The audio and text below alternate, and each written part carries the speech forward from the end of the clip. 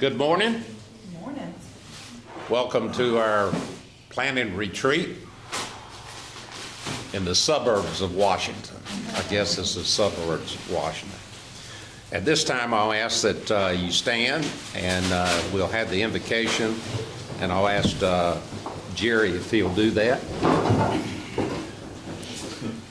Let us pray. O Lord our God, how excellent is your name in all of the earth, and we thank you for another day and another opportunity. And Father, open up our understanding. Let us glean all that we can glean. In Jesus' name we pray. Amen. Amen. If you turn over here to the left, our flag is there. I'll lead in the pledge. I pledge allegiance to the flag of the United States of America and to the republic for which it stands, one nation, under God, indivisible, with liberty and justice for all. Then get that flag right for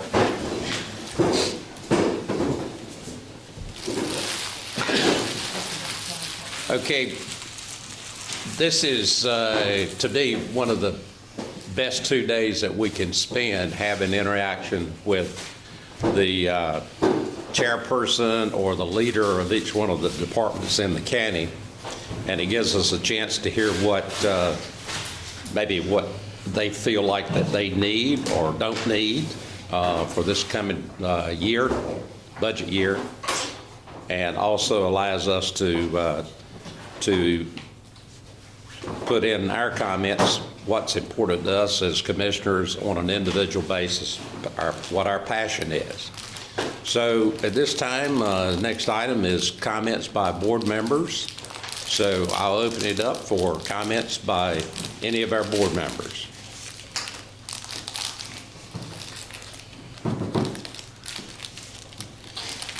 Well, go ahead, expand. Sorry. I will defer to seniority. If you would like to speak, good, but if not, Go ahead. I may say some things you may even agree with, who knows.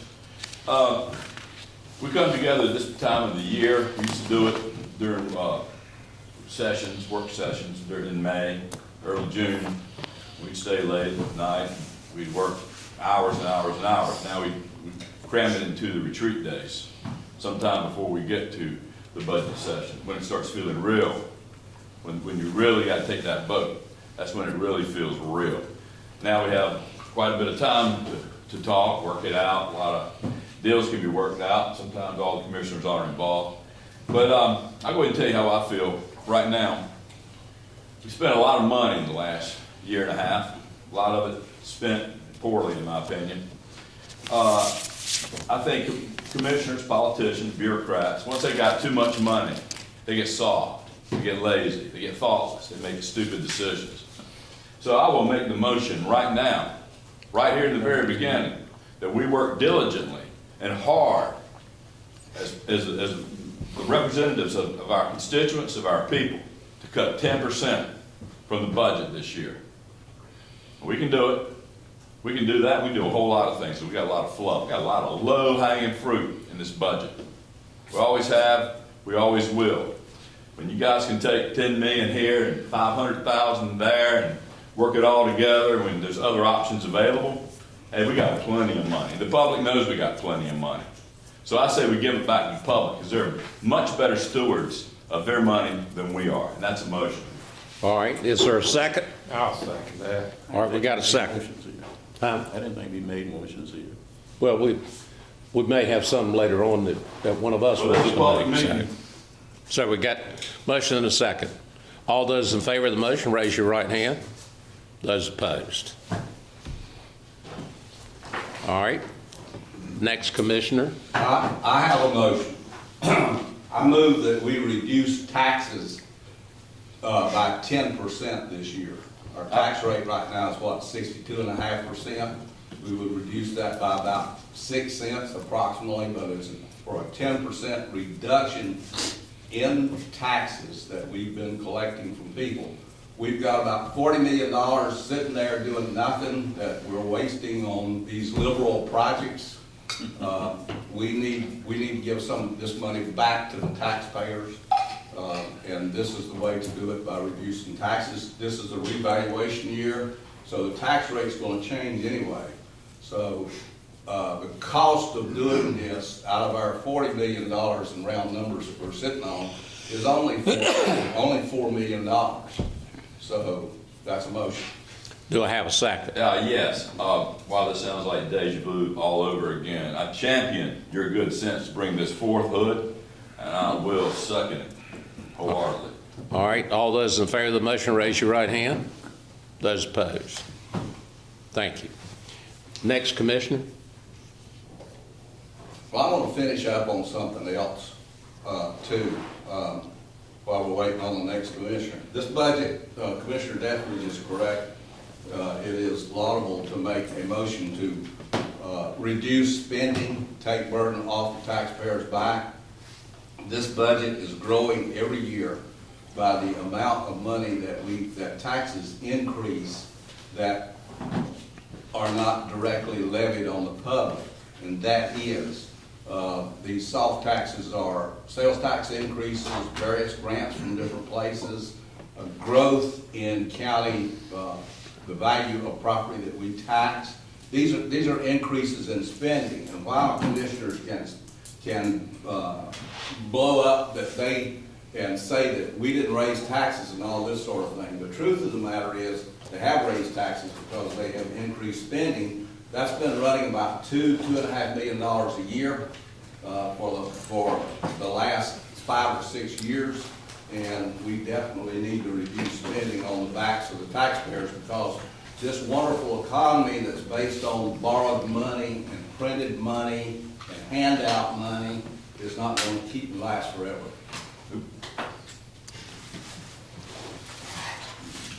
Okay. The thing I go on is I always look forward to and look at the public hearing on the budget.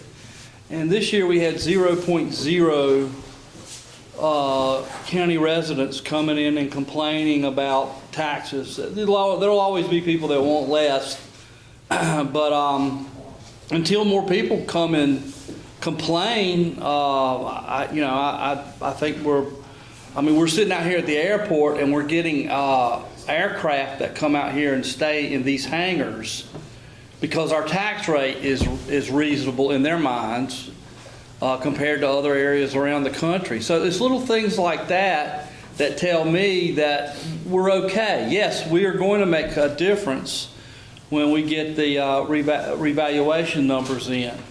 But right now, I think we got to hear all this stuff before we start making commitments like cutting 10% and whatnot. So I'm okay with the way it is for right now. Well, nobody else wants to say anything, I will offer my retort. Okay? Commissioner Walker, people in Beaufort County know what the vote totals are up here. Ed Booth said it many times. You got your solid four in the center-left coalition.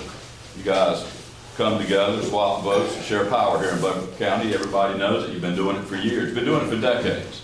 The players have changed, but the philosophy is always the same. Swap votes, come together, share power. So the public, they feel like they have no say. Maybe that's why I speak up. Maybe that's why Tandy speaks up. Maybe that's why Hood speaks up. And maybe that's why elections make a big, big difference here in Beaufort County. Made a big difference nationally. We see what's happening with Doge. We see all kinds of Democratic Socialist judges and lawyers and getting involved and play with sticking their noses where they really shouldn't be sticking their noses. But it's going to happen. It's going to happen at national level. It's going to soon happen at state level. It needs to happen at this level. Government, it does not need to feed off the backs of the people like it does. It just sucks them dry. And it's going to suck them dry as long as you guys let them suck them dry with your center-left coalition. So maybe that's it. One day they'll come back. I've been a commissioner longer than anybody up here. And I remember back in the 90s, mid-90s, people would come up in droves. We've had 100, 200 people. And yeah, things have changed considerably since then, but I think they've just given up. So I'm telling folks out there, I'm telling you commissioners, don't give up. Calvary's coming. Any other commissioners? Tandy? Good. You're good? Ed? Good. Jared? I'm good. Okay. All right. Well, the time is 8:41 and our first guest is here, so I'll turn it over to you, Matthew. Thank you. For the presentation? Yeah, Brandon's got it back. All right. Just stand there. That's great. Good Can to you see you. see? Hey, Brandon, is there a way to bring on one of the other monitors so they can see? I have it in front of me.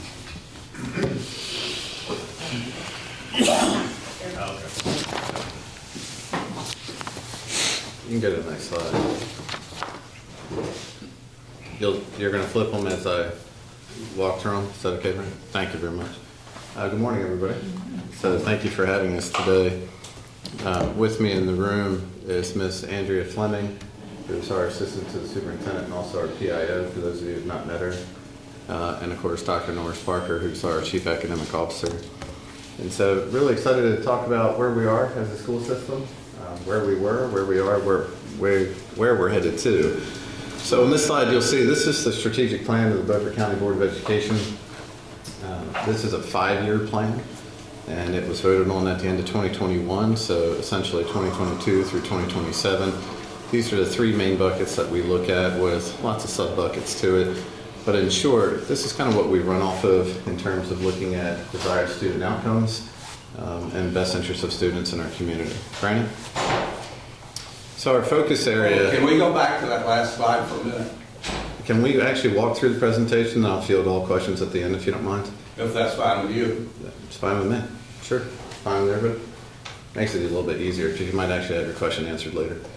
All right, so the state accountability model, just to bring you up to date, when Catherine Truitt and her team was working with our state legislators to potentially change the accountability model, well, after she lost that primary election, some of that work stopped, but it actually didn't disappear. So that work is being picked up and still reviewed by our General Assembly, State Board of Education, State Superintendent now, Mo Green.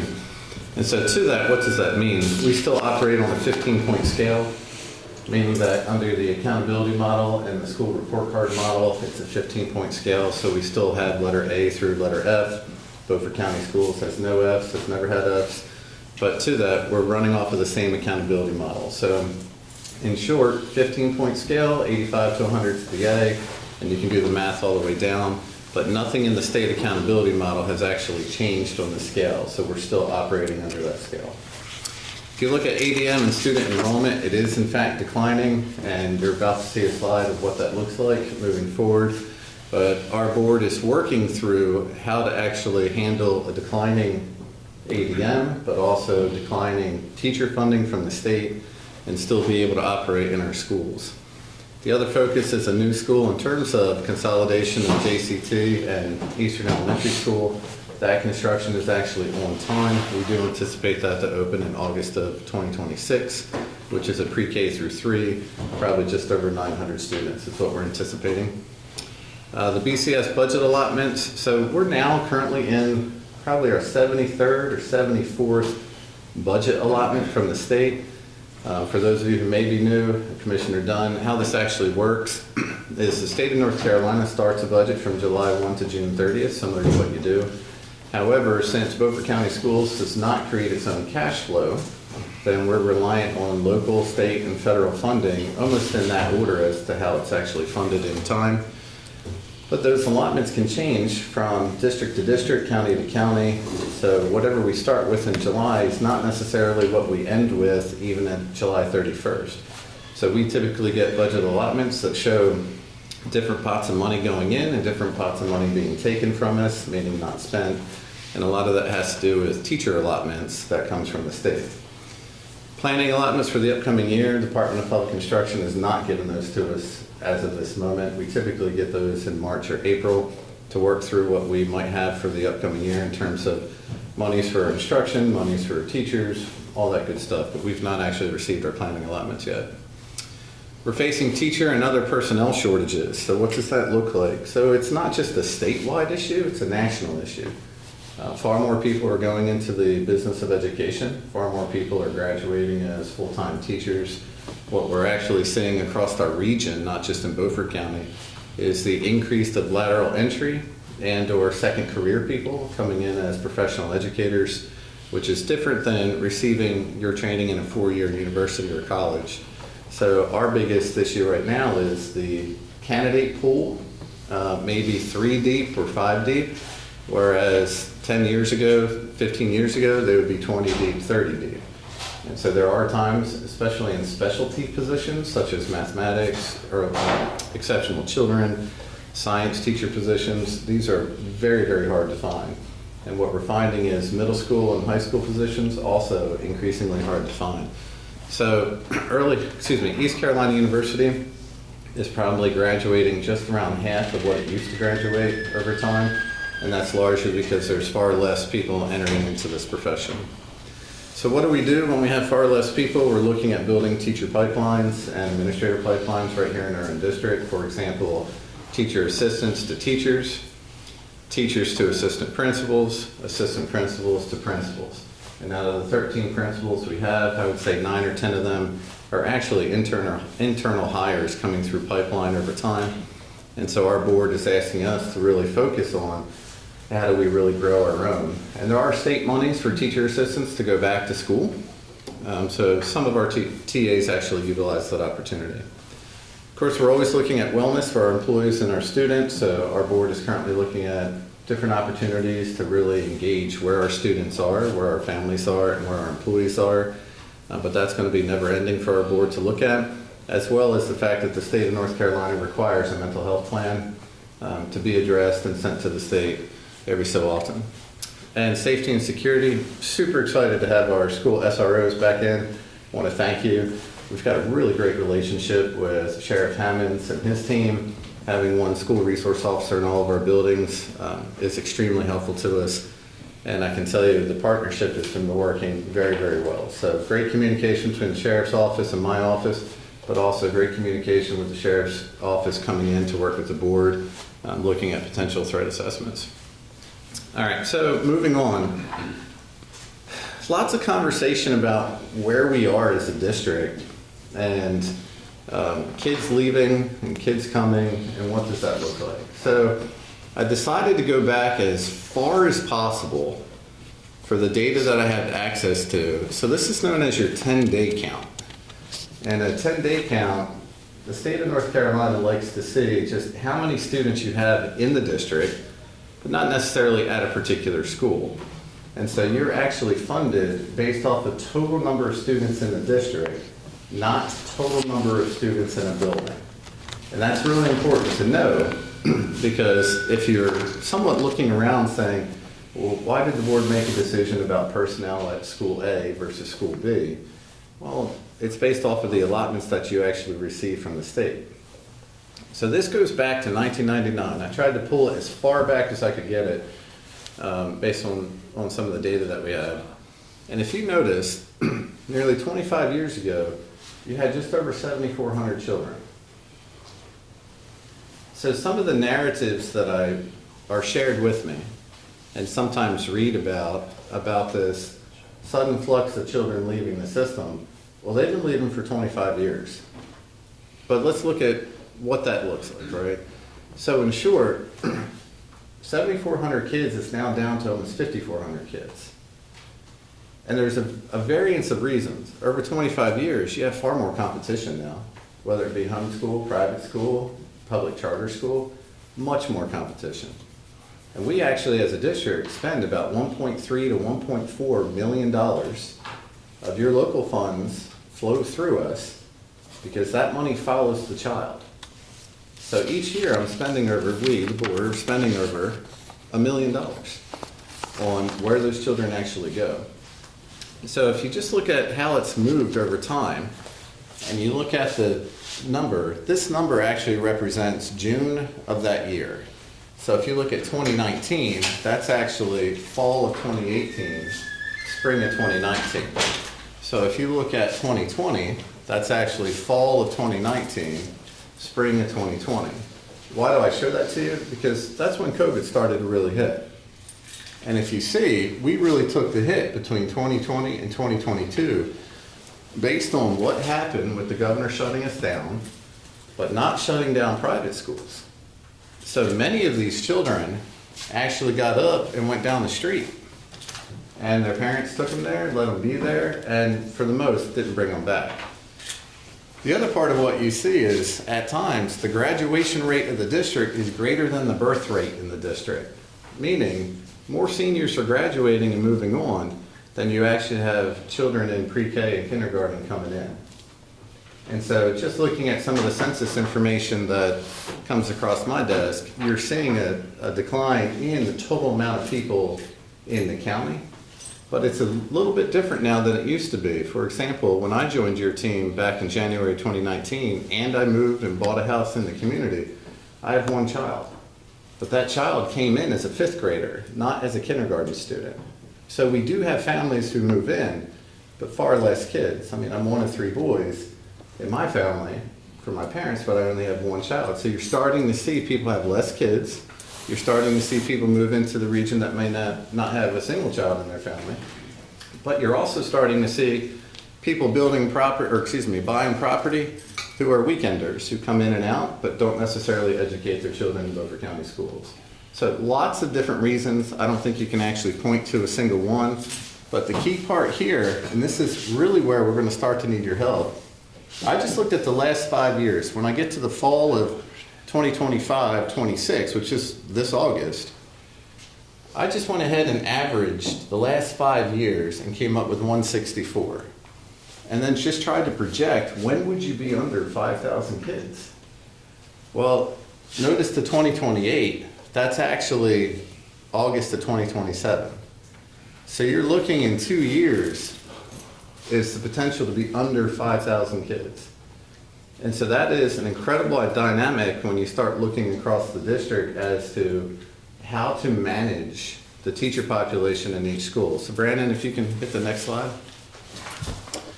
All right, so here are teacher trends. This is PRC, so this is our program resource code 001. This represents state of North Carolina state-funded teacher positions, which means it doesn't matter what the salary is. So Brian, if you were a $50,000 salary teacher, Anita, if you're a $35,000 salary teacher, sir, if you're a $100,000 teacher, the state of North Carolina doesn't care what that salary is, they're going to pay for it, right? The problem is you are actually allocated based on total number of students K-12 in your system, not total number of kids in a building. The state does not give you teacher positions based off of how many Bath needs or Snowden needs or Chocowinity Middle School needs. So I just went back, just pre-COVID-ish. So school year 20 is June of 20. So that is the fall of 2019. At the time, we had 298.29 state-funded teacher positions, meaning this is how much they'll give us. That is not enough, and was not enough at the time, in order to cover all of Beaufort County. So therefore, your local money helps us with that, and sometimes our federal money helps us with that in our Title I programs. But notice the change over time. And if you actually just think back to the last slide, as your ADM is dropping, you would expect to see this drop. But notice in school year 23, which is the fall of 22, it almost doubles from the original slide, or the original data piece here. But over time, I'm now projected to have almost a loss of 7 for the upcoming year. Well, if that 7 comes to fruition, just over 6 years, I'll have lost over 53 positions, state-funded teaching positions. So that puts you, as county commissioners, in a very precarious position, because you don't know what the state is going to fund you. And it's absolutely backwards for a guy who is actually from New Jersey, spent time in California, spent time in Illinois, spent time in West Virginia, spent time in Pennsylvania. What's happening in North Carolina is backwards, meaning we as a public school system have to ask you to try to fund us before the state declares what they're going to fund. And that puts a lot of burden on your shoulder. And honestly, that's not very fair to you. But unfortunately, you make your decisions for June, which we're thankful for, But if the state budget comes out in July, that's great, but as you've noticed, it's not come out in July every year. Sometimes it's October, sometimes it's been December. I think 10 years ago, I had one in January or one not even pass. So it's very, very difficult in that regard. And then your federal funding typically drops in around September or October.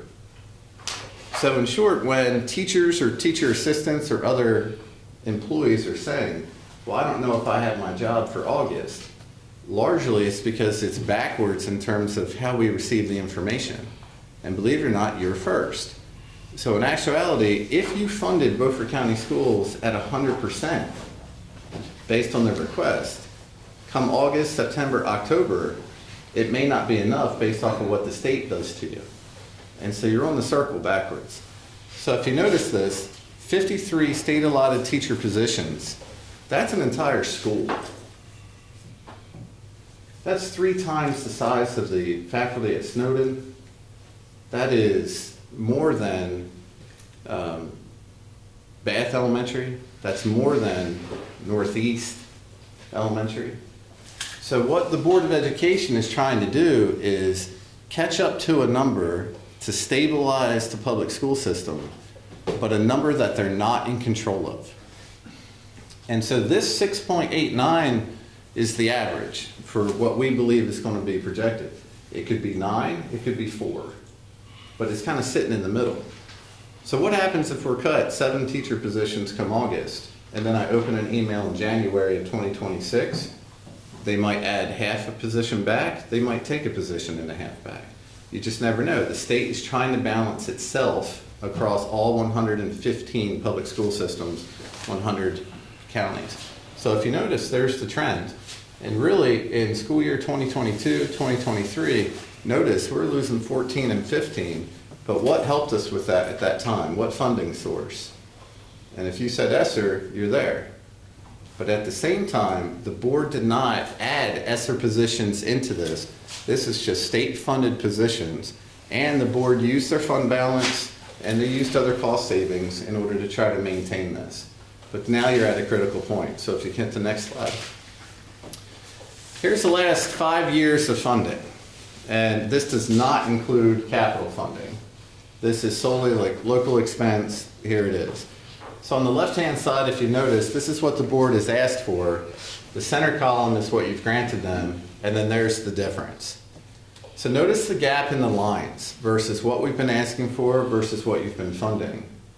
And respectfully, you see that gap. So what we're now struggling with is total population in the county that go to public school, total teacher positions that the state of North Carolina provides to you as taxpayers into the public school system, the ADM drop over time, and then the funding gap. So in short, as the funding starts to gap and just increase in what the board is asking for versus what we've received, that's a gap that we're not going to be able to overcome. Meaning the state is not providing additional funding to that. The federal government is not providing additional funding to that. So ultimately, the board is going to have to start making decisions around what public school looks like in Beaufort County. And so I'm not saying consolidation, closing schools, but I'm also saying it's becoming increasingly more difficult to make sure that all public schools are staffed at 100% with certified teachers. 1, you don't have the staff across the state the way you had, and 2, the funding source. Brandon? All right, so through all of that, this is where we are. And what's exciting for us is pre-pandemic, we had no low-performing schools. Then we came through the pandemic and realized 1,083 children did not have access to remote learning. And we were very blessed by the Hackney and the Rotary Club and several other entities in the county to right away try to buy hotspots and get families online, and our businesses move their Wi-Fi to the street. I mean, for some of you remember this, and Mr. Dunn, I'm trying to update you a little bit on the backstory. But in short, remote learning wasn't something that we were equipped for, and I'd say we survived it. But like many districts in the state, we came out lower than we went in. Well, how did that work for us? When we came out, we had 8 low-performing schools. And that is that's more than half of what our schools were. Now, since then, we've actually come out of designated low-performing, meaning that we actually had 8 go to 5, so we've had 3 come out this past year. In the current year, we project that 5 will go to 2, meaning we expect or project Washington High School to come out of low performing, P.S. Jones to come out of low performing, John Cotton Taylor to come out of low performing. Well, when you think about that, what's the commonality? They're all in Washington, and it's a vertical system. So in short, focusing on that vertical system as how kids rise into the next levels, also with incredible leadership by Dr. Mike Swinson and Miss Alicia Vosberg and Miss Suzanne Brantley, we're seeing the change, and the board projects that they'll come out of low performing. So then in the fall of 26-27, we have 2 more schools that we think would come out of low performing, which would be John Small Elementary School and Snowden Elementary School. And so your schools had tremendous gains this past year. John Cotton Taylor had a 7-point gain. That's pretty unheard of in the state. And coincidentally, P.S. Jones had a 7-point gain. So anything over +4, +5 is pretty remarkable. You do occasionally see schools hit 10, 12 at times, but for some of our Washington schools especially, they've done well. Snowden, 7 points in 2 years. Went from a 40 to a 47. So we're seeing movement and we're seeing progress. Brandon? All right, so this is kind of the matrix that is reported at the DPI level, but I tried to just break it out and show you some things. So in the middle is actually our school year 24 student performance. And again, 15-point scale. So to get an A, you have to hit an 85. To get a B, you have to hit a 70. To get a C, you have to hit a 55. So to that, notice no Fs, never had Fs. And we're moving out of the Ds to the Cs, and we're trying to move Cs to Bs. So what does this pink color represent? Well, the pink color represents what we believe is going to be movement in the district to potentially change the letter grade. Definitely happening, can't say for certain. Projected to happen, excited about it. So notice, we're expected Washington to at least gain 4 points to get to that 55 to take them out of low performing. Southside High School, we expect them to get 2.5 to 3 points to potentially come out of a C to a B. P.S. Jones, Alicia Vosberg crushed a 7-point game, and her team was so excited they think they can do it again to get to that 55. All right? I mean, you don't want to get in the way of momentum, right? Or Alicia, right? So she's doing a great job out there. Northside High School, Tracy Nixon and her team, Panther Nation, doing a phenomenal job out there. We project that they would come out of a 67 and get to a 70 and end up with a B, as in Bob. Notice Northeast, the blue color, what that means is they came out of low performing last year into this year. They're sitting at a 55, right on the edge. Sometimes you have a slide, but we're hoping that they move forward. Look at JCT in the pink. We think they can get 3 points and potentially hit a B. So when you look at all of this, there's a lot of excitement and a lot of hope. On the far right-hand side, in terms of results, look at the number of schools that increased in their results. And for those 3 that did not, we know why they didn't. We've done enough of the academic autopsy to see why they didn't. And we've addressed it. And then on the far right-hand side, when you talk about growth, meaning student actually achieve 1 year's growth in 1 year's time, notice how many of our schools have done that, or they've actually exceeded 1 year's growth in 1 year's time, meaning that students academically advance further than what the average or the annual opportunity is. And then again, for those that did not meet, look at CMS, leadership of Kelly Makepeace, a 7-point gain at Chocowinity Middle School. But they still didn't meet growth. So how does that happen in the state of North Carolina? So now she's working with her team this year to really tackle the growth metric, because the academic proficiency is 80%, the growth metric is 20%, put them together, and you end up with your school report card grade sitting on a 15-point scale. So there's a lot of opportunity here, a lot of things that I'm proud of, our principals are proud of, our teachers are proud of, but who's in control of this actual score? Not a single adult. This score is all based off of how students do in a high-stakes testing environment. That's all it is. And whether we agree or disagree with this is the accountability model of the state of North Carolina right now. And so these numbers, when you talk about whether our schools are performing high, performing at normal level, or not performing well, this is based off of where kids are in a given time, on a given day, on a given test. And so I think our educators are doing a phenomenal job working with our students. I look at this slide and brag about what we've achieved and also what the opportunities are.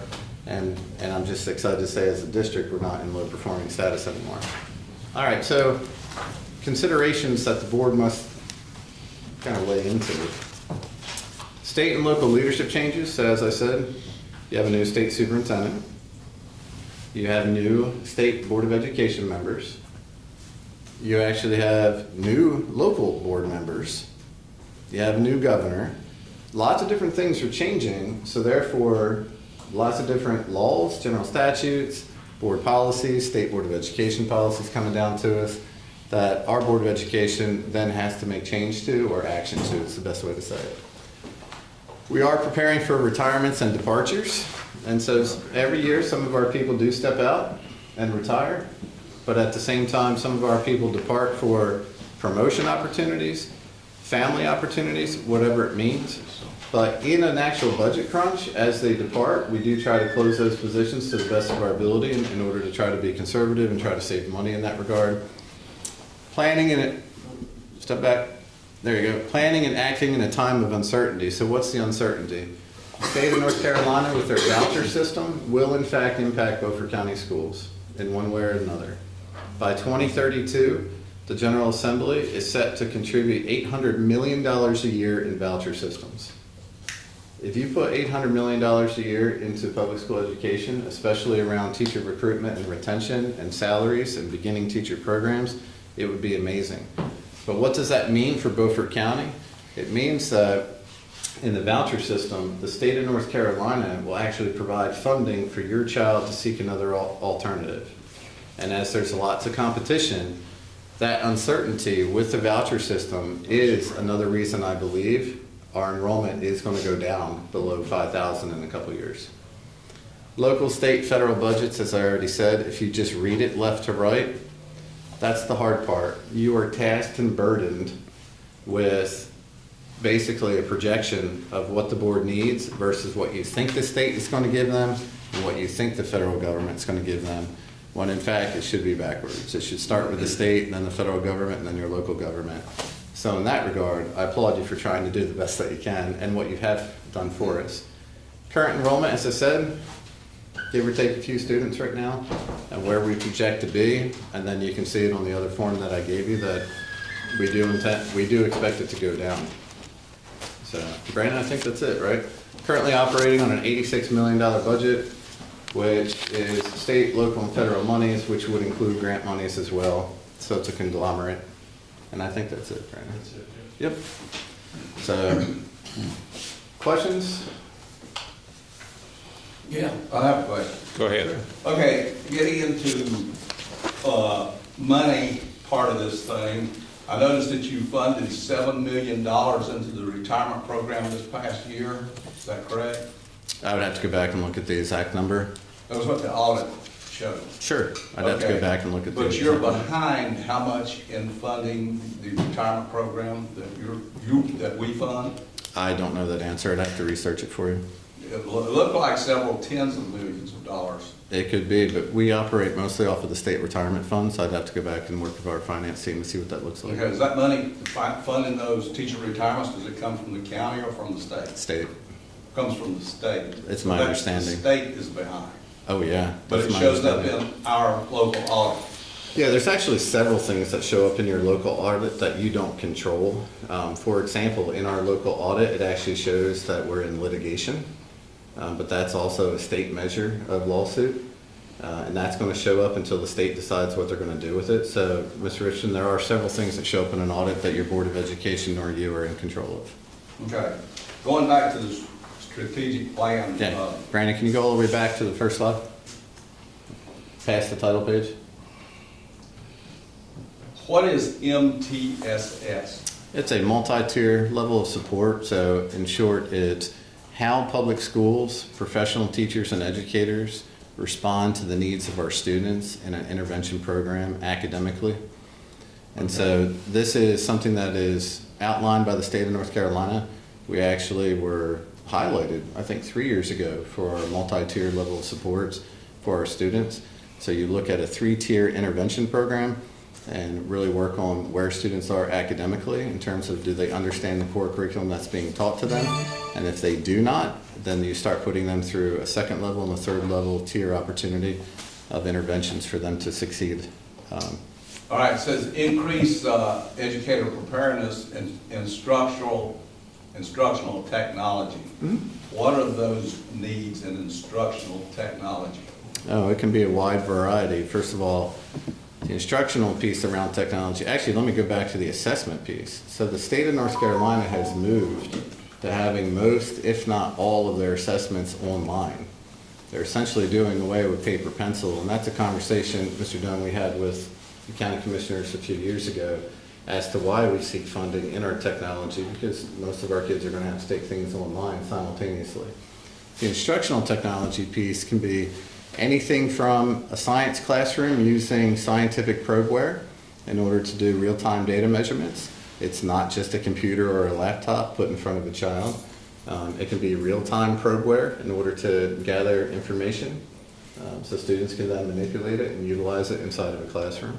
So any of that instructional technology is based off of the academic course, maybe some of our CTE programs, science programs, can be calculator based online. I mean, a lot of different things, but we actually have someone on our team who works specifically in her job role named Summer Dale, who is our director of instructional technology, just to make sure that our teachers are prepared, they are provided professional development, they are gaining new ways of teaching children in the best interest.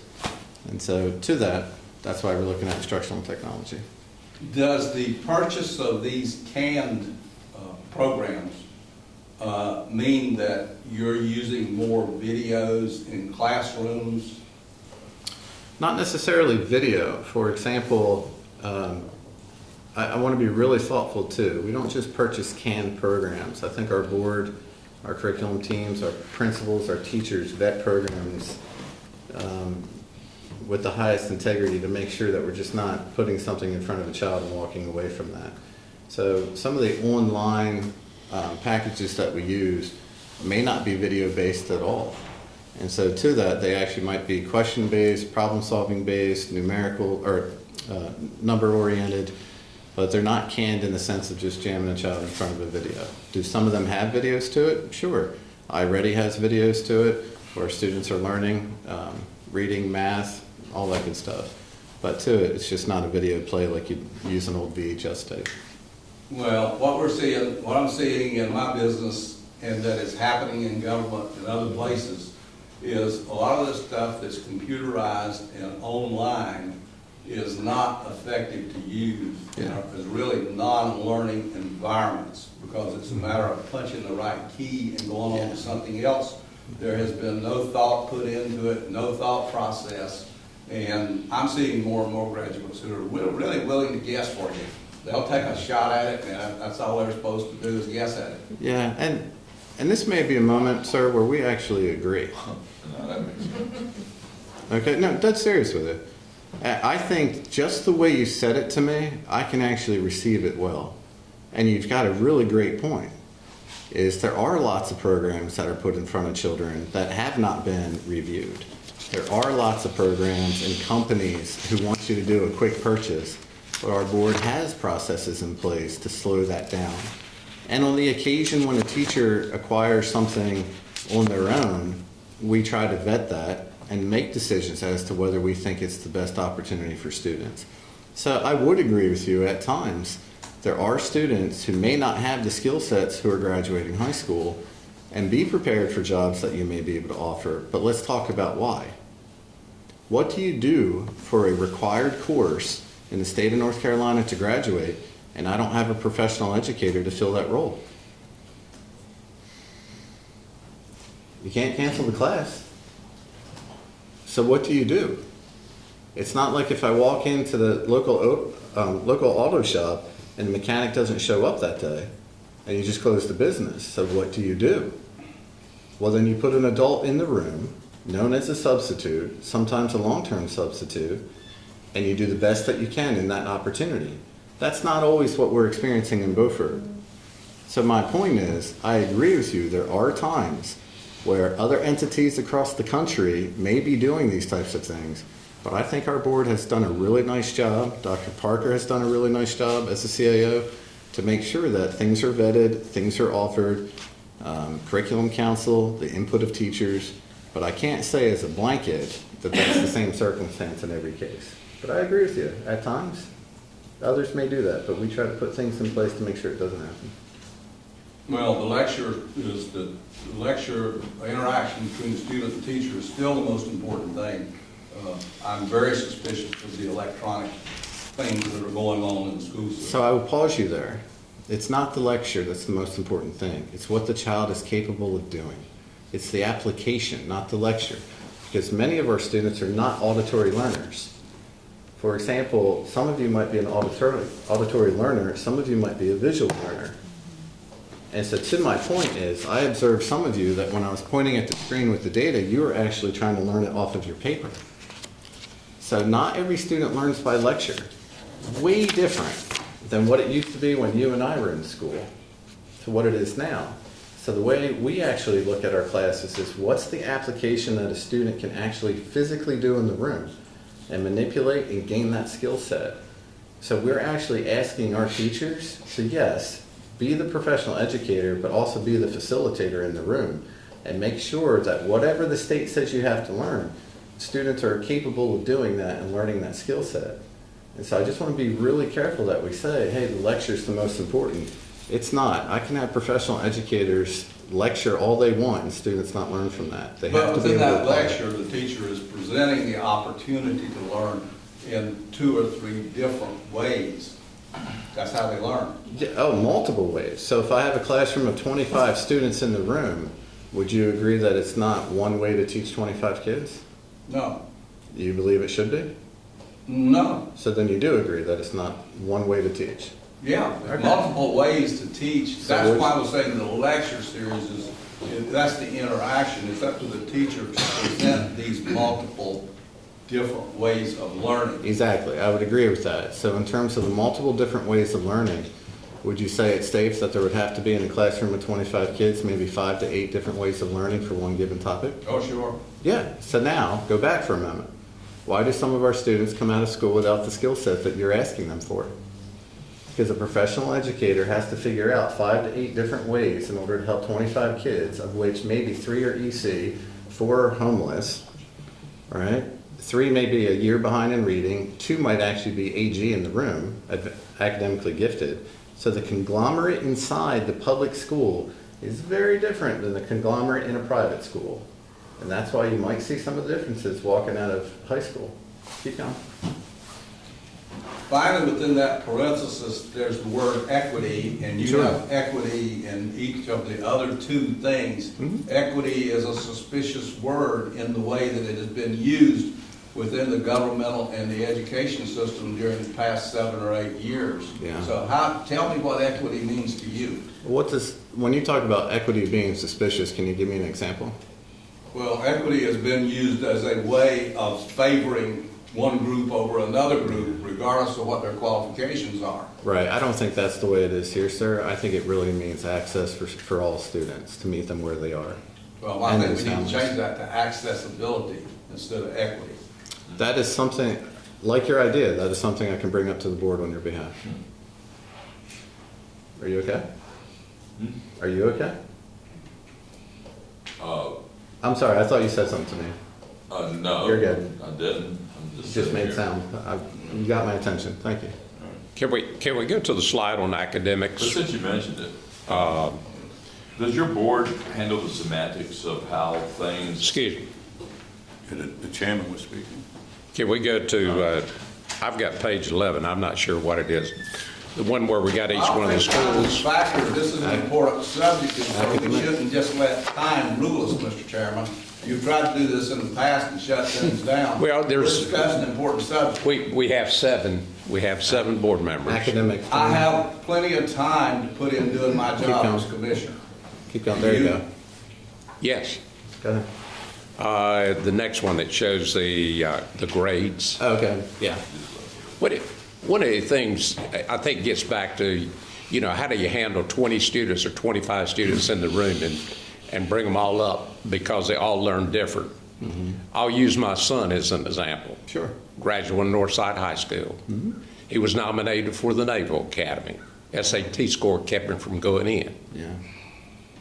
Well, 25 years later, he retired from the Air Force as a lieutenant colonel. Sure. Flew the T-38 jet for 19 years, F-16 for 6 years.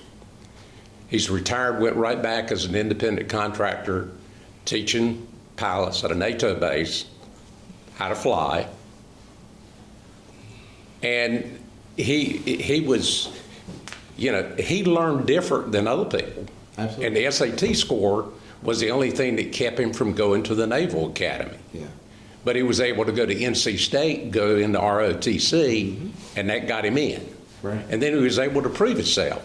Absolutely. But he learns hands-on. As many kids do. Yeah. As many adults do, for that matter. And that makes it tough. When you got various kids in the school that some of them need a little bit of extra prodding. Right. And so if they don't get in the classroom, you got to depend on them getting home. Yeah. Now, I travel a lot, so my wife was the one that made sure that Wayne spent most of his time on the right things. Right. So, And to that point, the SAT score at that time may have been a separator between one applicant and another. well, it was, just like it was in college. Right, and we still see that maybe the SAT score, the ACT score, what the extracurricular involvements are of a student may actually separate them when they get down to the final field. And that's however the institution decides they're going to do that. But the key piece is internally, our professionals are working on ACT prep, SAT prep, ASVAB prep. I mean, you name it, they're trying to do it. But at the end of the day, what I heard is that your student actually took an opportunity to get engaged in another way that he just excelled at. And that's where our students coming out of high school, our board wants to prepare our students for life after high school. And the greatest thing that you can have for life after high school are choices. Choices that are aligned to your skill set. And then people can take it from there. Absolutely. All right. Stan, What? you're up. Oh, okay. You're up. Yeah, speaking of semantics, does your board write this, or do you write? Are they responsible for the semantics of how things are presented? The Board of Education reviewed this presentation at their last board meeting, provided feedback to myself and the team, and asked to have certain things put into it that may not have been included at the time. So yes, they actually receive the information, they edit, insert, delete, and then I bring it to you. Well, I concur with what Commissioner Richardson says. Words have power, words have meaning. Sometimes they take on greater meaning when one group accentuates the word and makes a big deal out of it. Another group sees it for what it is, just a word. Oh, I agree with you. For Yeah. example, like the big cheese is not me, it's my dad.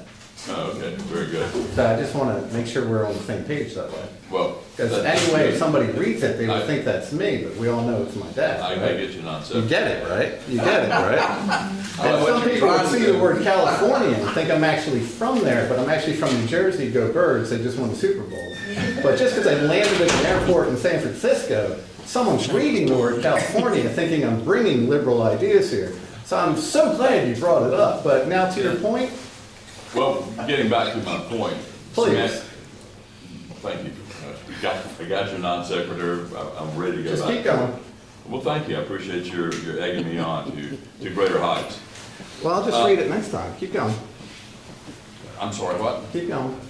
Well, I get it. I'm not your student, though, okay? I understand. And I'm not yours. Keep going. You're ushering me on faster, further. I don't I'll need slow. that, okay? I can move at my own pace. I'll slow. Okay, well, I don't care what you do, just I know. do, just be quiet. I'm okay? listening. I would hope you would listen. I am. Thank you. But semantics are things that are important when communicating. Sure. They take on a life of their own. That's right. The DEI aspect of governing almost wrecked this nation. I mean, it creates an empathy that, and a victimhood among people who should just learn how to work harder and smarter. Sure. And when it gets infused within not only the people, but in the people that are working for those people, it becomes a real problem. We've gone through some really bad years. I don't think we can go through these years again at any level of governance, be it local level or the state level or at the national level. Now, we've talked a lot about losing your students. You're losing them because of a reason. There's many reasons. There's multiple reasons. You cannot put your finger on every reason, but the end result is the students are going away. And they're not going to be populated. Yes. Now that there is school choice, not only in North Carolina, but many other states, there is an evolution process that's going to happen in school choice. Schools are going to be defined by how they handle school choice. Sure. But school choice will define how the population moves forward in education. It will be probably one of the most universal periods, and if education does not keep up, public education will go away. And there will be some form of education that will fill that void. Now, I want to see public education stay in force, but it needs to be vital. So now we're getting back around to semantics. Semantics sometimes confuses people. Sure. And I think that's what Commissioner Richardson brought up. I mean, you made mention to me, it was all right, and I'm okay, I'm fine. I appreciate your concern. But since you did bring that out, I am always going to be concerned about how we as a people move forward in union. Schools are one of the biggest expenses we as county commissioners have. It is a big expense. Excuse me, no, our employees are our biggest expense. Number two is schools. In the state of North Carolina, schools are the largest. It is the largest expense that we have. So, and I'm talking just public schools. Sure. We know that school choice is going to eat into the amount of money you get. So it's going to be very wise that you plan well and we plan even better. Yeah. So I'm with you on that, but again, semantics are important. We'll probably always talk about semantics, especially when they get used and messaged in unison and parroted for years ad nauseum. And billions and billions and billions of dollars are used to promote words. It's scary, it's frightening. It reminds me of 1984, the George Orwell great novel years ago that he wrote back in the 40s, looking forward. And this Orwellian newspeak, this way of seeing things through the way it is presented, and everybody has to get on the same page. If you don't, you're punished. Is terrible. It smacks at us not being able to use the First Amendment and heighten our ability to understand things. It lessens our ability to understand when it becomes a smackdown. Mm-hmm. So semantics are important. You're a teacher. Communication is important. Messaging is important. Just want to make sure DEI is out of education and it is out of government here in Beaufort County. I'm going to be giving very careful oversight towards that. So I am fine. Well, if there's... But that's just something I'm going to be looking at. So this is my 7th presentation to all of you. Right? And every time I have said, if there is something that you have a concern over that's brought to your attention that may be misaligned to what the values are and the vision and the mission of the Board of Education, then bring that to us. So then we can then address it. And so until that happens, then I can say that DEI, CRT, whatever other acronyms you're gonna put in front of me, that I don't believe they exist in the school system unless you provide an example of it, to which I then can address it on behalf of the board, or even ask the board how they want to address it. You know, and that's the opportunity that I would think any teacher assistant, any principal, any administrator in our district would want, is if you see something that you believe is misaligned. But to that, you know, and Hood brought up a great word around suspicious. If you go back to Stephen Covey's Speed of Trust, and you talk about trust versus suspicion, communication is key, and I understand that. But I think the other part of it too is what narratives are written that make people suspicious about what they're reading in other places. And so that, you know, semantics goes on both sides. And so if we can get under one umbrella, working together, if you can come back to the offices and work with our teammates, Mr. Richardson, if you can come walk through the public school, as we invite all of you, then the students and the families of Beaufort County see a united front for what public school education could be. But a lot of what I sometimes see is exactly how I behave on Monday morning, reciting every play of the Super Bowl of what I would have done and what I wouldn't have done when I'm not actually the owner or the coach or the coordinator on those teams. And so, in short, I appreciate your commentary. I invite you back into my office, the principal's offices, the schools, to work with the board, to see where we are and what they're trying to achieve, versus just some of the commentary that is put out there, because it does create different narratives. And then people have to decide what narrative. And I'll say this, not being here, but choosing to be here.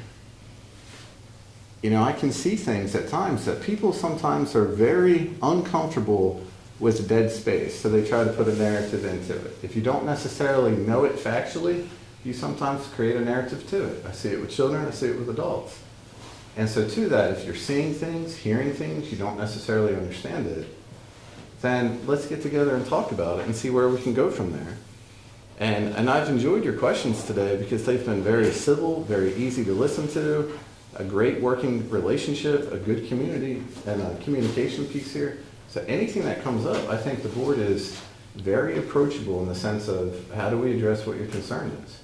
Well, considering that, you know, you're talking about narrative dead space, there's a dead space that we have on this board where we would like, some of us, 3 of us, not Center Left Coalition, I care less, but we would like to know to which direction, how things came down, where there was 4 acres of dead space Sure. that the county schools thought they owned. Yeah, we did. And they didn't, for whatever reason. And planning was done where a title search would effectively made a difference. Now, I would like to see the title search. I will ask our attorney to... I can answer it right now for you. Yes, but let me finish the question, and first the statement and the question. Personally, I would like to see the title search. I'd like to see the chain. I'd like to see the notes. One has been done. Our attorney did not do it. Your attorney did. I would like to request a copy of that, if at all possible. I'd rather do it here, and if you could acquiesce and say, yes, I will get that for you, Stan, that'd be great. So do you understand why we thought we owned 4 acres of land? No, I don't. I haven't seen the title. Right. You know, I would like to see the title so I can So in see. short, first of all, we thought we owned that land long before I ever got here. Yeah. We thought we owned that land for 30 years. Mhm. The city thought we owned that land. We actually serviced that land for 3 decades, maybe more. So then my understanding is one of my teammates looked at GIS and felt like we owned that land. So then when we discovered through a survey, when HUD Associates and their team started to survey the property, started figuring out how the building should be placed on the property, the surveyor came back and said, wait a minute, we don't think you own that land. So if you look at GIS, you'll see the correlation of when we all got together which I know Mr. Richardson was present for, but I'm not sure you were. I wasn't. know Mr. Waters was. But on the July 10th, Wednesday, July 10th, 12 noon of 2024, in fact, we said right there, hey, we just learned we don't own this land. But even on that date, GIS still looked at it, it still looked at us as if we owned it. It wasn't until coincidentally July 15th that it was suddenly assigned in another place on GIS. Well, see, that would be in the title search. Right. And So my that's why I point would is- like to see the title search, how the change would. Yeah, Going so you're going all the way asking- back to the very beginning with the even before the consolidation of the schools. So you're Because asking the me- the problem in the title could have been that far back and just carried Could have forward. been, could have been. There's some, who knows, maybe some attorneys got some things wrong. I don't know. But, at some point, that has to be reconciled, as you found out. And that's why we started looking at 4 acres of, how do we start working with the city manager, the mayor, the city council? And those conversations happened on July 10th. The mayor was in the room, the mayor pro tem was in the room, the city manager was in the room. And on July 10th, turned and said to me, hey, we think we can work something out, either by donation or land swap or sale. We'll try to work something out. And then over the next 5 months, we continue to try to work something out. And the commissioners and the Center Left Coalition decided not to do that. I remember, I was at that meeting, that's when I got involved. Could I get that title search? I'll work with the board.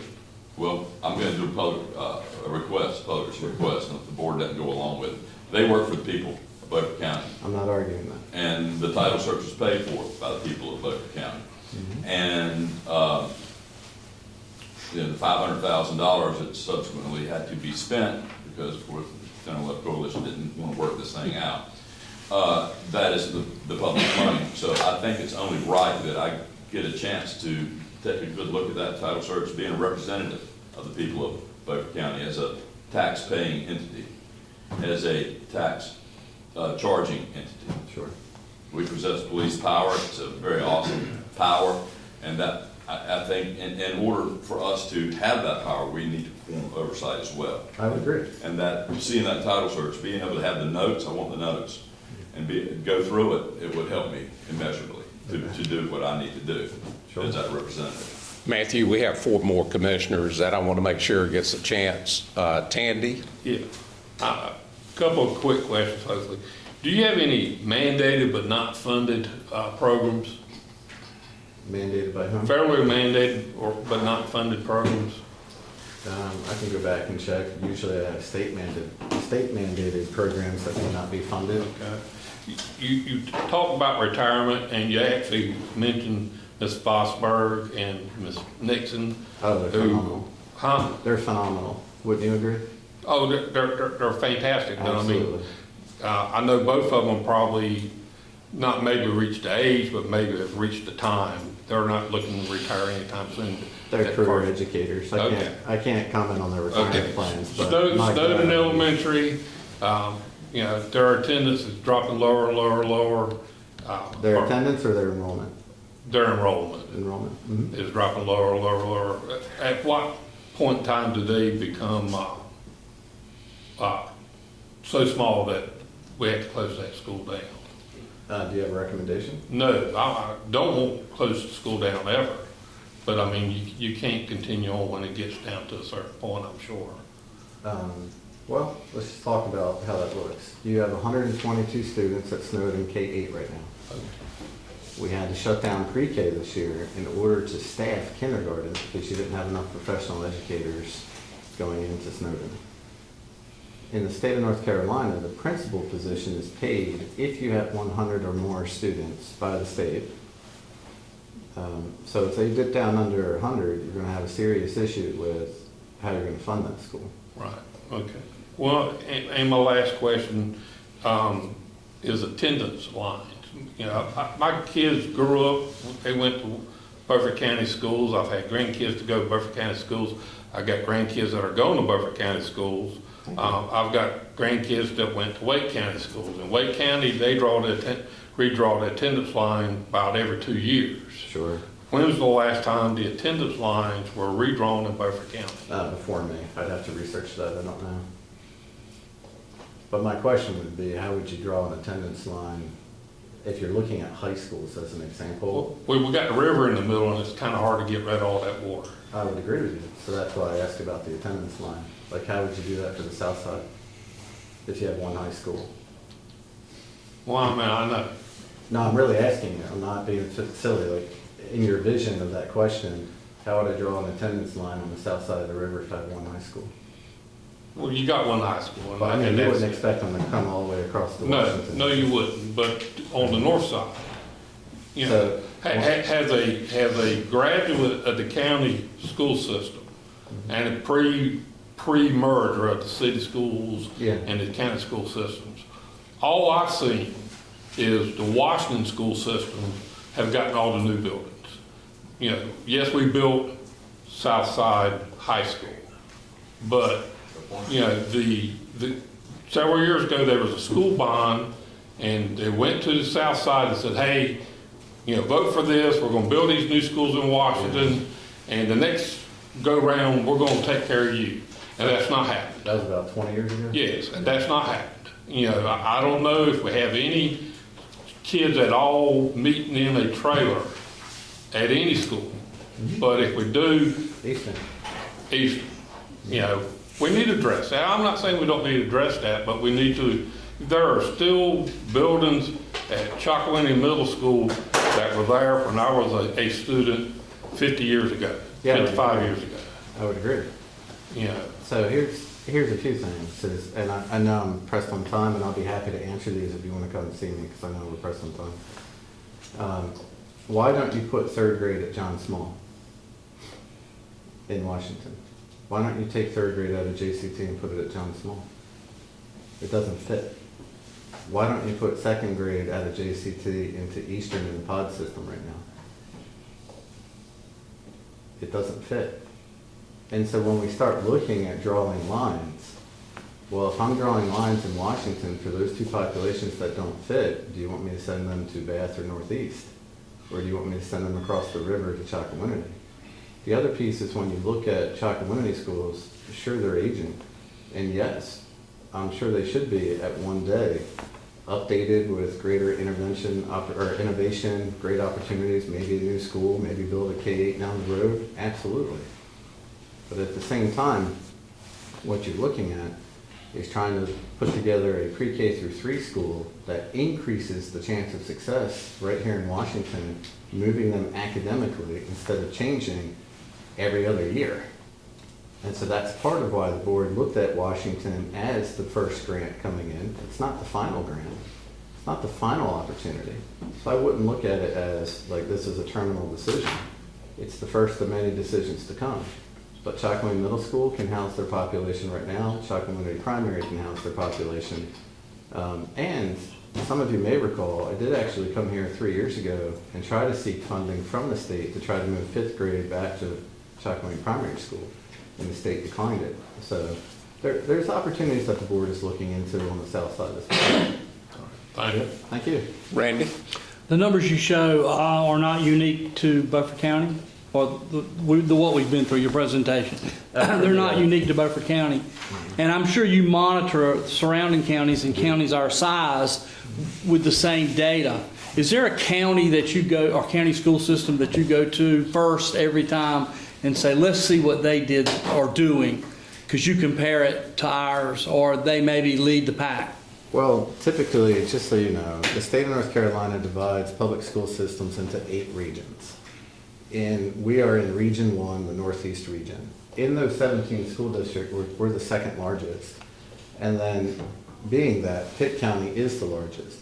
So to compare us to Pitt County and look at that, sometimes I look at Pitt County, look at their programs, look at job opportunities, because we share families. We have educators who live there, come here, vice versa.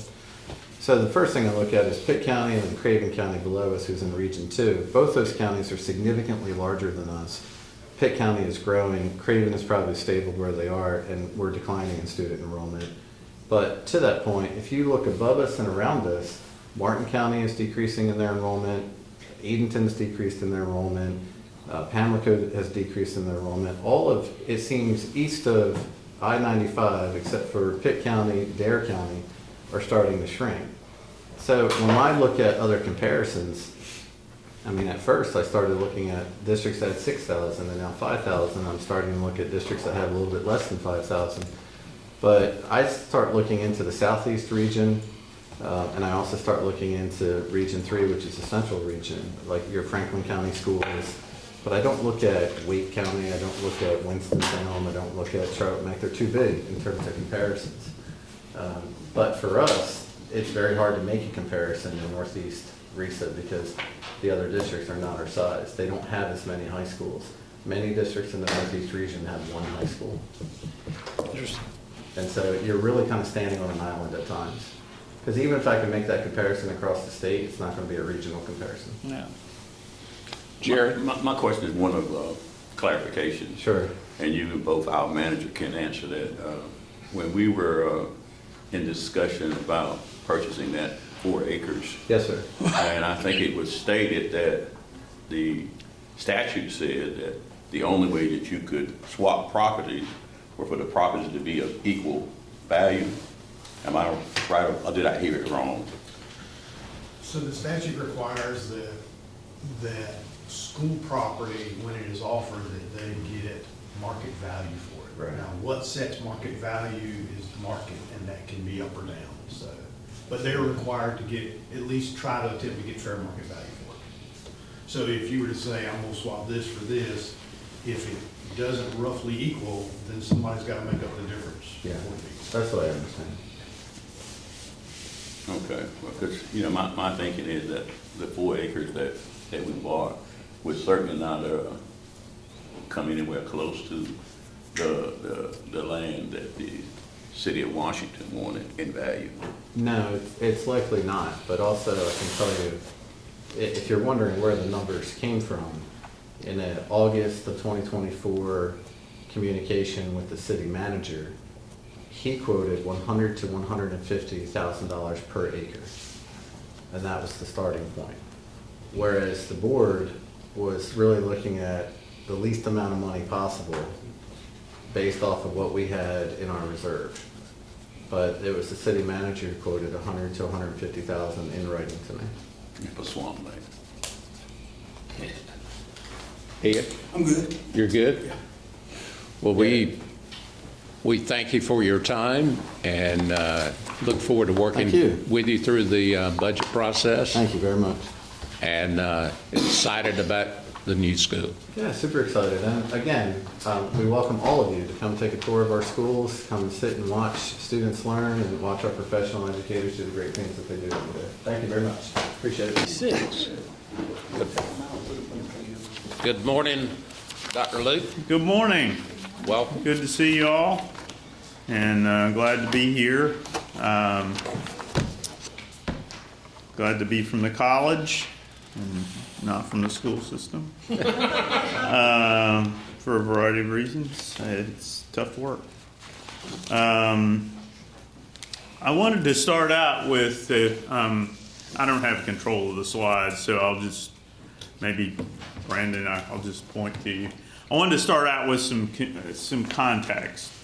You guys have been good enough to give us $1 million for Beaufort Promise.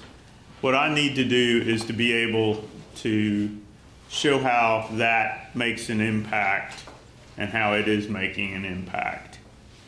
First of all, between 2018 and 2024, over that 6-year period, our total enrollment grew by 30%. And that's the third most of any community college out of 58 in the state. Not only that, and helps us, that means it's helping us to get new people in the door because we're able to enable them to pay for college and go to college, but it enables them to stay because year out, retention rates are the highest of any of the colleges in our sector, meaning colleges of like size, about 2,300, 2,400 FTEs. So we're looking at the isothermals of the world over in the Piedmont, but we're also looking at College of the Albemarle. We're looking at Wilson, which we're now larger than Wilson Community College. We're looking at places like Carteret, James Sprunt, Bladen, other colleges so we're now about the 38th largest out of the 58, where when I started, we were more in the low 40s. So there are two ways you grow an institution. You get new students and you keep the ones you have. And Beaufort Promise, I think in many respects, has helped us to do both, because it helps us get people in the door, and it helps us keep those people because they know they've got something they can rely on to pay for those tuition and fees and remove those barriers going forward. And we ranked 8th among all colleges in the entire system when it came to persistence and retention. And that persistence and retention is defined by the federal government. That's a National Center for Statistics definition. So it's basically those students who started way back in 2021 and they have 3 years to either graduate, transfer, or get gainful employment. And we were at 81%. So I feel very good about that in terms of what we've been able to achieve. And I just wanted to start out with some, what I consider to be very, very good news in terms of the college. Yes, sir. And I want to tell you thanks for a great job. You gave us some good news on WIT yesterday. Well, thank you. It was Yes. very, very appreciative. I appreciate that, Commissioner. You never know how you're going to get edited, and so we luckily it went well. And I was trying to make that same connection, because all this is interconnected, and that's the way we have to see our budget. If you go to the next one, we'll look at Beaufort Promise in particular. We all ask usually for an update on what we've done and where we're going. And so you can see the figures there for 22 and 23. We served a total of 394 students for about $250,000 in that first year, which is what you would expect. The next year we had some leftover federal funding, which is the Higher Education Emergency Relief Fund, which was from that 23-24, that would have been from the Biden administration. But the same money was coming out from the first Trump administration earlier. So we spent about a total of $186,000 that year, but that's because we used some of that IRF money. 24-25, we had about 301 students and awarded $177,000. This current year, we're looking at we're estimating for the total number of all 4 years or 3 years so far, I guess it's 4 fiscal years, that we will serve 942 students for a total of $529,000. That's just for spring 25. Am I right, Mark? That's the total. Yeah. We've not paid out spring. So we have left to spend out of the initial allocation from the board $470,594. And so we're being good stewards of the money for Beaufort County and how we use that, and we ensure that students have to take 9 credits. We've been able to move them in that direction to take more credits and thus get finished sooner and stay in school, obviously, as the retention rates tell us. So we do have that remaining allocation. This is, of course, all for Beaufort County. We do not pay, if you go to the next slide, thank you, Brandon. If you go to the next slide, you'll see that we, in 23-24, paid for 20 students from our other counties out of our foundation. And this year, so far we've paid for 8 students out of Hyde, Terrell, and Washington counties. So our foundation covers those costs and will continue to do so. So that's an update on Beaufort Promise. I'll stop there to see if y'all have any questions. If not, I will go on. Yes, sir. So Beaufort Promise doesn't give every student that comes in. They have to apply for it. Yes. Meet certain criteria. Yeah, they have to meet certain criteria. They have to take 9 credit hours. They have to maintain a 2.0 GPA. And of course, it's a last dollar scholarship, which means that everything else gets applied first. So if they qualify for Pell Grants, or if they qualify for other scholarships, they get those first. And then if there's some money left over and they qualify after they complete the FAFSA, then Beaufort Promise would kick in. If you're upper middle class, you're probably not going to get any because you're not going to qualify through FAFSA. But it's there to be the last dollar scholarship for those students who need the help to get over the line. Yes, sir. Dr. Lee, are you seeing a predominant course of study that is benefiting from Beaufort Promise? Well, I think we've not really. I mean, we've seen our career and technical programs increase in the last 3 or 4 years in particular. Welding has dramatically increased. We now have 3 welding instructors, full-time welding instructors. We do a lot of work out in Hyde, Terrell, and Washington counties with the schools. And of course, they would not be obtaining Beaufort Promise, but nursing also, of course, is a big draw for us. Pre-nursing is in particular. And so we see hundreds of people applying for that every year. And a good number of them who are in pre-nursing getting their gen ed courses before they move into a nursing program there. And then business. Business administration has grown dramatically as well. Most of our students who are in arts and sciences are looking to transfer, and a lot of them are to ECU and elsewhere. A majority of them, I would say, and maybe a significant majority of them, are actually students in early college, high school, who are not eligible for Beaufort Promise. So primarily this is for folks who are going to be going into the career and technical programs. And of course it covers continuing ed as well. So we're talking about truck driving and HVAC and those skill trades that we're going to put in the new building that y'all are helping us with. And so it has an impact on lots of people, not just traditional 18 to 22-year-olds or 24-year-olds. It has an impact on people who are 35 to 44. That's the largest increase we've seen so far in terms of the age of people. It's older students who are retooling, trying to find a different job. So it goes a long way towards helping that population, I think.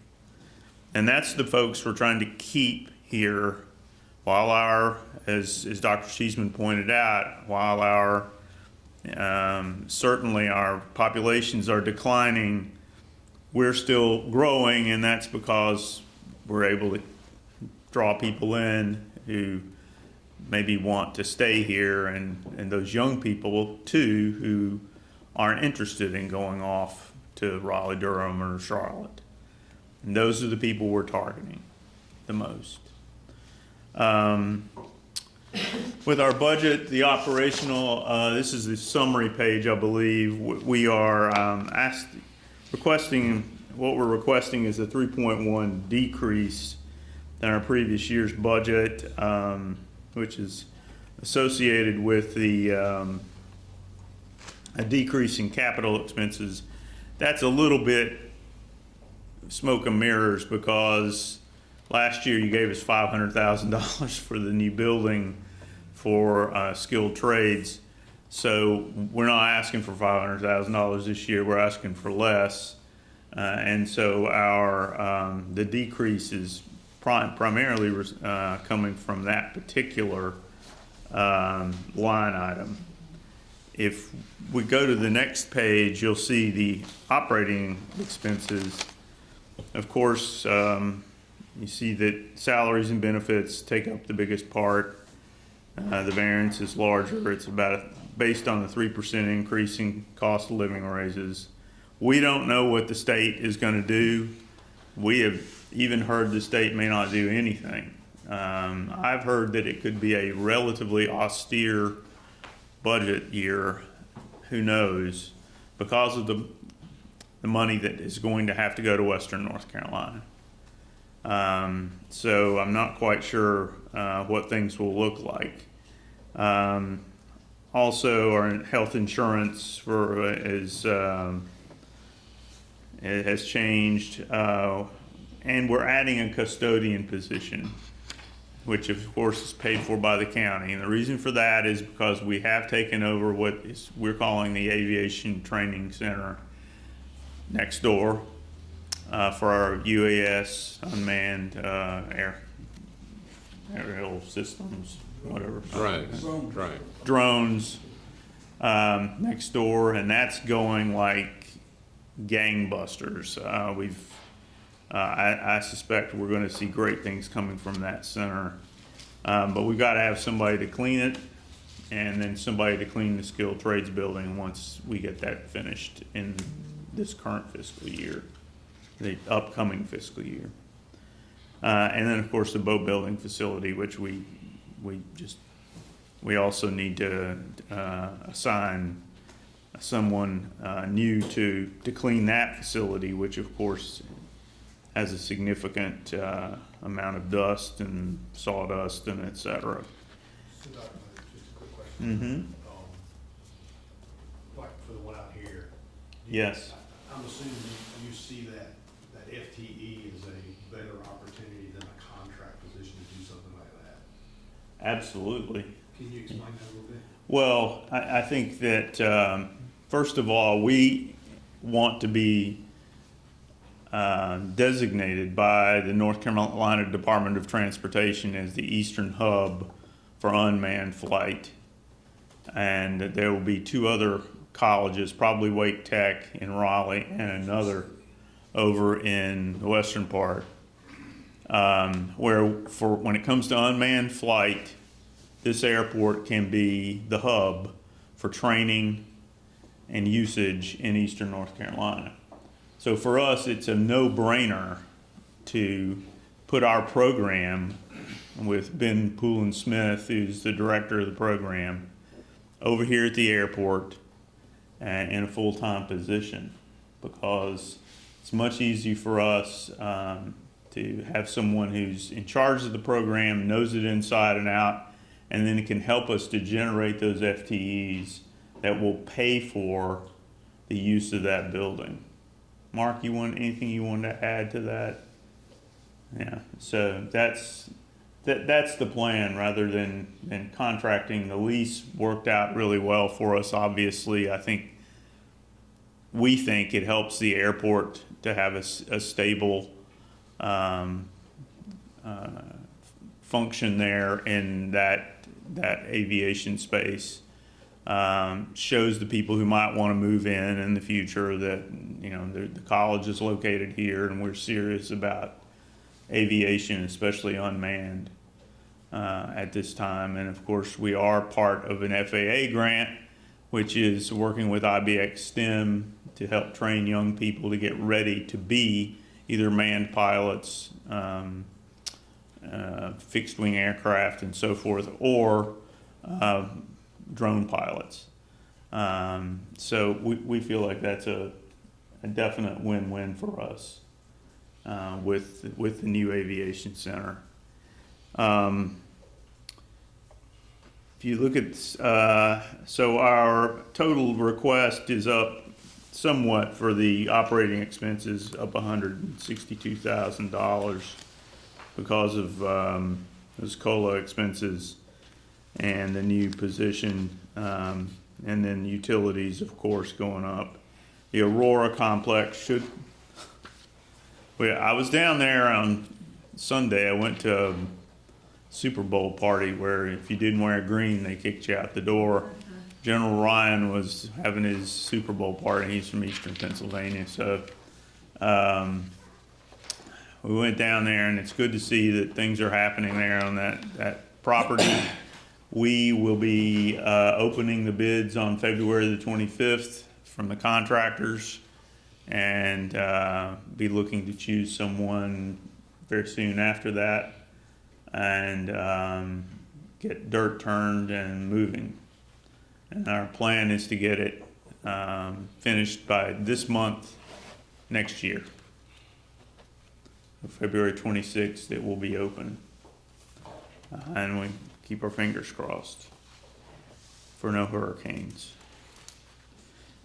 In terms of operating capital, that's where you see one major request we have, which is in 2026 there for $197,000.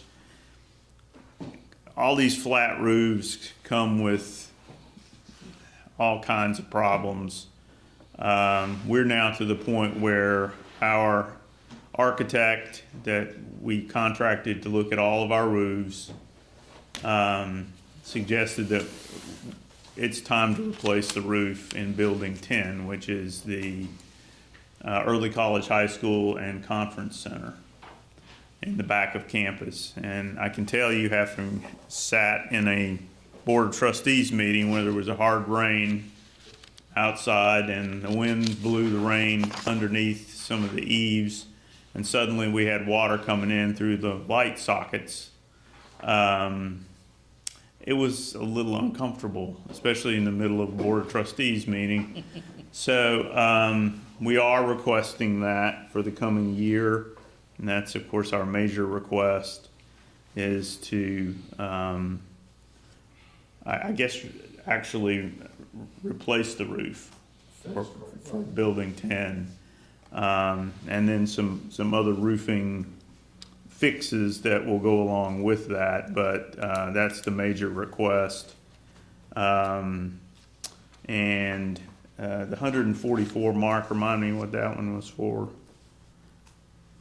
That's the minor. It's just the minor. It's on That's just the minors, yeah. That's the minor request, and that's HVAC, which is a constant, of course, constant issue on campus. We're constantly running into issues with the older equipment that we have and having to replace things. And so that's almost a constant.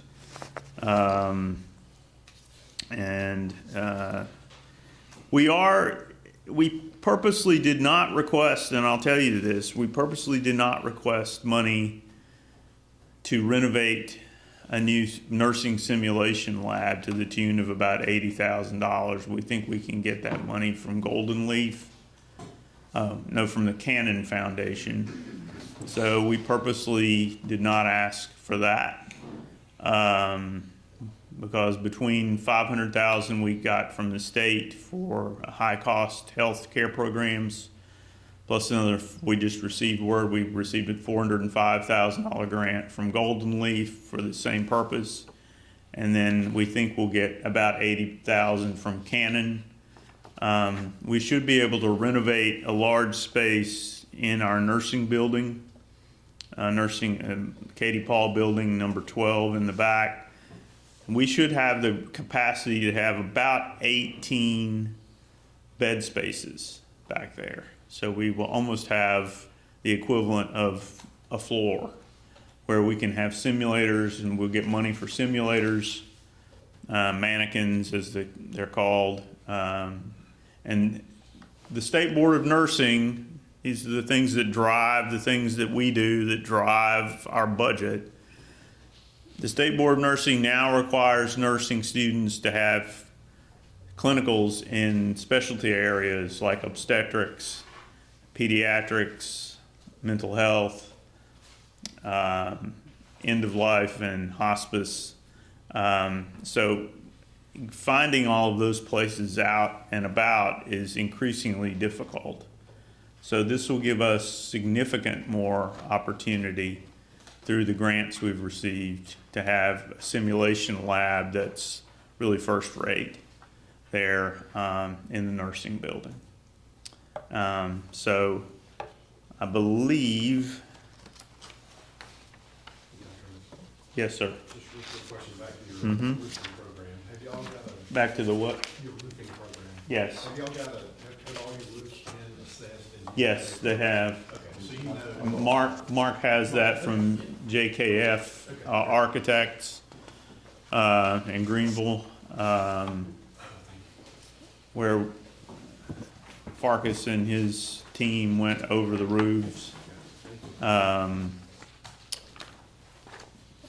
you know, our buildings are, some of them are getting older, and and we are going to, thank you, sir. We are going to try to make a request to the General Assembly this year to renovate our advanced manufacturing building, which includes welding and mechanical engineering technology, to the tune of probably about $12 million. I don't know if we'll be successful or not. I'm going to talk to Senator Brinson, Representative Kidwell, Senator Sanderson, Senator Hannig, Representative Goodwin, try to see what we can do from our delegation to get some money. Because we really need to, that needs to be a centerpiece for us on campus, and it is technically in the middle of campus, and we need to do more with it. We would like to add some new auto bays on the west part of that building, including a diesel bay, and so which we've been wanting for some time, because we think we can grow automotive and technology. So, but that'll be our shot with the General Assembly, and we'll see what transpires. Yes, sir. When you talk about redoing the roof on building 10, Yes. is it going to be a redesigned roof, or is it still going to be basically what it's always been? The sublayer was meant to stay there, it's only the top part and the membrane that will be replaced. The way the architect designed the building, you don't have to take it completely off. I mean, and I'm just thinking further down the road, if you simply put it back the way it's always been, and you're gonna come back to it again, and it's gonna be that same thing again. It's gonna be a flat roof again. It's still gonna be a flat roof, yes. We're just replacing the membrane on top. But I mean, it should last for 20 to 25 years. They're typically warranted for at least 20. Which is what this one has, Right. as I recall. Yeah. I'd love to put a cathedral ceiling on it and have a second floor with my office and a little tower.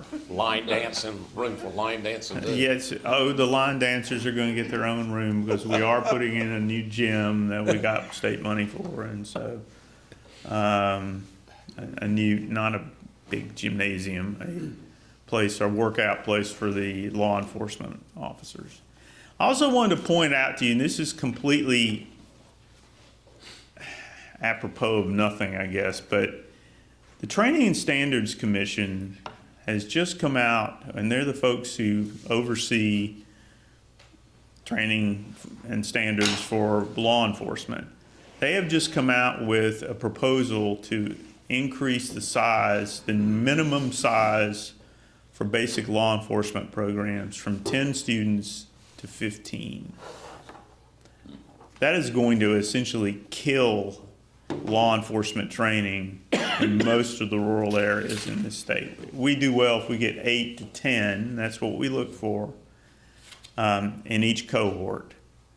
But Sheriff Hammond's aware of this, and as are a number of other people around the state, and So it's a big deal right now among the community colleges because we see it as a blatant attempt on the part of the Attorney General and the head of training and standards, who reports to him, to basically centralize all of this. And, you know, how are you going to tell somebody from Bellhaven or Aurora or Antigua, Englehart, much less, oh, by the way, you're going to have to go to Raleigh or Salemburg or wherever it is for 5 or 6 weeks, and we're going to pay you, you know, $12 a day or whatever it is. So I'm just telling you that's out there bubbling around right now, and we're trying to stop it. So, because we want to keep our BLET program. Who's that coming direct from? That is coming from Jeffrey Smythe, S-M-Y-T-H-E, who is the Director of Training and Standards, and I believe he reports directly to Jeff Jackson. So this is consolidation at its worst. And I mean, you have a hard enough time getting to 10 to make the class. yes, we do. And I've seen classes that graduated with 1. Yes, unfortunately. I mean, you know, for years I was an instructor in the program, so, you know, for them to make it go to 15 is absolutely ridiculous, because it's harder and harder and harder for law enforcement to get anybody in nowadays. They're doing it on purpose. We think that they're attempting to regionalize. They're attempting to take the community colleges out of the business of training law enforcement officers, and this is one way to do it without directly saying we're going to stop you from doing it.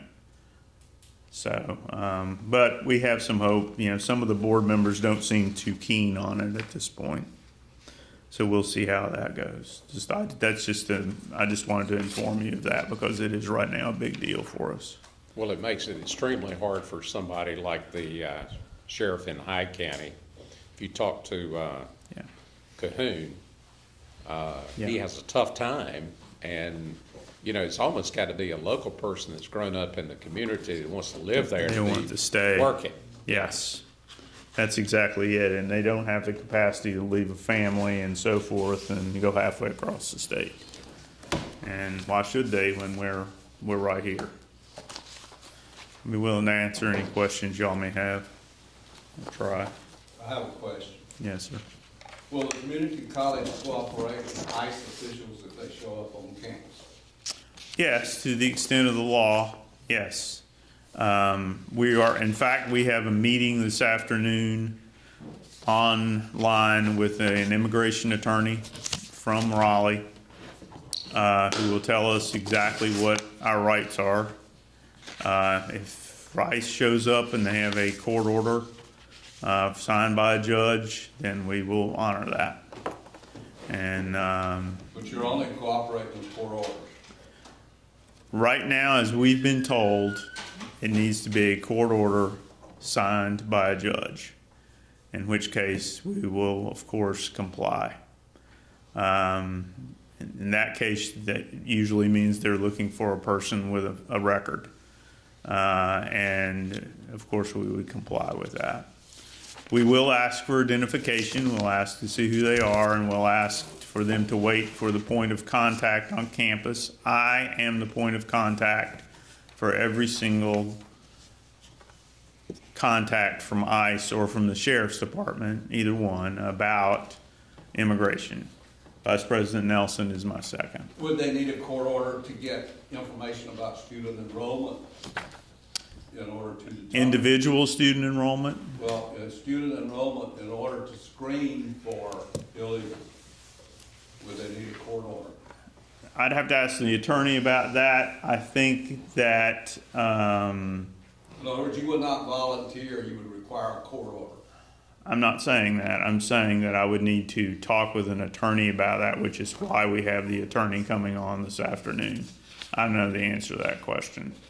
I do know that all students that are college students are still, and I'm not talking about the 8th and 9th graders who may still be taking or 9th and 10th graders who may still be just taking high school classes. That's different. The college students are protected by the Privacy Act called FERPA out of the Buckley Amendment to the Higher Education Acts. We cannot release information on individual students unless they give us the permission to do so. If someone wants to come and screen the directory information, which means name, address, phone number, I'm not sure about citizenship. I think it probably does not include citizenship. They have the right to do that unless the student has specifically prohibited that. So, yes, in a manner of speaking, they can look generally at the directory data unless the student has prohibited that specifically. I have a question. Yes. Is Foundation still paying for illegals to use Beaufort Promise?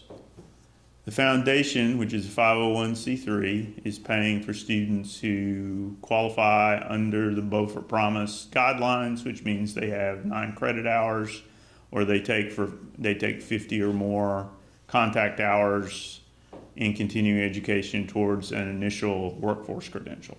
But if they are illegals, will they? We don't ask. You don't ask? Nope. We're a community college. We are open enrollment. When you go back to the nursing program, Yes. I understand from Representative Kidwell, I talked to him on Friday night, that the state is asking for or trying to seek additional students to graduate, and that one of the enticements is the state's sending, is it 400 or 500,000 to Beaufort to expand the nursing program? Yes, we are. The state, we're receiving as part of the high-cost healthcare program fund from the State Board of Community Colleges, which was funded by the General Assembly, $500,000 to increase the size of our nursing simulation lab from about 6 beds now, I think, and up to close to 18, depending on how we arrange them. And then we'll get that additional $405,000 from Golden Leaf for the same purpose, to help us with equipment and personnel. And then we should get hopefully about $80,000 to renovate the space for electrical outlets and all the sort of stuff that's needed for a space like that, with the high-tech simulators and platforms, software platforms required. Yes. Other questions? Mr. Chairman. Yes. Dr. Lou Moore, I noticed that under your current expense request, the last bullet, you're expecting a large increase in your property and liability insurance. So the county experienced the same thing for several years, 15% increase year over year. We were able, last July, to increase our deductible. We actually went with a $50,000 deductible, and we saved over $100,000 a year in premium by doing that. So Okay. I didn't know if there was a little bit of opportunity to look at maybe your deductibles. Yeah, we can do that, because our That's insurance is through the Department of Insurance, so. When our It's rep through the comes, state. we can contact them on the I next. See. think we were looking at, our premium was going to be a little over 500,000, and we brought it Yeah. down to around under 400,000 by increasing our deductible. Well, we'll talk to, it's the Department of Insurance, right? Yeah. Right now, I think. Commissioner of it's right at Insurance. 79,000. It was about a 17% increase based on the flat. Plus, we also, the other thing, we did pick up like 2 buildings on that too, so that had a little bit of flux in it as well, with the emergency services building and the boat building facility, so that was an add. Yeah, believe it or not, the Association of County Commissioners Risk Management folks told us last week that the reinsurance market had actually stabilized. Now, the renewals went out prior to the fires, and So that may be why it's stabilized for 1 year, but they were saying they were seeing stabilization in the reinsurance market, so at least maybe 1 decent year. But we'll check and make sure we can adjust that. And I was just noticing on the slide page, you guys own your dumpsters? It says refurbished dumpsters. We own our own dumpsters, right, yeah, correct. So we put Okay, them we on have to have them concrete welded up and refit. make sure they're painted and Right. Patched on. don't look too bad. Sounds like Paint 'em something blue. Ted could do. So, what's that? That sounds like something Ted needs to be doing. That's a thought. Yes. Other questions? Okay. Thank you, gentlemen. One last comment. Yes, sir. I have the honor of sitting with the Facility Maintenance and Facilities Committee at the college. And, you know, I'm always impressed every building that I go in, the status of it, how clean it is, even though it's an old building, that it's properly maintained. And I think you guys do a good job. And your employees, because they are all county employees, I can't say enough. It was the first thing I noticed when I went on that campus 8 years ago, was the floors, those terracotta, is that what it's called? That's right, Terracotta floors are gleaming. It's always clean. I mean, they take great pride. They were out there whacking away at some shrubbery this morning. And so that, you know, they really take great pride, and we take great pride in the campus. We think it needs to be a showplace for Beaufort County in particular, and want people to be proud of it. That's why I make sure, and I know it costs extra money, that we turn on the lights at night. And we put spotlights on those columns in the front to tell the story of when we were founded and who we are. And we're just trying to create that kind of culture. So, thank you. Thank you very much. We're down to our break. Oh, you just tell, bring it then. Next slide, can we do the next slide? Next one. Okay. Good morning. Good morning. So first of all, I just wanted to provide you with an update regarding the our Medicaid audits and the Medicaid expansion.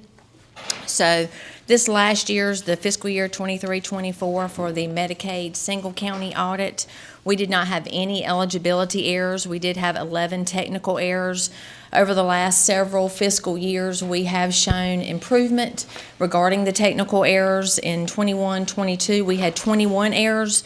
In the fiscal year 22-23, we had 13.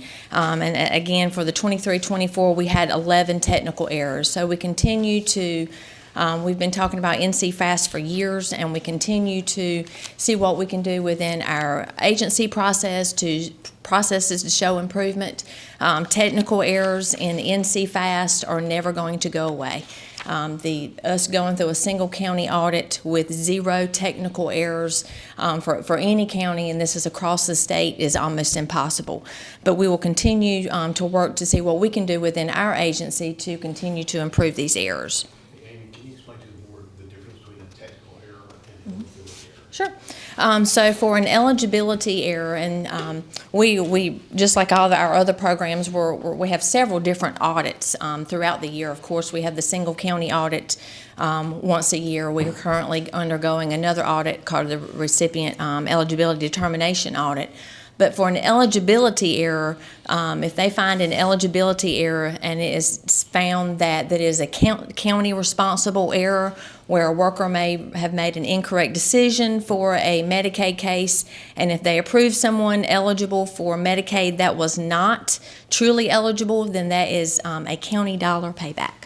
So we certainly do everything that we can, and that's why we're continuing to always look at our process to see what we can do to ensure that we do not have any eligibility errors. A technical error is an error where it could just be We have been cited for an error that if a incorrect date is on a form, we are required to, when we approve someone for Medicaid, they get an approval notice. If we have an incorrect date on that notice, it is a technical error. If we have any individuals are able to request a hearing if they don't approve with any decision. If we terminate a case, they are giving hearing rights, and they are giving a certain time frame to request a hearing once the decision has been made. If the date is wrong on that hearing date, it is a technical error. There are numerous errors that can be found in NC FAST, that if one piece of what they call evidence is not, if a dollar is converted, where if the worker enters evidence in as the income, if there's if the individual is paid $357 a week, but the worker counts $375 instead and converts the two figures, then that is a technical error. So that is the difference between a true county dollar payback versus a, as they said, a technical error. Currently, we do have 15,082 Medicaid beneficiaries. As of January the 3rd, December of last year, Medicaid expansion came about, and as of January 3rd of 2025, we currently had 3,018 individuals that were approved for Medicaid expansion. So I just wanted to go over a few budget concerns for under the income maintenance umbrella. Over this last year, we have seen a decrease in the allocation that we've received for the crisis intervention program. This program is the program that is designed to assist individuals with a heating or a cooling crisis. And normally, we have enough funding that is able to last us throughout the fiscal year. This current fiscal year that we are in, due to clarifications on the state policy, we have already exhausted our funds and have been exhausted probably about the end of November. The clarification on that policy was the state, and like I said, this is an overall, for all counties across the state. They clarified that a true crisis situation, our county and all other counties, it was the determination, we depended on the temperatures, as cold as it is right now, or as cold as it was when we had the snow. We looked at temperatures, whether documenting it's a true life-threatening situation. The state came in and clarified that a crisis situation, in order for us to be able to assist individuals into that crisis intervention program, is only if they have a past due balance. Therefore, we were required to approve individuals now where we were currently denying them last fiscal year.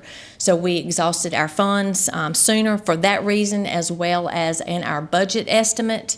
We were estimated approximately $212,000 for the crisis intervention program, and we only actually received $160,000. So there's been a lot of individuals that have come to us, especially with these colder temperatures, when we had that snow and had that cold span, that were seeking assistance for heating assistance, and we were not able to assist them because we were already out of funds. We did receive a survey from the state requesting if we wanted to request additional funds. Of course, we did request additional funds. I don't anticipate receiving any more funding, but we certainly would. It don't hurt to ask. All they can do is not send it to us. But we know that there was a true need here in Beaufort County for that additional funding. We also saw a decrease in the allocation for the low-income energy household assistance program. I've been doing this program for many years, and for this program, for the December, that is a one-time a year payment to assist individuals with their heating expense. That payment does actually go directly to their heating vendor. Well, for the month of December, it is for households that have a household member age 60 or older, or have someone that is disabled and is receiving services through the Division of Adult and Aging Services.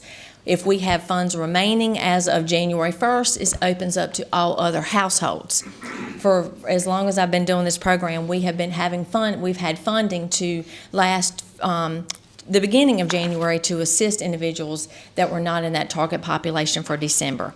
However, this year, we run out of funding for that as well. In the past, last year, we received $428,000 for the Low-Income Energy Assistance Program. This current fiscal year, we only received $298,000.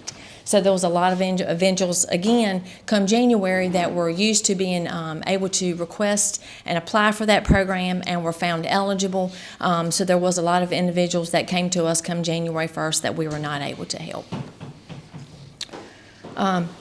Child care, and a lot of this has a lot to do with additional funding that we have received over the last few fiscal years that we received due to the pandemic, and we are not receiving that, those funds any longer.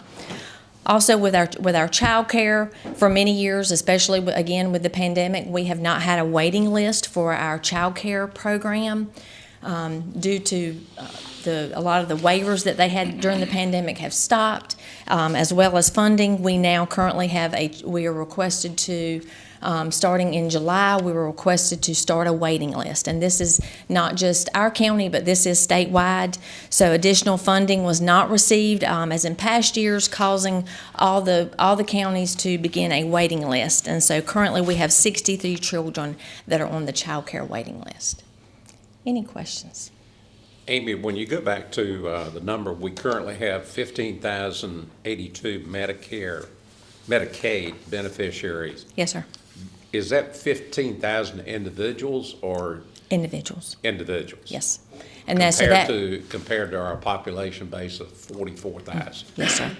And that could include children. It could include, that is all the Medicaid programs, because we do have several. We have, the Family and Children's Medicaid, we have Adult Medicaid, as well as our Long-Term Care Medicaid. So that includes all of our Medicaid populations but together. But there is no duplications in that number. No, sir. That is individual people. Individual. Yes, sir. Thank you. Thank you. Other questions of Amy? All right, thank you. Thank you.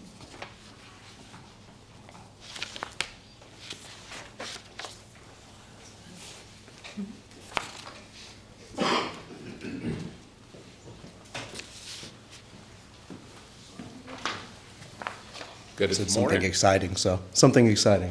Okay. So just an update on last year. I believe our biggest software request was to request the upgrade or the consideration of the upgrade to take our document management system, our DMS, and upgrade it to the next level, which was called Traverse. Still, it's called Traverse. Various reasons we didn't do that last year, but we did manage to take some of the kinks out of Compass, which is our current document management system, still through Northwoods. We did a lot of work in the SQL Server and a lot of the querying stuff and language that we messed around with, that we were able to fix some of the issues that we were having. There are still the issues that are just going to be prevalent regardless with a database, which is that you add information, so databases get bigger, and you don't take information out because it's confidential information, so it just never gets smaller. It always gets bigger, and you run out of space, and you run out of the ability to run through that space without constant updates. And if your provider has a new baby, Traverse, not Compass, at some point it will reach the, I don't want to call it end of life, but probably an end of support. But that is not, at least in the foreseeable future. So looking at it in the next, fiscal year sense, we have something not just coming down the pipeline, but looking at us in the face called Path NC, which is sort of an NC fast that is focused in the child welfare, specifically in the intake part of those services. And with that coming up, that'll take some of the pressure off of Compass, some of the data out of Compass, at least eventually, whenever we kind of iron out the kinks of it. And that's all happening with the state, so they're going to tier it out and have us test and then apply and test and apply, and not just us, but across the state. So as that is brought in, we'll see exactly where for the lack of a better way of saying it, the way the dust settles, to see how much exactly we still need Traverse as a whole. I'm not so sure, at least in the next year, it's not a requirement, it's not necessary, it's not even a consideration because of Path NC, but we'll keep reviewing it and seeing when, because eventually the database will be too big for the software to handle, especially with end of support at some point. We'll just keep re-reviewing it and revisiting whether or not we need to upgrade our DMS. But for the foreseeable future, it's not going to be something we're considering. So, I have a question. So, are you keeping, is the database off-site? No. So you're keeping all your data in Correct. your servers? We have on-server backup, we have on-site server, backup on-site in SAS, and then we have in SANS, and then we have off-site cloud backup. All of it encrypted, but, Yeah. so we have 3 of it, but yes. And there's no way to find a vendor who can provide all of that off-site for you, except for, I mean, I can understand why you want to have it dispersed, all your backups dispersed. There certainly is a way to do it entirely off-site, absolutely. And Traverse, with our current provider, with Northwoods, their next step, Traverse, it comes with that availability where it's, hosted, software as a service, where everything happens and they do upgrades in their servers and they handle the data, not necessarily looking at it per se. Confidentiality is something that something they take very seriously, but it would be something that it is certainly available. If anything, it is something that is viewed as the gold standard, more or less. It is something that we would like to move towards, but as it stands now, without a full flip over, What do you think that costs? Traverse. No, when you said flip, I was thinking about moving all that data. What would that cost? The actual movement of data, it would be the cost of the space. Oh, just space? Yeah, it would be cost of having having a service So that. you would easily be able to Absolutely, just yes. move it that way. Especially since we already have stuff cloud-based. Yes. Okay, just Yeah. reiterate it. We have it as, right now they call it the way our system is set up now, that backup off-site is called failover. So like in case we lose data, we don't lose it. God forbid there's a hurricane or something and one of our server goes down. Or The data isn't gone. Yeah. The data isn't gone. It's there and we can get it and replace it. So having the failover of having the data on site, having the backup of the data on site, and then having the backup of the data in a failover off-site and cloud, it's a very common thing to do, and it's been something that's been done for 15, 20 years now. But the next step traditionally is to go host it off-site as a software as a service, and that. Because, as you and I both know, you can't effectively use your servers and do as good a job as renting a server somewhere else. 100%, that is true. Yes, when you're handling all the parts, and it's I don't want to call it a custom home build because it's not that. It's a lot more thought that goes into it. But yes, you are talking about it's a custom build versus everything is theirs and they have it and they know how to run it and they run a bunch of it and it's. They get with you every year or so and say, look, we're Exactly. able to get you 10 terabytes. It's the same way that we run our all of our protective stuff. We have something called malware bytes, which is our shell around the outside of our network, and they run all of that. There's no confidential data that they particularly handle because it's just a pass through in and out, but they get with me every quarter and they give me updates on things that they could improve or things that we could change or whatever, but they do all of it. And it is just a matter of me going yay or nay. Yeah. Which is basically what you're saying. And yes, inevitably that would be what we would like to go to. But Traverse is extremely expensive. Yeah. Well, there's low-cost providers out there. It's pretty competitive. True. Yeah. Oh, back one. Thank you. So these are just changes that you might see on the budget that might need an explanation. The biggest one for me is a generator.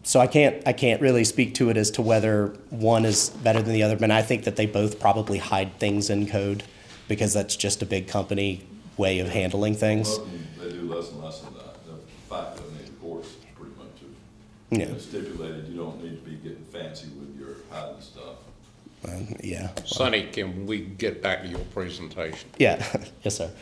Okay, so the next thing would be a phone system. That's a big one. That's a big ticket item that is not as old as what I originally thought it was. Our phone system is odd.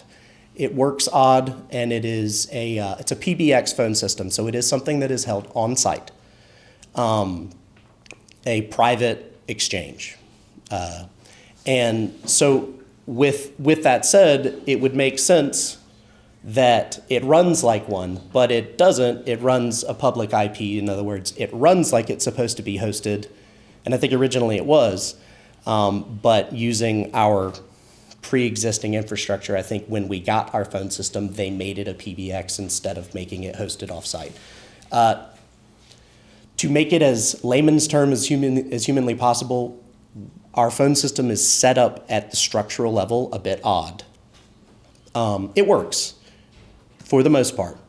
We can make calls, we can do the things that we need to do, but it has its issues, and those issues are fundamentally unable or unfixable, especially with the fact that, and this is my biggest problem with it, our support, our third party that we get it through, BCS, has not been very good or responsive, and especially slow. So the goal would be to, at some point, get rid of this phone system, if nothing else, to have it be better supported. And then most phone system nowadays, to use the same word I've used before, the gold standard for phone system is something called hosted VoIP, voice over IP. It's something that they host in their servers, and they update, and they configure, and you can hit *4 on your desk phone and call them because your phone's doing something weird, and they'll answer, they'll pick up, and they'll fix it. Not to take anything off of my plate, but that's the way that it has gone that has been the most effective in the field that we work in. But now that phone system's only about 5 years old. Correct. Whoever set it up, when they set it up, I'm assuming it was BCS, our third-party folks, when they set it up, they took pre-existing infrastructure and they laid a phone system over it that didn't gel with it, mesh with it quite the way that it was supposed to. I mean, you use pre-existing infrastructure because it's cheaper than replacing it, which makes sense. But when you end up with a couple of links that aren't quite together, it can cause problems down the line faster than if it was built from scratch the way it was supposed to. It works, and I know it's a big ticket item, but it is something that I wanted to at least bring up in front of you because we are having issues, most with support, but we're having some voicemail overlap issues, a lot of circuits are busy type of things, which are strange things that happen that you have nothing you can do about them. And I don't mean to sound like a control freak, but I like to be able to fix a problem when I have a problem in my system, and I can't touch anything in the phone system because it's all handled third party. Is it an internet-based system? It is voice over IP, yes, but it's not hosted elsewhere. It's voice over IP, PBX. Those are two things that don't typically go together. Voice over IP is usually hosted off-site. I thought we'd appropriated the money to fix it. I assume that you did when it was replaced, because if it was replaced 5 or 6 years ago, then these issues should not be cropping up yet. Which is why I was amazed when Lori pointed out to me when I brought this up at our management team meeting. I was amazed that it was 5 or 6 years old. I think it's 6 technically, but very, very in the 5, close to 6 range. And that's young for a phone system. But if the infrastructure's old, then the phone system's young, but the problems are still there, right? And then the last thing, this is not an expensive thing. This is something that I wanted to make sure I explained what it was in case you saw it and were like, what the heck is that? WAP is wireless access points. I don't see one in here, but they're little circular or squarish plates that either sit on the ceiling. Some people put them on the wall. In our office, they're in the ceiling. And they're basically Wi-Fi extenders, but they have to speak the same language as your Wi-Fi. And Wi-Fi changes, almost monthly. They have Wi-Fi, I think it's Wi-Fi 7 Blue now. They've got colors and letters and numbers. It's something else. But in order for our Wi-Fi plates to keep up, our Wi-Fi access points to keep up with the Wi-Fi that is currently being sent out, you have to upgrade them periodically.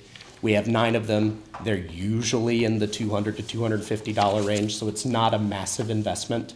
But I wanted to explain what it was in case you saw 9 WAP and you were just like, well, I don't know what that is.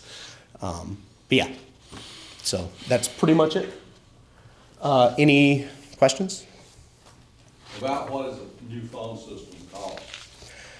A couple of different pricing models for it. The hosted voice over IP, where it's all their stuff, there would be an upfront cost of buying the actual phone consoles, however many we're going to get, because they do have things called soft phones and stuff where it basically happens through the computer software. But there would be an upfront cost, and that's usually about, I would say, $100 a console, and we have 100-ish workers.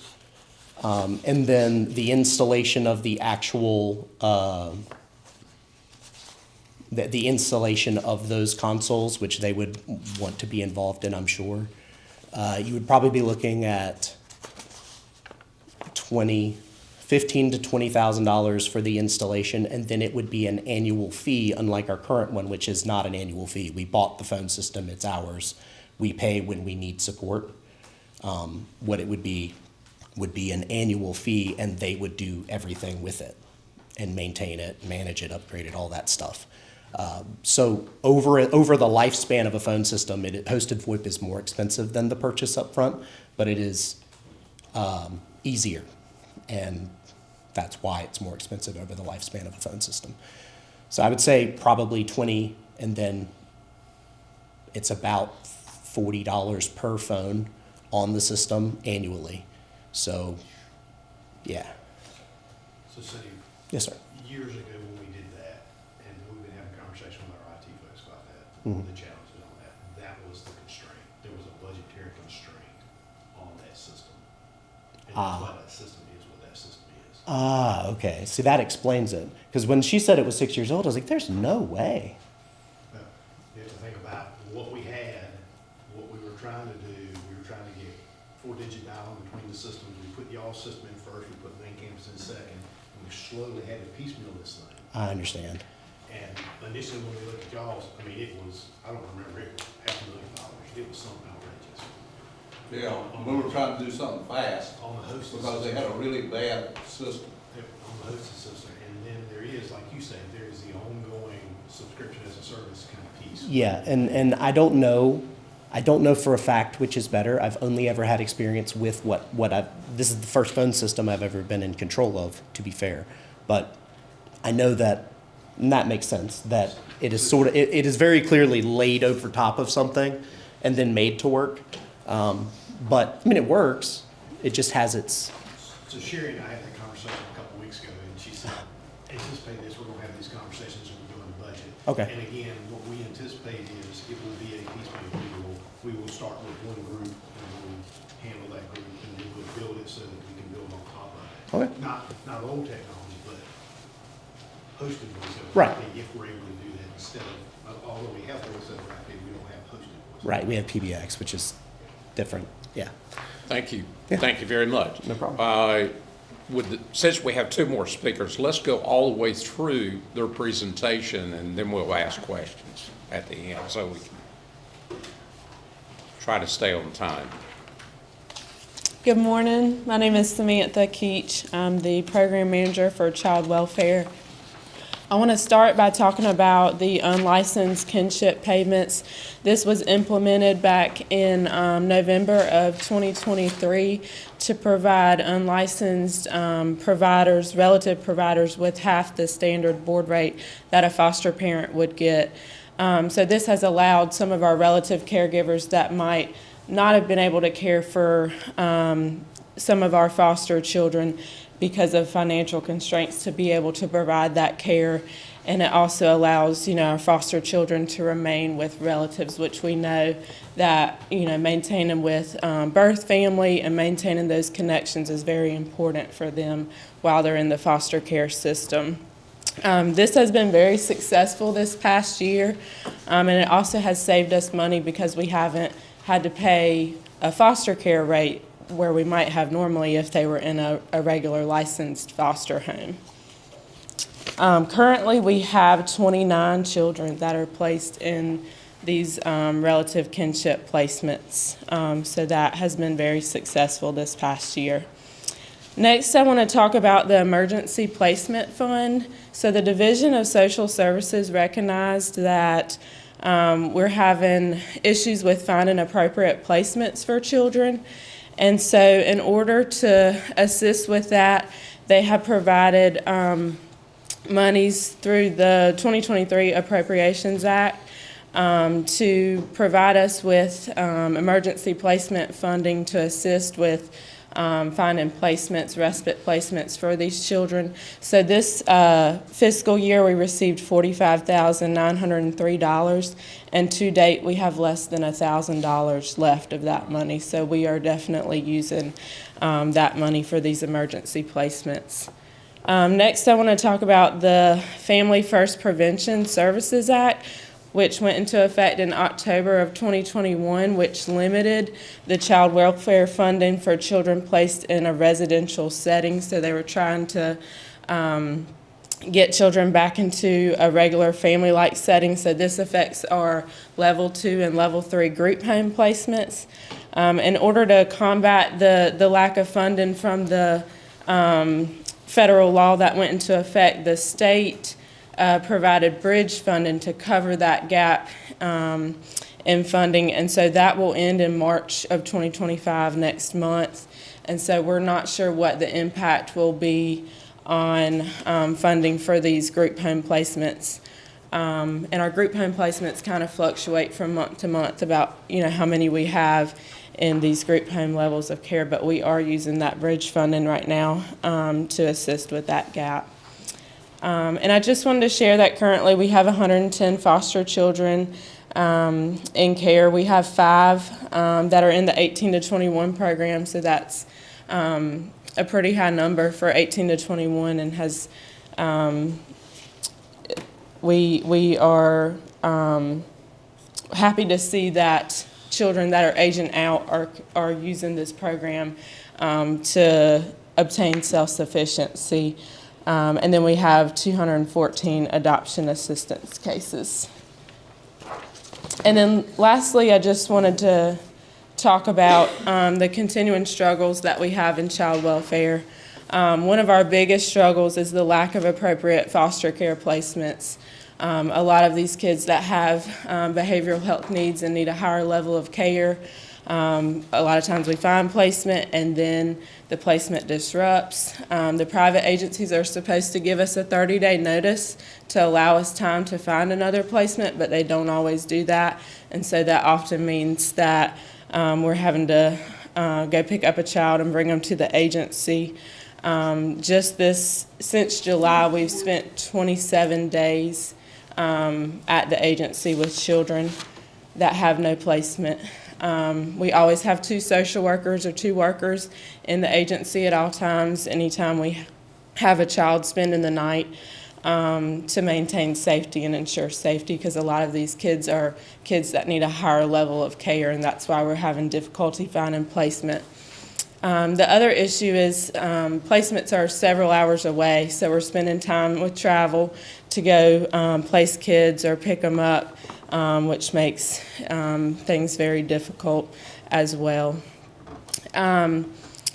One other thing that is coming up in child welfare is the foster care specialty plan. This will go live December 1st of 2025, and what this is a single statewide Medicaid managed care plan for Medicaid enrolled children, youth, and families that are involved in the child welfare system.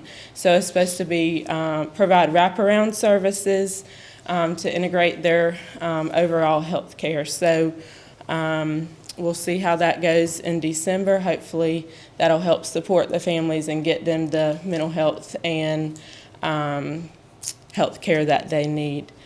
Another issue that we are seeing is child welfare positions are very hard to fill. As you all know, it's very emotionally taxing, the things that we're dealing with day in and day out. Having to spend the night at the agency, the workers are getting burned out, and so finding workers to work in the child welfare system right now is very difficult. And lastly, I want to talk about, I think Sonny mentioned it briefly, Path NC, which we will be onboarding in September. This is the technology hub that will house our child welfare services records, and so we are working to make sure we're ready to go onboarding in September for that. Anybody else have any questions? The foster care specialty plan. Yes. Am I correct at one time that you guys didn't support that much? Because it was gonna be running from outside of the county and we're gonna have people in Raleigh or somewhere making decisions for us? So I don't know that. It will be a state run, so, but it's supposed to be better because you'll have one hub that you get to go to. Instead of us running around trying to find a bunch of different providers and what this provider says to that provider. All the hub is gonna do is provide a service of where to find places to put children, right? They're not gonna be making your decision. No, sir. This is about their Yeah. their Medicaid, their health care, this is not what we would do in-house. Okay, in other words, they're not taking some of what you have been doing away from you. Right. You Right. go to them for somebody to assist you rather than you're not mandated to use this. Are you mandated to use this? So if the child is in foster care, you will be. You will be, but you can still place them locally here, and if you can't place them locally here, then you go to the hub. Right, this has nothing to do with placement. This is only about Coordinating their care so that you don't have all this fragmented care that foster children tend to have. Because they move so much, their health care and mental health treatment is fragmented. Okay. Okay, this has nothing to do with placements. Gotcha, okay. Tandy? So, you talked about having to take kids someplace several hours away. So how many kids are out of state? So I believe we have 2 that I can think of off the top of my head that are out of state right now. So once they go out of state, what kind of jurisdiction or control do we have over their care or anything like that? I mean. So we still see them once a month, just like we would all of our children. We're involved in their treatment plan. We still have custody, so we still have the decision-making authority. Okay. Every year, for some reason though, and I've always questioned this, y'all kind of put this little statistical thing in the budget. And y'all have a lot of unmet statistics in here. Are you doing anything to improve?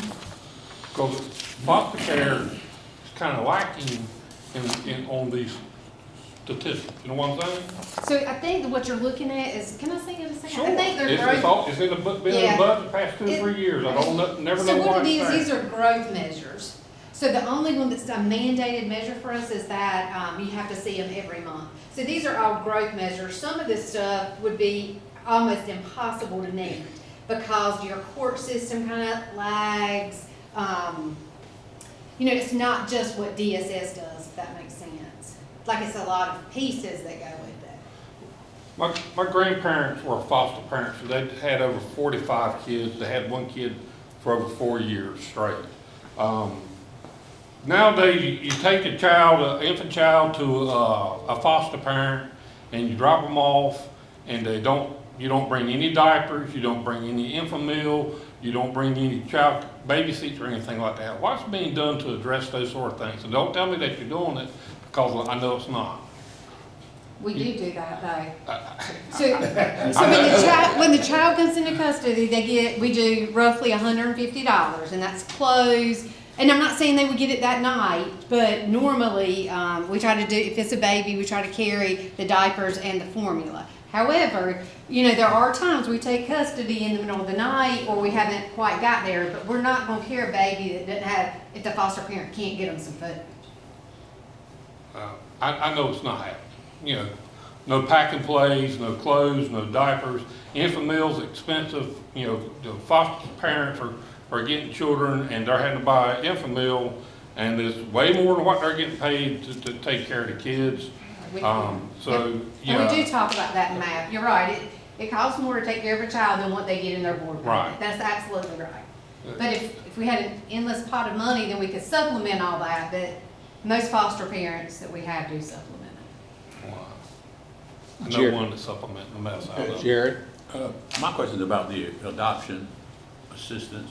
Is that assistance prior to the adoption, or is that assistance once they adopt the children?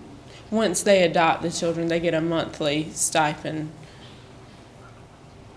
Okay. If needed, or they just automatically get So it? they have to qualify for adoption assistance. There's different eligibility criteria that they have to meet to qualify for that monthly cash payment. So that is assessed prior to the adoption, so they'll know if they qualify for that adoption assistance payment prior to the adoption. Thank you. Can we go to our last speaker? I have a couple of questions. We'll go to the last speaker and then we'll come back. I see what time frame we're in. Mr. Chairman, Yes, yes. You keep trying to shut this thing down. No, I'm We're not. trying to conduct the You're county still gonna have a business chance to ask a question. Just hold it. Oh, Just okay. hold it, okay? All right. All right, thank you very much. You can go ahead. So for adult services, the special assistance in-home program, we got a number of slots. So Beaufort County had X number of slots. However, the state did come in and change that, and it's mandated that we no longer have a waiting list and that we provide those people with the in-home services. So special assistance in-home is basically allowing an adult to stay in their home that is rest home level of care and not go to a facility. And so the people that receive this program do receive Medicaid. We have 94 clients. It's been a huge success in this county for a number of years. In fact, I think I was a supervisor when we implemented this program in adult services. And so we do a lot of mental health clients. And so we've done a lot of great things by being able to help these clients. So they're also used to, you didn't do this, but if you have dementia or some kind of altered mental state, you do get an enhanced rate to care for that person in the home. And so we do it. I mean, we have success with that. I just wanted you guys to know there is no longer a waiting list for that. I have to provide the service. Okay, so for our expenditures, our overtime, of course, is increased due to the vacancies in child welfare. Child welfare is a complex, situation because workers get burned out, and because of that, they leave, and then we end up with this overtime. So we're definitely currently understaffed in child welfare. Our agency, which Samantha already talked about, received the $45,000 in emergency placement funds to help place children that are enhanced level of care in placements to keep them out of DSS agencies. It didn't take us long to, get rid of that $45,000. Respite placements are extremely expensive. They're roughly $500 a night. So we have depleted that. We're hoping that there's other counties that didn't use theirs and they'll reallocate some, but I feel like most counties probably use their money. In addition, the kinship placement lines have allowed us to maintain within our budget for the foster care lines. The kinship fund, provides family members with that extra money so that it keeps children with relatives versus us putting them in foster homes. Some relatives just needed that little extra in order to be able to maintain that. Our salary line, of course, is projected to be underspent due to the staffing shortages, and we will need to supplement the overtime line. Most of our spending is on track for the midpoint of the fiscal year, and we'll work to cover the overspending within our current budget. So our revenues at this time are on track. We continue to maximize our revenue source to ensure we've capped all allocations being received at the rate of 100%, and we're maximizing our uncapped revenues. These practices ensure, of course, that the county dollar remains lower. And then the maintenance of effort, which is what you guys signed last month. We received $550,000 in workforce cash assistance, an additional revenue for fiscal year 23-24. But, you know, we talked about that in great detail when we did that. The expansion request is just something that we kind of were thinking about. So with children placed all over, sometimes up to 3 hours away, we're having to do rental cars, because rental cars are cheaper than paying the social worker mileage. And so we talked about possibly doing a couple of county cars so that we could give it to our transportation workers to see if that would offset this. So last year we spent $21,000 for rental cars. This year, we have already spent $17,000 for rental cars, and it's mainly because of the distance that we have children placed. And if we paid the social worker mileage, it would be very, very expensive compared to what we're doing with the rental cars. And so we talked about doing some vehicles to try to offset that cost versus us spending the $21,000 every year. And obviously, it's going up just because of where our placements are. And then I think that's it. If you guys have any questions.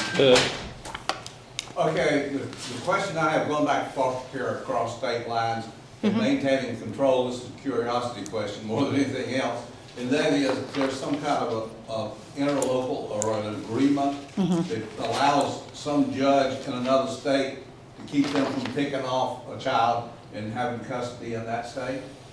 No, so what we do is we send over, an assessment. They approve the assessment at the state level, right? So basically your children are in PRTF, so they're in psychiatric treatment facilities. So we have two, and that's where they're at. Oh, these are kids in psychiatric treatment. Correct. Not put placed with relatives out of state or something like that, so yeah, no, okay. They're I got that. That's right. The vacancies in child welfare, I understand your problem over there. Is there, now this is just a question, is there an opportunity to pay a supplement to people in child welfare because of the additional stress, or to pay a supplement after they put in so many hours? If that's in the budget, that would be awesome. Well, no. Yeah, I'm asking the question because this is a work session. I want you to think about that, because I think we should think about this, because this is a bigger deal emotionally, having been through that system with my granddaughter, than what people think it is. That's right. We do know that there are some counties that are paying stipends for you to come to their county to work, and then doing it, so much over so many years. That has been successful in some other counties. Would you look at that and come back to us with a plan? You can propose a plan. Okay, we can do that. Or there was some discussion, I don't know, 6 months ago, maybe even a year, that there was a group looking at the jail in Hyde County as a potential site to handle some of the kids that needed special treatments, that it was hard to place them anywhere. Has that died, or is it? So, the former director in Hyde County was very involved in that. Once she retired, I have not heard anything about that. So it's kind of died down. Okay. Although that would be great for us, because it would be so much closer than what we're doing. Is that something we should be encouraging our representatives, our senator and our representative to? I think it's a huge undertaking, and so without somebody, because Lori Potter was very involved in that. Without somebody who is going to orchestrate that, I can't imagine how you staff it and that kind of thing. but- especially in Right. Swan Quarter. Right. Okay. Any other questions? Lord, are there any confidentiality issues that would prevent you or a member of your staff from having a conversation with Commissioner Dunn about that? Yes, we can do that. Okay, that way y'all can resolve whatever that issue Mhm. is. Thank you. Anyone else? Thank you very much, Laura, and others.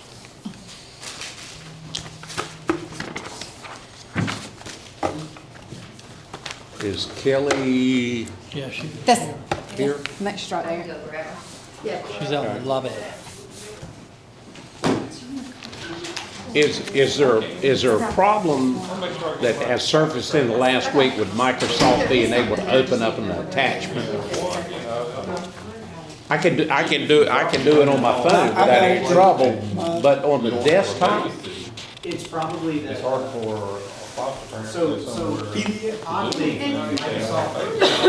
we used to, doesn't update the same. normally what we do is leave babysitter. Okay, this is fine. So when you look at your computer, And you then go the baby gets. File. Okay.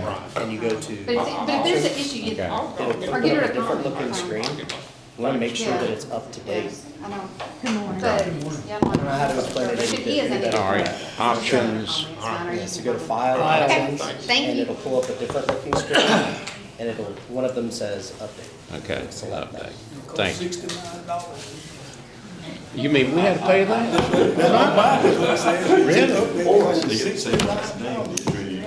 Did you pay for it? No, I ain't got it. I just don't get it. Whenever me else come, I just don't know them. When I was, Can you send him a check? Good morning. Good morning. Kelly, it's all yours. Oh, boy. It's all yours. Okay. I hate to interrupt his conversation. Or do I go on? Yeah, go on. Okay. Good morning, or we are still morning here. Yes. I appreciate the opportunity to come before y'all, and I did include in your packets a few pieces of information I kind of wanted to hit on first. A lot of times we think about elections, but we don't think about the man hours behind the elections, maintaining the voter registration database for Beaufort County. This is just some of the numbers for the last 13 months, and I'll tell you why I included January in those. Right now, we've got active voters at 32,285. We have a very low number of inactive voters at 956. I'll get to that in a second. So a total registered number of voters as of February 6th is 33,241. Now, when we get these voter registrations in, we consider them voter contacts, and over the last 13 months, we have had 3,469 new registrations, 3,363 duplicates, and when I say duplicates, especially before a presidential election, people think they need to re-register or just want to make sure they're registered, so that's how many of those we had come in. Changes of information, that could be name, address, political party affiliations. Then we've also removed 4,199, and inactive registrations removed, we have removed 2,543. Now, the reason I included January into that statistic is after federal general elections is when our list maintenance program kicks in. So after everybody voted and we get everything put in, we look to see who has not had contact with us over the last two federal elections. Okay, that way, once they're tagged, we then send them a confirmation mailing that says, hey, we haven't heard from you in 2 federal elections. Are you still registered at this address? Blah, blah, blah, blah, blah. If they're returned to us, then we can update it. But if they're not returned within 30 days, and it'll be the end of this month, they are made inactive. So on January 11th, we mailed 2,772 cards to voters who we have not had any contact with over the last 2 federal elections. Those folks are included in that active voter. So once we get to that point where after that 30 days we can mark them as inactive, those inactive voters are going to go up. At the same time we do that no contact mailing, we also remove the inactive voters that we made inactive 2 federal elections ago. So on January 15th, we removed 2,096 of those. Okay, and those inactives and stuff like that, we also have the NCOA program, which is the National Change of Address. So every 6 months, we get that information from USPS that tells us these people have moved, so that we get that data, wash it onto our voter registration records, and then we mail people cards saying, hey, we have information that you've moved away from this address, and we're going to mail you a card. If they don't respond, then we make them inactive, and then they're in that 2-year cycle. Okay, and the second 2 pieces of information, just kind of an information point there, is the current registration statistics for Beaufort County. I believe that was February 5th that they're current to, that will show you the breakdown as far as the 21 precincts by party, by race, and ethnicity. Then the third piece is the voter history statistics for the last presidential election, which was in November. We had 26,688 people vote in that election out of, I believe at that time it was 34 and some change. So if you're interested in looking at how the precincts turned out, or which party turned out more, however, that's a good place to start. Yes, sir. You said 28,000 out of almost 35,000. 26,688. 26,688. That's pretty good turnout. Yes, we're above 70%, and I wish I had looked. I want to say it's 73%, but I might be wrong. Let me pose something to you. Okay. I thought of mathematically. The population of Beaufort County is supposed to be around 46,000 people. You've got 35,000 registered voters. You had nearly 27,000 people turnout. So that's pretty good numbers. In other words, you had a real election. I don't think there's any fakery going on. Yeah, and think about it this way: we just removed, what was it, 2,700? We removed 2,000. So if this month that didn't vote in the general election, so that makes that percentage even greater of active voters once we take out those 2,000 voters we just removed. So let me proffer an ancillary thing. Okay. Considering that kind of return out, considering that many people voted, that many people registered, don't you think our population is higher than 45 to 46,000 people? Oh, you're asking the wrong person But there, you because see I mean, in the mathematically population, where I'm coming from. in your population, you've got non-citizens, children, then there are people that just will not register to vote. They don't want to get on jury duty, they don't want to do that. There's So, probably 55, 60,000 people living in Beaufort County. Considering you have that many people registered, you have children below the age of 18, you have people that will not register. And then you have you call them non-citizens, I call them illegal. yeah. So you see where I'm coming from. There's a lot of Well, they people could be living here around. legally, they're just not a citizen. Exactly. So But even that's though, why I we think call if them you took the non-citizens. illegals out, you would still have a higher population. Yeah. So it'll be, I just don't have the knowledge to be able to make even a good estimate as to how many folks percentage-wise would be registered voters. We'll talk about this sometime. Okay, so those are the 3 pieces of information that I had put into the workshop stuff, and I just kind of wanted to hit on some highlights and then answer some questions. Our upcoming budget year is, you think it's it'll be lesser than the general election, but it ends up being quite parallel to how much money we spent last year, or this year. November was a big election and we have a lot of expenses, but coming into these off years, we have the municipal election, which, and just to remind you, those municipal election expenses are reimbursed by the municipality, but we do include them in our budget to pay it ahead of time, and then they're reimbursed. We have the municipal, and we're coming into a primary and second primary next year.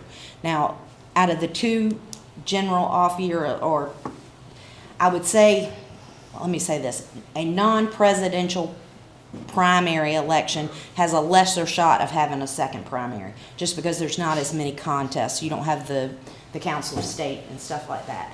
But considering we have a Senate seat next year, sometimes those Senate seats pop up and we get a lot of people running for those. If one of those candidates don't reach that 30% threshold, then that would trigger a second primary. So that could possibly happen next year. Any questions about the upcoming election cycle? I got a quick question for you. Yeah. Now, I know staff-wise, you're good. Well, As we're getting what- ready to talk about that. Okay. But during the election processes for finding workers, you're not really having a problem doing that? It's getting harder. I think the overall, 10 years ago, nobody even paid attention to elections. Now we're a hot pot, and and voters have become angrier. So we're having people that just don't want to get in the mix. I'm saying we're finding adequate numbers of people, but it's getting harder. I'll put it that way. Does that answer your question? But once they start doing it, do you find that they will come back the next cycle? Or you have more saying, oh no, this is not for me, I can't do this? They're one or the other, and I would say 25% of them will say, I'm not doing this again. I just don't want to do it. We had people during One Stop come in and work the day and say, yeah, this isn't for me. So, and I can't remember if it was the day, I think y'all heard about it. We had some threats in the parking lot. That was a pretty shaky day. So stuff like that, the more that happens, you know, and when we're processing 1,200 to 1,400 people in one day, there's no break. It's, y'all saw it. Y'all were out in the parking lot. I mean, it's not like you can whew for a second. It's constant all day. So we were trying to rotate people out. We're trying to get the right mix in, you know, and trying to split that up. But it changes every election. If the law passes that they're gonna reduce the days, I mean, anybody that's running for election tell you 17 days is too long. But would that change the impact if they went down, I think we got the proposal, what, 7 days now? 7 days. 7 days. 6 days. Is it 6? Do you think that would have an impact on your hiring process? I was going to hit on that because when I think right now most departments are going to tell you we know what we're going to ask for in the budget. I don't know. And until this stuff gets settled, I don't know how we're going to do that. Now, as candidates and as administrators, I hate 17 days because it kills you. Killer. It is. But we have to step out of that and look at the voters. The voters absolutely love early voting. So if it goes to 6 days, and it may read, it's the Monday prior to, and then through Saturday. So you'd have Monday through Friday, and then the Saturday. We were processing, like I said, 1,000, 1,400 a day at our office and we did 14 days we had, because we didn't do Saturdays or Sundays except the last Saturday. That is going to make the lines longer. People are just, I don't know what I'm going to do. I just don't see people not voting early. I think the cow is out of the barn on the whole early voting thing. People like it. Y'all have seen that rush to get there or want to be the first one to vote. So that first day is crazy, and then the tail end of it is crazy. So I don't know if we need to have more sites. Do I need to take the One Stop out of our office and put it in a bigger place? Because I have room for 4 check-in stations. If I had room for 10 check-in stations and 30 more booths, I could process them all day long. But where are we going to move and we can legally move it from our office to a satellite site, but where are we going to move it to? You know, I thought about the Civic Center, the parking's terrible there. How would electioneering go on? I'm trying to come up with a place that would be able to accommodate something like that. So there's a lot of things going through my head on that bill. And plus that was just introduced last week. So there's going to be some back and forth. So it may end up being 10 days instead of 6. And one of the things that I had talked to Representative Kidwell about is possibly trying to get rid of that 7:30 cutoff time at the end of the night. And I'm sending him data showing him that after 5:30, 6 o'clock, it drops off. Y'all all know they're out of the parking lot by 5:36. That would give us an additional hour and a half to do our auditing, because we can't leave until we audit and we found everything and we've got that stuff going. So we'll see how that bill unfolds and how the different additions come out of it and see what happens. Well, I think if you go to 6 days, and I think Aurora, Chocolate, Belhaven, as well as your office, all of them need to be open every. We would have to. Yeah. We would have to. And Chocowinity is somewhat, what did they end up with, 4,800 over there? So they take, and the reason we open Chocowinity on presidential years is that takes those people out of our office. Now, on, like, next year, usually we don't open up Chocowinity, but we do Aurora and Belhaven because that's more of a locale, how far they are away from our office. So yes, I would think we've already got 3 other established satellite sites that we could utilize and keep going, but having 4 up and running at one time, it's gonna, all the whole time is a lot for a staff of, well, I can't seem to keep 3 in my office, so 2, because we're currently down a position again. Really? Yes. Doesn't want to do it anymore. The last 3 have left after elections. Just saying, can't do it. So, anyway, so we talked about how, yeah. Where did you find the dates to, deadline dates for candidates to sign up to run? The filing dates, Yes. they're online, but you can call us. What, is there one in particular you want? No, I didn't want to. Yeah, we put it on our website too, but I've got them. Yeah. Like, we'll have municipal filings the first Friday in July, which is July 4th, so it'll go to that Monday, and then to the 17th. And then for next year's elections, which includes sheriff, that will begin December 1st and go through the 19th. I'm asked that, so I'll get with you on that. Yep. I can get that information to you, and we'll start, we try to get through the municipals before we start loading out the county stuff for 2026. So we just talked about House Bill 66 that was just introduced last week, and we'll see how that unfolds. But one of the big things that's impacting us, and we're trying really hard within the State Board of Elections and a group of us across the state trying to figure out how we're going to implement Senate Bill 382, which was passed last fall. That was, I'm sure you saw, where they're changing the way board appointments come through and who has who gets to appoint our chairman and so forth. So that's part of it. But what I'm more concerned about is the changes in deadlines. And last year they also, and y'all saw this year, and this is something else I'm going to talk to Representative Kidwell about, is they changed from where we could start counting our absentee ballots, which at that time early voting was considered absentee too. That is now not considered absentee. But we could do that at 2 o'clock in the afternoon. We got it all done. We audited it, had it tied up in a bow, and at 7:30 we let it go. Well, they changed it last year, and there was, I get it, there was a group of people that felt like those results should not be let out prior to 7:30 because staff, boards of elections members could possibly leak to people who was ahead. So that was the premise behind changing that. So, but what happened, and y'all saw it, at 7:30 we turned that machine to do those early voting in our office, and it took an hour and 45 minutes for that machine to calculate. So we're going to try and work with the legislature to see if we can't get that moved back to maybe 5 even, to see if we can't. I mean, if you don't want us to have it by 2, at least let us turn the machine on. And that proves to you right there, I can't tell y'all how anybody's doing prior to the election, because once you shut that machine down, that's when it's actually calculating those things. So in addition to that, and I'll stop just a second to let you know, if you were not aware, that the local news medias saw that all 21 precincts were in. And our website doesn't show early voting. They had it finalized who had won, and commissioner seats switched once our biggest block of voters came in.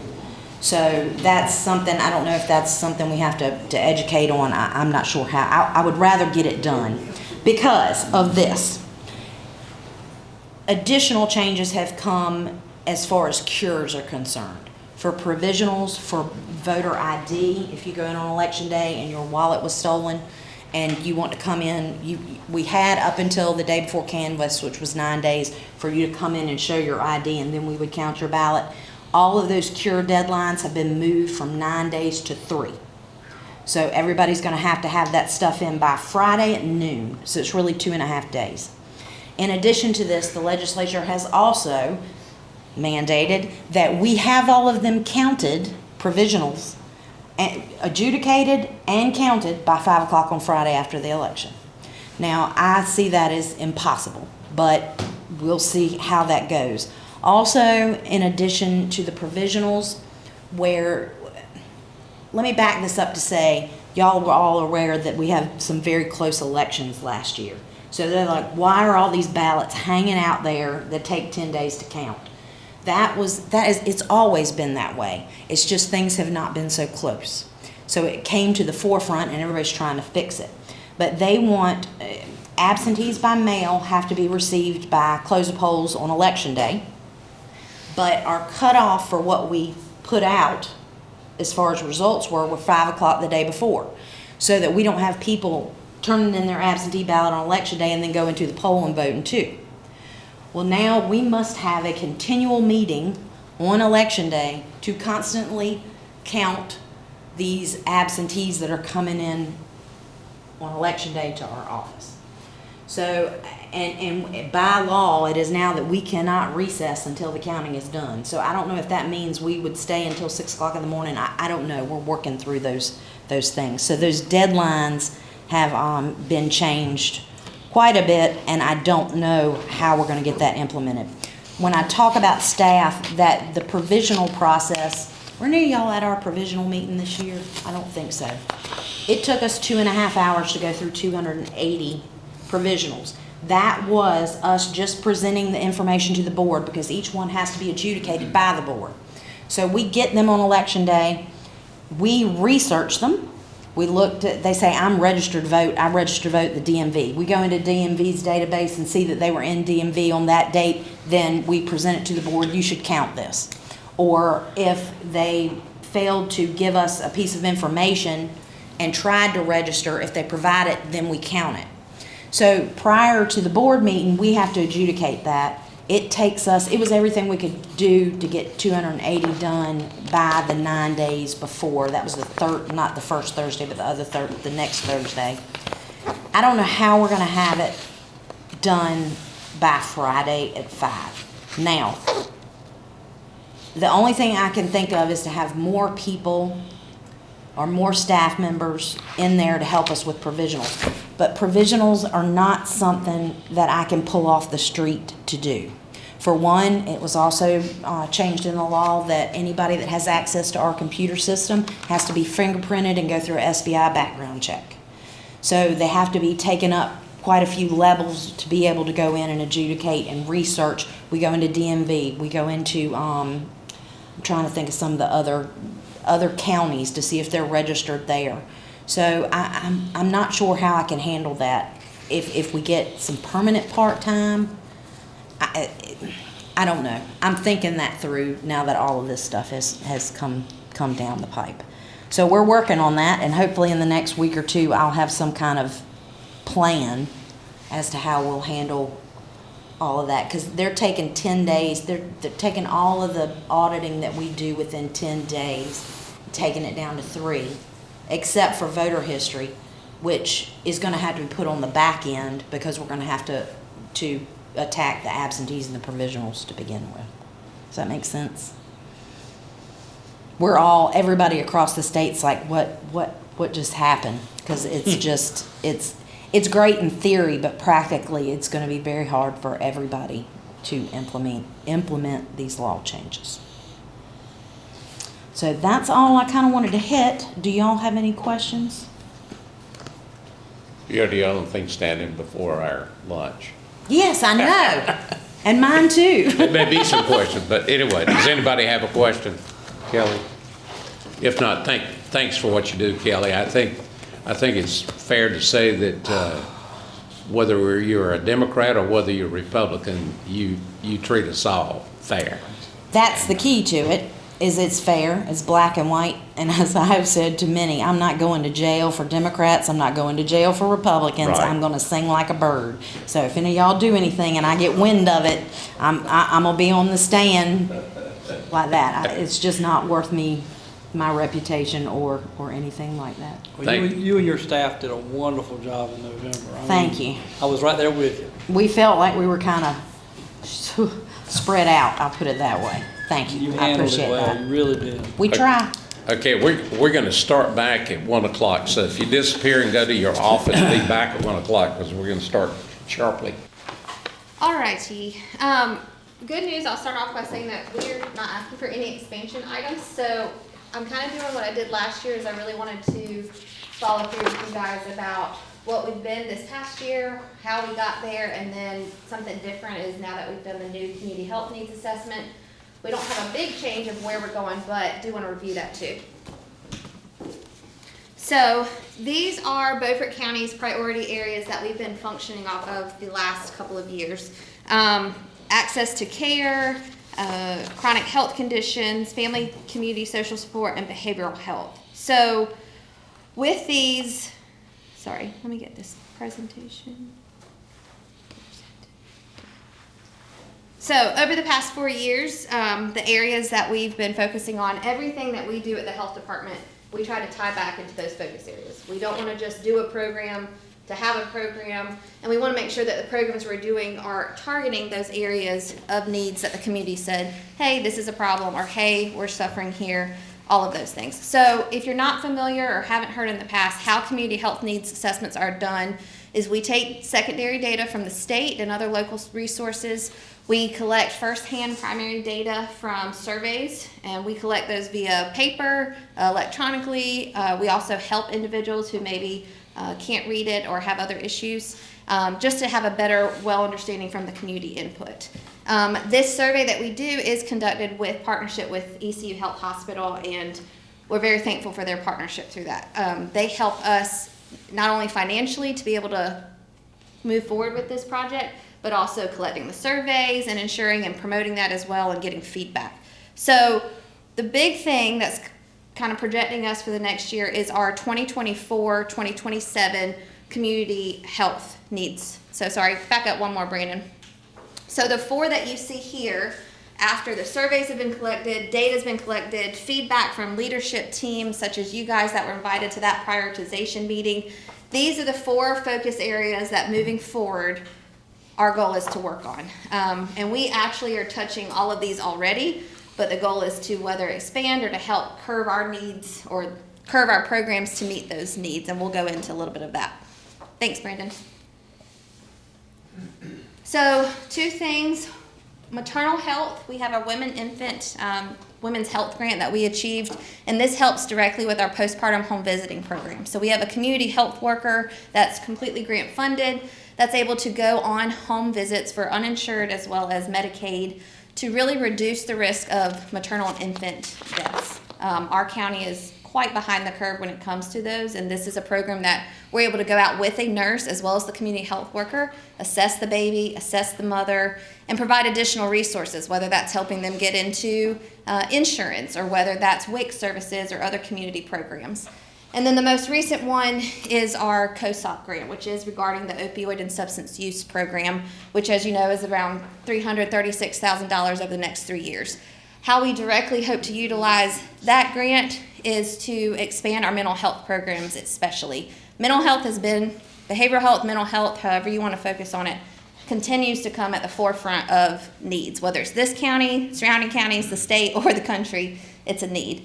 Through that grant, we are in the process currently of hiring another mental health professional to help get our 20-person wait list down as well as increase access. And then the nurse that's also going to serve as the coordinator. So there's obviously one piece of behavioral health, which is meeting with the clients and therapy, but then there's also the coordination between other services such as primary care or resources as well that those will be utilized for. Thank you. So, Could you back up? Sure. The program, the nurse that you got, the grant you got for the visit homes for. Yes, sir. Prenatal care, I call it. Sure. Is how many visits do they have? I mean, you look in our county, the births are way, way down. So, And the people that are having births are Sure. not on Medicaid or Medicare. So you'll be surprised in the past year, because I actually, when we had some turnover, I had to step in and do a part of that program. But we conducted in the last calendar year about 45 postpartum home visits. And about 60 people declined. And we keep track of that as well to see if there's a certain group of people that are declining, but it's really all over the board. But we had about 45. You had 45 home visits. Yes, sir. How many of them went to the same home? No, one time. It's a one-time home visit. Yes. Any other questions? Okay. Sorry, Brandon. Thank you. So our goals for 24-25 were expand services. This included primary care, behavioral health, as well as our employee health. Our goal was also to secure funding to assist with program and services, which we have done and continue to want to do. Continue outreach and providing services off-site. One thing coming in as health director a couple years ago, really wanted to look at how we could bring our services outside of our four walls, which gets complicated not only in the actual physicality of going out there, but insurance is a word I can't say up here, but they're just hard to deal with. And so then there's certain things that have to be put into place with where we do it, how we do it, getting all those check marks. But that is still our goal, is to continue to expanding outside these walls, because as you see, access to care, not only is that just lack of primary care or that aspect, but it's also transportation and individuals getting to services and the wide variety of those. Strengthen community partnerships. This is something that has always been a goal and will continue to be a goal. We are only as strong as our partners together.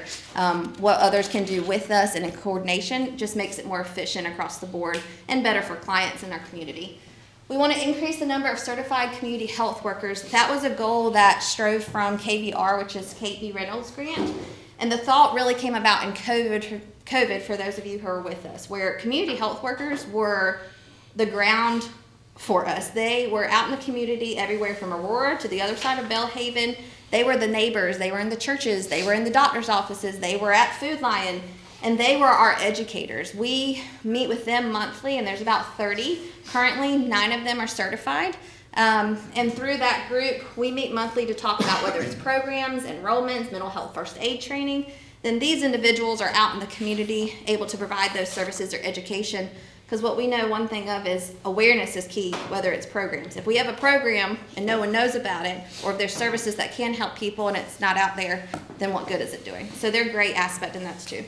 And then the last is strengthen substance misuse support services. So back to mental health or behavioral health, included in that is substance misuse services, whether that be MAT, syringe exchange programs, and then also a lot of other referrals to other programs. But what we're running into, whether it's short-term, long-term, is capacity. There's not enough places to send people as well.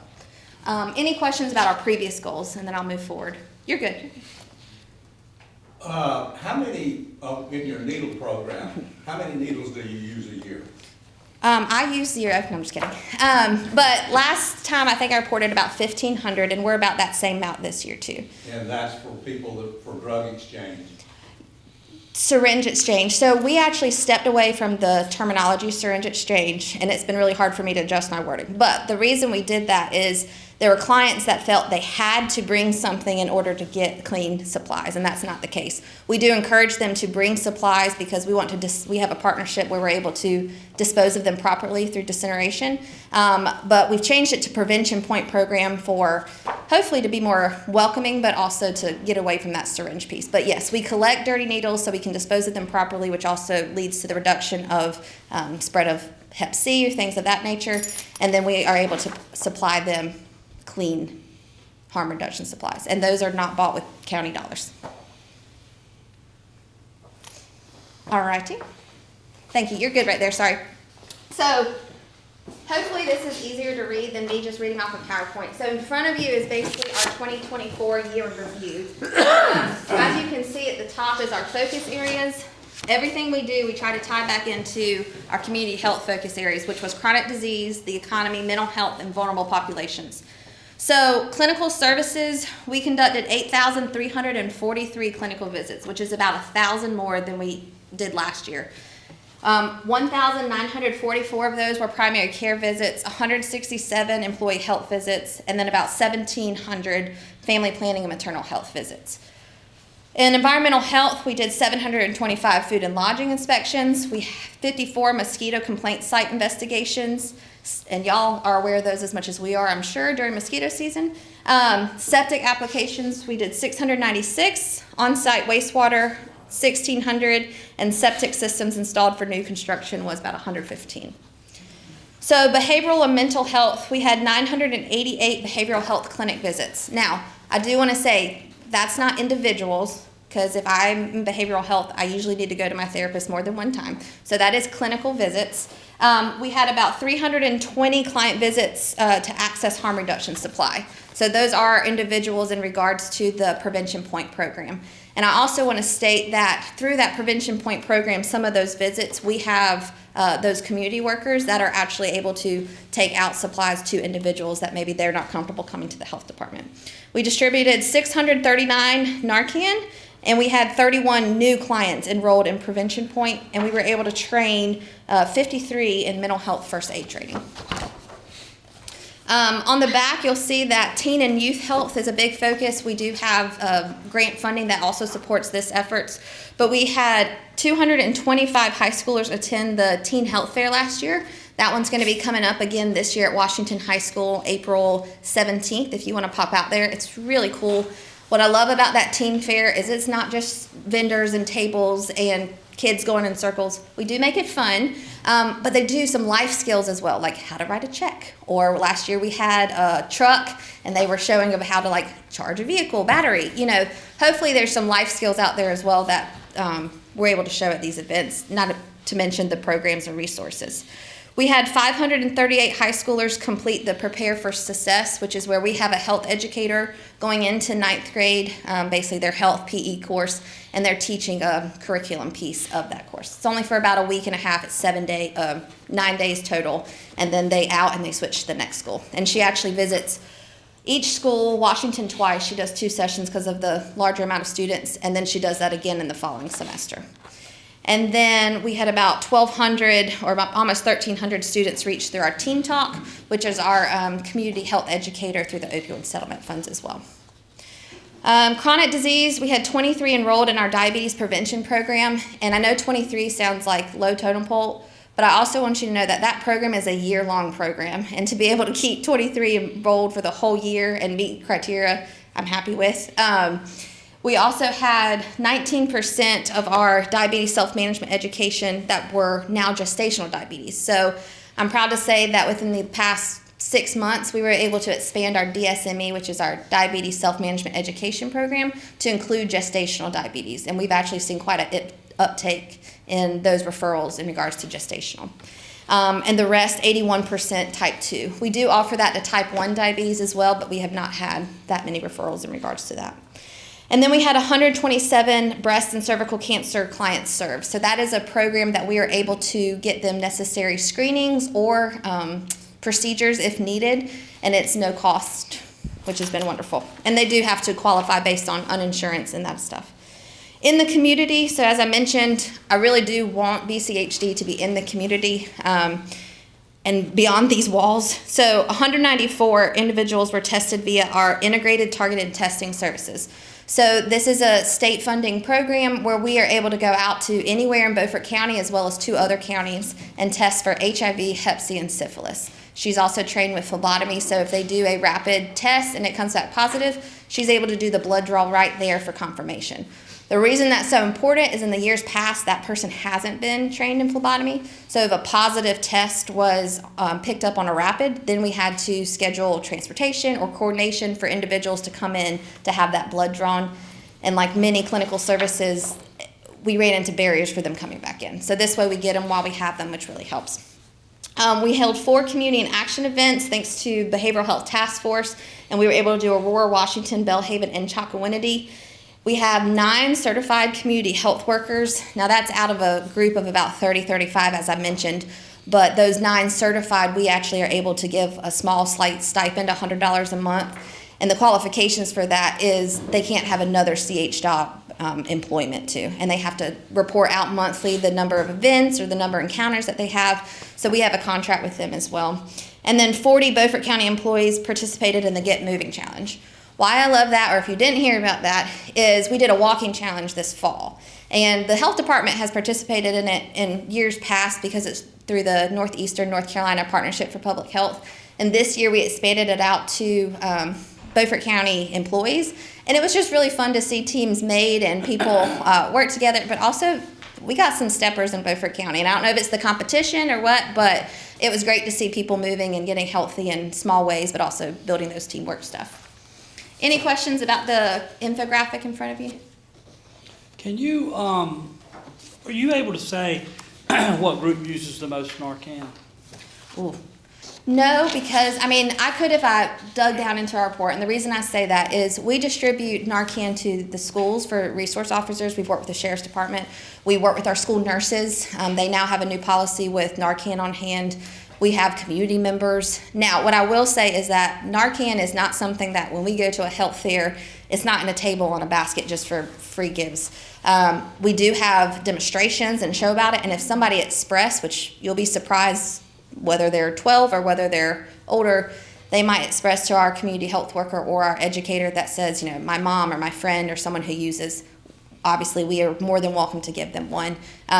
But I'd have to break that report down that we track that through. Does it have a shelf life? Yes. I want to say it's 2 years. Okay. But I can double check on that one. So, I mean, you don't see like, oh, here comes so-and-so again. No. Mm-mm. They're not using that much of it. So Mm-mm. from that, you can't get a kind of a location of where. Right, and we do track if individuals come back to us and say that they used or they brought back to life someone in a reversal. We track that and we can try to do pinpoint, as well as I know EMS has that same, so we can try to pull those data points together, but then we also know that there's some situations that no one's involved other than the people at hand and they go under the radar. That's where I was getting at, and I'm sure you're sharing it. Yeah, yes sir. Okay, anything else? Yes, sir. So a couple of years ago, y'all put in for money to buy a mobile clinic trailer? Yes, the COVID. Yeah. Do y'all have that? We do. So we ran into one slight issue, not with the mobile unit itself, but our truck is a little possessed. So we're in the process right now of getting it fixed. And why it's possessed is it just was starting without anyone in there. So we have to get that fixed in order to, Wow. I'm not making that up, I promise. Chris, Stacy, right? Okay. Yes, so we're getting that fixed, and we have plans in place to bring that out to the community. Now, it can only do so much in regards to primary care services because it doesn't have a clean and dirty sink. It doesn't have a restroom for urine sample. But as far as our ITTS services and having a secure and confidential place, we have utilized that at those community health fairs where we've been able to partner with EM, borrow a truck, bring out that mobile unit, and utilize that in that such way. And that's the way we plan to, as well as future vaccinations if needed. Anything else? Did it just run the whole weekend and nobody knew it? No. No. Thankfully, no. But I will say it was something I didn't believe at first when I got the email, so. I thought we were joking too. Yeah. That was. The battery's disconnected, so it won't start itself. Yes. Is it a Ford? Yes. It is. What's that got to do with it? A lot. He's picking. A lot. He's It's got a picking. lot to do. You looked right at him. But it didn't run hot, did it? It was definitely an email I never thought I'd get. How about that? So, I think I made the joke at the last commissioners meeting when I talked about the Priuses that wouldn't start, and then I had a car that wouldn't stop, and that is exactly what we were dealing with at one time. So, if it's not one, it's the other. But that's okay. So, the big thing moving forward are 2024-27 priority areas: mental health, chronic disease, access to care, and family community social support. So the good news is that the health department touches each one of these areas personally, as well as works with community partners to touch these areas that the community has said is a need. The other thing I will say, if you could go to the next slide, Brandon. These are kind of the goals in between our team and going back into the priority areas that we've kind of set for ourselves moving forward, and I love your input in it as well. But one, we want to continue to increase primary care access. So as I mentioned, we saw 1,000 more patients last year than we did the year before, and that was with the loss of a provider. So if you remember, we had a slight turnover where we were down to one provider, and she was doing double time, but we did have to cut back patients because the provider per patient ratio was too much. And now being full staffed again, I'm expectant and as well as excited, hopefully, to see even a more increase next year for those primary care services. Our other goal is to reduce the wait list for behavioral health services. So I cannot stress enough, we continue to see a need across the board with mental health services within our employees, within community members, within us all. It's just across the board. And we've had this wait list with our current mental health professional for at least a year, if not going on 2 years. And to get another mental health professional in there, not only to wean that wait list, but to be able to accept new clients is going to be a great thing. I hope the new mental health professional that comes on board, just like our current one, I can't speak enough about them. We have individuals that are willing to even switch their insurances to better appease them and payment-wise to be able to continue to see our therapists, which says a lot. Through that partnership with ECU, we're also able to provide telehealth services for psychology. So if those individuals need higher medications or things above our therapist level, then we're able to work with them and partner them in with our primary care to be able to prescribe those needs for them. Do you think the facility that they're building in Greenville or McGregor Downs will be, y'all be able to use that, pare it down? I think we'll be able to use it, but I feel like it's going to fill up fast. It's something like 140, 150? I think it's 150, yes, sir. And they're covering 29 counties. Exactly. Well, a couple blocks in Washington. Yeah.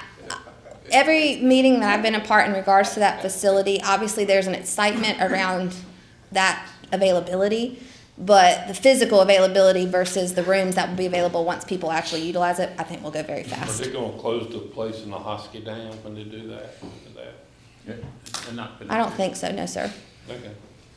It's just adding on and more and more and more. And like he said, 29 counties, and you could add in each county, and there's just such a need that continues to grow. Jerry says they're not connected, Okay. the one in the Hosky. Because there's one also, Carteret County, they had a whole buyout situation. It's not connected either, but I know from talking with that health director, that one's in the boondocks and it's still capacity full, rotating in and out as best as possible, but you're just still gonna run into that issue. You have folks every day looking for a bed, every single day. It's just like down in New Hanover County, when they built that new facility, it is extremely nice, but there's no room in the inn. Yeah. I'm telling you, anytime you get a facility, it's going, just like that, it's full. Is there a maximum number of days that somebody can stay in one of those? I think it's based on their treatment and what they have going on. Okay. Because everyone's different, whether it's a mental health breakdown due to a situation or a mental illness and the treatment that goes involved with that, it would just depend per the client. Your number one goal up there is increase access to primary care. Yes. What's the target date for Agape to open up in Aurora? Don't know yet. They're working, I mean, Well- we just got the grant, the additional money for the grant that they're looking for. And so I don't know when they're, as soon as possible, but I don't have a time frame on yet from them. Yeah, and access like that with partners, as I mentioned, or I know what we've done, think of it through COVID, we partnered with ECU Health where we had some of our staff, their staff, that we could go out and do, whether it's vaccinations, assessments. Currently we are, well, myself and Dr. Ainsworth, Washington Pediatrics, and then ECU Health are working to do outreach physical assessments for entering kindergarten, because you have as much as 30 plus kindergartens that come their 60-day cutoff that they're getting suspended. And they can't drive themselves to physicals, you know. So outreach events like that take a community partnership to be able to get those done is great. Is the building right next to Jimmy Walker, the dentist, is that a primary care facility that's going up? Is that on 15th? It's the urgent care. Urgent care. Yes, sir. Our number 3 goal is to implement MAT. That's that medication assistant treatment program, which does involve also the behavioral health. But what I do know, and I actually found a statistic that 1 in 4 adults who have substance use disorder consist of 43% of people who are treatment with opioids and substance misuse. So substance use and mental health obviously go hand in hand. And so the real vision in regards to MAT is meeting them where they are, providing treatment to help them get to the next step, but also not leaving them there. When we have these clients, and this is why primary care is so huge, is when they came in prior to for MAT, they didn't just have needs that were solely related to substance. They had physical needs that hadn't been checked out in many, many years that go not treated and can worsen. And so our goal is to really whole body treat somebody to hopefully get them living healthier lives. And that includes physical and mental. All right. Increased community presence and collaborations. Hello. This just continues to build with partnerships. I don't know of any 4 new partnerships that are coming, but like I said, ECU Health, the school system, in regards to our educator going out there, Agape and community events, BC360, who brings together lots of partnerships to the table. That's how we are able to get out and do more. Continue to seek funding opportunities. It is a continued goal, as I mentioned before. I'm not looking to bring in money to just bring in money, but I do want to look for funding sources that help offset county dollars or other funding things to support programs that we are already doing and that are important to this community. And then 6, maximize insurance reimbursements. As I mentioned, insurance is becoming like a cuss word, but it is really our goal to best maximize what we are doing and ensuring that we are getting paid accurately. And health departments actually across the state are working with insurance companies as well as, I guess, group leadership, but to really look at what we've been reimbursed in the past and how it's different from other people and why that is, and making sure that we're at the accurate reimbursement so that we're getting paid just like anyone else for the services that we're providing. Public health, a couple years ago, they didn't provide mental health services. They didn't provide primary care. But the way that the community is growing and the way that the needs are growing, we are now stepping into that realm, and we want to make sure that we are getting accurately reimbursed from those, similar to any other facility. And I think that's it, right, Brandon? I think there's a thank you. There was a change with state health plan and Blue Cross Blue Shield and all that very well for y'all. Yes, we had a good shift. I'll ask anybody else, but I think all the copays stayed the same. Even on our insurance, at least reimbursement-wise for us, nothing changed on that forefront, which was nice. I think a lot of us are still getting used to like the app or that kind of stuff, but nothing crazy has stuck out yet. The biggest issue we run into, just so y'all know, is our Medicare Advantage plans.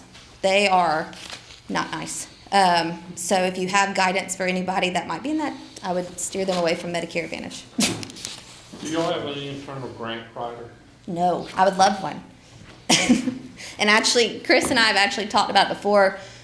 It'd be nice even if we could share one between 2 departments, because there's a lot of things, like I said, that might overlap, but I could foresee it becoming so many grant opportunities that grant writer, how are they going to prioritize this department over this department if they're both due at the same time? And there's a lot of funding opportunities out there. And right now, the county employees, the ones, your educators, your admin team, they're the ones that are basically creating a team to write these grants. So no, we do not have a designated grant writer. And we try to shift it. For example, if it's a maternal health grant, we're not going to have our behavioral health specialist write the grant. You know what I mean? So we're going to have the maternal health nurse a part of that, our budget part of that, an educator.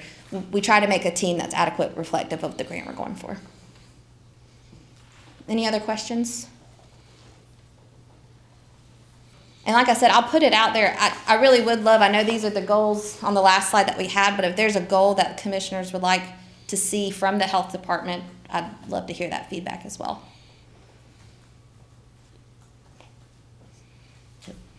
Okay. I see we have Stacy over there. Do you want to talk about the Wolfpack team or not? Get out. I don't blame you, man. I don't blame you. I didn't know whether you brought him along for that or not. No, I'm a pirate, so. Oh, you are? I am. He and I had we were cordial during the football game, so we're a good team. He didn't want to tear up your office or anything? He didn't, I don't think. No, it's locked though. You've seen these 20-pound LP tanks? Yeah.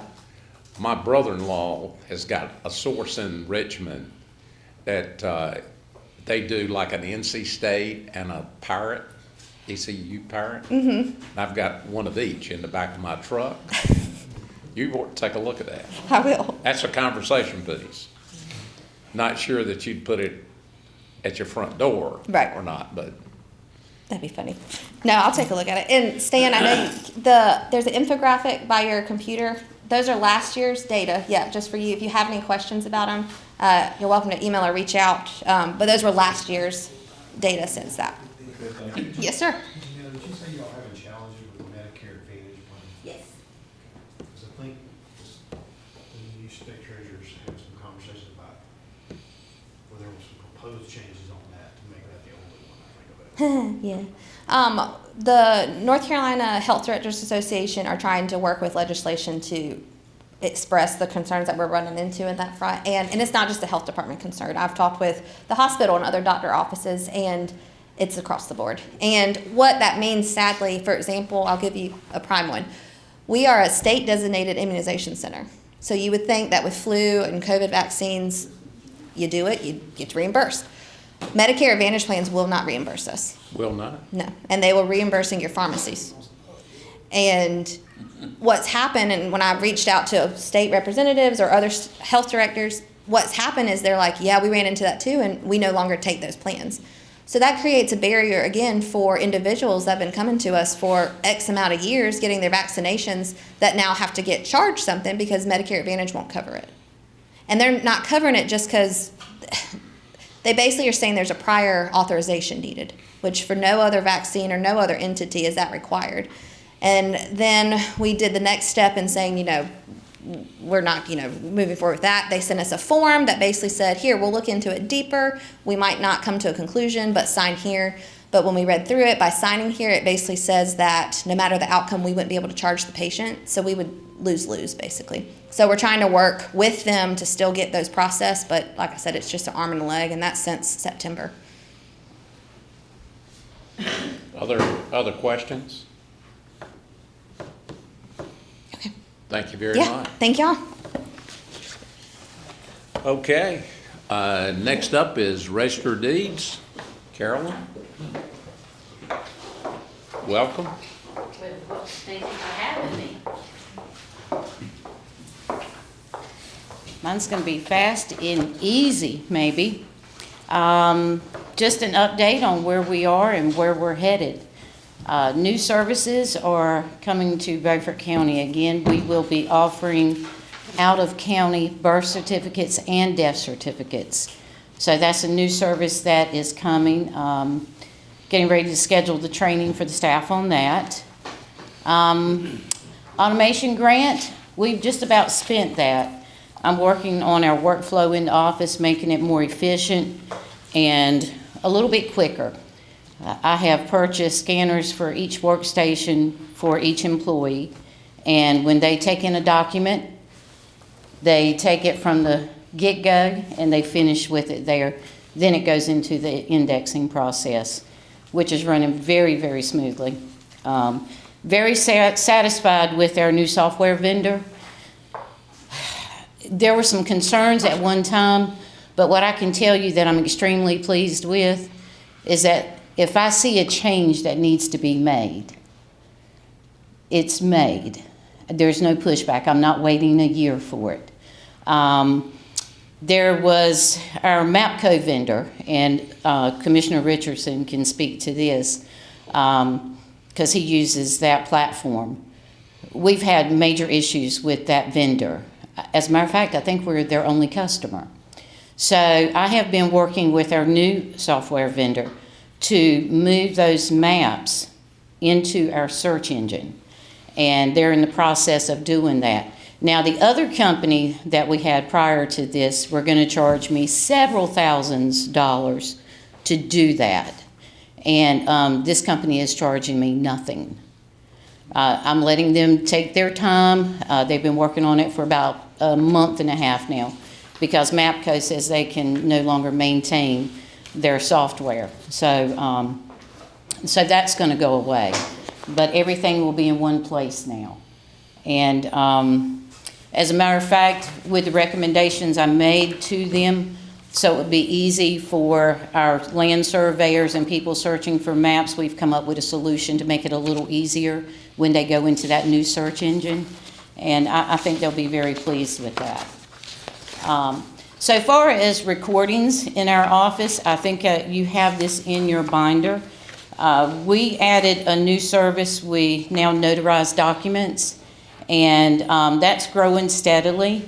We see an increase each month. Right now, of course, since we, I think, started in July, and 139 may not sound like a lot, but the word's getting out that we provide that service. So it continues. I think it doubled in December from what it was in November. So that's continuing to rise. We're maintaining our budget very, very well. At least I think so. And I'm very frugal, and I've been in environmental education, and I've always touted reduce, reuse, and recycle. That is something I firmly believe in. So anything in my office that we can recycle, repurpose, we do. There was a lot of paper that was sitting around, and we're using those for internal documents rather than somebody said, well, let's just throw this stuff away. No, I think we can use it. And then as you think a little further, you find ways to do that. What I'm really impressed with is since we have started accepting credit cards, debit cards, you can see on page 5 where we're at with that. I mean, we have saved people lots of time, even ourselves, from having to send them downstairs to the magistrate's office to get money or leave and go to the bank and get it. As you can see, we're about 50-50 when it comes to cash and cards. The other very successful program that we've added is our online vital requests. And we've accepted 190 online, 34 in the mail. We still offer that because we have citizens and customers that are not tech savvy, don't use the computer, so they write in for their vitals. So far since July 1st, and only went back to July 1st because when I put a year out there, the numbers were very skewed, and it kind of threw me off a little bit. So, real estate documents, we've seen a record number of real estate documents come through. So far as online e-recordings, we've recorded 1,963 documents. Over-the-counter recordings are 1,918. And when I say rejected documents, when documents come in and they're missing components that are required by the law, then we turn them back. And most of the time they correct them and send them back to us. If you don't pay enough money, it doesn't get recorded. If it's not notarized, it doesn't get recorded. If the signatures are missing, description, different things causes the rejection. But we're moving pretty steady. We've had, like I said, record number, especially over the counter. I don't think that will ever cease in Beaufort County, as long as some attorneys are still there. Sassnet and Jones has started e-recording mainly. They used to come in all the time, but now they've switched over. So, but our budget is going very well. I don't see any big purchases coming up. One thing that I am looking at are grants for a new filing system for new cabinets in my office, and that's going to take me some time. I'm working with a few other counties on that because everybody's trying to figure out a way to get these wonderful roll cabinets, and which would really free up some space back there. So there are several counties that are looking into that, and we're trying to find a way to make that happen. Not every county has a surplus in money. They don't have the fund, and it's a very expensive. The roll cabinets are very, very expensive. But, so we'll see how that goes. I'm trying to see, the deaths in Beaufort County since July 1st has been 316. We had 55 deaths just recorded in the month of January. How many? 55. Wow. We're seeing more flu deaths come in. As a matter of fact, we recorded 2 this morning. Births, 161. Marriages, we've issued 190 marriage licenses, and I think 170, some of those have gotten married. We had one guy called yesterday, and he said, we got our marriage license from there, we got married, but this is not good, I don't want to be married.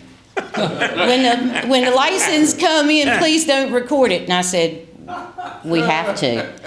And so one of the employees told him, said, you'll have to see an attorney about getting it annulled or whatever. But he did not want us to record that.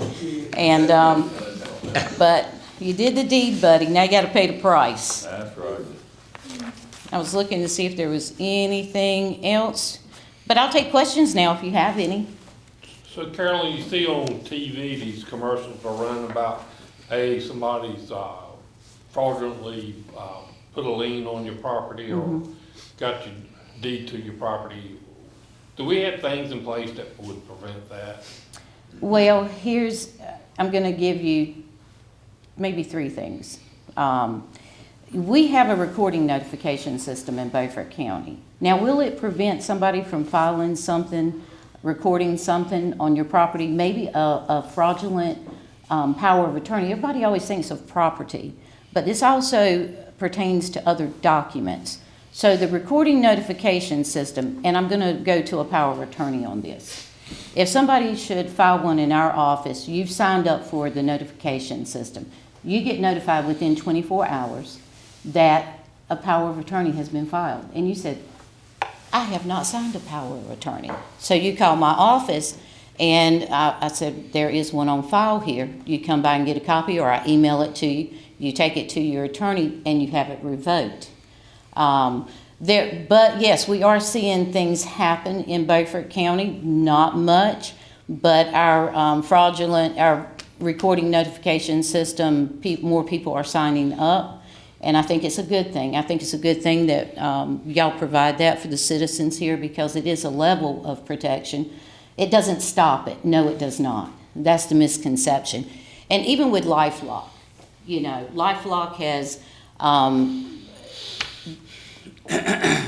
they have been, how can I put this? Oh, help me out here with this word. Advertising. Yes, sir. Yes. And they have been hacked. You're not going to see that, are you? And I've had people tell me that they had LifeLock and something happened and they had to do the legwork. And their response, what the heck am I paying you for? So we see things like that, and people are sending postcards. Dolores Priestman, as a matter of fact, called me. She received a postcard and said it was urgent regarding the deed on her property. Well, what it was, after I researched it and found the company, it was a company in Greenville that's just trying to find places to buy. That's right. Yeah. So there's a lot of things going on out there, and I'm glad that people know to call us.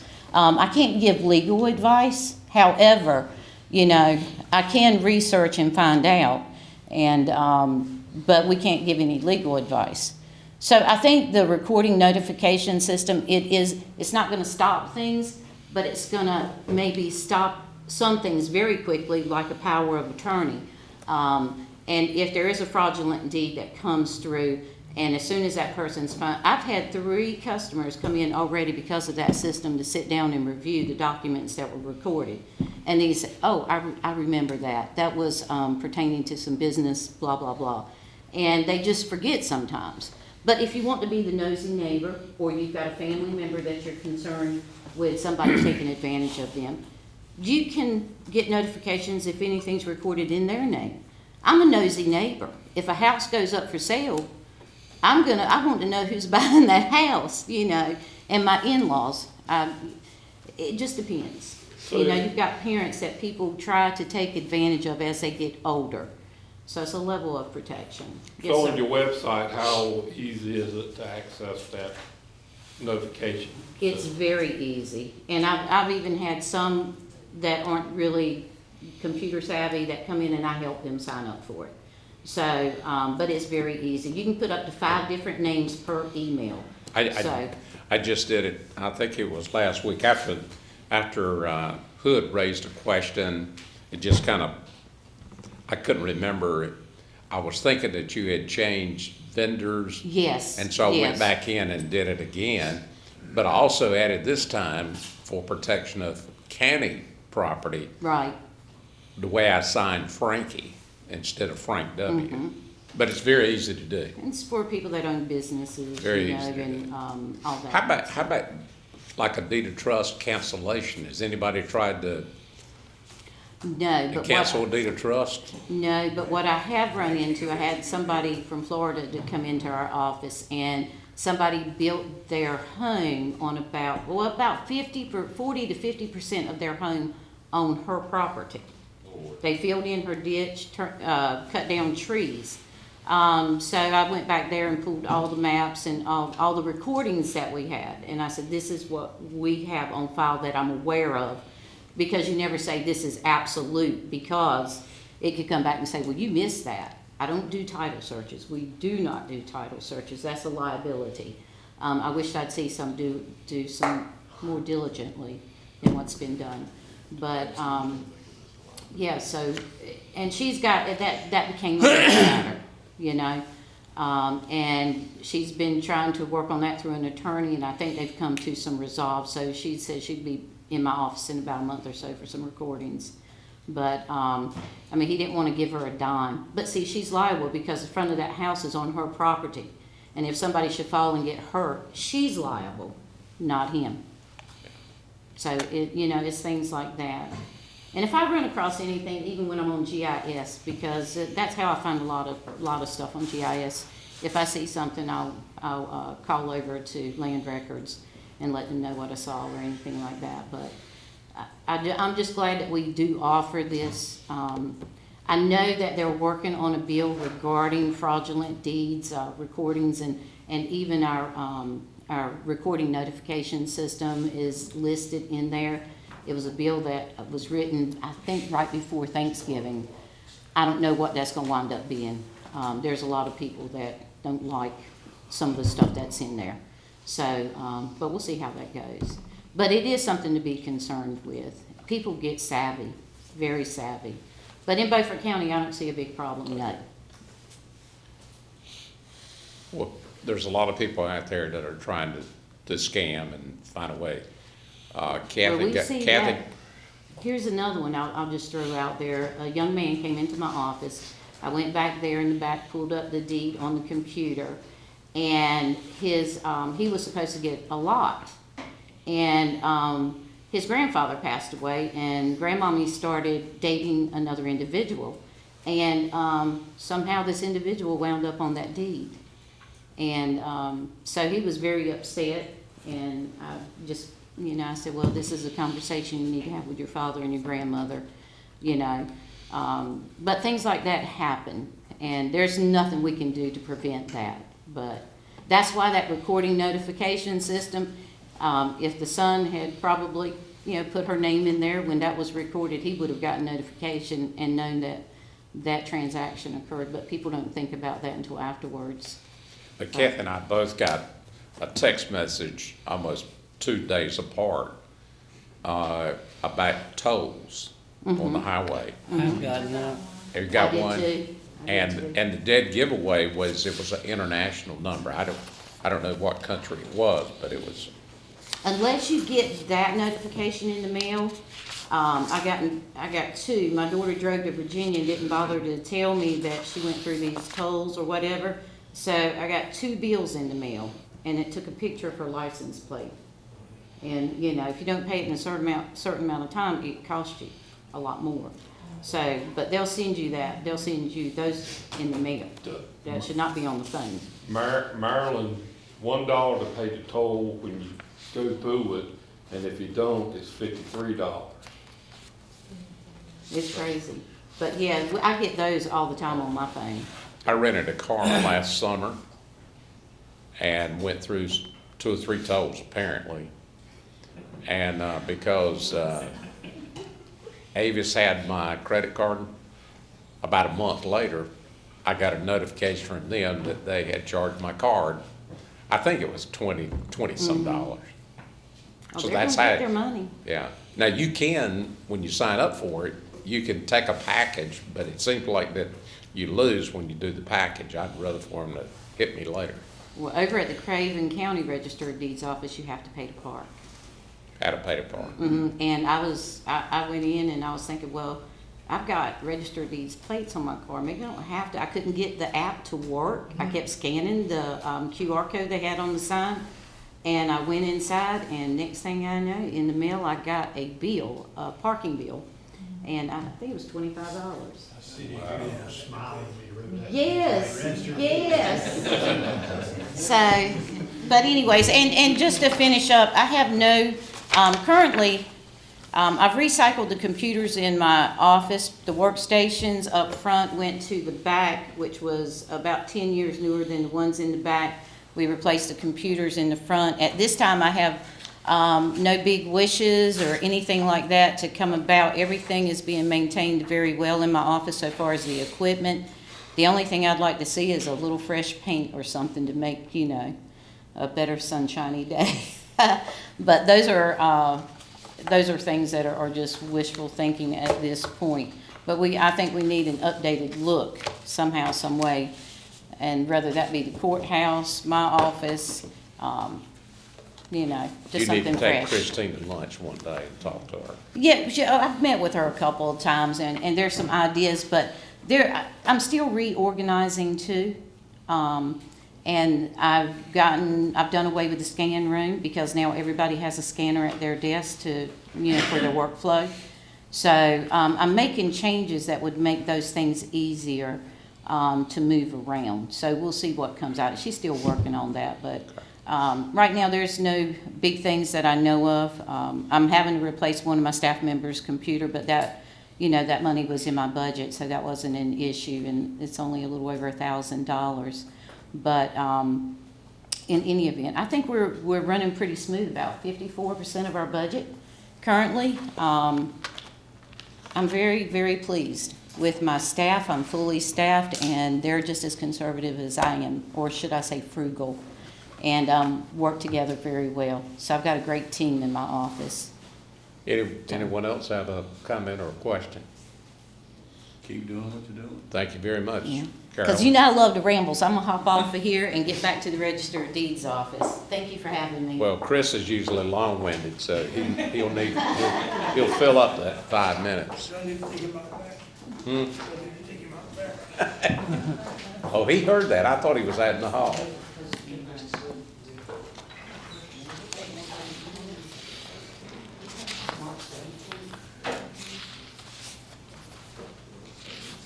Good afternoon.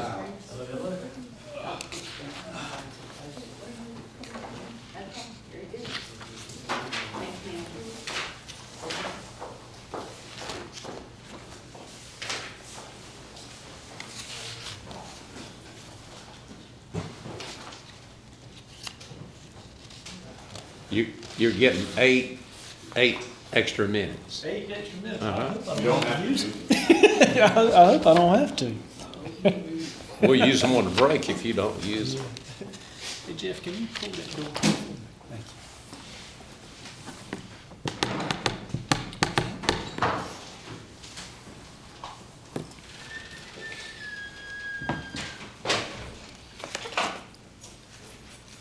you. You ready to go ahead? Yes. Oh, okay. All right. Thank you, gentlemen. So, got a couple things. Going to try to move quickly. We're going to take a similar format to what we've done in the past. So you'll get to hear from several different people respective to their positions as we go through. But I want to start with a couple of the goals that we set for this current budget year. Talk about some places that we've had success and places where we've had struggle. So all of these were our goals from the previous years. I would say probably the struggling point for us is going to be the recruitment of EMS personnel. On the retention side, I think we've done very well, particularly when we look at EM and animal control. We have had no full-time turnover in those two departments, but EMS, we have had a few turnover positions, as well as the expansion that we put in place for Bunch Creek. So as we approach this current budget year, as we started in July, remember we had the creation of 4 new positions, and then we've had 4 employees that took employment in other agencies. So since July 1, we've had to overcome 8 vacancies. What does that look like from a recruitment and an application standpoint? We've posted those positions 10 times. And of those 10 postings, we only had 3 paramedic applications. So it is becoming increasingly more difficult to recruit paramedic providers into our agency. And that's not unique to us. that's unique to our county agencies as well and our neighboring counties. So our contracted agencies were all experiencing this problem. And as a result, we're looking at some ways of how do we develop that ability closer to home? How do we develop the interest in EMS closer to home? It kind of goes back to what you and Dr. Leek were talking about earlier with law enforcement officers. We have our greatest success when we can identify the local young person who wants to live and work here. That's the same kind of method for EMS. That's where we're finding our greatest success. Some of our more notable successes, next slide for me, Brandon, is going to be kind of what bang for your buck does the county get for the Office of Emergency Services. Places where we've made really good strides this coming year. One is our success on grant and outside revenue coming in. We made a commitment about 1.5 years ago to really get more aggressive with our grant applications and looking for that alternate funding. We've worked very closely with the finance department, the county manager, state and local elected officials. And since July 1, our efforts have brought in about $1.2 million in grants, revenues, and donations. So very, very good outcome for that piece. The other piece is just the emergency response and support that we're active with in our county. We've talked over a number of meetings in recent years how difficult it is becoming more and more difficult for our volunteer agencies to maintain staffing levels and particularly have an active response during work hours of the day. So as you look at these numbers and recall from past presentations, these numbers are going up for us. And the thing to remember is we're not changing our response posture. Right? Our office since July 1, just our on-call staff have had 223 incidents that we've responded to. And we're not chasing every light and siren that goes off in the county. These are significant calls. These are structure fires, significant MVCs, your high acuity EMS calls. So a couple of things that we see that's driving that number up. One, we're tracking our calls more accurately. So being able to run these reports and get data accurately is definitely improved. The other piece we've encountered is call clusters, which is what we've talked about in previous meetings, especially in EMS oversight.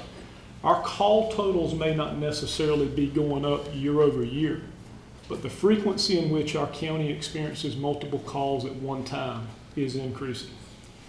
So that in turn drives our response up as we help to fill those gaps and give an adequate response. So from here, I'm going to turn it over to DC. He's going to run you through emergency management. We'll go through each of our departments, and then I'll join you back at the end.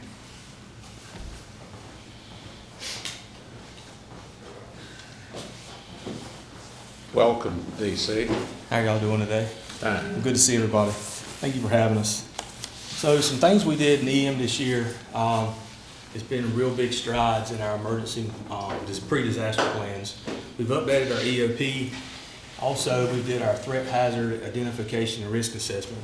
This has gone through the state and gone through as FEMA is recognized. This all helps with our individual assistance as well as our public assistance on a mitigation end. Another thing we've done, we've actually started our short and long-term recovery plans. So if the incident happens, we can go ahead and have a plan to start for short term. We've also got a long-term recovery group that meets biannually now with all departments and everything to make sure what we can do to keep on track. The disaster reunification plan, this is something more than just like anything. It goes way deep, and I'd be more than glad to let anybody see it. We've also gotten big this year in our VOAD. We've made outreaches with every church in our district to talk about if something happens, would they help store or help people in a time of need. There's things we've done with our VOAD with these churches, like we'll offer CPR training, stop the bleed, Narcan usage, anything we can do to help them because they help us. We've also got a cool thing is the BC Fire Resource Manual. There's a thing on our website that not everybody can see, but if you're in the fire department, you can get a QR code, and this QR code gives you all the resources for all the fire departments. So whether you're a 25-year man or you've been on a job 3 days, You can pull this up and you know what's your next coming engine, what do you have, and what resources you need. There's a lot of specialized training we've done this year. We've got our fire investigation. I just got word that I received my executive EM from North Carolina. Fire inspections are done, and we have one flow agent, which that is the field liaison officer. That's Jason Edwards. He helps us with our Isaac and our SBI, so he gets a lot of information that we need that helps in EM. Like Director Newkirk was talking about, our response to multiple calls simultaneously, we're able to break apart. And we know our county is very diverse and how it's running. So at any time, we can split up, and we've made accommodations where we can do multiple scenes at multiple times. So our office supplies, he showed our current budget was $3,600. Our current expenditures are $2,867. I know that looks kind of different, but out of our office supplies, if we have any kind of big incident, this is where our food item comes, where we feed people. Also is for exercise and other expenses such as supplies for incidents if we need those too. So our contracted services, our budget's $8,600, and it looks like we would spend 97%. But these are on a lot of programs that we need. So our Orion is our damage assessment software. This is where if we have a bad storm, we can go out and take the pictures and we can get good assessments, and we can help with our PA and IA on our funding. Everybody knows we need Zoom, our Smart Draw. This helps in our fire investigation when we're doing and going back and creating scenes. Our map study, we know what that is. HyperReach, we're paying with that with a grant, and our generator maintenance comes out of that. So on our professional development, we're at $7,500 for our budget. We're looking right now around $4,100, and we still have a lot of conferences we have to go to and some unbilled classes. This is an increasing cost because of required classes, and the costs are going up on the conferences. And now with the certification we have due to the new EP&G standards, which is the EMPG 2.0, and our certification requirements, that's why you see the budget tending to be smaller. Our dues and subscriptions, it shows our current expenditures. We're about 99%. Again, this is an increase to the certification, relates to our dues and fees. And y'all know every time you get a new certification or you get something, there's always a due or fee that you have to keep up your certification. You get a certain certification, sometimes it requires you to have certain classes, and that's what costs money to keep your certification up. Our NFPA online, that's a real high thing, but we use that in the fire marshal's office. And SARTOPO, that's an expense that we saw went up drastically this year, and we use this a lot for our mapping and anything we do in EM. So some requests we're going to have for capital outlay equipment this year. This is more of a PPE piece than anything else. So we're looking for thermal cameras. This helps us out in a lot of ways. As Director Newkirk said earlier, you know, with our call volume the way it is, I mean, we're third, fourth busiest fire department if you look at it per call, per capita. A lot of times we're on scene first, and these cameras here can help us find the hot spots during a structure fire, help with search and rescue, also help in fire investigations. Another good thing is, like you said, we go to a lot of, you know, high frequency EMS calls, and AEDs in our on-call vehicles, you know, they'll save a life. You know, you can't pull it off the wall in the office and put it in your truck. And these are things that we really need. Another thing that they help out too is gas monitors and detectors. You know, on our fire inspection side, as well as on the EM, doing fire investigations in fire. This helps us to know, you know, our 4 levels, whatever it is, and where's our PPEMs and our PP, how everything works on that side, and our gas detection. It's a life safety piece.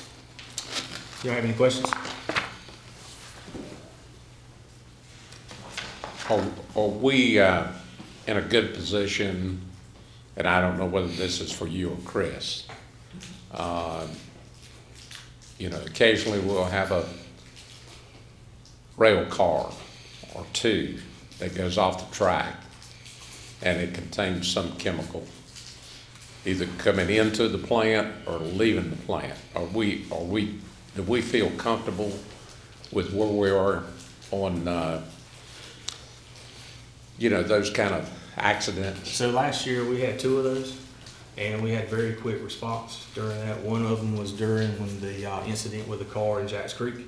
We had one that night, and it was just molten sulfur, which the thing with molten sulfur, once the molten sulfur hits the ground, it kind of gets hardened. We've got a very good partnership with Nutrien. We've actually added Nutrien in our EOP as well as their chemicals in our EOP, so they're part of our support system now. So our relationship with Nutrien as well as the state and Norfolk Southern is very, very good. So we're in a good place, but we always can get better. And we also have, what is it, the regional? Yes, sir. The group out of RRT. Williamston. Yes, sir. We've got a great relationship with them as well, so. So I'm gonna brag for a minute, because humble people don't like to talk about the things they do good. The accident, it probably just over a year ago, if you remember, it wasn't a rail car, it was a semi-truck that overturned going into Nutrien loaded with product. And a couple of things played to our advantage on that. One, you've seen in goals year after year for us emphasize the importance of professional development and cross-training our staff. That's particularly important in our administrative positions that you see here. And what that does is gives you a really good depth on the bench of people who know the details of things that should happen in any given incident. That particular night, we had, was it 3 or 4 of us on the scene? I believe it was 4 of us and 3 of us on the scene, using some of the tools, the SAR topo mapping and things like that. The state actually used the documents that this group created in our response to that call as a case study at several conferences over the last year about the coordination of EM and local responders and industry on how to respond to those calls. So to answer your question, are we in good shape? We're better now than probably we were, and that's always the goal, is to be better each day. Does that mean that we could not face a challenge or face an incident that would challenge our abilities? Absolutely, right? So our goal is to keep getting better. But we are making some strides on development of staff, the tools and resources that we use, the partnerships that we have to handle those situations. Thank you. DC, tell us about some lost opportunities that you've had recently. So about 3 weeks ago, we got a call from Charles Tripp, our area coordinator, and there was a chance for Marine Fisheries. They had a issue where they couldn't make positions, so they had about 3 boats that they were available to let go. One of the boats was a 22-foot Parker center console with a motor. They vetted the boat and the trailer. They was in good shape. I actually spoke to the colonel as well as the captain, and they were going to let it go for $5,000. The boat was in good shape. I mean, it was a marine fishery boat, and of course, when have marine fishery boats, there could be some gel issues. But the floor was sound, everything was sound, the motor was sound. They would even deliver it to us. There has been a couple of departments around us that have picked these boats up, and they have been well worth the money. We get a lot of opportunities that come our way, and sometimes it's not budgetary sound or not in our budget. So this was an opportunity that would have been great. I knew the boat was doing about $5,000, but with about $7,000 to $8,000 upfit, that'd be a great opportunity for us. Because I mean, you know, we have a mile wide river that cuts through our whole county, and we do a lot of water response. And out of our county, we've got 3 good boats that could take on large seas. A lot of other departments have these seas, but these boats are not capable of taking seas. So that would be a great asset, and that was just one thing that we just couldn't make happen. So that was a lost opportunity. I add one more to that.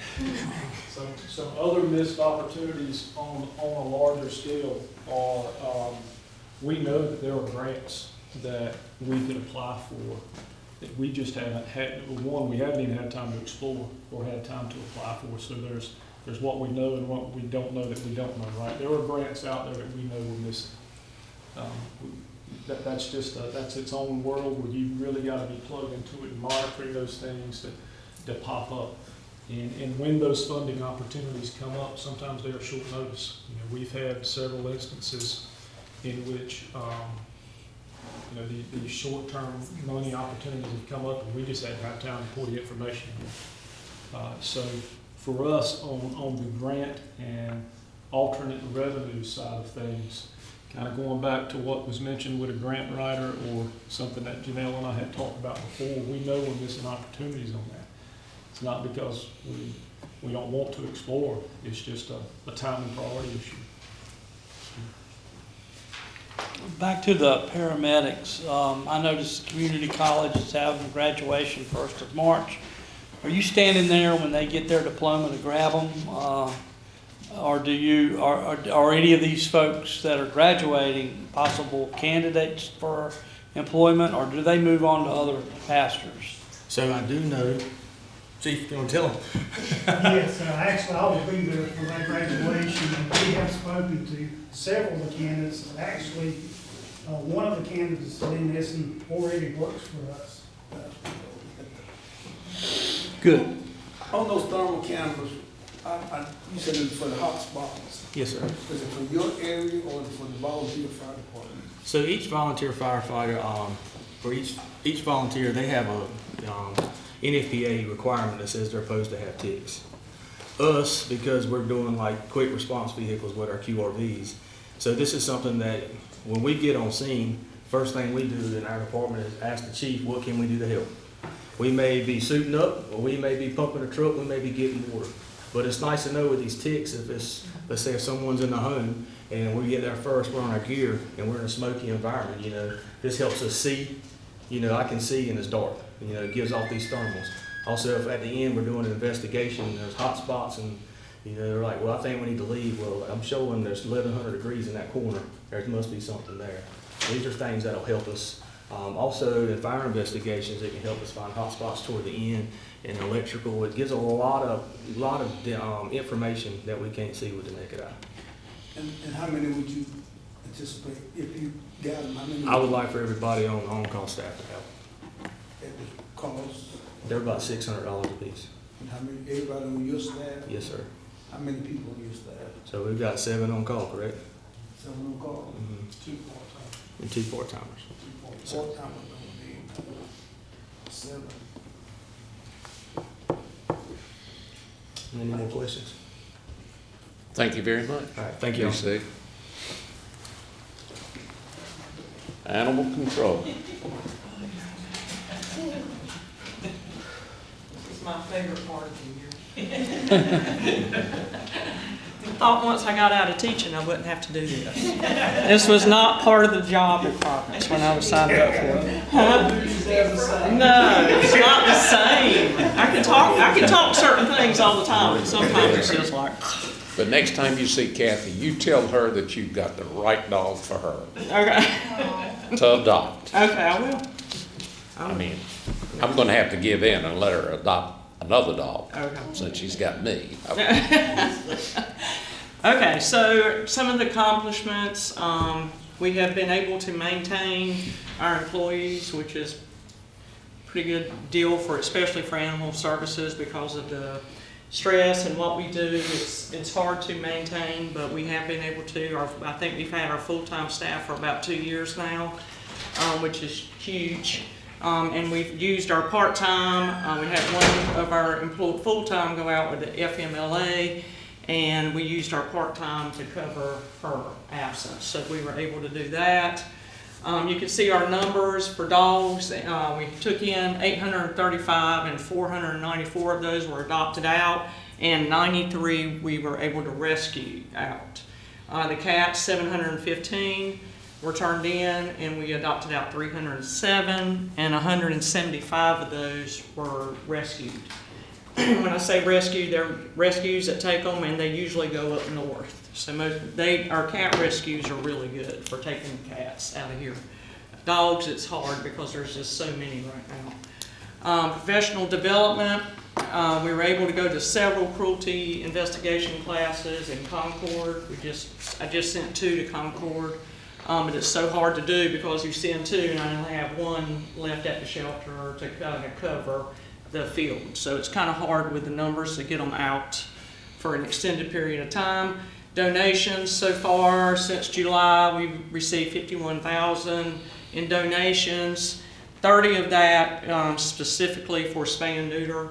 The Jasper's Christmas Wish, we were able to do 66 dogs with that money. We've received another large donation that's for spay and neuter of dogs since the Humane Society, and it was from the Humane Society. And then we receive food and toys. Anytime we ever are short of anything, all we have to do is put it on Facebook, and we start getting Chewy boxes, Amazon boxes, UPS and FedEx love us because they're bringing in 10, 15 huge boxes at a time. So our professional services, the budget was 22. We spent 1,300, and the majority of that was because we had a large horse case that we did, and we had to seize 6 horses, and the vet bills for those were a lot more than just going to a dog, because they have to come out of Greenville and take care of the horses for us. And then the shelter supplies, always, they go up, shipping is always more. Stuff that we use, the number of intakes has increased, so we're going through stuff a lot quicker and having to go do that. But we are still very blessed to have a lot of people who donate. We still have one lady who every month brings us a Tractor Supply gift card, and that's how we buy most of our kitty litter, is she does that. Hey, Mel, just real quick, you guys have established a good working relationship with horse rescues though, because in the past we've had issues where we've had to seize the horse and then we were responsible for the horse. But I think y'all got some pathways now Yes. that is not an issue for us. Absolutely. All I have to do is get on the phone, call them, and they're right there. And matter of fact, it's the one rescue that she came and helped us transport all those horses that we had to seize. So yes, we have a great working relationship with her. Our utilities, we have no idea what that was or how that occurred, the overture on that. That's 1 month's bill? Yeah. It's 1 month's bill. And we searched everywhere at the shelter. There was nothing. We looked. I mean, there was nothing to say that we used that much water. I mean, never. And we were unable to. I mean, I think we appealed that, and it did not go through. What's your typical water bill? So that combined utility bill is going to vary by month, but somewhere between $1,700 and $2,100 a month for power and water for the city of Washington. And what the issue here was is they were confident that their meter read correctly, and we did not find a leak of water anywhere. So we were never able to dispute the reading on their meter. So that's not Beaufort County. Why are you on the city of Washington out there? That's their ETJ, that's the city of Washington. No, but not based on ETJ necessarily, no. I mean, it's their line, so. Yeah. And it's Their line going to the community college or was built prior to? I wonder if we have a line out there. We have a line, sometimes we got a line on the other side of the road. Good question. What's it cost to put down a well? You need to check that. Not $5,000. Yeah, that was shocking to say the least. When I got the call, I was like, oh my goodness, Chris, something's not right. So just as a note, the city does not allow for leak adjustments for water. Right, we do. Like the county does. They do not. They do not. They give you an assessment. I mean, if you prove that you have a leak, then they will subsidize or cut back on No, some. not for nothing. They'll adjust the sewer side of the bill because they didn't have to treat the sewer piece on a leak because it went in the ground. But water, they do not do water adjustments Well, unless when- they change their policy. When this started? You were right. You were right. I had a $2,500 water bill last year, a couple of years ago. Adjusted. And then dumpster, excuse me, I'm sorry. So what? You must have a little pool. No, they found the leak. I mean, when I had what I done when I found the leak, I had a certified plumber to go in and do something about it. When he gave me the bill to show that I had it corrected, and they reduced some of. They didn't reduce it all now, but I didn't pay the $5,000. They may have changed their policy recently. That's just red. Very suspicious. I had a leak. Mr. Mayor. And then the dumpster rental, it's always going to go up. It's just a surcharge they give to us for the gas that they have to use. And then maintenance repair for the vehicle, that was me. I had just got on the road to come to work, and this big old deer jumped out, and that Chevy Colorado handled it, I thought. In the first estimate, I was like, well, that's no big deal. And then when they got to look and all that plastic stuff underneath him. That's the Volvo, isn't it? Yeah, that was about the size of the deer I hit, that's for sure. And How then, many deer steaks did you get? excuse me? How many deer steaks did you get? Look, I was shaking. I was like, oh my gosh, I'm in the work truck. And I was like, oh, something's going to happen. Tried to call Chris. He didn't answer the phone. I was like in panic mode. So anyway, and then this will be something that we're going to be asking for, hopefully to close in this section of the shelter, because at this time, all animals and everything goes through the front door, which is a very big liability, I think, for us, because you have people doing adoptions right up there at the front desk, and then you got somebody trying to bring in a dog that you're not real sure how they're going to react, and we have to hide people, we have to put people in different rooms, because if it's an aggressive dog, you got to get people out of the way. So my hope is that we can close this in a little bit and use that just as a receiving area for all the animals to come in, just to help everybody, just to help the flow and save people from getting hurt. That's it. Any questions? Thank you very much. Thank you. Jeff? You gonna talk to us about deer? No, Deer. actually, we've done real good on deer this year. Oh, Lord, go knock on wood. I don't want to jinx you then. I don't want to jinx you. One good thing with that we've done, with working with risk management with Jennifer Ward, we have put a lot of push boards on the front of our truck. It has really reduced how much damage is being done to our vehicles.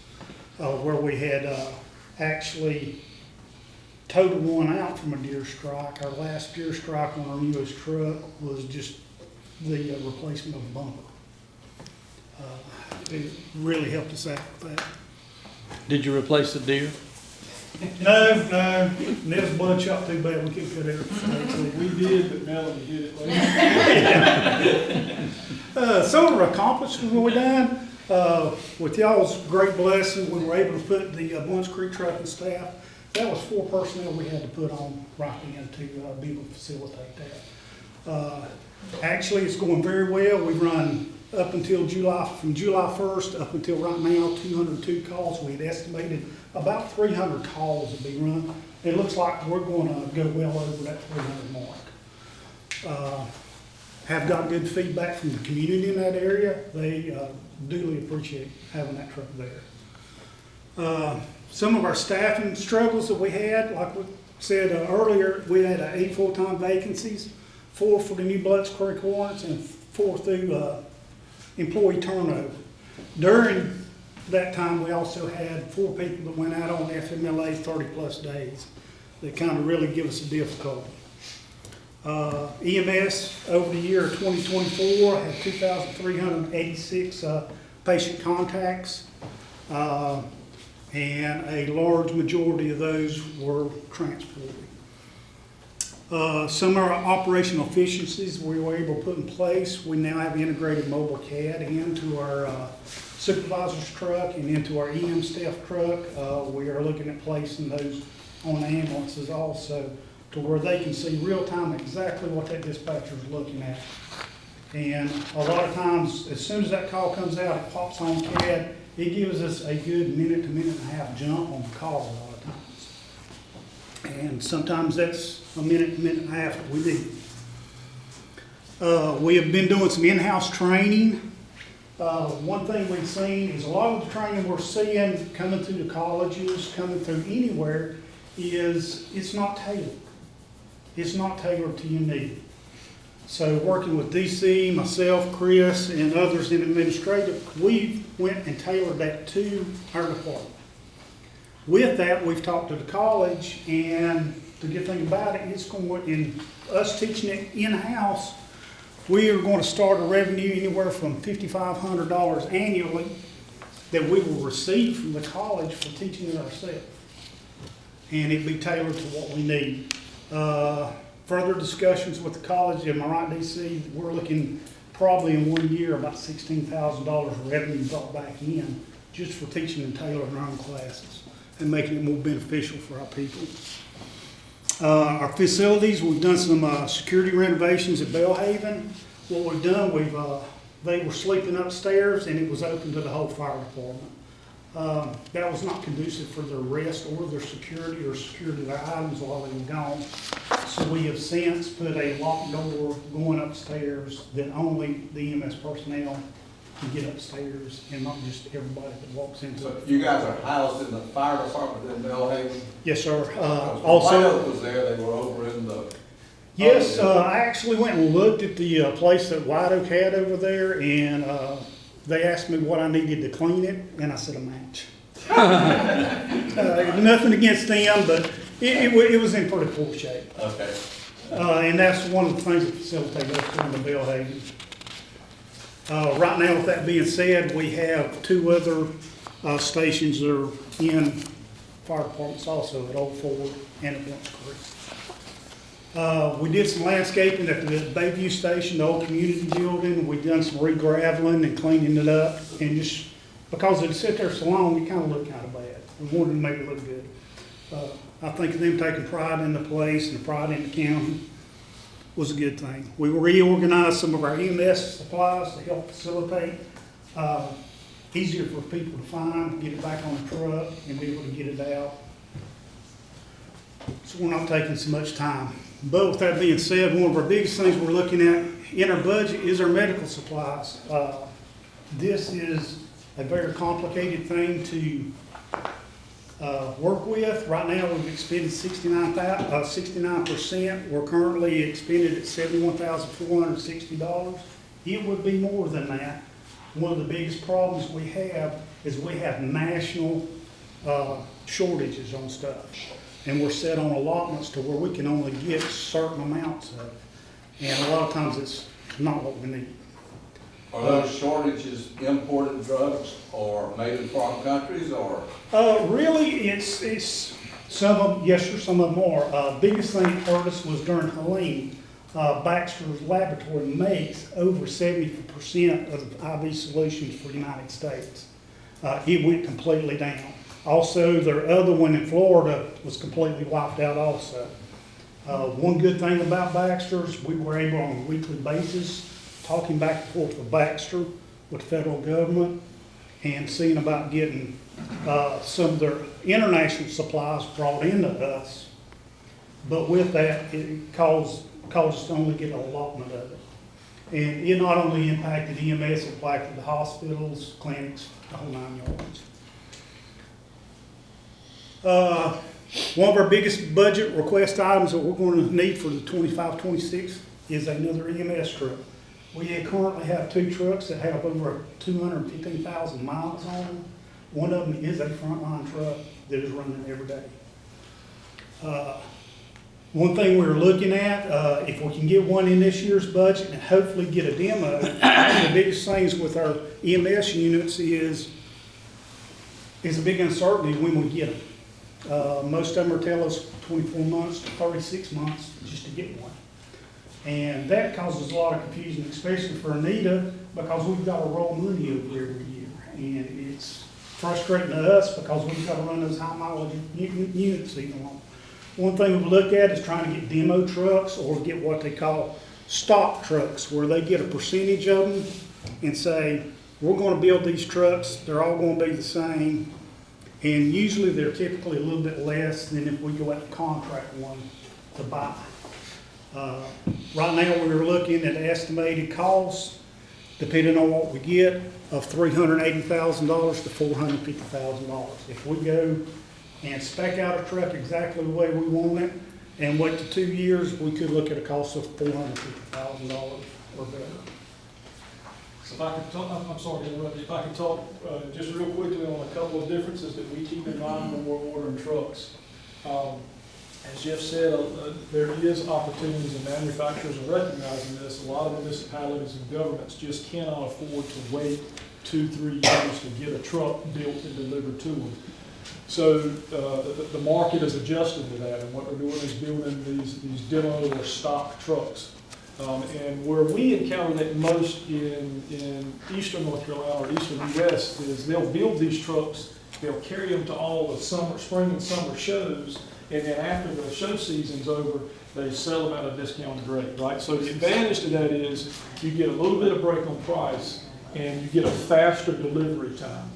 The disadvantage to that in an operational sense is a lot of what we do in EMS is muscle memory. So when you're in the back of the truck, it's important that you know this equipment is in this cabinet. And when we order trucks, if you hear us say we're ordering trucks or spec trucks the way we want it, it's not that we're getting bells and whistles. We're trying to make sure the back of that truck looks the same from one to the other, so that as our providers are working in the truck, they know this cabinet has this supplies, and it's just a muscle memory of grabbing it heat at a moment. So I did want to point that piece out. One thing we looked at, we want to make sure with especially demo versus order, we want to make sure our procurement policies that we have in place here at the county are agreed to. And the biggest problem we're finding with our demo or stock trucks is that time that you can get them doesn't coincide with your budgetary time, and that makes it difficult. If we don't get one this year, we are probably looking, we'll have to request at least 2 for next year, just because of the mileage we have on those 2 trucks. Other than that, is there any questions? So what's the Bayview station used for? Bayview Community, actually EMS 6 is there right now. We have a truck there. So somebody used to be in the Bath Town Hall, or is anybody there? Yes, the supervisor. The supervisor. And that puts them a little closer into the fine county. Okay. Or have you put decals on the doors of the trucks yet? Decals on, no sir, we have not yet. We haven't got to the, we've talked to the guy that makes our decals for us over in Chalkaway, we haven't gotten there yet. What decals for what truck? One of a previous meeting, y'all were requested to put the county seal on the doors of the truck. No, the commissioner, was it? Randy asked. Huh? Didn't he? I thought it was you. Can you back One of the up? commissioners. Back up to that previous EMS slide? Oh, it might have been me to put the county seal on The county seal. door, yeah. On the door. None of our trucks have the seal. All of ours are marked on the box. I was just saying putting it on the door. Okay. Yeah, we can look at that. It's about $100 per vehicle, $50 a door. Random pay. Oh. The Bayview Station, what's the address of that? What road is it on? It is on Highway 99. It's the old, what we used to call Old the Bath Community. Yes, Yeah, sir. okay, I know. Yes, sir. That is now county property, Right. for us, and we've been doing some fixing up, and we have got it running. It's where the tornado went through, how many years ago? About 2 years ago. 2 years. Yeah, it missed that, but I mean, it was It right went right next door. behind Yeah. Just shy of that Across church. the street to the side. Yeah. That's right. And Commissioner Dunn, that change of what unit is in that building, that has been an operational change for us. So originally, we had the EMS unit, the ambulance in Bath at the town hall. We had the QRV at the Bayview building.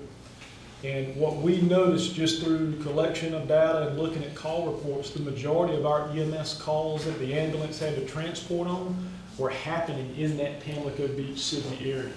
So we talked with the town of Bath to say, hey, for this unit that serves both Bath and Bayview, all of our calls are happening here. We would like to switch, put a QRV in Bath and put the transport unit closer to the calls that it's having to run. And that change was made year before last? Year before last, and also with that change, one thing we done was the garage where we kept the truck, we took it off the rental and actually reduced our rental a little bit. That's right. Well, thank you, Jed. Are you wrapping it up? Yeah, couple more just to go through real quickly. Yep, so you can go ahead and flip to that next slide. So one of the things that we are tasked with is just sharing with you as our policymakers the challenges and things that we see on the horizon, not just the coming year, but what do we see coming down the pipe. So when we look at all 3 of our departments, a couple of common things that we're seeing.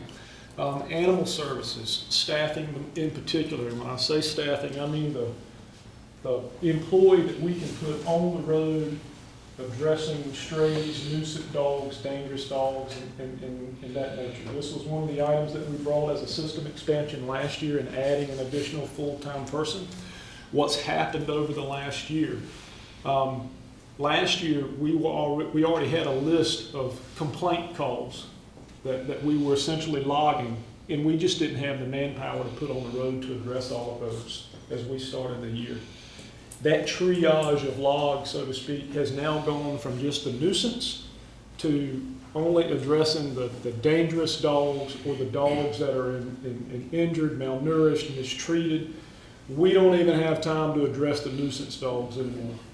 So the addition of a full-time person at animal control, we want that continuation of service.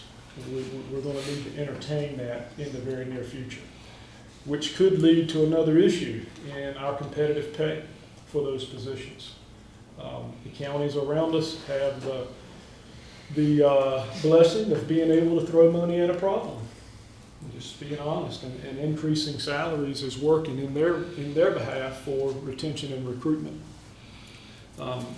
That's going to be a potential for us, if not the coming year, definitely the year after. We will be back at the bottom of that list again for where our pay for these positions compare to other counties. The next thing that we see on the horizon for animal control is simply our space. So let me grab something real quick because I wrote some numbers down. One of the challenges that we have at animal science beyond staffing is just our ability to house animals. So in one of our earlier slides, Melanie shared the stats from last year. For example, the calendar year of 2024, we took in 835 dogs. When you average that out, that's 16 dogs per week. We have 16 runs to hold dogs at our animal shelter. We have 4 that we have to use for quarantine, sick animals, and in a lot of cases, we use that as overflow. The same for cats. We took in 715 cats last year. We have 41 kennels. So sometime in the near future, we're going to have to look at expanding our ability of animal services to house more animals, because we're not meeting the demand of those calls right now. We're struggling to meet that. When we look on the EMS side, we've already talked about this. One of the biggest threats we face is staffing. The ability not only for us as Beaufort County EMS to recruit EMS staffing, but our contracted agencies as well. And unfortunately, that does come down to money in a lot of cases. When you look at the neighboring counties, since the pay study, they have continued to increase the pay of their EMS providers to bring in those applications and retain employees. And depending on how far an employee wants to drive, if you have a provider who's a paramedic in Beaufort County, or a paramedic that lives in Beaufort County, if they do not mind driving to Nash, Wake County to work, they're going to make more than our executive positions as a new hire. That's the kind of competition that we're seeing from these EMS systems. We're also losing paramedics and providers to hospitals because that transition of paramedic to nursing has been simplified, and the hospital are using paramedics as a gap fill for the lack of nurses in their systems. So we have competitions for our providers that are coming from all different angles. Why is that important to us? We all know and have had very open and transparent conversations about the struggles that we, and particularly our contracted EMS agencies, have in meeting staffing each day. If we have EMS agencies that we're currently contracted with, Aurora, Chocowinity, Broad Creek, Pinetown, if they fold under, we will not be able to absorb them without a detriment to our service. Because to do so under our current minimum staffing, and remember, we're minimally staffed. Anytime somebody's on vacation, anytime somebody's sick, that's an overtime or part-time piece for us. If we have to fill those vacancies and absorb the coverage of another agency, that's a significant hit to overtime. And essentially what that would look like is our employees would be working an overtime shift a week, and it would be mandatory. and how quickly would that take the toll on our retention. So that's the balance that we're in. It's something that we as a body are going to have to look at in the coming years. Under emergency management, this was one of the items we had again in the system expansion last year that we removed last minute because we did not have anything finalized from MAPS. We have worked with MAPS to kind of bring that to an end. We have 2 positions in emergency management that by MAPS says there needs to be a corrective pay to that. We'll have that before you again in this system expansion. What's coming down the pipe for that? This is all up in the air. Of all of these divisions, I would say the EM side of the house is the most uncertain because of the talk that's happening at a state and federal level right now when it comes to disaster response. I don't know what that's going to look like, and it's changing rapidly. What I can tell you, generally speaking, is all of these upper level conversations of prospective changes that are coming down that will undoubtedly impact us at a local level. Because if somebody at the top is not doing it, it's still got to get done. And that's just going to roll downhill. So we're going to need to pay very close attention to all the talk about disaster response, mitigation, and recovery. Because eventually that's going to come down to, hey county, hey municipality, you're responsible for doing it. And we may have to adjust staffing in the coming years to match that. So just wanted to share those things. These are threats and challenges that we see to our current services if we're looking 3 years out, and what to pay attention for as we move forward with future budgets. So with that, I'll be happy to take any questions or any follow-ups. Yes, sir. You were talking about your capacity for dogs. Yes, sir. And those animals. How long do you have to keep those animals before you dispose of them? So Chief, correct me if I'm wrong, when we take in a dog as a stray, we have to hold that for 72 hours to give an owner the opportunity to come and reclaim their dog. And then after that is when we can actually advertise that as an adoptable animal or work to place it in a rescue. Kind of give you an example of what that looks like. Of our 835 dogs last year, 60% of them were adopted. 11% were placed into rescues, 13% were returned to the owner, and 10% were euthanized. Everything going out of that shelter is spayed or neutered. It's just an incredible problem. And we're working as hard as we can to get stay and neuter done. With your grant that you gave us, we're trying. We're dealing with one family right now with, I think, about 10 chihuahuas, with 4 of the mamas with 3 puppies apiece right now. So we're working on trying to get all of them spayed and neutered, just to keep, it's just, we had one dog come in, 2 days later she dropped 12 puppies right there on us. It's just nonstop, and people won't spay and neuter. But after about 3 years, we are seeing benefits from the cat program.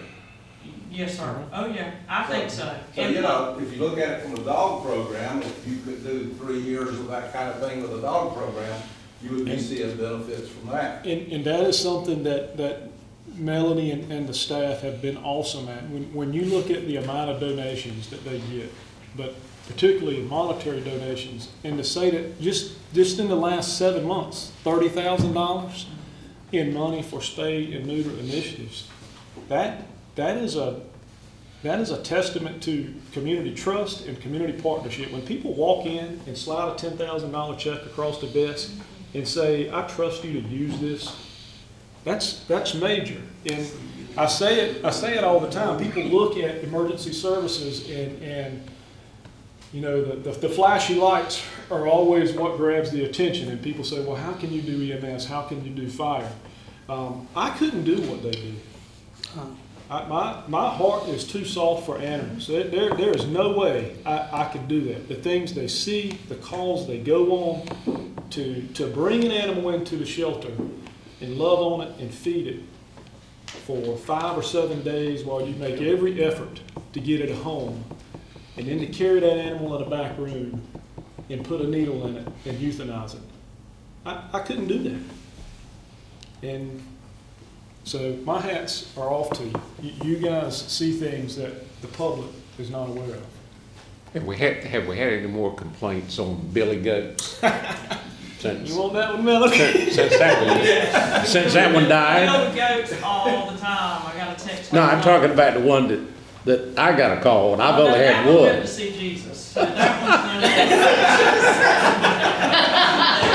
went to go to heaven. Now I'm dealing with about 20 of them right now, so. That tends to just run around. So. Are they being abused or?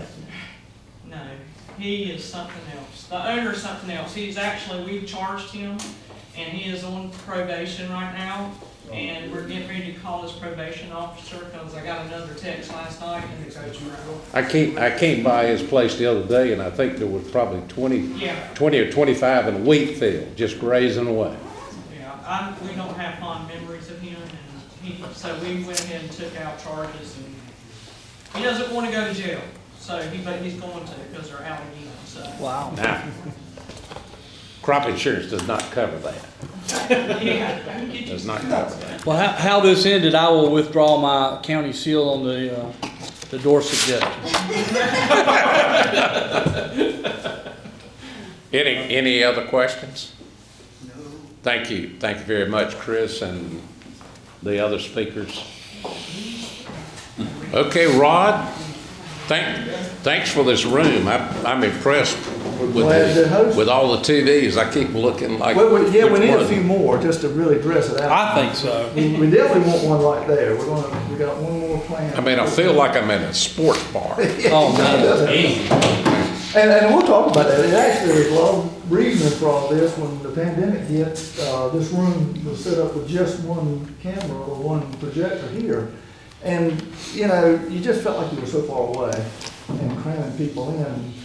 We did this, and with Louise and the camera and the setup that she's got for her teaching over in the kitchen, it just worked better to have these TVs where no matter which way we were aiming, you could see a television, and it works well for what you're doing. So this helped out. Now we can orient the room this way. And no matter where you're sitting, you can see a television and keep up with content. I wanted to say, starting that, when I walked in, the conversation was revolving around deer. And of course, as you can imagine, that's a big issue for us in agriculture as well. In fact, I've got a guy coming a couple of weeks from now. There'll be a Zoom meeting. He's a wildlife biologist from South Carolina, and he was at a meeting I was at recently talking about deer damage. Now, he's a wildlife biologist. His whole work revolves either controlling deer for farmers, helping them control deer as a pest. And then he's also working with these big hunting plantations down south that are, hundreds of thousands of acres, pulling people in on these expensive deer hunts. He said, the thing is, the answer, or the way I work with both of those groups is the same. You've got to control the population and get the numbers down to have quality bucks and to keep them from eating all of your crop. He said there were some areas in South Carolina that he basically said if the wildlife commission or whoever it is that puts out the populations, the estimated population for deer in an area, you can triple it and be more realistic. He said looking at 250 per square mile in some of the areas in South Carolina.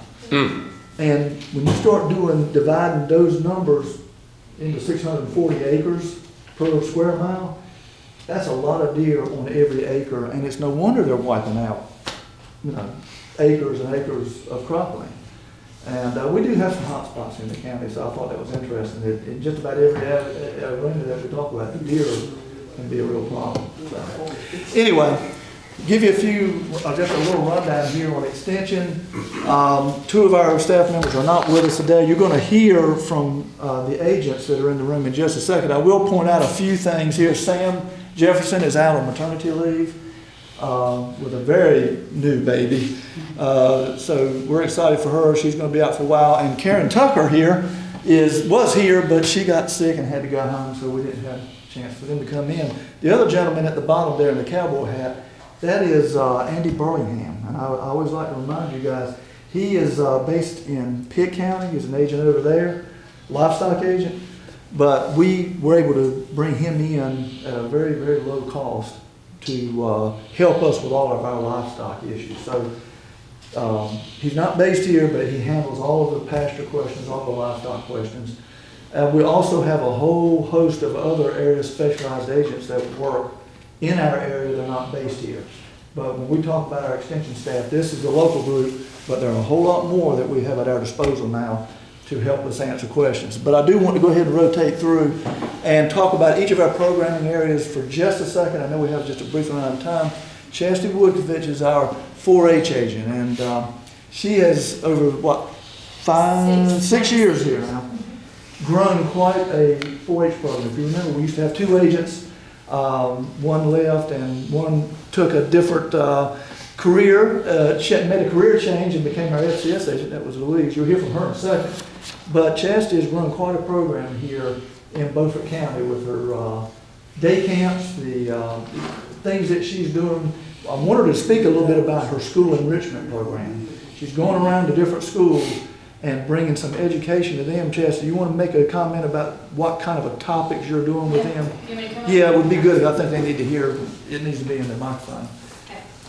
So one of my, aside from school enrichment, one of my biggest things is the presentation program. So kids pick any topic they want, and they give a 5 to 12 minute presentation at the district and state level. And this year, I had 9 kids do it. And in previous years, I only had 3. So I've kind of forced kids to do it. It's a really good program. But for school enrichment, one of my goals is to increase the amount of kids going through school enrichment by 20%. And I usually do embryology, where take eggs to Bath Elementary, and they raise chicks. This year I'm adding on Terracea, and I hope as years come, incubators are expensive. I ordered one today, almost $300 for an incubator, but I'm hoping to get more schools involved. So embryology, I'm doing a program with the Beaufort County Micro School, which is a new school here in Beaufort County, doing about soil fertility, soil erosion. We have a curriculum at the state level for that, and I do vermicomposting pretty much year-round, even in the summer for daycares, where I build worm bins for kids, and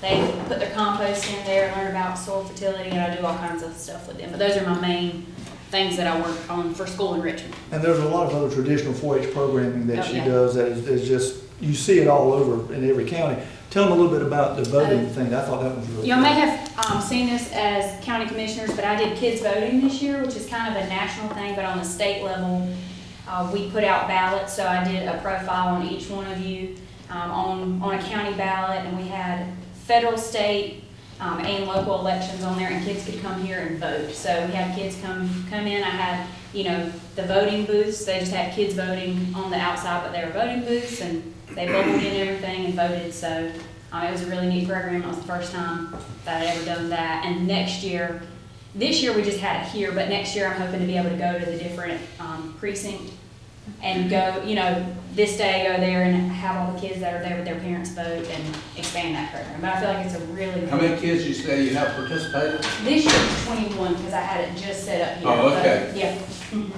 But that was the first year, too. Yeah. First year. Yeah. It was great. And sometimes you do it online and they do it through schools, but I was like, I want kids to go somewhere, have a booth that they, bubble in the answers and slide it in versus doing it on iPads. So, but have really positive feedback from parents about that. Thank you, Chad. I appreciate it. She's in demand, not only at the county level, but she's very active at district and state level with different programming efforts.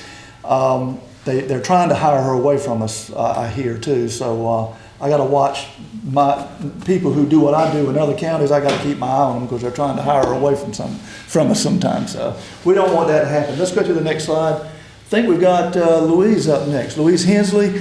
She's our FCS agent, Family Consumer Science agent. She passed out some flyers, I think, and this is her domain. We're in her realm here today. Of all of us that do programming in this room, she uses it the most. All you got to do is turn around behind you and see the backdrop that she uses, and this camera and all these televisions on that side of the room were because of some efforts that she made to enhance her program. Tell me a little bit about what you do. Thank you. It's wonderful to work right here. I'm going to tell you, there hadn't been such sorry food on that food bar over there since I don't know what. So if you all are enjoying those high calorie, no junk food, no good for you mess, go on. But if you come to my classes, you're going to have some vegetables up there. And anyway, but we're glad to have you. And this space is very personal, as you can see. I do kind of covet the kitchen. I'm very protective, because you all know there's some things you don't want to walk away, so I literally have to lock up the knives. I have some good sharp equipment to work with in here. We do chef knife work with adults and children. So do a variety of things. These tables can be jacked up with PVC pipes, and so they're countertop height. So I can make 6 stations if I need to out here, and we put about 4 people around a station to have maximum class. That's a good cooking class size for me. Some of the topics that I do cover are, Waterwood Extension has a unique niche for food preservation. So folks that want to be doing any canning and want to do canning right, because you do canning wrong, you get spoilage or sickness or death. We don't want botulism. So we do a big deal on that. So those classes include dehydration, but pressure canning, and that's all low acid foods. And I love to share that with every audience I go to, because you got somebody canning and they're putting green beans up, they better be using a pressure canner for you to have safe storage and a safe product. And that's not history. That is good common knowledge for now, though. But jams and jellies, pickles, there's some other classes we had. I don't know where this thing came about. 36 people gained knowledge. I don't think that was a little class. But $3,000 has been awarded to me for several years from what was Vidant and is now our community health, from a grant. And I write that for improving the things that we do in this kitchen, so that I have more and more equipment, because you all know if you start buying pots and pans, you start spending a lot of money. And when you start wanting them in 6 stations, you're beginning to need a lot more. So those are the kinds of things that we have used, and that's when we were set aside, that's what helped set aside the camera for us. Rod said, you do that room and I'll do this room. And I ended up still paying for the mounting for all these TVs. I'm still on that. But when we used to have to use this projector, something Rod didn't tell you, we had to turn the lights out.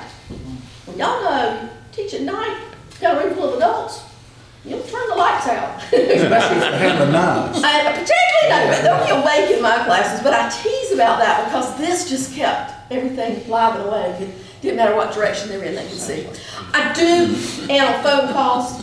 People call and want recipes, want nutrition. I also write the weekly issue for the Daily News, 52, in last year. And that's the weekend edition, which is supposed to be reaching 20,000 folks. And if you don't think they do, I know you all are popular.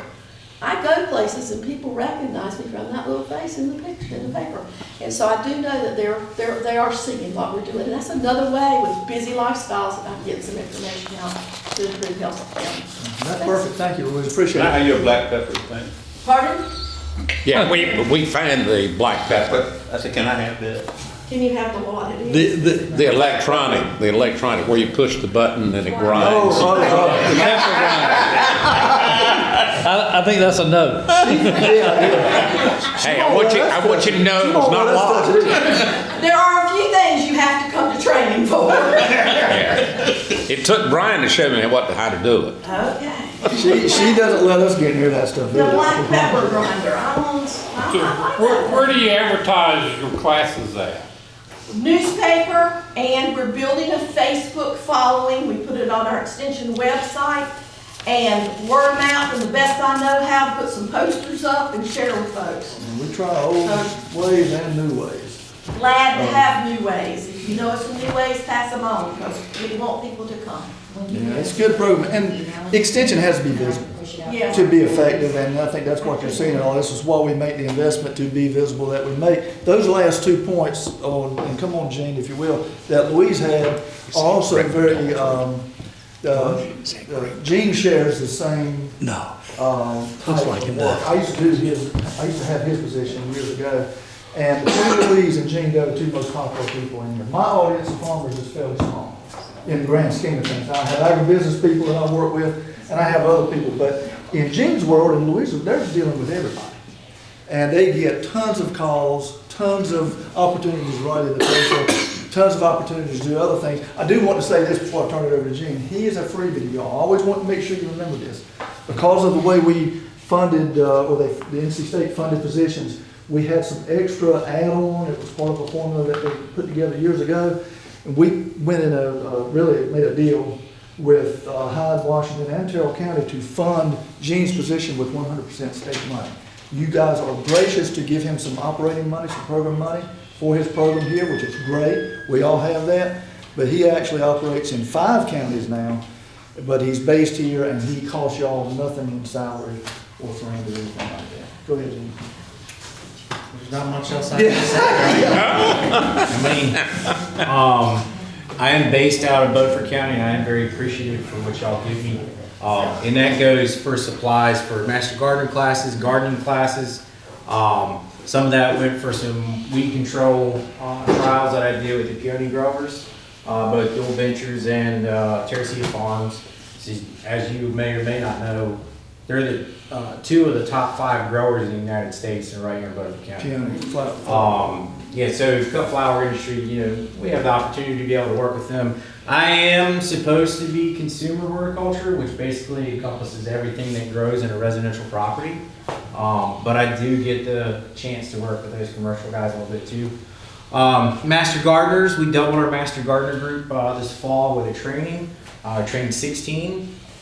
2 of which were actually in Martin County, so branching out to that new county that I got last year and trying to extend that program, make it work in other places, but everybody, kind of like all roads lead to Lee, all roads are leading to Beaufort County with that program. I have no desire to move that program into other counties. So that brings folks in. With Master Gardeners, I now have right at 30 Master Gardener volunteers. And if you're not familiar with that program, they go through about 40 hours of instructional training, classroom training. They take an exam. And then after they pass that exam, they start an internship.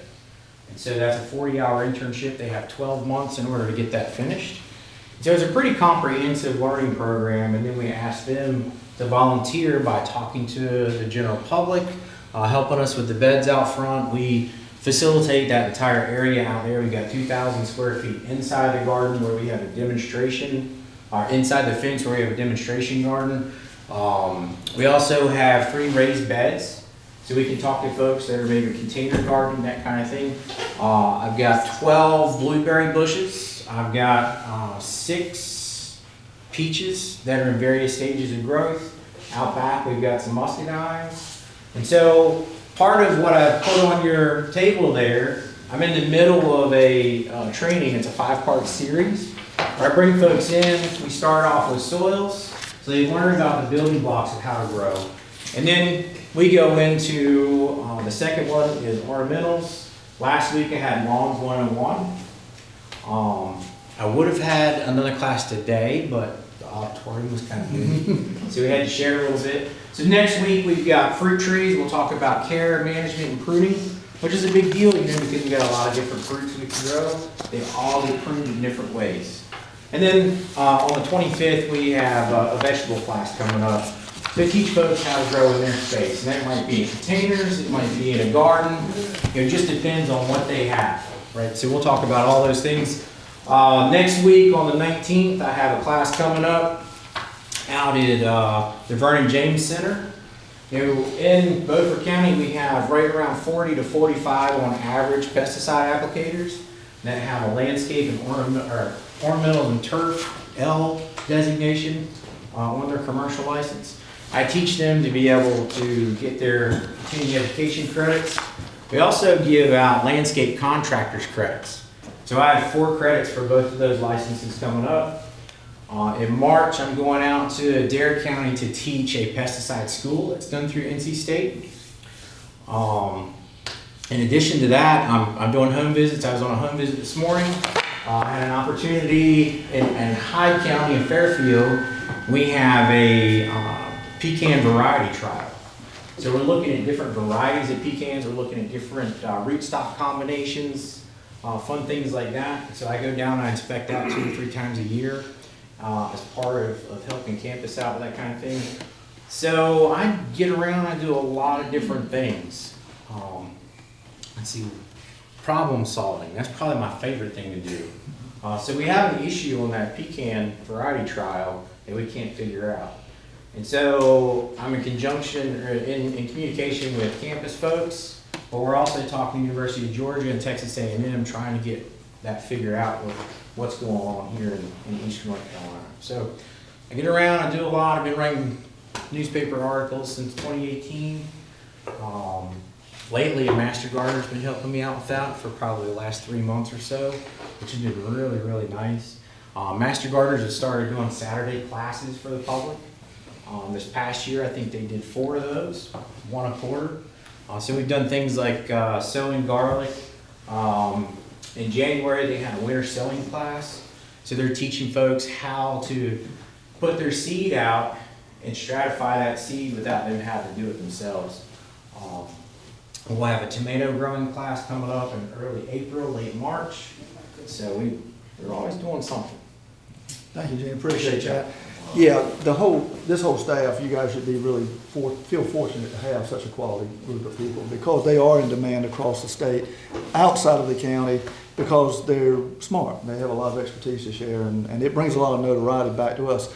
My program, much like Gene's, we're both agriculture. He's told you he's horticultural in nature. I'm agriculture.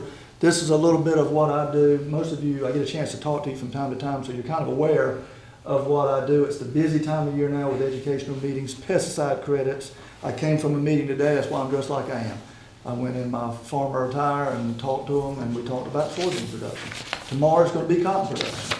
The next day is probably going to be something else, so we take advantage of the wintertime to do things. I do a lot of test plot work. I've listed here just a number of the test plots I do in different crops. So we stay really busy with that, working with university specialists, as well as things that we initiate here locally ourselves. Let me go to that last slide, because our time is running out. This is what I kind of threw together as we move forward. Some things that I see in this next budget that we want to do. Just as you saw and heard from them, we're a very mobile group. And part of our education, outside of Louise being based here, which she's not even here all the time, she still goes somewhere and other places to do work.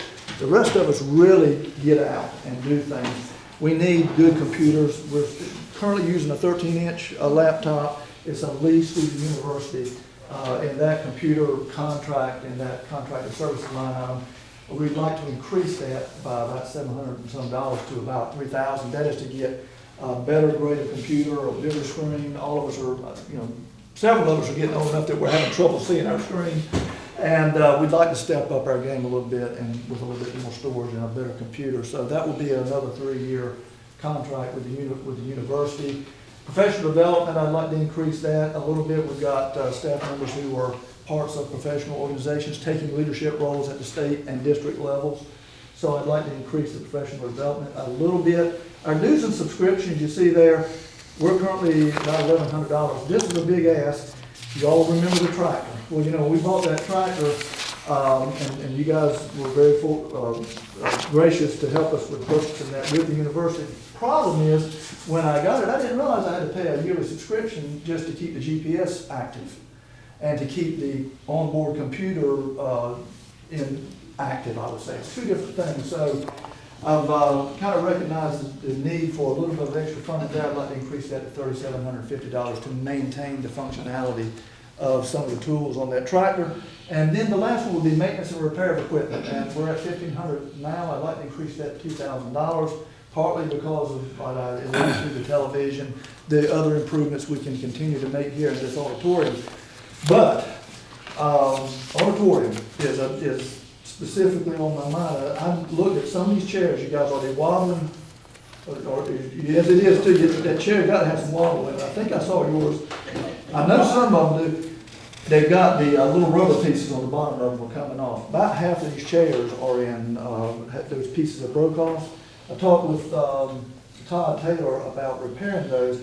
He's got to cut those rivets off where the old pieces are coming off. The new clamp-on pieces that cost about $2 or $3 a piece won't stay on unless we modify the bottom and cut that rivet out. Then there's the whole staining that you see on some of these chairs. They're getting kind of nasty looking, and Todd is going to work us up a budget for what it might cost to steam clean those. And then the tables, of course, occasionally get some things written on that we try to hide and not put out for everybody to see. We do have children in here from time to time. So there are some needs there that we want to address, and that is what we're looking at in terms of some increases in some line items. Do you have any questions for us? Any questions that you may have?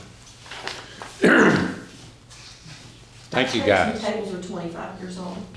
Yes, these tables and chairs were brand new when we moved in here 25 years ago. Yeah, they've been good, no doubt. But they are causing their damage to the floor with that. If you look at the bottom of it, you'll see that rivet sticking out. Anyway, Quinn, Thank you. thank you all so much. Thank you, guys. Ms. Ann?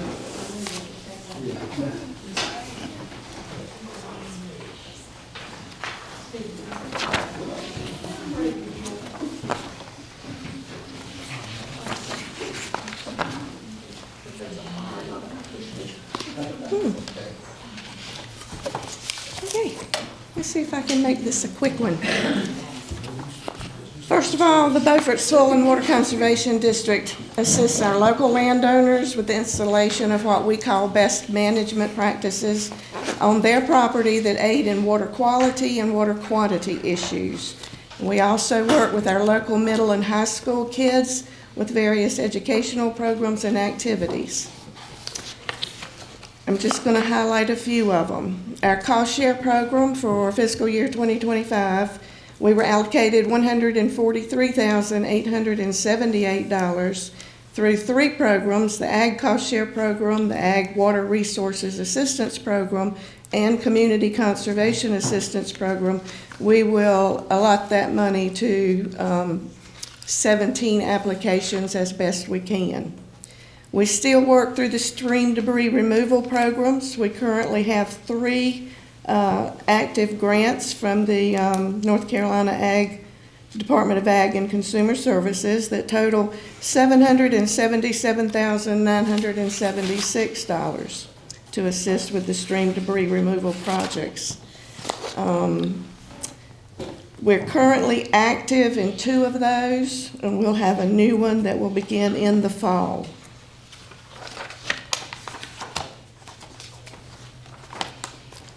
Our farmland preservation program, since fiscal year 2019, we've been awarded $464,952.50, and with that money, we had 4 contracts to address. Last year, on September the 12th, we closed on our very first conservation easement on a working farm in Beaufort County. One of the contracts that we did have, the landowner requested the cancellation of that contract. Funds were returned to the state. So now we're active with 2 contracts that total $308,601.50. They're in various stages of completion. Our conservation education programs include our annual Dan Winley Field Days event, which was held November 4 through 6 last year at Goose Creek State Park. About 450 students, teachers, and chaperones attended. Poster and essay contests are currently ongoing. The deadline for those submissions was yesterday. I don't have a count on those yet, but we do have several posters from 2 different schools in the county.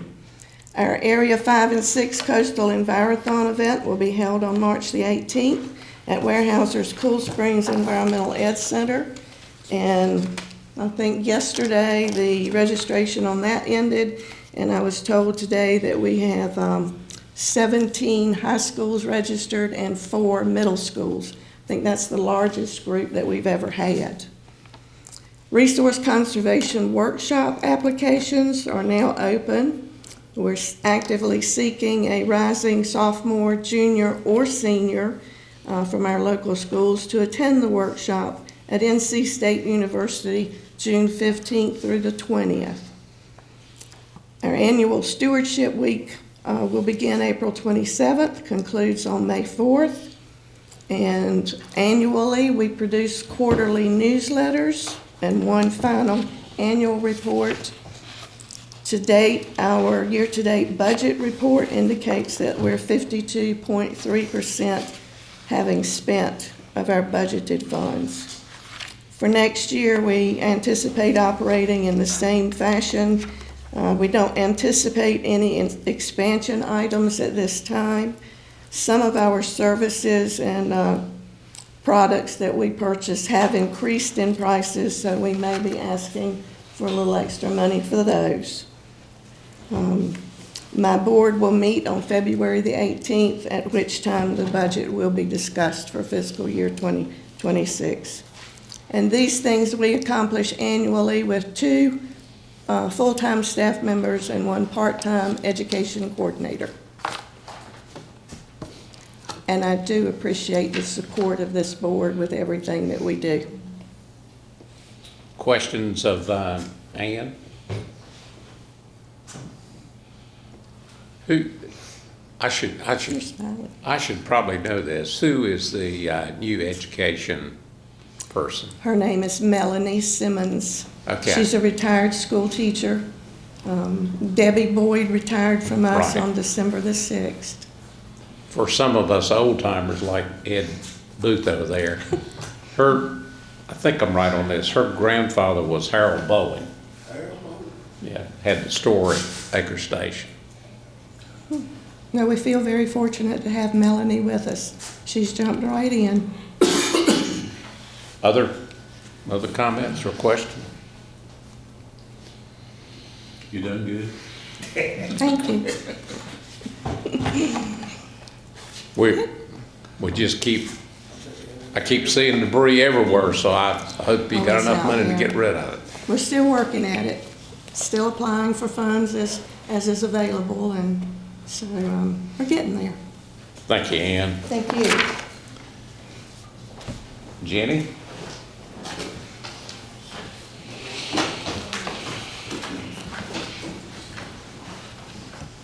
Welcome to the afternoon session. Well, thank you. This is a little more casual. Well, I like it. we've had a big lunch too, so. Oh, I missed the lunch. I wasn't invited to lunch. Well, we made sure the health department director was here. Well, thank y'all. It's good to see everybody. And Mr. Dunn, welcome. So I'm happy to recap 2024. It was a busy year, very busy. The office is very busy, but I'll get to that later. So recap of 24 consisting of compensation, pension, dependent applications, and monetary awards, which include new claimant representation, intent to file a claim, support documents, which had an uptick of 64, totaling 1,139 for the year, compared to 1,075 in 2023. Claims had a slight decrease of 54, totaling 431, compared to 485 in 23.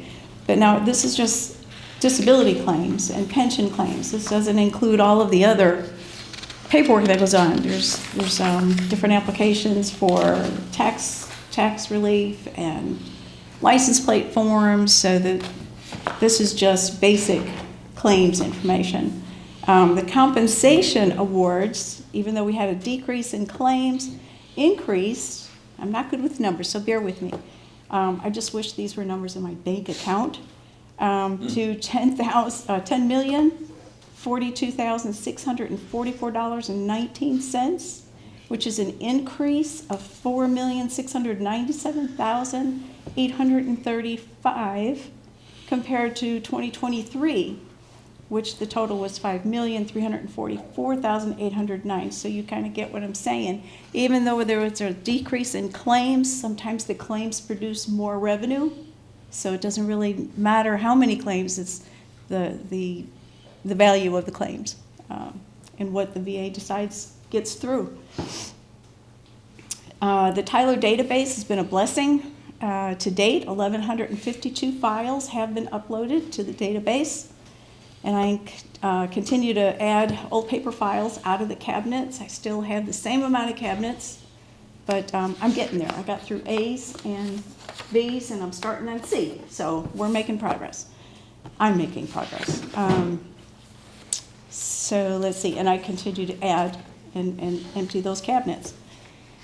And like I said, the office has been very busy. There's been an increase in calls and walk-in veterans to the office, which has led to more appointments. I do try to accommodate walk-ins if I have the time and the availability. I don't encourage walk-ins because then it disrupts the day, whether it's me working on research for the claims or working on the claims itself. It's just a disruption. So I do not encourage walk-in traffic for the veterans. There's been an increase in appointments leading up to all of that increase in walk-in. So the elections have been a blessing as well. The person they have up front kind of screens and sets some of the appointments, but a lot of the appointments are coming and calls are coming to my office because I got little pens that show the thank you for your service and the phone number, so the veterans take those pens and out the door they go. So now they're not calling elections as much as they were, so my office is ringing off the hook. Not complaining, just saying. Calls to the office on some days can average 10 to 15 a day, and that's not including the calls by coming into elections. And I have an approximate 7 to 10 messages a day left on the phone that I try to call back within that 24-hour period. Sometimes I can, sometimes I can't. I haven't had any complaints except for someone who's persistent, but I do the best I can. I had thought about getting a work study from a college. However, with all the sensitive information that is in that office, health information, Social Security, finances. I had been in an office before where there was a work study and there was a conflict because they talk about things. They look in the files and they say, oh, I know this person. So I'm weary about getting a work study, so I'm trying to balance everything out as best as I can and keep tracking. And I'm sure you would appreciate that. You wouldn't want your information, your health information, if it was in my possession at that office to be exposed to someone who's part-time work study. So with all that being said, we have an increase of aging veterans, which is requiring more pension claims. Either the veteran themselves trying to get an increase in pension amounts, or the veteran's widow who is trying to either get a widow's pension or a DIC claim if the veteran passed away from a service-connected disability. Those claims take the most work in my time, and again, it's something that is part of the job, but it's very time consuming. Sometimes I can work an afternoon if I have an older widow not understanding forms, not able to compile all of her medical bills, and so I have to do that. Sometimes I feel like I'm an accountant trying to get their taxes ready. But I do appreciate the support of Brian and everyone, and their understanding of how busy that office is. And I'll be talking to Brian, maybe getting someone in there part-time to shadow me and replace me one day when I retire. So I just don't want to leave it to someone that is not trained at all. I would like to leave it in good hands that I trained, and or even the state is trained, but someone that knows what they're doing, so when they walk in that office, just like I did, they can take the bull by the horn and run with it and serve the veterans as best that the office has done in the last 4.5 years. So with that, I have 2 training conferences coming up in 2025. I still do state training and federal training online through the VA Medical Center to keep my accreditation through the state and the ability to be on the VA medical web. So thank you all, and thank you for your support. Any questions? Yes. I'd like to say this. This is one of my favorite county departments. And when I was out there at early voting and I would see a veteran come up to vote, I would say always, have you been over to our veteran service director lately? I mean, have you gone and seen her? And they would say yes, or I need to go by there. But they would always share a good story. And I think the favorite story that I heard from this guy was that your previous predecessor, he was in Army artillery, so obviously he had hearing problems. And he went to see her, and she said, well, we can only get you one hearing aid at a time. And that was not going to work for him because it was going to cause imbalance. So he said, well, when you figure out how to get me two, call me back. And she never called. So you took over. He went in to see you, and she said, we're going to get you your hearing aids. And he said, well, my file is probably in that cabinet right there. Went to it. You pulled it out. There it was. You called him back. He got hearing aids. And when he left your office that day, he heard the clicking of a turn signal. And he never knew that made a noise. And he stopped and started crying. Wow. So thank you. Yeah. I don't know about the veterans getting only one hearing aid. They usually give you two unless it wasn't going to work for him. I mean, it wasn't going to work for Yeah. anybody. But that's what he said. He didn't get them until you got them for him. So, you know. In defense of my predecessor, so if he did not want to go to the VA clinic and have a primary care provider and then get into that system, he wouldn't be able to just walk in and get hearing aids. So This is a story he told, and I have no way to prove anything right or wrong. He told me that story while I was standing out there at early voting. Now, the other way, they get hearing aids is if they come in and they say, well, I want hearing aids, I'll say, well, do you go to the VA? And they say, no. And I say, well, let's do an application for the VA, but let's put a claim in first. Well, those of us that can hear a little bit, we can hear that turn signal. Yeah. We take, okay, this guy didn't know it even exists. I mean, all those years that he's been driving since retiring from the Army. So that was a big deal for him. Just a little thing. They're good hearing aids. Yeah. At the state association level, I know at least two of the meetings, and it's probably been over, 4 years. I was not aware that some of the counties do not even have a person in your position. Yeah, and that depends on the population of the counties. Sometimes counties really, I would encourage them to get together somehow to have a veteran service officer to serve maybe 3 of the surrounding counties so that they don't have to travel an hour away. But, those are up to the county managers. But one of the things the state legislature has done, and I don't know what year they did it, is they went after trying to attract retired military people that were here to retire here in North Carolina. And did they do it with no state income tax? Is that? Oh, I don't know what that is.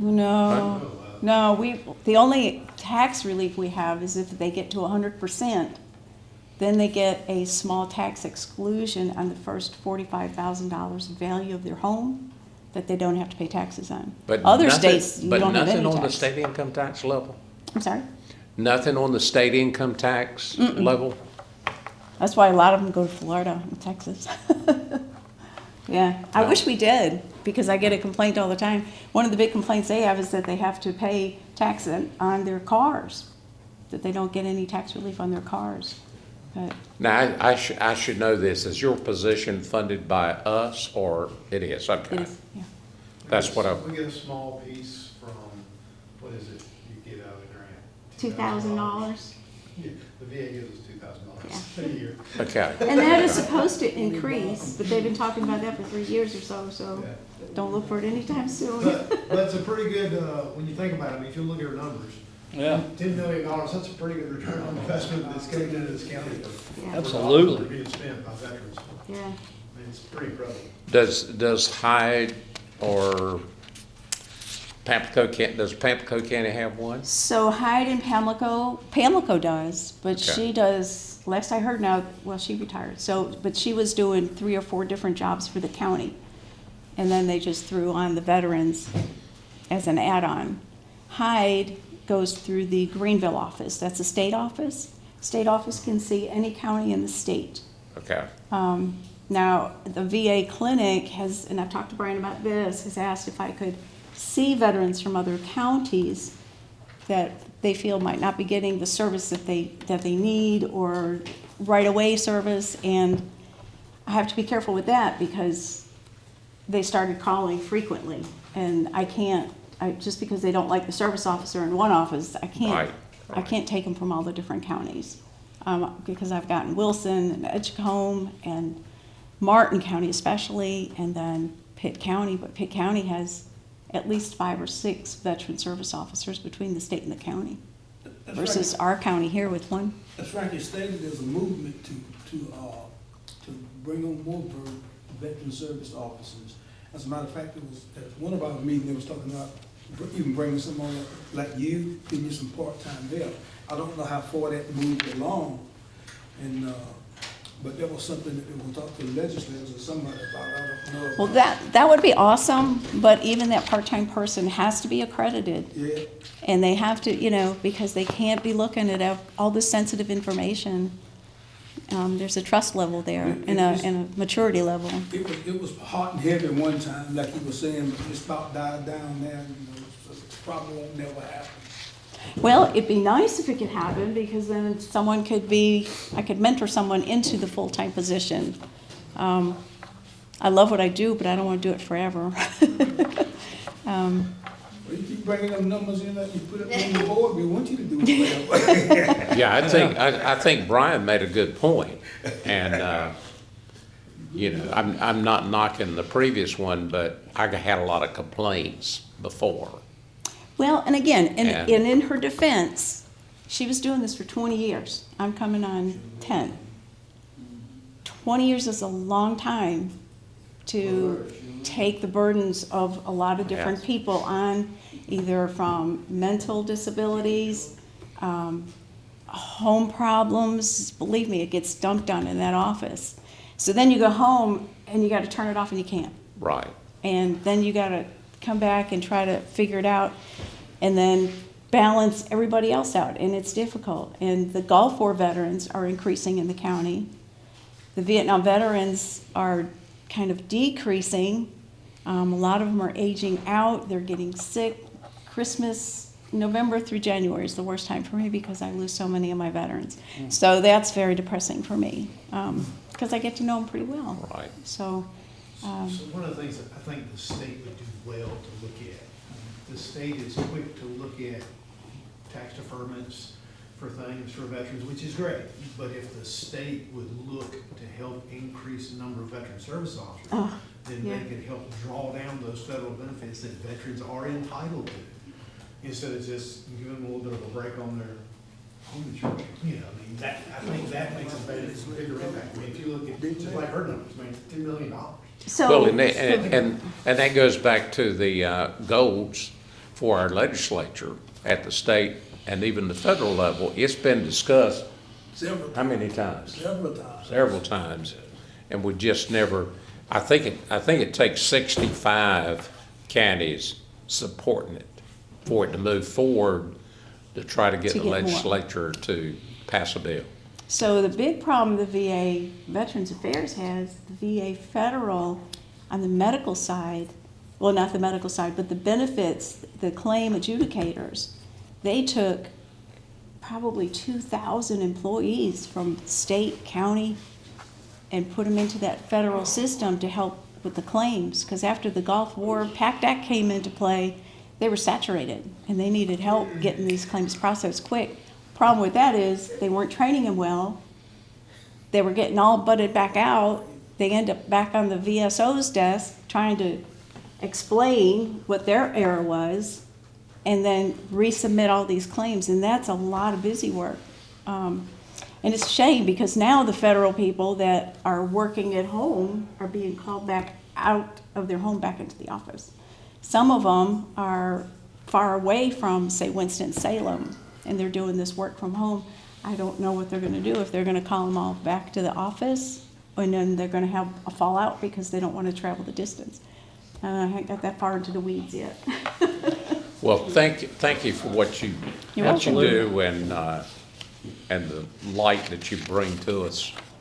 It would be nice if there was some way Beaufort County could, now, and that's putting more on me, but if we could get the word out, because there's a lot of veterans who are afraid to come in to get their benefits, ashamed, Vietnam veterans, the worst.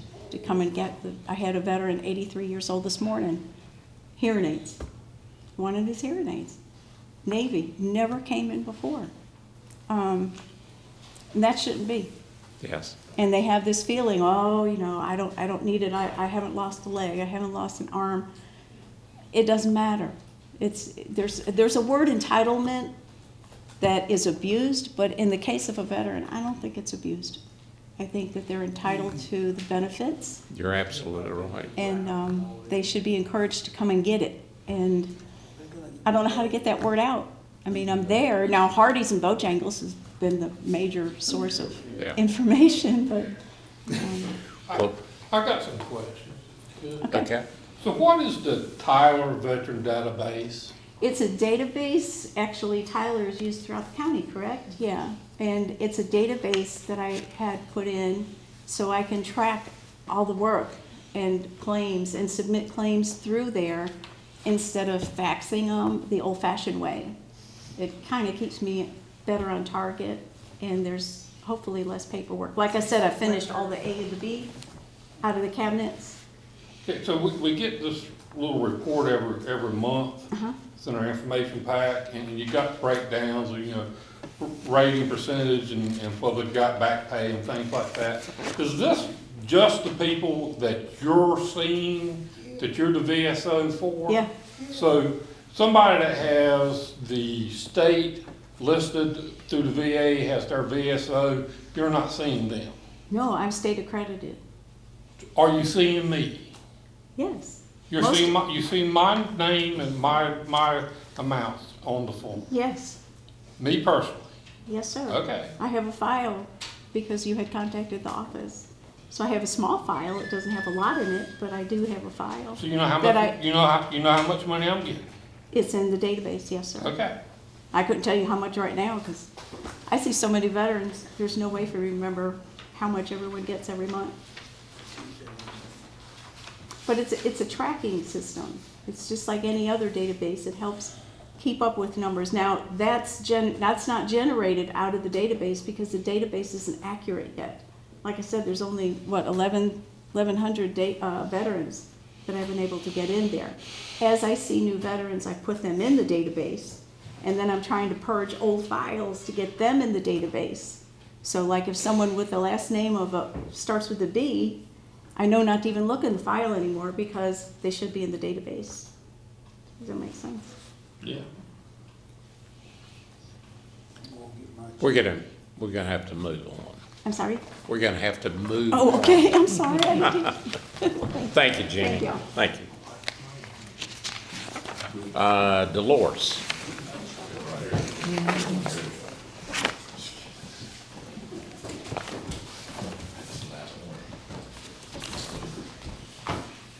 She's the last one. Welcome to the retreat building. Thank you so much. Good afternoon. I can see the rain, I think.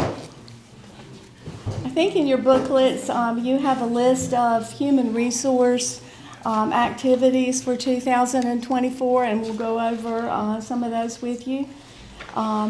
Recruitment and selection processes, and that would include posting positions, receiving applications, screening applications, setting up interviews, participating in interviews, working with department heads on selection and salary recommendations in order to ensure compliance with our county policies, making job offers, and background and drug screenings. We also participate in county salary and classification plan implementation and compliance. This includes development and maintenance of our approved county salary and classification plan to ensure proper salary grade assignments, classifications, Family Medical Leave Act, FMLA status, safety sensitive status, and those kind of things that appear in our classification plan. We're also involved in county benefit administration and the implementation of all of Beaufort County benefits. We assist employees with issues with their benefits. We participate in annual enrollments every year and make sure that all of that data is put into our database. We participate in implementation of the annual enrollments yearly. We look at the benefits that our vendor is recommending, and we help make those decisions. Of course, the county manager makes the final decision there. We work through processes to include retirements, Family and Medical Leave Act, donated leave programs, and we implement and initiate and manage those processes to ensure policy compliance and work very closely with department heads, employees, and payroll to make sure all of that is implemented correctly. We maintain a lot of personnel files on all of our employees. We maintain the databases. We process and approve personnel action forms, and personnel action forms are required to implement changes in employees' salaries, classifications, positions, and things of that sort, leave without pay, all types of actions. Employee relations and policy implementation. The HR director works closely with department heads and supervisors during the disciplinary process to ensure policy compliance, assists with letters and attends disciplinary processes, and coordinates final actions with payroll when that's necessary. We also manage the countywide position control process in that we maintain the correct number of positions for each department. We make sure the classifications are correct and position numbers and employees are placed in the right position, and update that continually when there needs to be an update. We actually manage and implement the random drug screening program countywide. We do all of the new employee onboarding, completion of all the necessary forms that are required for a new employee to be hired. And we also implement the ID badge program to make sure that each new employee has an ID badge, and they typically receive that on their first day of employment after orientation. We perform benefit and policy orientations on all employees. We complete paperwork on all the new employees, running background checks, drug screens, explaining policies and benefits to them, helping them with their benefit selections, and then we enter that data into Munis. We're very involved in policy implementation and updates, and policy consultation, and federal and state law compliance.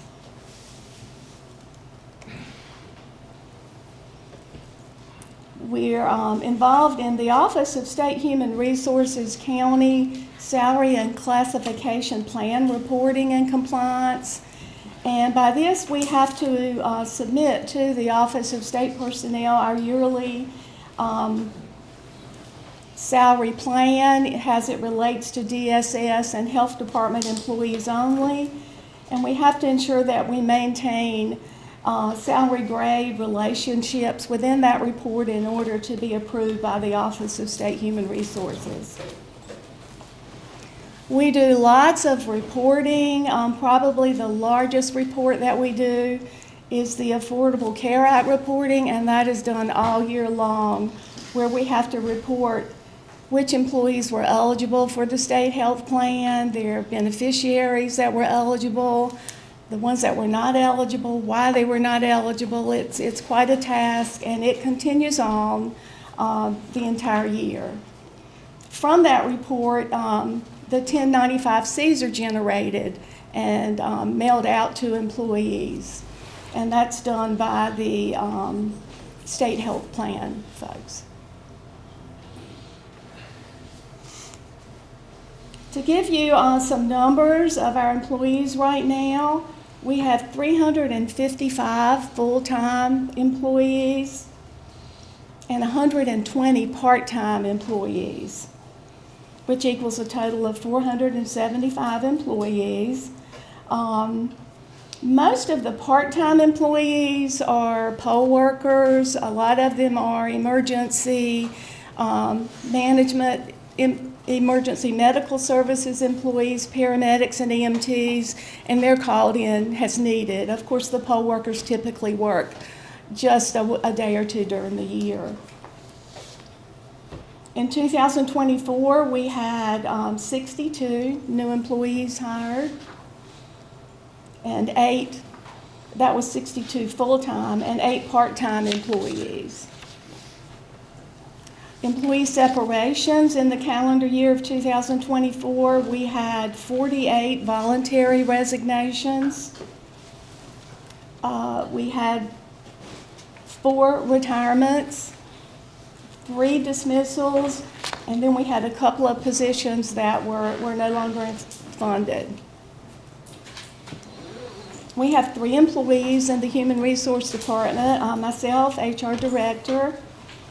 We have Jen Bratcher, who's our benefit coordinator, and then we have Alexis Washington, who's our HR specialist. Are there any questions?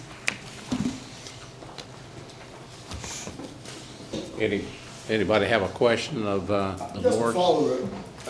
Yes. I see what, I know it's not that important, but I didn't see the numbers of the exit interviews you have had. I can get those numbers for you. How many have you had?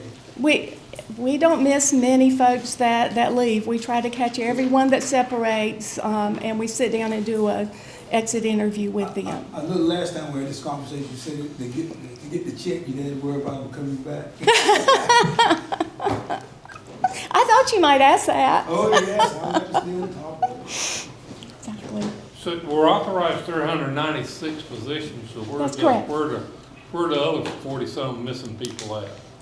Vacancies. We That have, many vacancies? yes, sir. We have 45 vacancies right now. I don't see that many advertised on the website. They're not all advertised at one time, but, and when I say we have 45 vacancies, that's what we have in our system. Some of these jobs have been processed and they may have already selected an employee for the role, and we haven't received all the paperwork and got them entered. But, and then for some of the, for instance, the sheriff's office, they do their own postings, and they might have one posting for deputy sheriff, but there may be more than one available position. I would like to know when we come back, or maybe at the next commissioners meeting, if you can give us a listing of those vacancies. Actually, I have a copy of that, but I didn't make everyone a copy. I'll get that to you. That'd be great. Yeah. Most of those vacancies, of course, are in the sheriff's office and DSS.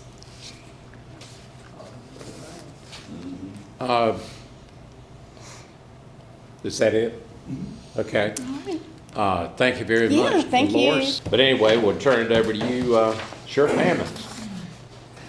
Thank you, Chairman.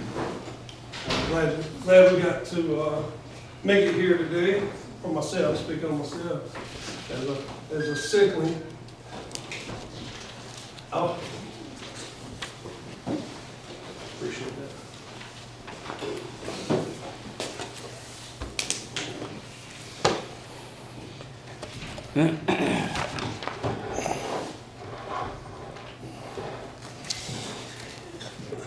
We present today as the Sheriff's Office our 2024, what we completed and some progress and some accomplishments, and we'll just touch base on those. It doesn't encompass every accomplishment we made, but anywhere to go through, I know your questions will be welcomed, and I'll explain anything with the clearest transparency that I can give you. All right. All right. Now, if you don't mind, there you go. We're giving you a copy, and everything will begin on the cover page, and I'll just.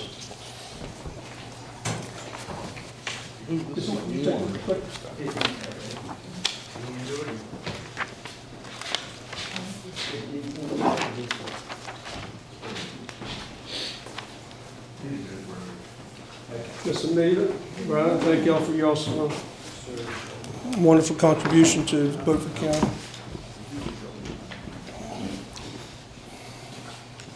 All right, I'm going to turn over to page 1. It just demonstrates a Beaufort County Sheriff's Office organizational chart. It's not overly complex, but it will begin up at the top, sheriff, come down, and just shows our organizational chart as you see the different divisions. And I used this when I came in. This organizational chart was not this detailed. It was very vague, but I see the need, from my experience, I see the need to ensure that the ratio of supervision to personnel demonstrates the most protection. I'll use the word protections and liabilities, because that's the whole idea of my role, is to identify the liabilities and how to put filters between it. So personnel, we got corporals, we got sergeants, lieutenants, captains within a division. And from left to right, you can read through there: jail administration, special operations, CID, support services, and 911 communication. Where's the SROs in this line? The SROs falls under the professional services. If you go to the SROs fell under special professional services, and at that moment, Captain Brown was the captain over special operations, and now he is chief deputy, so that vacancy is there. So I haven't filled that, but we have that SRO program as an entity over to itself, falling under chief deputy. The chief deputy is maintained, and he has one lieutenant in that chain of command who supervises the day-to-day operations.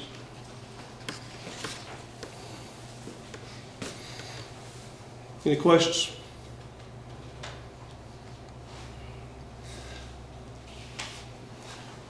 We just want to start out with our stats from 24, so you can get a base of what we're going to anticipate for 2025. And the 911 communication, we've received over 98,000 calls in 2024.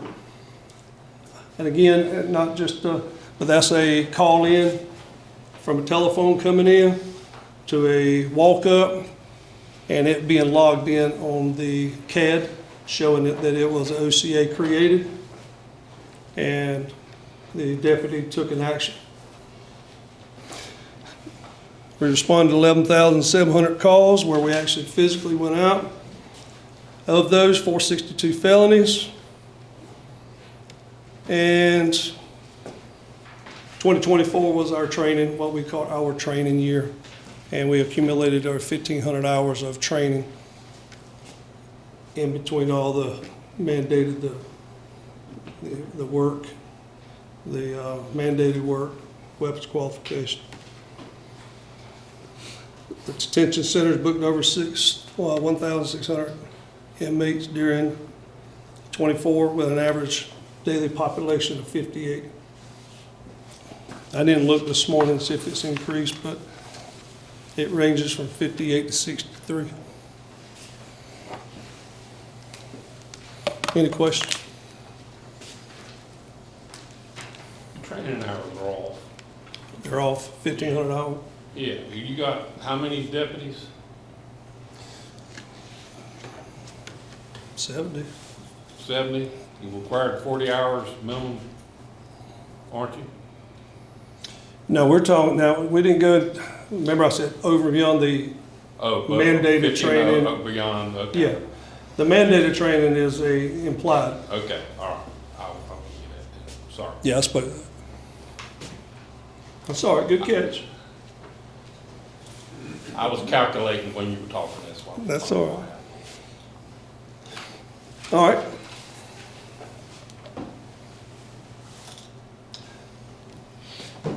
Now, now, this might be something you can kind of grab a hold of you.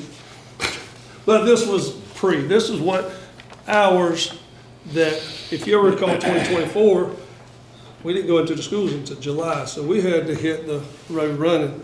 This was the mandated training for us to become a certified SRO. And this is the breakdown. This is a reminder kind of saying, hey, this is the specialized training that the SROs in our community have been through and satisfied. How many of the schools did you do the rapid deployment training in, or did you just do it at one? Physically in this? Yeah, We use 2 schools. 2 different schools. Yeah, it was 2 different templates to give 2 different dimension of what the layout. Right. So the newer model has the pod or the wings, and the old ones have the straight hall and and doors to the left and right, where you got to do special 4-point formations. Whereas the pod, you got to go and then you got to leave somebody there to cover while you go.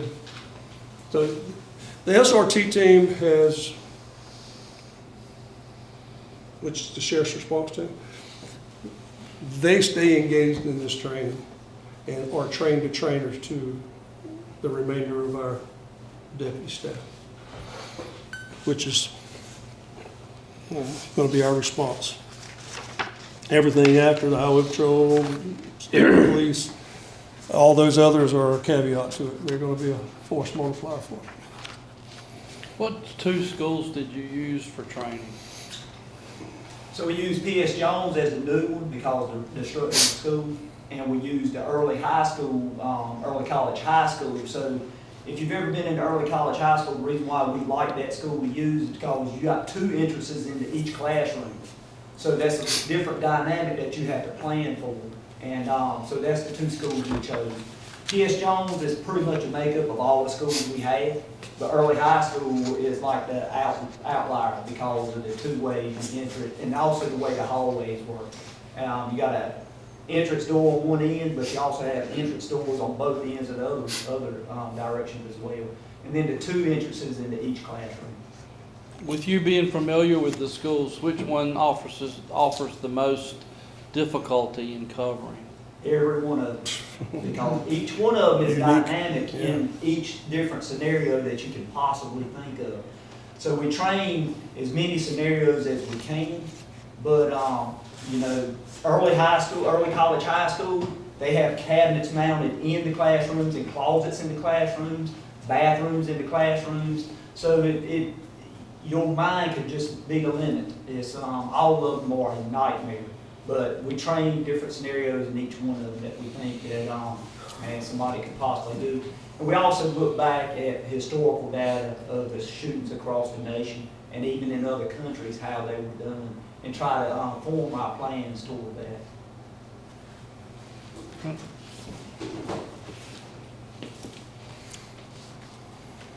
Question? Just one comment. The superintendent yesterday during his presentation spoke very highly of the change and the sheriff's office. Nice. Cooperation. So thank you guys. Thank you for relaying it. I tell you, Chairman, and this is my time to shine. It's my time to tell you, the morale of this sheriff's office is peaked. We ain't peaked, but we're continuing to grow, and there'll be some numbers in here, and I'll show you, and you'll say, well, this is this, and you're right.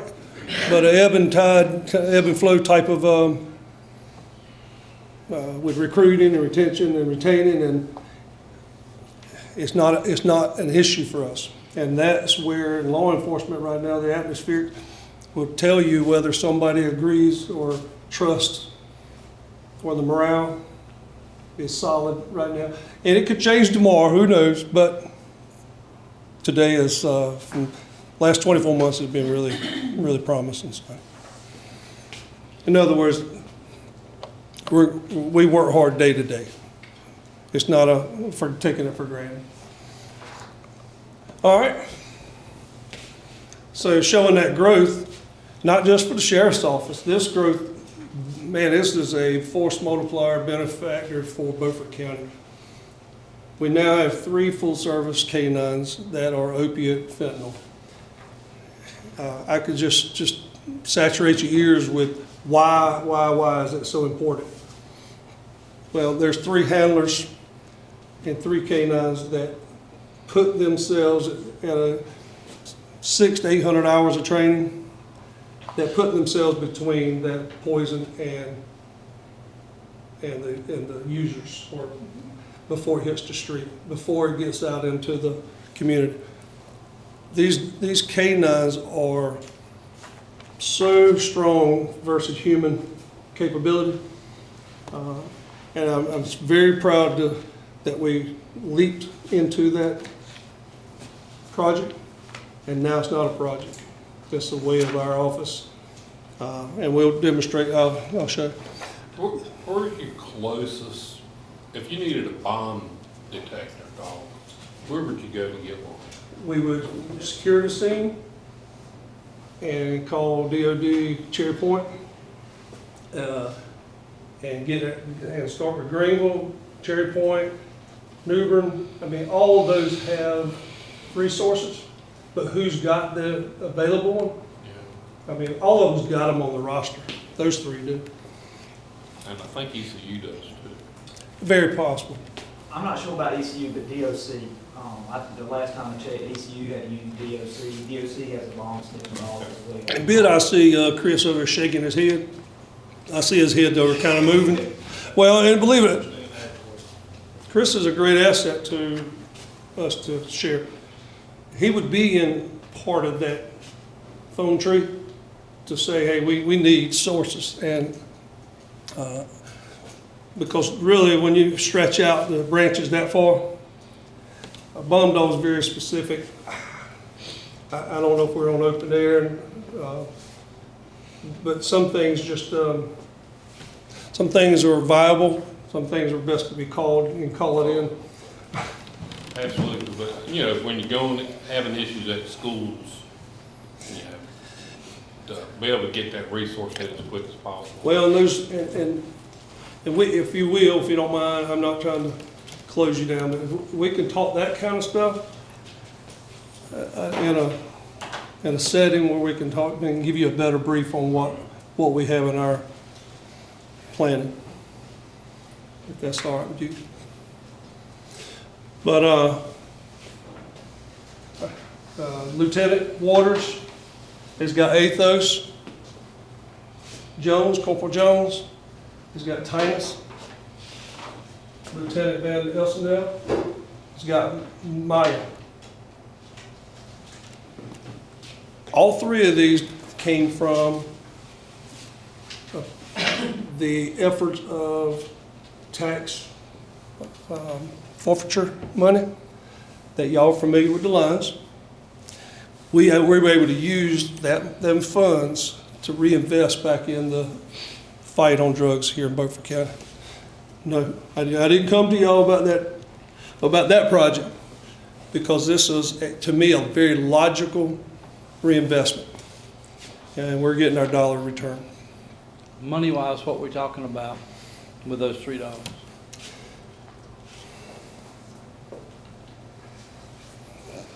$45,000 total or each? Total. Okay. So now if you build it from the project from ground up, we're talking about kennels from the house, kennels in the vehicle. Yeah. Right? I'm just talking the dogs right now. Yeah, but that's... They're priceless, basically. No, the dog price is not that cost. I I'm just saying gave the you, dogs are priceless in what they do. Oh, yes. But just how much they cost. to I gave get- you a total of houses, Oh, the whole thing? Yes, Okay. sir. Well, yeah, you gotta have it. so the dog, I mean, 10 to 15, said, 75 to 10,000. Yeah. I know you want to go on. Do you have the controls in the cars that will Pop open open up? doors? Pop Oh, yeah. doors, okay. Yes, sir. So, I mean, you read so often of a canine being left in the car and didn't overcome a heat or whatever like that. And I tell you, that's why I use that word a while ago. It could go to bad tomorrow. Because we have stepped up our liabilities, therefore it takes that additional that additional care to minimize it. So just be mindful. That is the cost of us, and you'll see the benefit of it. All right, any questions, sir? We're continuing our partnership in the community doing the open door policy that I'm an open sheriff. I work out in the community. I'll go to the community. Your constituents know it. I just do what I do. You know, your nose. I talk to them. But we go to churches, fire departments, throughout Beaufort County, doing education on church security, fentanyl, opiate, child trafficking, human trafficking, Ace of Hearts. The Ace of Hearts program is a program that every one of our employees are trained, and it brings you the awareness. And if I ask if y'all ever want that training, we're trying to get it transferred onto a video through our lead instructor. But it brings you awareness of cruelty against animals, children, and elderly. So right now we're seeing our elderly being scammed for dollars, way over $1 million value in Beaufort County in 2024. Now, we're talking about, and I have a family member that I have to be cautious, to be mindful of. You hopefully don't have a family member, but just be mindful. Help them where you can. And we're here, if whatever we can do as sheriff's office here, we'll help. Whatever we can do. If it ain't nothing but giving you a direction, taking a report, getting it on record, a date and time, so that an event can be time-stamped, that they became a victim. Any questions?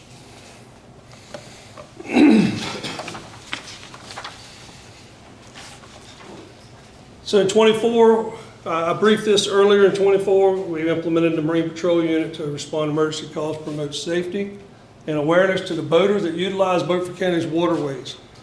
The Marine Patrol Unit consists of 12 sworn and non-sworn, because we use all personnel that are trainable, capable, and to expand keeping that morale across the office. They're first required to complete the NASVLA boater safety course, which is 6 hours. Members have received additional specialized training in search and rescue, as well as marine tactical response training. And we've already attended training with the Coast Guard and have much other training on the calendar with wildlife and marine fishers. So if some of the, like Captain Daniel Alpock and some of our other officers, we're in cahoots with them.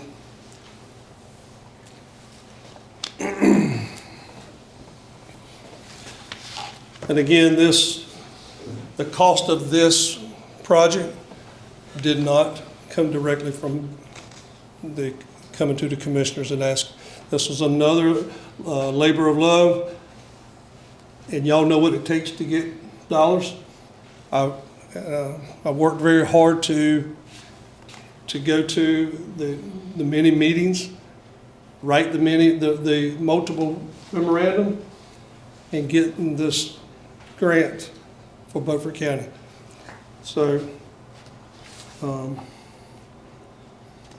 just proud of what collectively what the Sheriff's Office, the team has accomplished in 2024. And I'm only got some good stuff coming for 25. All right. Any questions? Any comments, questions? I mean, that's just, there will be a time when you're going to be invited. Like, remember the field day we had at the Law Enforcement Center? Y'all were invited. We're going to do the same thing and demonstrate what capabilities that you should be able to speak intelligently about what your county is doing, what your staff's able to do. All right, so another 2024 accomplishment, and we do turn this into an accomplishment. The Beaufort County worked with the county commissioners to bring a new food service provider into the detention center. Trinity Services Group began meals on January 20th of 2025. Thus far, we've served 734 meals and distributed inmates. Services were provided without interruption during the winter storm. And if y'all remember that winter storm, it was a booger bear, and it had to have some planning involved. But they are as competent as they were confident that day to tell us, we will provide, we'll store it. And they did. They followed through on the equipment that was spoke of, and the serving area, all that is going well. So whatever little tweaks that we've had to tweak, whether it be a flavor or a disgruntled taste buds, even they are working with us to tweak those to create the best value. So You getting your mandarin orange every day? they are getting mandarin oranges, and they're getting cornflakes that you ask for every morning. Now, we have tweaked some of the packaging because of ease and efficiency. And just, there have been some of our input that they have been very kind to change their ways. So they started the week that we had the weather storm. Oh, it was a challenge from day one, and there was a lot of communication between the chief deputy and Captain Satchel, our jail administrator. There was plenty of coordination to say, what if? Because you remember that the expanded days, just I think maybe one or two extended days, but they worked through it. Any questions?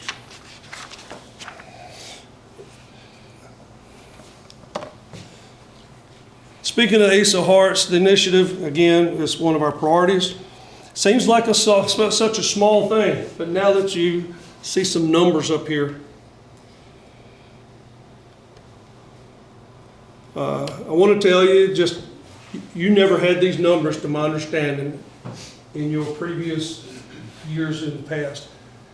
Why I like to bring this to you is to show you that when a deputy is going down the road from point A to point B, and he's going, whether he or she is going, whether it's 50 mile an hour, 55 mile an hour, or code 2 or code 3, there's a purpose, because we supervise to minimize liability. So this should demonstrate to you some of the calls that initiate that type of driving or that type of work or that risk. Those considerations as your sheriff, when I'm buying equipment or when I'm doing specific types of training, it's this type of behaviors that we're trying to counter, and that's just the nature of law enforcement. So I show you what really is going on out in Beaufort County. We're not an exempt county. We're very much victim of child porn. Well, we had DSS in here yesterday, and I guess some of their numbers They may be higher. are comparable to the number of children, because the fact that you guys are the ones that have to take the action after the court. Correct. So also remember that you had the PD reporting, all the PDs are also reporting, this is basically what we had in our cabinet. They also get reports from family members that they have to investigate. So you should see a large number with DSS because you got family members, neighbors that are reporting things that people are doing to their children that we may not see and they may not call us. And sometimes, unfortunately, DSS won't call us as well. Not getting into that, it's just the way it goes. They have to start moving stuff too, and sometimes that gets overlooked too, so. But this is initiated through the sheriff's office. Yeah, this is initiated through the county, people, not necessarily the city. And some of those will come from our SROs as well, because a lot of stuff is reported in the schools too. Or our teachers, our administrators, or our SROs see something that don't look quite right. So they'll have to do an initial investigation and then we'll forward it to DSS as well. Now, Chairman, I'm all in. If y'all want to consolidate all of the stakeholders who collect this data with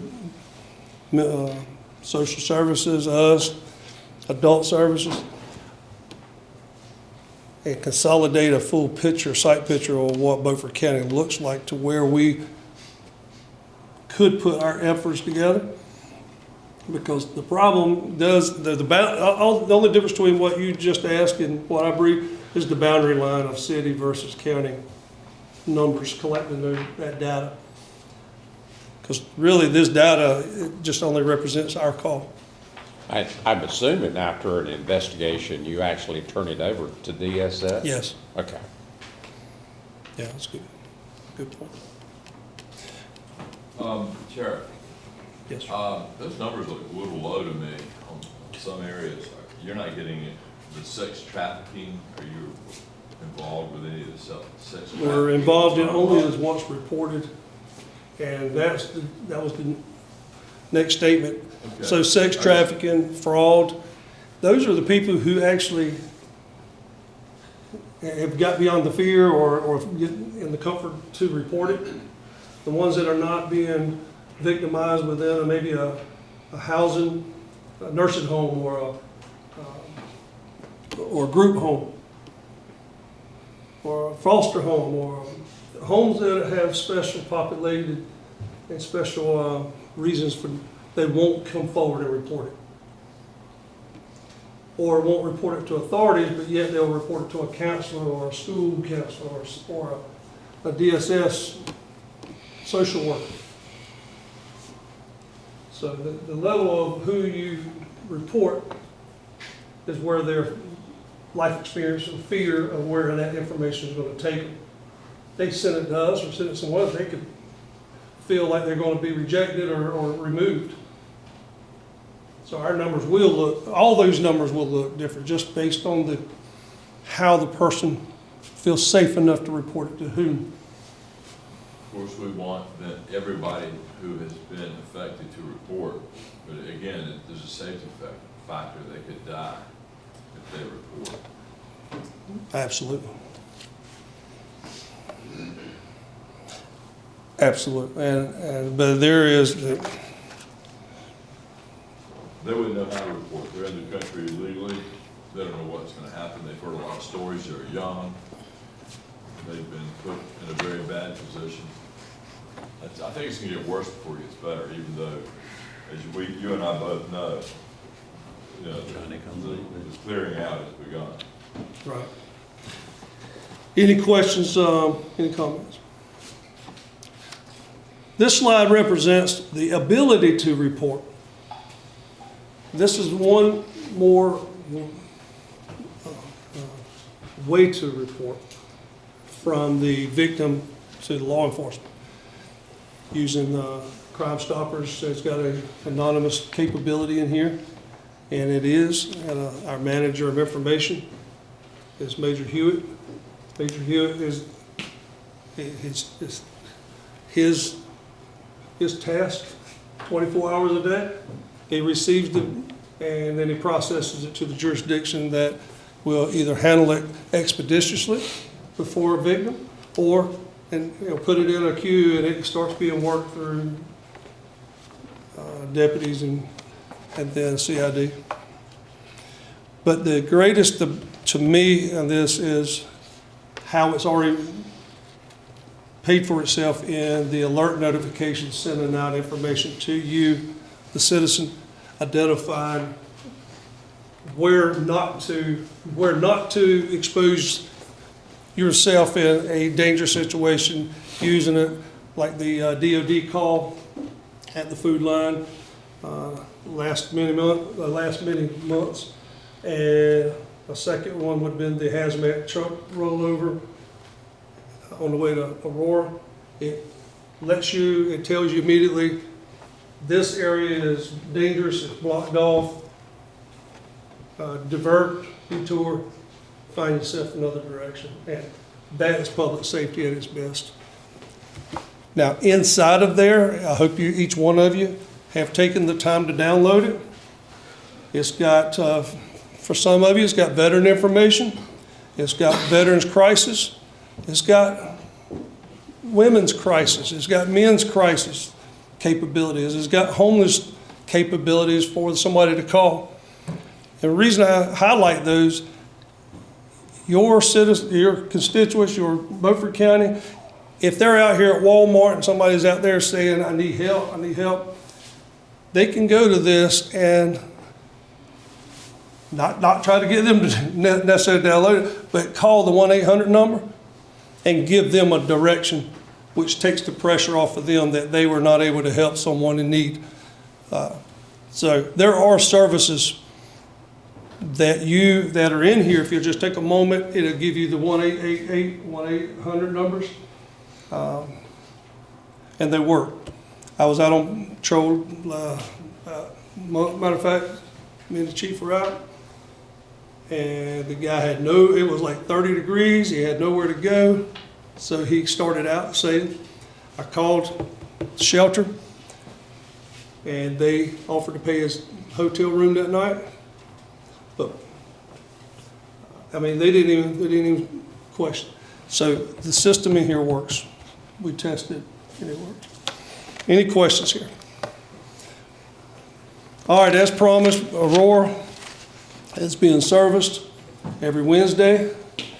We're in there at 9. We leave at 2, and the services have only grown. The population in the area, but the benefit to you, the benefit to public safety, is now they have a continuity. They feel like there's some continuity to, on Wednesdays, they know they can go there and get serviced. So that one officer, 2 officers? Or? Well, we manage it as it's needed, which is we hadn't grown past 1 yet. So how many people are you seeing show up on Wednesdays? I mean, I'm sure it fluctuates. If one person's there, which is deputy, because it has so many other advantages. One, I've got presence. I've got somewhere and I can turn that key and have somebody to call, respond, and that does happen. It's also important to know that our officer there, Lieutenant Richards, or now David Richards, retired, he's there at the office. That's not counting the ones that we have patrolling the areas also. So they may come report something and he calls them to go to whatever location, but he stays there. So you actually, if you think about it, even at least on Wednesday, there's at least 2 officers in the Aurora and in the Aurora area. So it's very beneficial there as well. Oh, I got 30 more minutes? 45? 9:30, so 10. Okay, thank you. Look this, Oh, I'll be finished. look this way. Oh, Lordy. All right. Any questions about, So, Sheriff, real quick, so how do you see that playing out in the future with our other municipalities, the services, the additional services the sheriff's office is having to provide to those municipalities, or some of those municipalities? Do you see that growing? I mean, the challenges that the municipalities are facing, some of those backing out of services that they would normally, provide, because that's going to provide a challenge for you.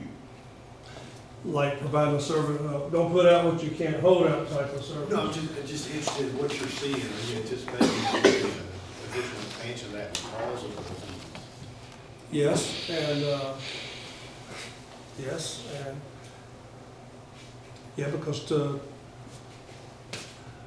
but I don't want to put a curse on any municipality that is, yeah, they're, I don't even want to comment on that right now. But yes, sir, I do. I do see where it's going to, the service to them is provided as I'm able to provide that personnel. Scott, let me help you out as it relates to Belhaven. That's the only one I Well, can speak to. they were on my mind. But Belhaven, because of the residents and the business community, they have put pressure on them to beef up.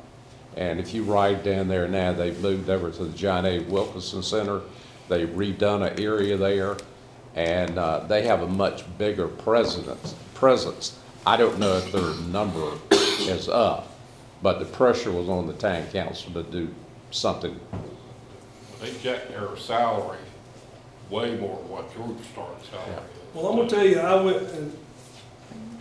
I initiated 2 conversations with Belhaven for the benefit of my office. One is personnel, whether they got it, or 2 is their scheduling.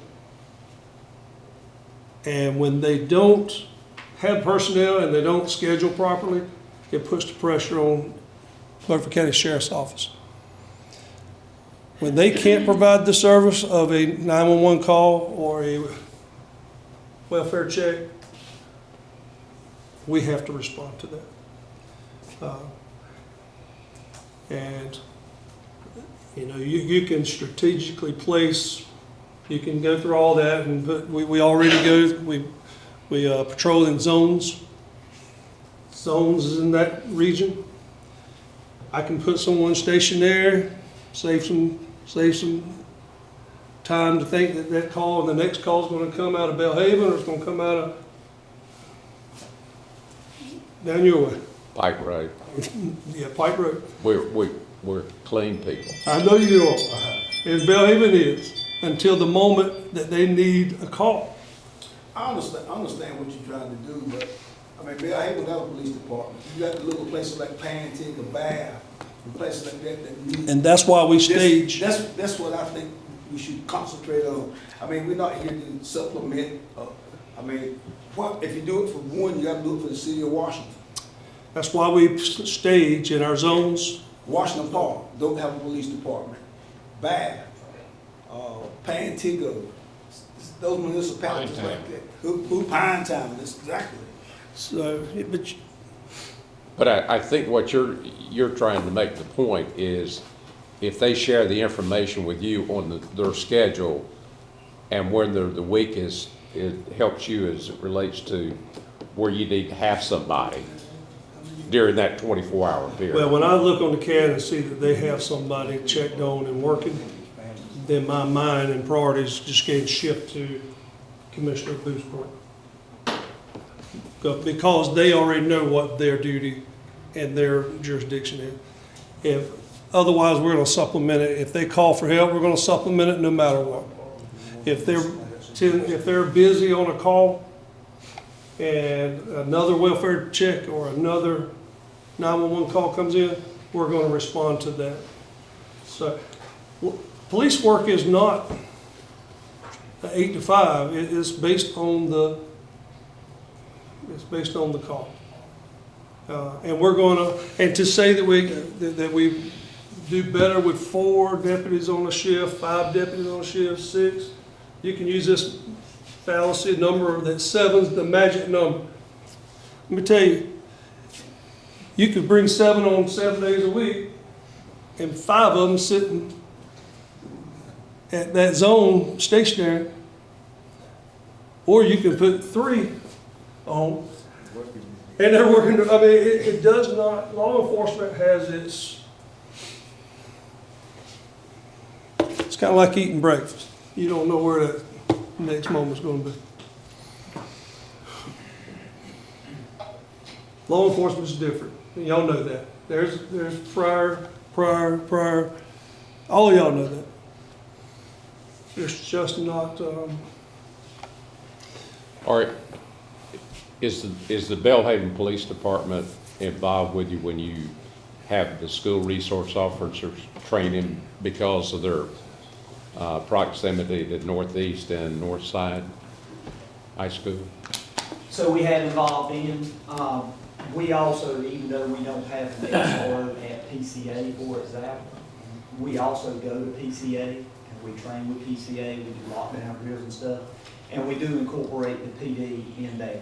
Anywhere that we're going to be, and it's just like when we talked about doing our rapid deployment training at the different areas, we'll call in the locals that could possibly respond, like Washington Police Department. All of you probably know P.S. Jones and John Small is within the PTJ of the city. We call them to train with us as well. So to answer your question, yes, sir. Thank you. And we handle all calls during school hours. And after school hours, they handle all calls that deal with the property and the building and the alarms and the. So that was an agreement that we worked together with. I like how you fluctuate. I know you were called about a basketball game in Washington not too long ago, and it was number 1 against number 2, and you don't know what's going to happen, but you got to think that you were prepared for it. You had people there. There was a few fans that got out of hand. Y'all walked over there and showed him the door, and there was no stoppage, nothing. So that looked really good. I was impressed. Thank you for that. You know, there's a lot of round table.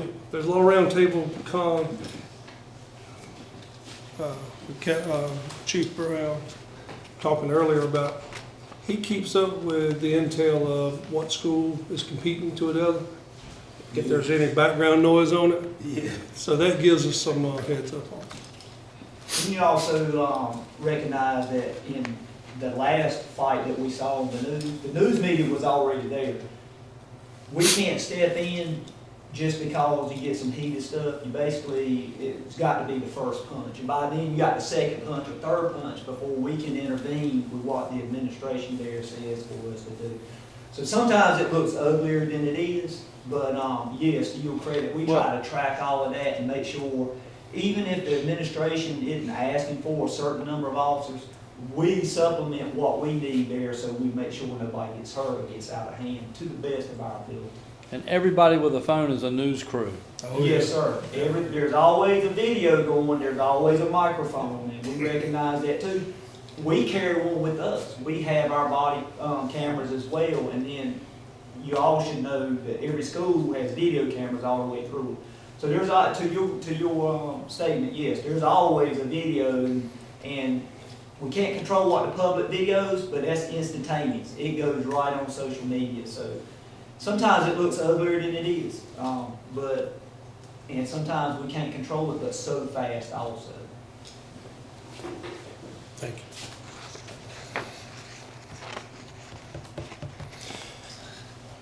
All right, going into our overdoses. This is just reporting to you in 22, 23, 24 stats. And if you'll just take an observation of the box to your right, that'll be where we're going to demonstrate to you how we our training, our narcotics training, our K-9 assets, and our training on putting our patrol through additional narcotics training. In addition to DSS training, social services training, all of the external trainings has reduced Beaufort County's death of fentanyl. So we are, as a community, improving our situation. And to Chris, you know, his staff of emergency paramedics, fire chiefs, thank you, because all of that collectively, we all communicate on a daily basis and we work. So we are making a difference here in Beaufort County. Now these numbers, they could be 20s and 30s, but we're not Craven County, we're not Pitt County. We don't want to be where they're at, because what you can credit that to is the historical work that had been done in previous law enforcement, previous training, has come to a point where we're reducing these numbers now. But these numbers are also being collected. Now these numbers are actually being displayed up here so you can see the transparency of how we're improving. So we were probably having improvements before, but I want to demonstrate that public safety is at its best. Any questions about? Do you have any incidents of where one of your deputies was contaminated with fentanyl? Not the sheriff's office employees. No, we hadn't reported anything to risk management. The only occurrence that we have, to my knowledge, would be a traffic stop that happened with a highway patrolman. And he did make the traffic stop. And he felt he was exposed, and his explanation exposed. And then he called on the radio for a response, and EMS and deputies did respond, treated with Narcan, and safe. So there has been a Beaufort County exposure with a highway patrol.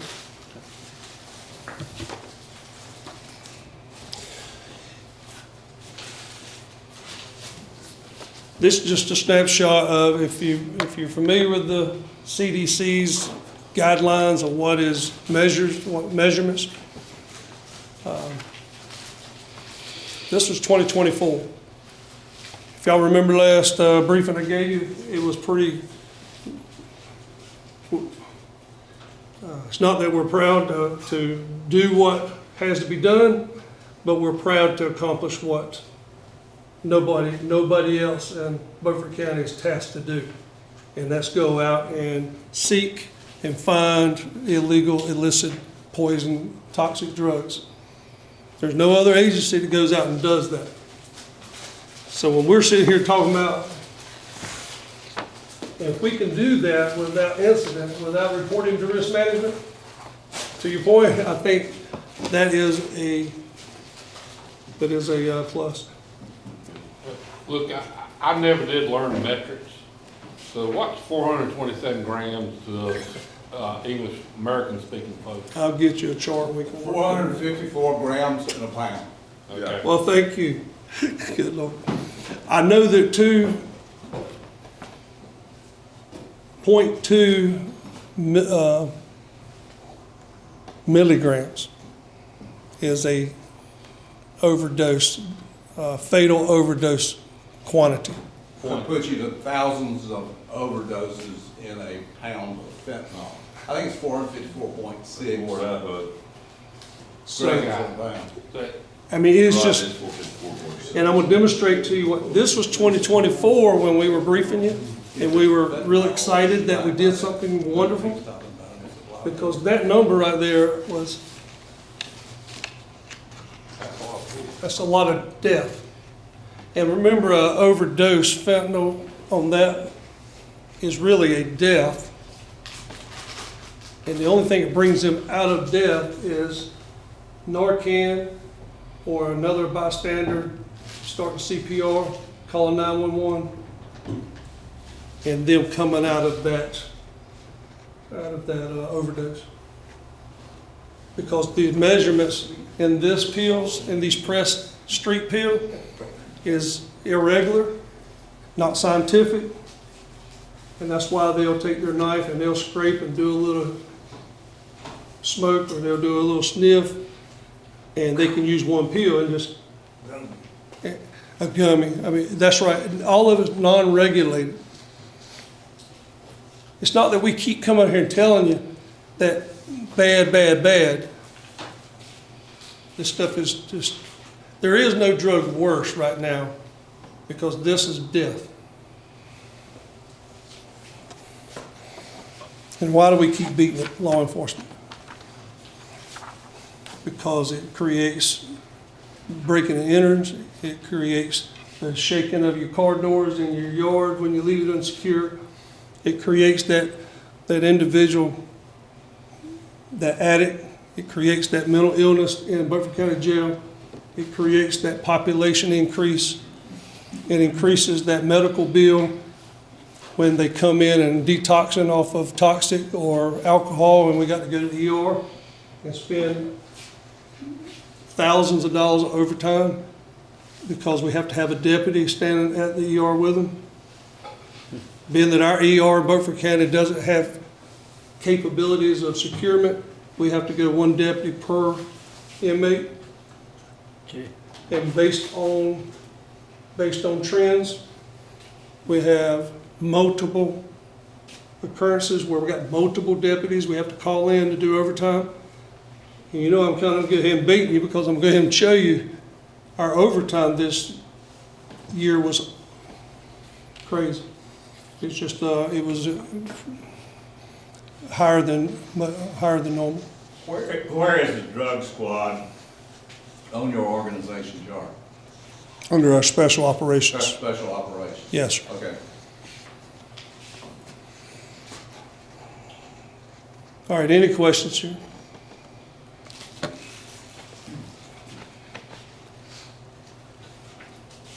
So we're on February 12th.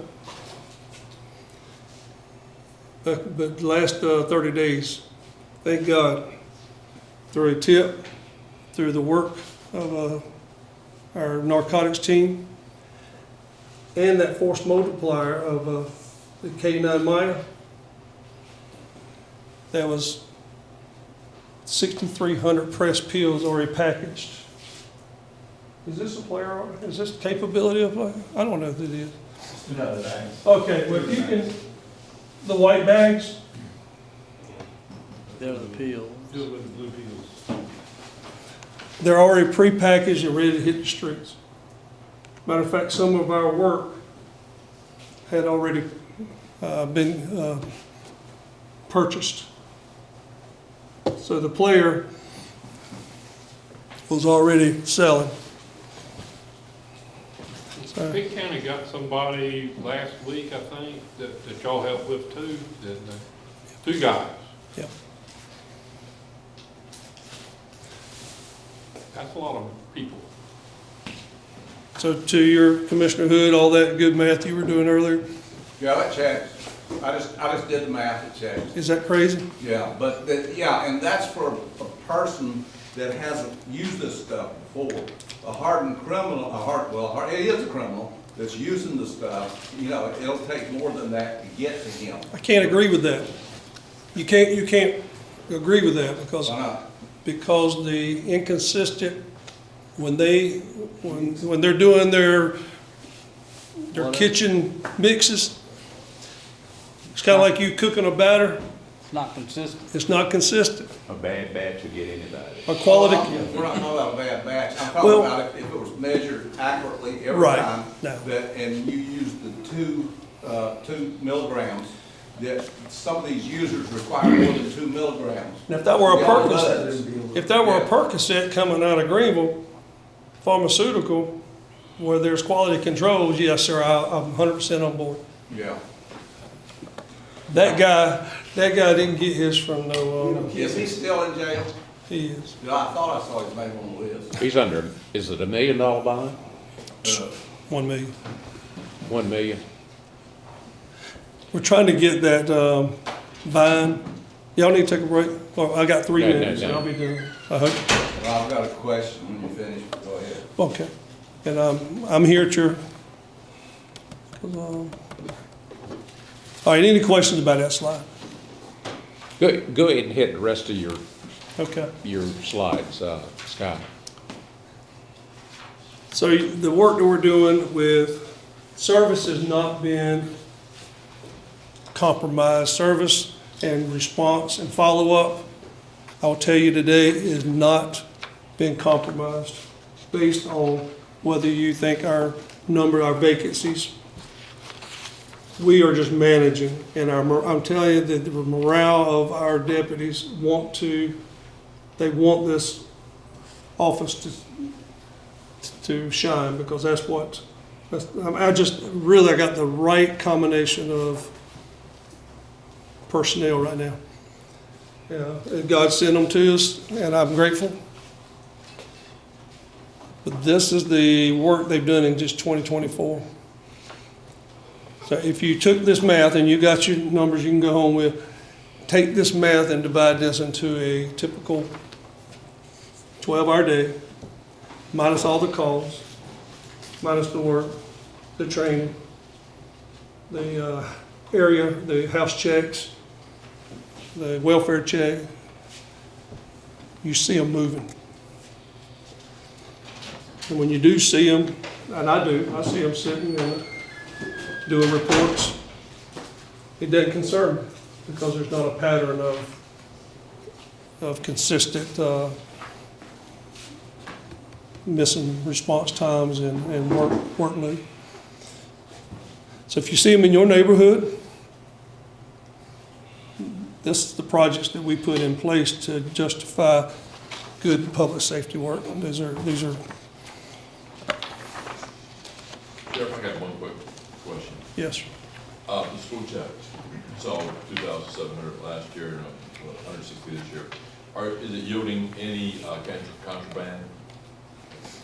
We let the SROs in the school, we let the school handle their contraband. And if the school reports it to the SRO, if it meets their reporting criteria, then the SRO absolutely gets involved. I mean, if they find a lot, you're gonna wanna get it, right? Yeah, you want to expound on it? Yeah, when we look at those school checks, remember, that's not including our SROs. They don't do the 1090s. This is when another unit Patrol is deputy. patrolling will stop by. And most of those would probably be our private schools as well, because of course we don't have an SRO in our in the private schools. So we still have to service them. We still have to make sure that they're getting the same services that any law enforcement agency will provide to anybody. So that's then included as well. Our SROs, the numbers that you would see for criminal reports, we didn't include those yet. But yes, we're getting contraband through our SROs and our administrators in the schools. All of that's not a criminal type situation. Vape pens would not be criminal in schools. Yes, the administration is against the school to have it there, against the school policies. But as far as possessing, unless they are under a certain age, is really not against the law. So that's not going to be a reportable crime that you see as far as contraband. So yes, there are contraband instances that we all catch that may not be reflected on what you see in our report. Good, yeah.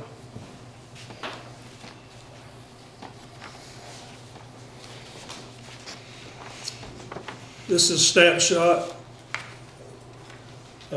of the reality of law enforcement in Beaufort County Sheriff's Office.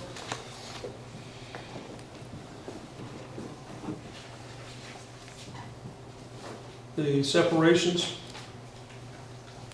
I can sit here and tell you we've had them to go to state agencies who feel like they've been trained and feel like their quality of life would improve because they get paid more at that state agency. We've had some to leave and go to other counties because they got paid more. To your point, I think I heard one of the, yeah, that was you talking about the money, because they do pay more money, Money's not everything. not to a commissioner. But to somebody trying to raise a family. No, I've been there. You know what I mean? You were there when they were $11,000 a year. Absolutely. I was there when it was $16,000 a year. And I understand, and the benefit of having good management is to fight for those who need to show a quality of life for what they do, for what they do, for what they do in this community. I demonstrated to you today how they are working, how they respond, how the management's working, how the management's accountability to you, to the sheriff, how they're spending their time, their energy, how they're making this county safer. And there are going to be needs that they're going to eventually, these are smart people. They're young, but they're smart. And they're going to see a time when they want to be rewarded. And I'll submit to you in 2025 when we go looking, I'll be requesting, I don't know if it's in that next slide or not, I'm going to be requesting expansion based on, I need 2 employees in the courthouse. And that expansion will help me meet the need of the additional courts that AOC has put on us. Not what we expanded. If y'all recall, to make the courthouse environment safer, we force multiplied what you had in place. The day I walked in, I put a deputy at the front door, and we had the 2 screeners, the security. By all means, keep the screeners is my recommendation. But I have to have, in my estimate, 2 more bailiffs to keep up with the security at the first level, where you currently, when you walk upstairs and you see them on the first level, and in that basement. When you see, when the entry, when a person enters into the basement through the elevator, they're able to come up to the first level or bypass it and go to the second level without any contact with that law enforcement in place. If there was an event that occurred in the basement, whether it be a fight, whether it be a shots fired, or whether it be the extreme of someone hurt, killed, we wouldn't be able to respond, but we wouldn't hear from our vantage point. The screeners don't even have radios that they've implemented yet. So the security enclosures is going to describe to you some suggestions, recommendations that I saw the need from to have a survey for the whole property, for the whole county courthouse, and the security, the public safety, the alarms, the vaults, the jail, how it connects to the jail. All those things were identified in there by a independent observer, a team, and they would come through, trained from the sheriff's associations. They're through that association at no cost to any of the counties. How many vacancies do you have in the sheriff's department as a whole? I've got that information. Good, yeah, brief that for me. So we have 4 detention, 3 communication, and there's 8 sworn positions. We have 5 currently in background that have already gone through the interview stage and are now getting the background checks and everything. That's 3 deputies and 2 telecommunicators out of that list that I gave to you. We we also have people that have not gone in the background yet that have filled out an application or in the process, need to be interviewed, and then they'll enter the background process. Okay, I made that 15 vacancies, is that correct? 15 total, 4 Okay. detention, 3 communication, and then 8 swimming. But I'm swearing in 3 Monday, filling. And if you look at our Facebook, you'll see there's been, through that list, there's been a lot of people sworn in over the last couple of months, and that continues to be the trend that you're gonna see into 2025. What we're finding, Commissioner Hood, is 7 separation. But we're having those select ones are coming back because with those dream or those things, those other jobs where they thought they were making more money. Money and everything. They were finding sheriff's office. Tandy said that, didn't they? Yeah. Scott, thank you very much. Let me ask my question. I thought you just did. No? You asked, you wanted to know how many people were not, I how want to many ask positions. But if I Let me can, ask my question, or are you gonna try to shut this down? Just go ahead and ask one more. can I quickly get my point in? Yes. This program online, Leads Online, helps me substitute an individual CID detective. This program I'm going to come to you with is kind of an expansion on when we have cold cases, stolen property, when it goes through our CAD, it does a 24/7 operation right now that it takes a human to actually go in and manually run through NCIC. Excuse me. But this program here is going to be an expansion of cost. And I wanted to get that into y'all's mind because I just, if y'all got study and you want to review or something, I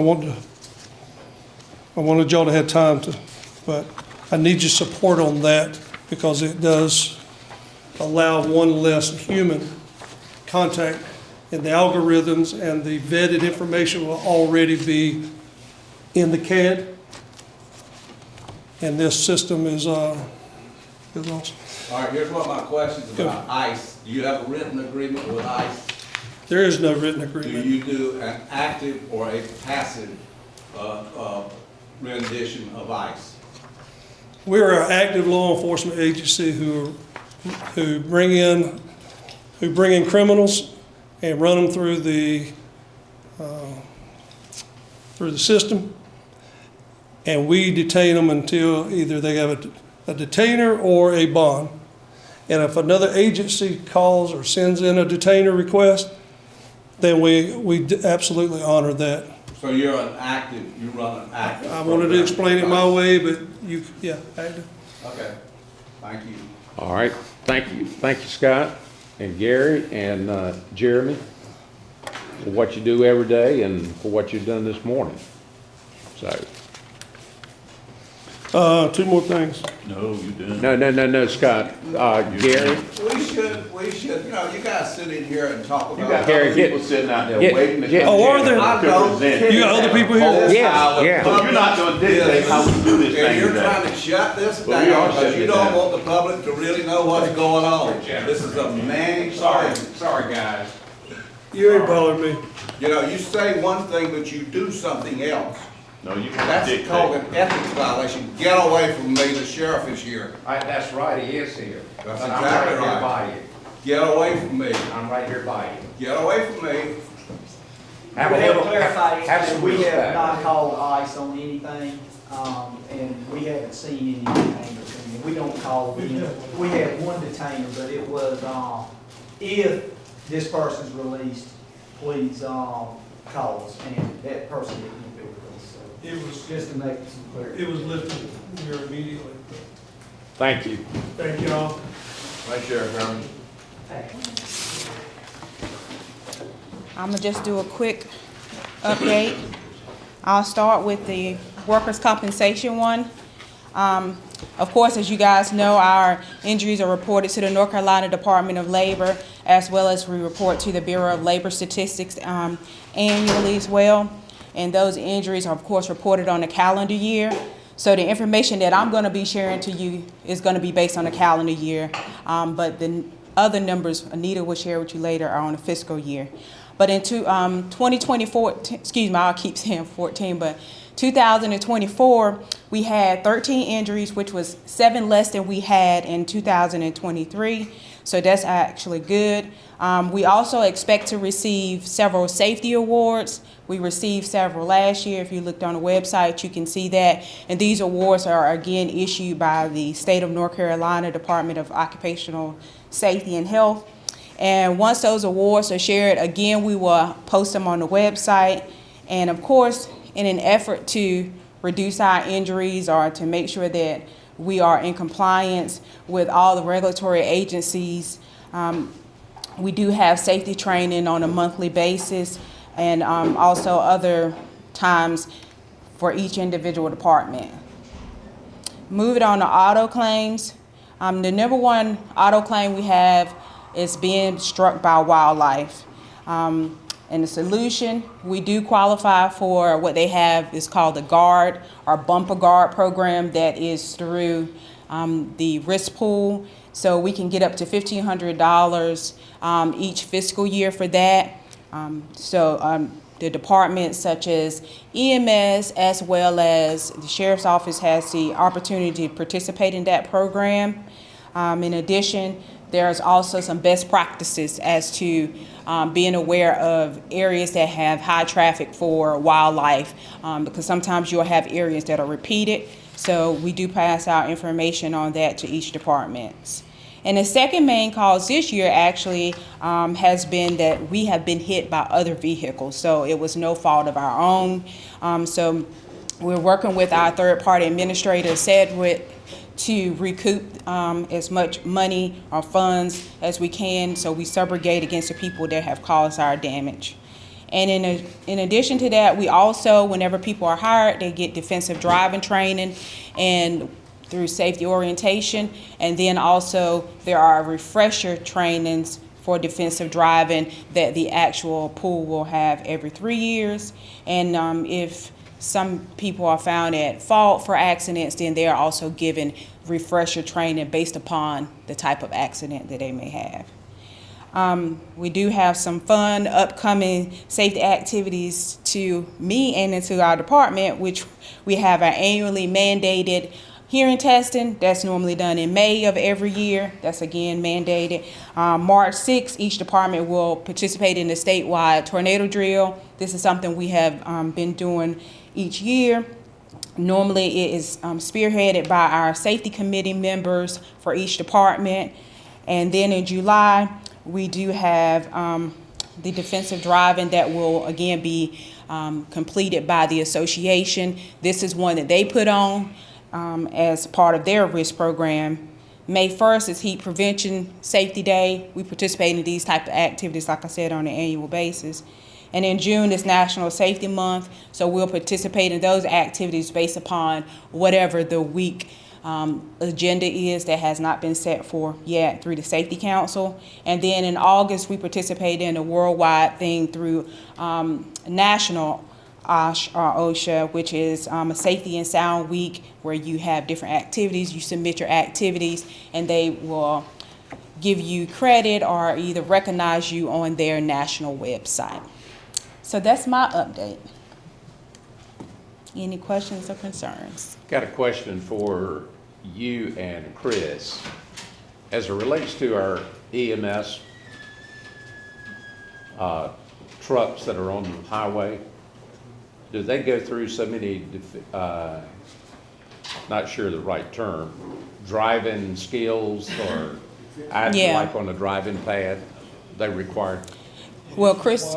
It's required now for your certification that Right. you take an EVOC course or emergency vehicle operations course. That's required for anyone who's gotten a certification in the last probably 3 years. Absolutely. He has it. He can do it through. He can do it through his program, and there also is additional information that his department has used on a training database that we have. If he wants to do more training on that. I'm sure the sheriff's office is required to have so many hours too. And they tend to go through the community college. Okay. And then they have a lot of stuff that they have to do through their accreditation. So with their trainings and that sort, they will go through what's mandated by the state, and they do. So, Mr. Chairman, to your point, I mean, if you think about it, we have a lot of people on the road every day. We put a ton of vehicles on the road every day, whether it's EMS, Sheriff's Office, Water Department. We've got folks on the road all the time, and then you mix that in with all the wildlife, and you see where our exposures are. So we have that exposure for them to do their job. That's an exposure for us, and I think that Jennifer and her programs help manage that really well. I think we've been successful. So I've got two questions. Go ahead. So when you're reporting to the North Carolina Department of Labor, the accidents, are you separating it out by department so each individual department can be And recognized? it is separated by departments, but it's not accidents, it's injuries for this particular Well, thing. yeah, I mean, you don't know who I am. That's what I do all day long also. So, I find that separating out by department will allow each department to get recognized. Absolutely. Because you might have one department that's constantly getting hurt, and so that it's not fair to the other departments. Absolutely. So my second question is about drug screening. You do the high risk or safety sensitive position drug screening. I have a question about if somebody tests positive in it and they request that their second sample be tested. Is that tested by the same lab that done the first sample, or how does that work? Because your sample is taken at a location and it's typically sent to a lab like LabQuest or QuestCore or whatever, LabCorp, Quest. How does the split sample get tested? That is actually an HR function. That's an HR function, okay. Yes. But my understanding is it goes to, if you split sample, it goes to separate. Okay, all right. It just has to be the same sample. All right, thank you. And all of our safety sensitive positions, if you look at the budget, are listed under the, we've identified which ones are considered safety sensitive. The pay classification. Other questions? And here again, with Chris in the room, he may be able to respond to it. As we look at the budgets of the volunteer fire department, one of their biggest expenses is liability insurance and fire insurance and so forth. Is there a way, and I'm not talking about in the next year, but trying to look to the future where that could all be under one umbrella through some kind of LLC? I think that would be at the detriment of the department. At the All department? of our departments now have VFIS for their insurance purposes. Okay. And that is top notch. And they have a much better coverage for their money than what we have seen on the government side. I wish we could get it, to be honest with you. Okay. Well, you've answered my question. You've answered my question. Anyone else? So I will tell you, I mean, Jennifer is in the field 2 to 3 days a week, doing safety training with our folks. She does tailgate work with our water department folks. And it's funny, you'll hear some comments from our water guys. They'll say, "Look out, Jennifer's coming." And she'll sneak up on them sometimes and keep them straight. So they Yeah, they call me undercover boss. Undercover? I'll send you my Tandy is Everywhere video. Okay. Kind of got the same thing. Yeah. Do you have your own shovel? I do have my own tools. They don't like for me to help, but I do like to help. I feel like that it's important for me to be able to give them the training, for me to actually be out there in the field with them to see what they're doing. So that's why I'm out there a lot. So sometimes you may not see me in my office, but most of the time I'm out there with them, seeing what they're doing, so that way I can understand and give them the best possible training, and then we can work together to have the best possible safety program. So you're an expert on fire ants, then? Oh yeah, unfortunately so. I haven't had any too terrible here lately, but I have seen it to the point where it has given people actual infection. of the whole body. So, but we do have that as part of our heat stress training. We cover fire ants, ticks. We talk about how to save the tick if you do pull a tick off. So in the event that later on if you have Lyme disease or if something comes up, Rocky Mountain fever, then that way we have the tick and we know the date that it is, so that way I can make sure they get the proper treatment. Right. So, Mr. Chair, just one thing too, and I think y'all are aware of it, but something that we didn't do before Jennifer came to work for us, and she's been great on doing that, we actually invite North Carolina OSHA in. We schedule with them to come in and do inspections for us, because there's a grace period there that they'll say, we'll come in and we'll inspect you, you just gotta fix what we find. And it keeps them from popping up and doing, random things where you do get dinged and you spend a whole lot of money. So Jennifer helped establish that program for us, and it's been very successful. I mean, they come in regularly, and we work with them to make sure that we're doing what we need to, and it keeps them from coming back and biting us. Yeah, it has been beneficial, and the guys likes it because we want to make sure that they understand that I can train you, and of course we have to meet the regulatory aspects, but you actually understand that you don't have to be afraid of these people that are coming in here because they're trying to help you. So we do have the consultative services that also do a annual 4-hour training for us, is at no cost to us, but again, it builds those relationships. And then as what Manager Allagair said, is towards the end of the year, I will apply again, because you have to reapply every 3 years for them to walk through. And so not only does it make sure that we're good, it makes sure that I know that I'm doing what I'm supposed to be doing as well, because they audit my programs as well. And so that'll come up again in November, and I'll submit it, and it'll be all of them. Thank you. Thank y'all. Have a good day. You too.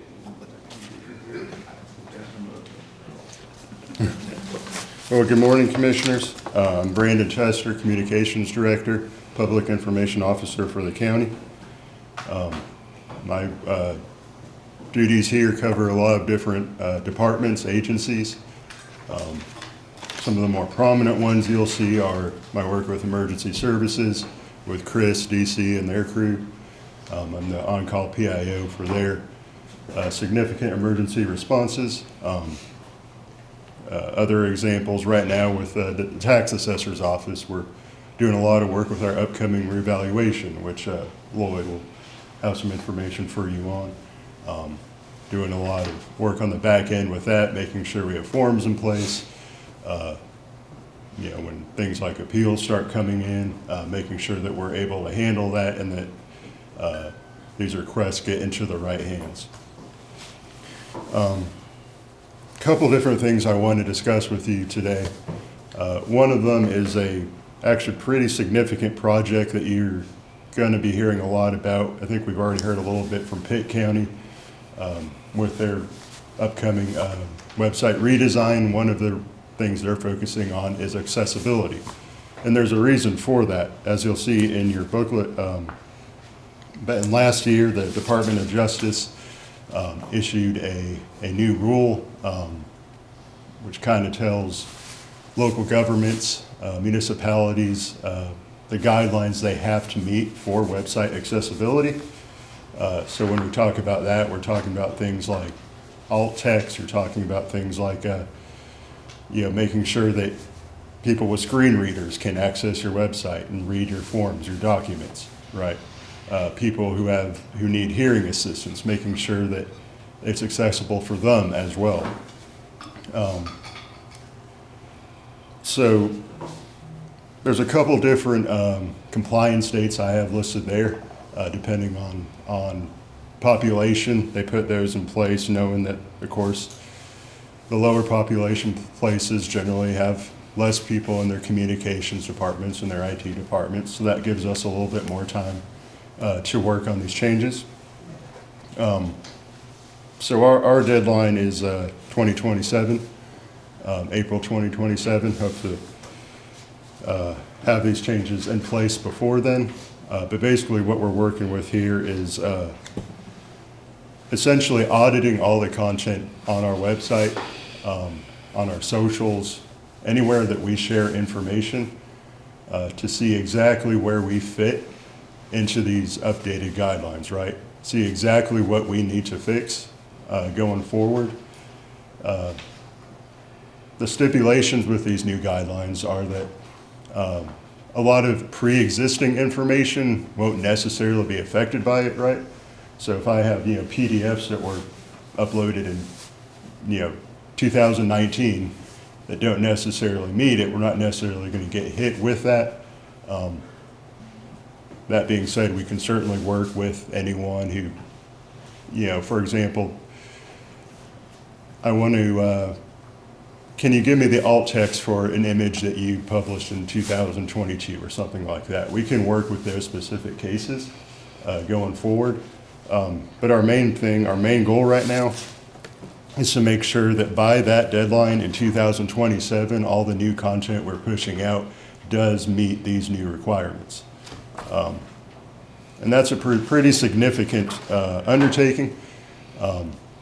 Requires some preparation, some knowledge that many of us don't really think about on a daily basis, especially when you have information flowing in from, example, state agencies. You get PDFs, you get announcements from them, federal agencies, you get things from them, right? And it may not fit these standards. So we're all going to have to kind of work together to get this knowledge in place. Over the course of this year, next year, I will be conducting some trainings with our staff, specifically our staff that has web administrative duties for their specific departments. We'll be going over some of those accessibility concepts, making sure they're familiar with them, making sure that they know how that looks in our system.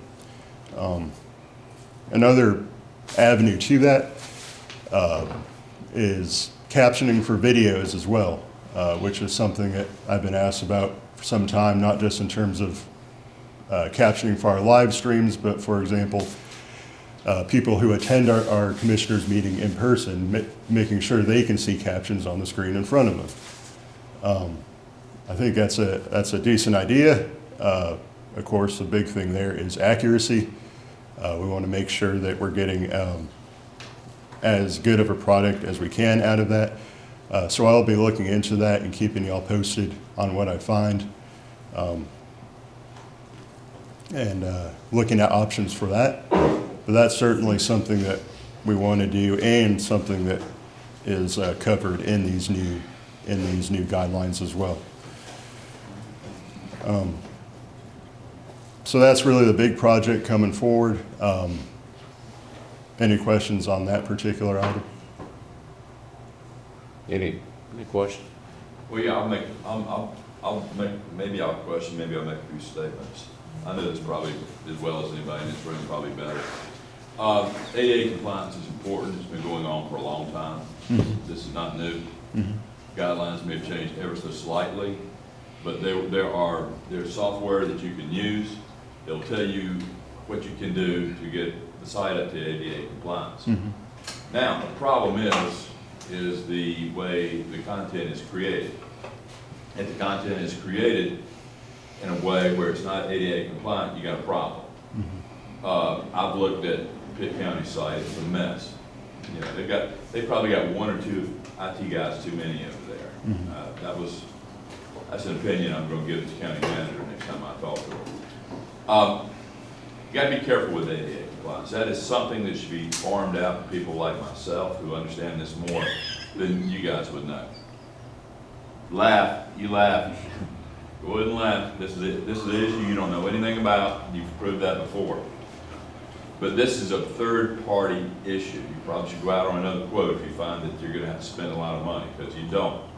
I will vote against you spending a whole bunch of money on this, because IT guys it's like any bureaucracy, and I know this probably better than the rest of you. They will create a fiefdom where guys like Langley doesn't know anything about technology. They will make it seem and sound like it's more difficult than it really and truly is. And then they will do that to get more money. That's the way it works. If you think it doesn't, that's what happens in government all the time. People like myself that know these things are going to tell you. So listen to these words I'm telling you. Don't come back saying we need a whole bunch of money. Go out on quotes first. and let the professionals take a look at it. Now, the best thing this county could have is a hybrid management program with somebody who knows what they're doing, a third party. Or you do a full management program. You let them be in charge of your ADA compliance. They will tell you where you've got problems in your staff. Let them do the training. Let them train your staff to put the stuff up right. And once there's a quality control issue, it's going to be difficult for staff to do that. You're going to have to pick certain members of the staff who are going to have that capability to work in a quality control manner. Quality control absolutely means that once you get to the point that you know what you're doing, you do it right every time. And it's a concentration factor. I mean, it's not rocket science by any stretch of the imagination, but it is a continuous concentration factor where you have got to do it right the whole time. It's like Hood down there. Hood's a surveyor. These guys have got to put the information in right, or it's going to come out wrong. That's just the way it is. And you can't have it half measure. It has to be full right. You understand what I'm saying with that? So I would suggest go out, talk to your attorney, come to me, which we got a better attorney this time, and we'll find out what the general statutes say about using a professional like myself, who's right up here at the top. There's only 7 other people in the nation that can do this quality of work, okay? We just happen to have one here in Beaufort County. Jesus Christ. Look, please be quiet. Don't interrupt me. I don't interrupt you. You're not in my peer group. Do not interrupt me. So you need to go out and find exactly what you need to do, and don't listen to some group tell you exactly what you got to do. DOJ is going to be the final arbiter on how your ADA compliance must be met, and it is important. I'm talking to an associate that's going to be working with me. We're seeing DEI probably going away. You're seeing affirmative action probably going away. ADA compliance will never go away. It's probably the most important thing you'll ever have, because people cannot help their disabilities. It's going to be a continuum. See this right here? This cannot be used. You've got to be able to contextually formulate that website so a mouse isn't used. Sight insufficient people, hearing insufficient people are going to have to be able to tab through to make all this work. And I mean, that's just one of the conditions in order to do this thing right. I mean, it's very complicated, but once you learn the set of rules, it becomes less complicated. So what you're going to need is a full maintenance program or a hybrid maintenance program. Either way, you're going to be able to bring those people in to train your people to get it right. If they're not up to it, you get this guy full-time, you can start looking for better people. I will tell you right now, if you can find the right third party, you'll save money by not having so many IT people.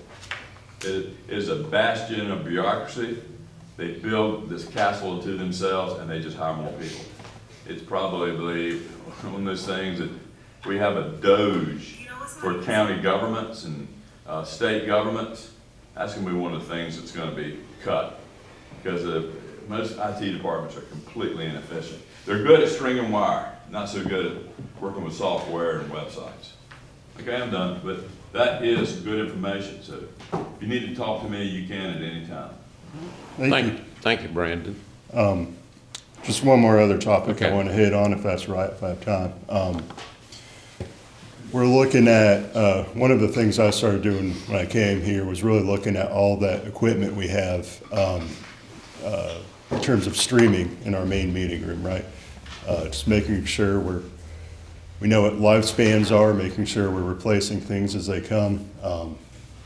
It's not an old system by any means. I don't anticipate any major replacements coming up, but we have been kind of looking at smaller things like certain switches, PoE switches. We had one fail on us recently that we replaced, things like that. Looking at small things like surge protection, things like that, just protecting the system itself, and just making the most out of our pre-existing resources there. I think down the line, I want to look at a little bit of rearrangement of the cameras in that room. But again, that's a bigger thing. But I just want to let you make you aware of that we are looking at that. Want to be very intentional about the changes we make in there and the systems we bring in, swap out as we go forward. And just wanted to make you aware of that. So that's all I have for you, barring any more questions. Thank you. Thank you. We'll take the next. Well, I think you got it, so I'm gonna just go ahead, Brandon, if you're good with that. Our department is the Inspections and Planning Department.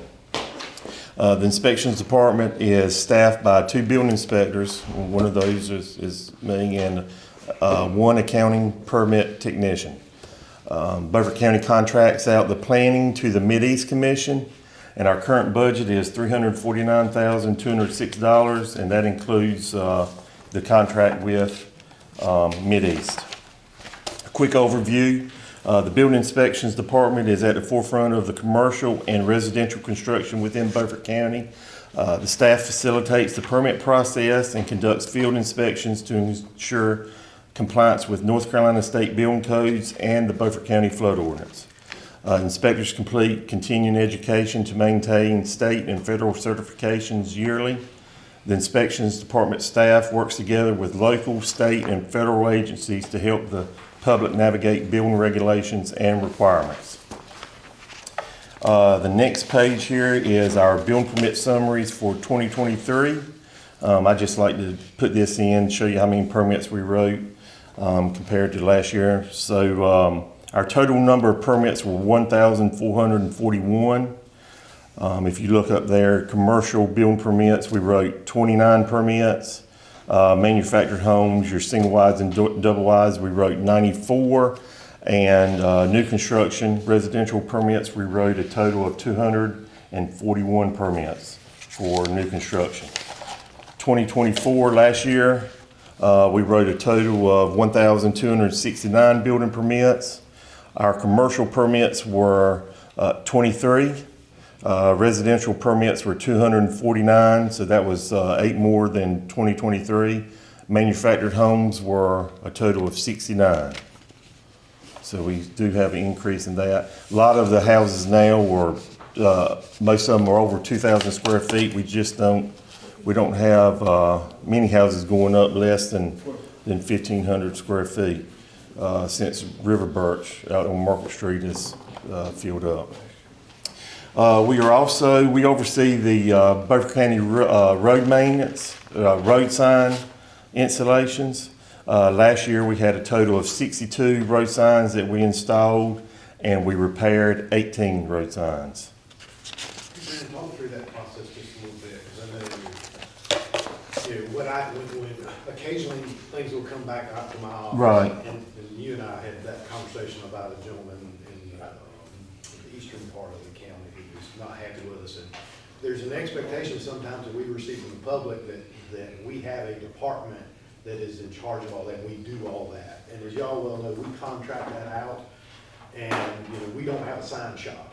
It doesn't make sense for us to have a sign shop. And we have some folks who will move into the county who are from larger areas who are like, well, the city of Raleigh has their own sign shop. Why can't y'all get a sign replaced in 2 days? Because we contract with DOC to provide the sign. We got somebody who picks it up, they install it. So we get there, but it does take us a little bit of time sometimes. Yeah. So when we got a road sign that comes in, we make a list of it. We'll email it to our contractor, and he gets them made. So we don't send 5 to get made. It's usually 30 or 40 that gets made. And like I said, they've got to make the signs, then we've got to pick them up, and then we've got to install them. So most of the time you're looking at 3 months or so. Maybe 4 months, just depends on, during COVID it was a little bit longer. But yeah, it's not you call up me and then by the end of the week that sign's going to be installed. It does take a little longer. Matter of fact, it was one that was complaining about the sign not being up, and it was up. The contractor sent me a picture. He takes pictures of every sign that he puts up to keep records of it. And they said it was not up, so I think Mr. Alligood checked on it. I checked on it, and it was up. So how he missed that sign, I don't know. Lots of them. We've got east of Bath, someone has got some kind of machine, because everything is set in concrete, where it actually goes up there and lifts the sign completely up. They cut the top off and just leave the pole there. I think it's been 5 in the last 2 weeks. So they're not moving it. They've got, so I don't know, must be good money in stealing signs and selling them or something. Well, Yeah. somebody's sawing the sign. Yeah, they actually lift the whole, I mean, the sign pole out of the ground and saw the top of it off. Leave the pole there and then take the sign, the green sign with them. Cherry Road out on Market Street Extension, that sign has been done 6 times. I have done that one personally 3 times myself, and it's gone again. Yeah, and that used to be, in years gone by, that was kids who was like, oh, I want that sign hanging in my bedroom. Yeah. Whatever. But now it's people who are stealing it. I mean, I don't know if it's drug related or they're taking scraps to try to, because the folks are stealing copper, they're stealing everything they can. Maybe a few trail cameras would let us catch somebody. They'd steal it. Well, they said it's, I have heard, and I haven't checked on this yet, I was just brought to my attention last week, but like a chip system that you put in a dog that they can, the sheriff's office actually can locate it, but I haven't checked on that. Oh, why don't we look at that? That could go right in the bank. Right. But yeah, I definitely will look on and get back with Mr. Alligood on that. Well, one of the things DOT has problems with, and Brian works pretty close with them, everything east of Washington, farmers with big equipment, it's constant breaking down the signs. Breaks it off, I'd say about a foot up. Mm-hmm. But that's not happening to No, they're actually stealing those. And yeah, we do, especially during the grass cutting time. Not saying that the people that cut the grass knock them down, but we do have a lot of signs that end up getting knocked down when they go through and cut the side of the roads also. But usually, most of the time, we can go stick those back up. Yeah, wooden signposts don't stand much of a chance. Right. Farm equipment. Yeah, that's right. Shoot, I lost my train of thought. But yeah, a lot of times they do get knocked down. A lot of people call and complain about where they want the road sign at, but we do mark, get 811 to call it and go out there and mark, because you don't want to hit any of that fiber optic cable out there. So we just can't go out there and stick it anywhere. We do have to put it where we are able to put it at and not mess up anything on the side of the road. Rule changes this year. Effective July the 1st, we're going to be switching codes from our 2018 building codes. We will be enforcing the 2024 building codes. Is that going to be a major change, or is that just so far, I haven't seen much in far as building mechanical. Electrical is going to be a change.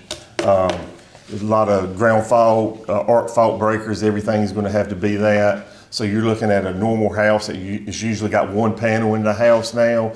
It's more than likely they're going to, because those breakers are so much bigger, you're more than likely going to have to put a second panel in there. So electricians has been telling me probably about $3,000 or $4,000 more in a normal 1,500 square foot house. So. Do I have to add more ground fault? Ground fault and arc fault breakers. Yeah, everything in the house now will be arc fault or ground fault. What's arc fault? Arc fault is like if I plug in a receptacle, vacuum cleaner, and if I take it out and it sparks, it's supposed to kick that breaker off. Okay. So. That's in all the lighting. Yeah.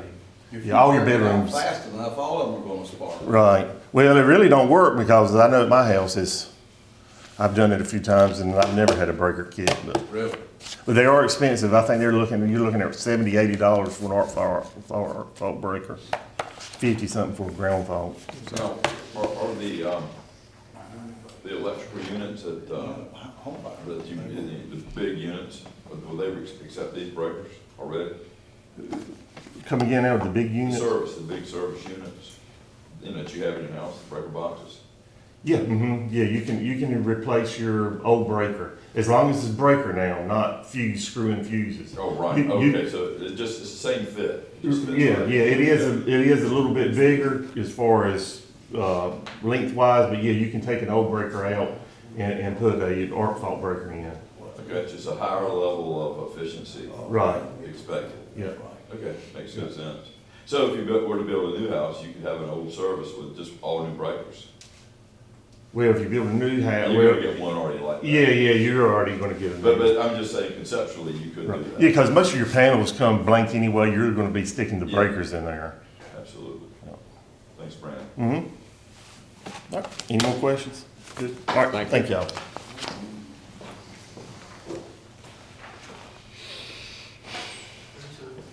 You gonna introduce your cohort? Oh, but next, Josh Hollis works with Mid-East. At least it's not Brandon. Let's go, Brandon. I was wondering where that was. Good morning. Good morning. All right, mine's rather brief. I followed the same format as last year, but it seems like I'm preceding the next break, so that might be in your favor. All right. In the first slide, I've put together just another table, just analyzing the previous year along with the year prior to that, just as a comparison. It's roughly been the same major subdivisions for last year. We had 5, so one more than 2023. Special, minor, and exempt subdivisions, slightly more. We're at 164. And I didn't delineate those, but just to break that down a little bit better. We've had an uptick in minor subdivisions compared to the 2023 year. And then as far as the exempt subdivisions, the majority of those have been recombinations. Minor mobile home parks, minor travel trailer parks, and then major travel trailer parks. We've had a lot of people that I've sat down with and gone over plans for, but nothing has ever materialized from those. And it seems like that's kind of been the case from 2023 and 2024. As far as new road name petitions, we've dealt with and resolved a significant number of address-related issues, but as far as where they actually need a new road name petition itself, we've only had 5 for last year, so 3 less than the previous 2023 year. Billboard permits, we've had 1, and then variances, we've had 2. And then other than that, going on to the next thing, I've included a few projects that Jamie Heath has been working on at Mideast. So I might not be able to answer too many questions about these, but just to go through a couple of these projects, the Wrights Creek Park. We've been in the process of administering the PAR, TF, and DCM grants for development of the park facilities, and the project's currently in the permitting stage. We've helped secure additional funding from the Coastal Federation to develop granite sill living shoreline as opposed to riprap reverment for shoreline stabilization. That amount was $287,050. That's no additional cost to the county. Current grants used as a match.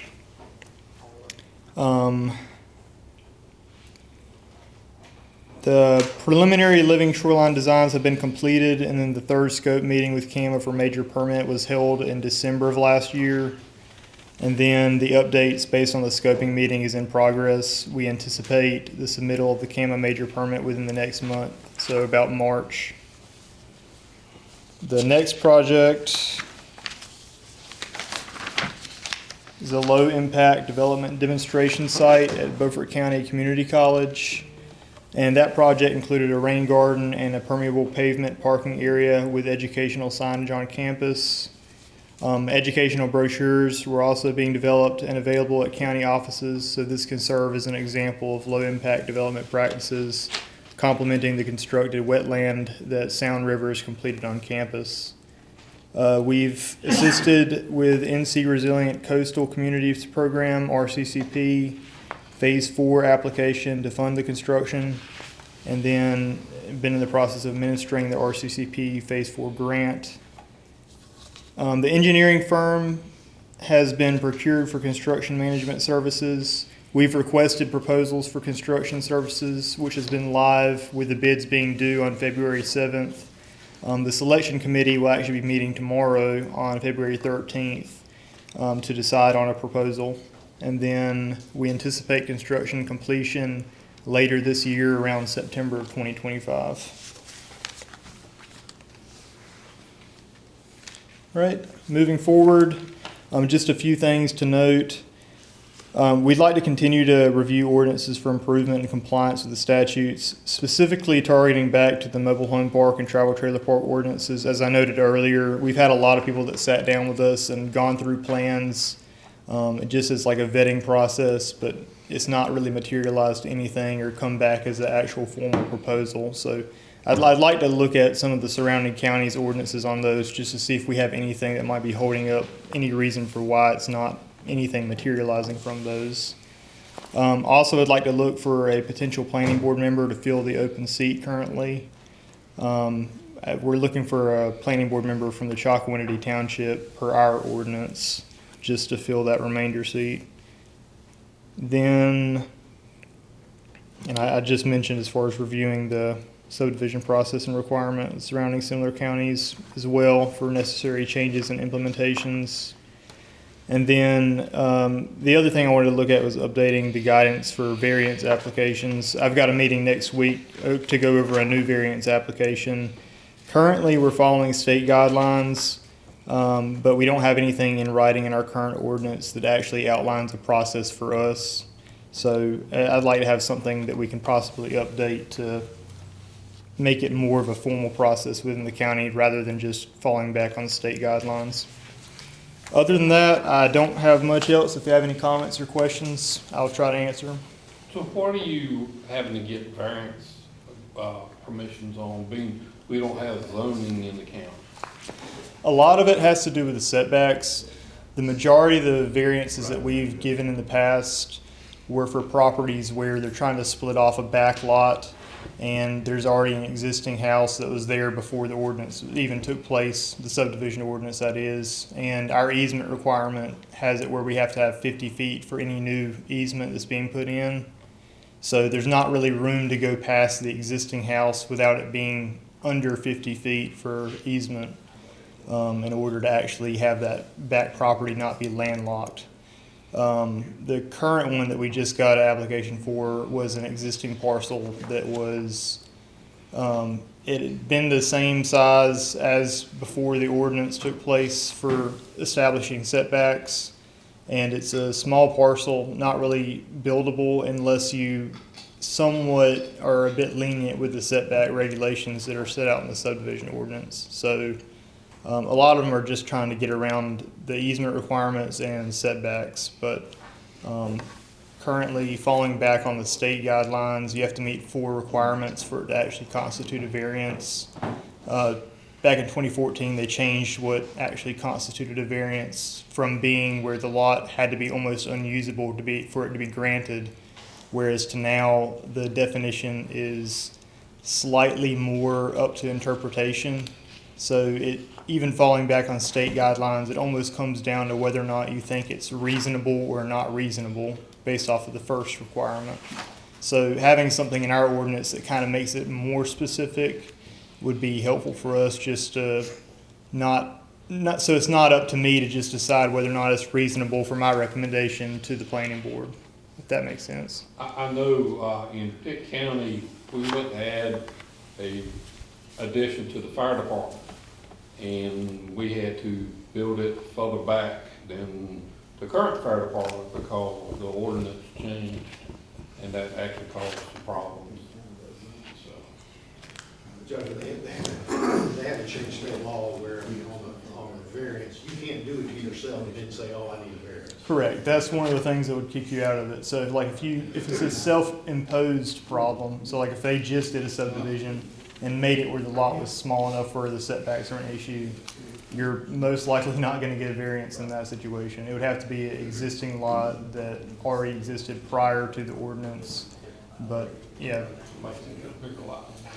When you look at Wrights Creek, any timeline on when you might see some site work? I know they're in the process with camera right now, and getting that in the permit within the next month. I mean, Jamie's pretty sharp on working that, so I mean, I would hope that we would see some work by the summer, hopefully with some construction work, because once they get the permit, I think they're ready to move. Is all the design work pretty much worked out on that one?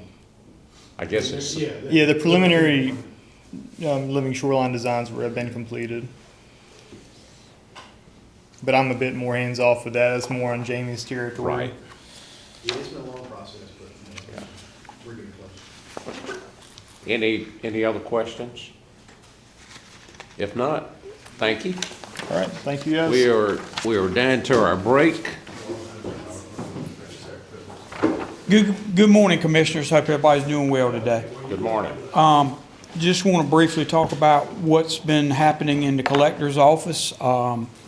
We ended the year for 2023 with a collection rate of 98.44% collected for $35,855,097.83. Current collection total as of the date I did this was 93.31 at $34,583,000.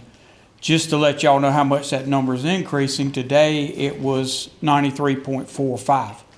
So the notices and things going out, which I'll cover in just a minute, are helping with that figure going up. I wanted to touch on the fact that the levy has gone up the past 3 years, and a lot of it deals with Brian and Anita setting a growth rate every year, plus the work of Lloyd's office where they're picking up people that have exemptions are incorrect or land issues are incorrect, and it has increased the levy. So I wanted to let y'all know that for 2022, it went up $915,000. 2023, it went up $902,000, and this past year went up $651,000. So the levy continues to increase every year due to growth, plus the work that Lloyd's office has done. So I wanted to make that aware to you gentlemen, just so that you could see that, to kind of tie into some of the things that Lloyd's doing over the past 3 years. Notices, we sent out personal property notices the week of the 15th. A teeny bit of that got held up because of the snow, but the majority of them went out the week of the 15th, and we gave them so many days to get it paid out. The famous notice, the red notice, went out January 31st. Now, you may receive some calls. I've already paid my bill, but I got this notice. Well, I have to send those notices over so far in advance to the print company that some of that does truly cross in the mail. So I want to make y'all aware of that if you get calls, because I have been inundated with that this week. I paid it January 31st. Well, that was the day we mailed these notices. So wanted to make y'all aware of this. The notice runs through February 28th, and that's the one that I have to do by general statute, the advertising notice. The $1 million question I get, when will it be advertised? And I will be honest with you, gentlemen, it will be in March. I have to give a little bit of time for the mail, and the reason I do is we all know the Postal Service and the issues we have. So for postmarks and those type things for the end of February, I have to give a few days to make sure that they're postmarked and everything's given correct before I proceed forward with that.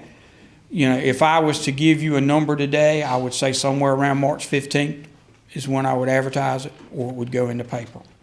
So I wanted to make you aware of that. Foreclosure notices, we're sending out letters right now to candidates that are up for foreclosure. The boards previously had set it where it had to be at least 2 years in arrears and at least $300. but I go by the 2 years in arrears. And we send these letters out just to say, this is what we're going to do, and you need to get your act together so we can get these things resolved.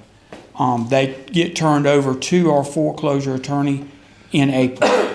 So that's when we go through the process of pulling all the property tax cards, everything tied with it, and sending it over to our attorney.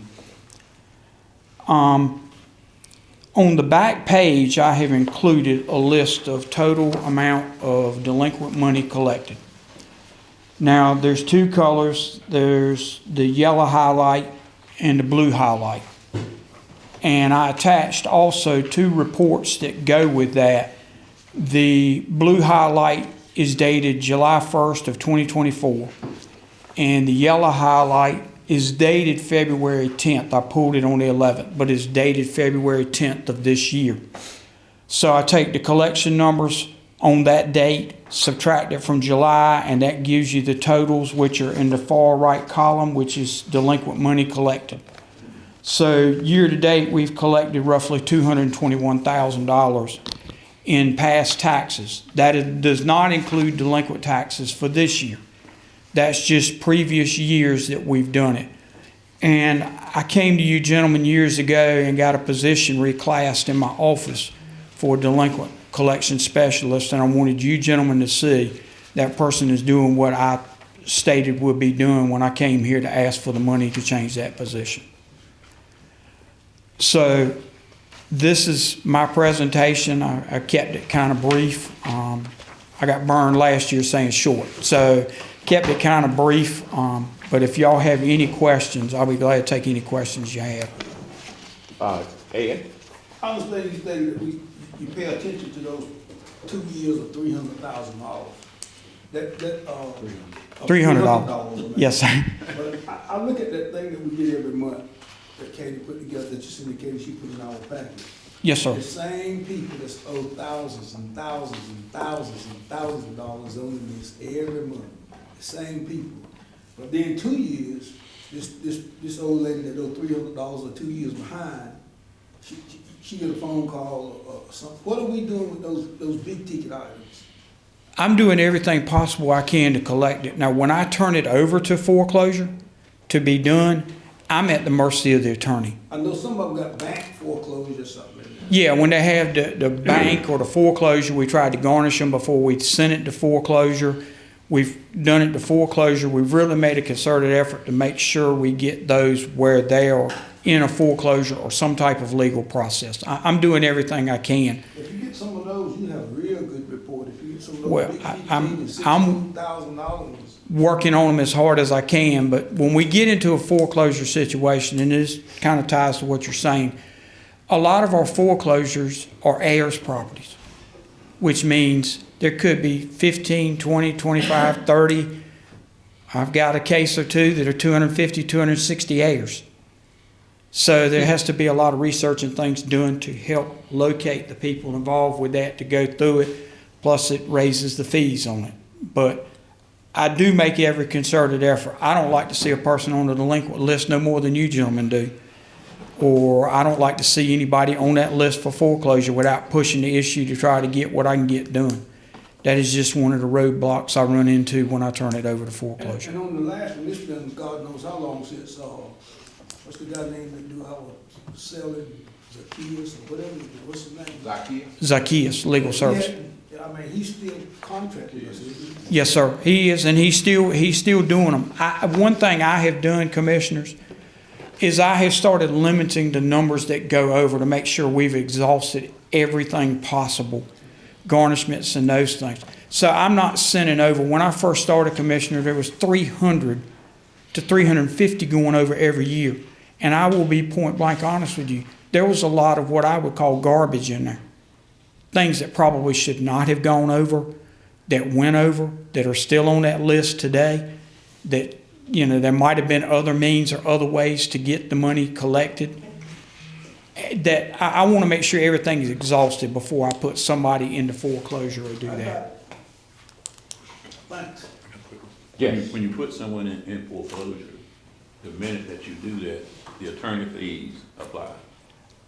No, no, sir, they do not. And what I had put into place when we did the last contract with you, the board's approval, we put into place that when I turn it over to them, they must send out a letter stating it is in their hands, okay, that they now have this case. They charge us $50 for that. The first year we did it, we had 5 people pay out of the number sent over. This past year, we had 9. So that letter for $50 is helping us get additional collected. They don't charge the fees until they start the suit process of it. You know, there may be some small fees for research or whatever, but the initial costs get applied to the bills when the suit is done. And once the suit is done, it's public information, because you know it has to go before a judge, and the judge has to sign off on it. Thank you. Yes, sir. Other questions of Wynn? Gentlemen, thank you. I think the comments about the Pennsylvania address, Oh, I'm sorry. I think there's less and less of those every year. I don't think I've had but one this year.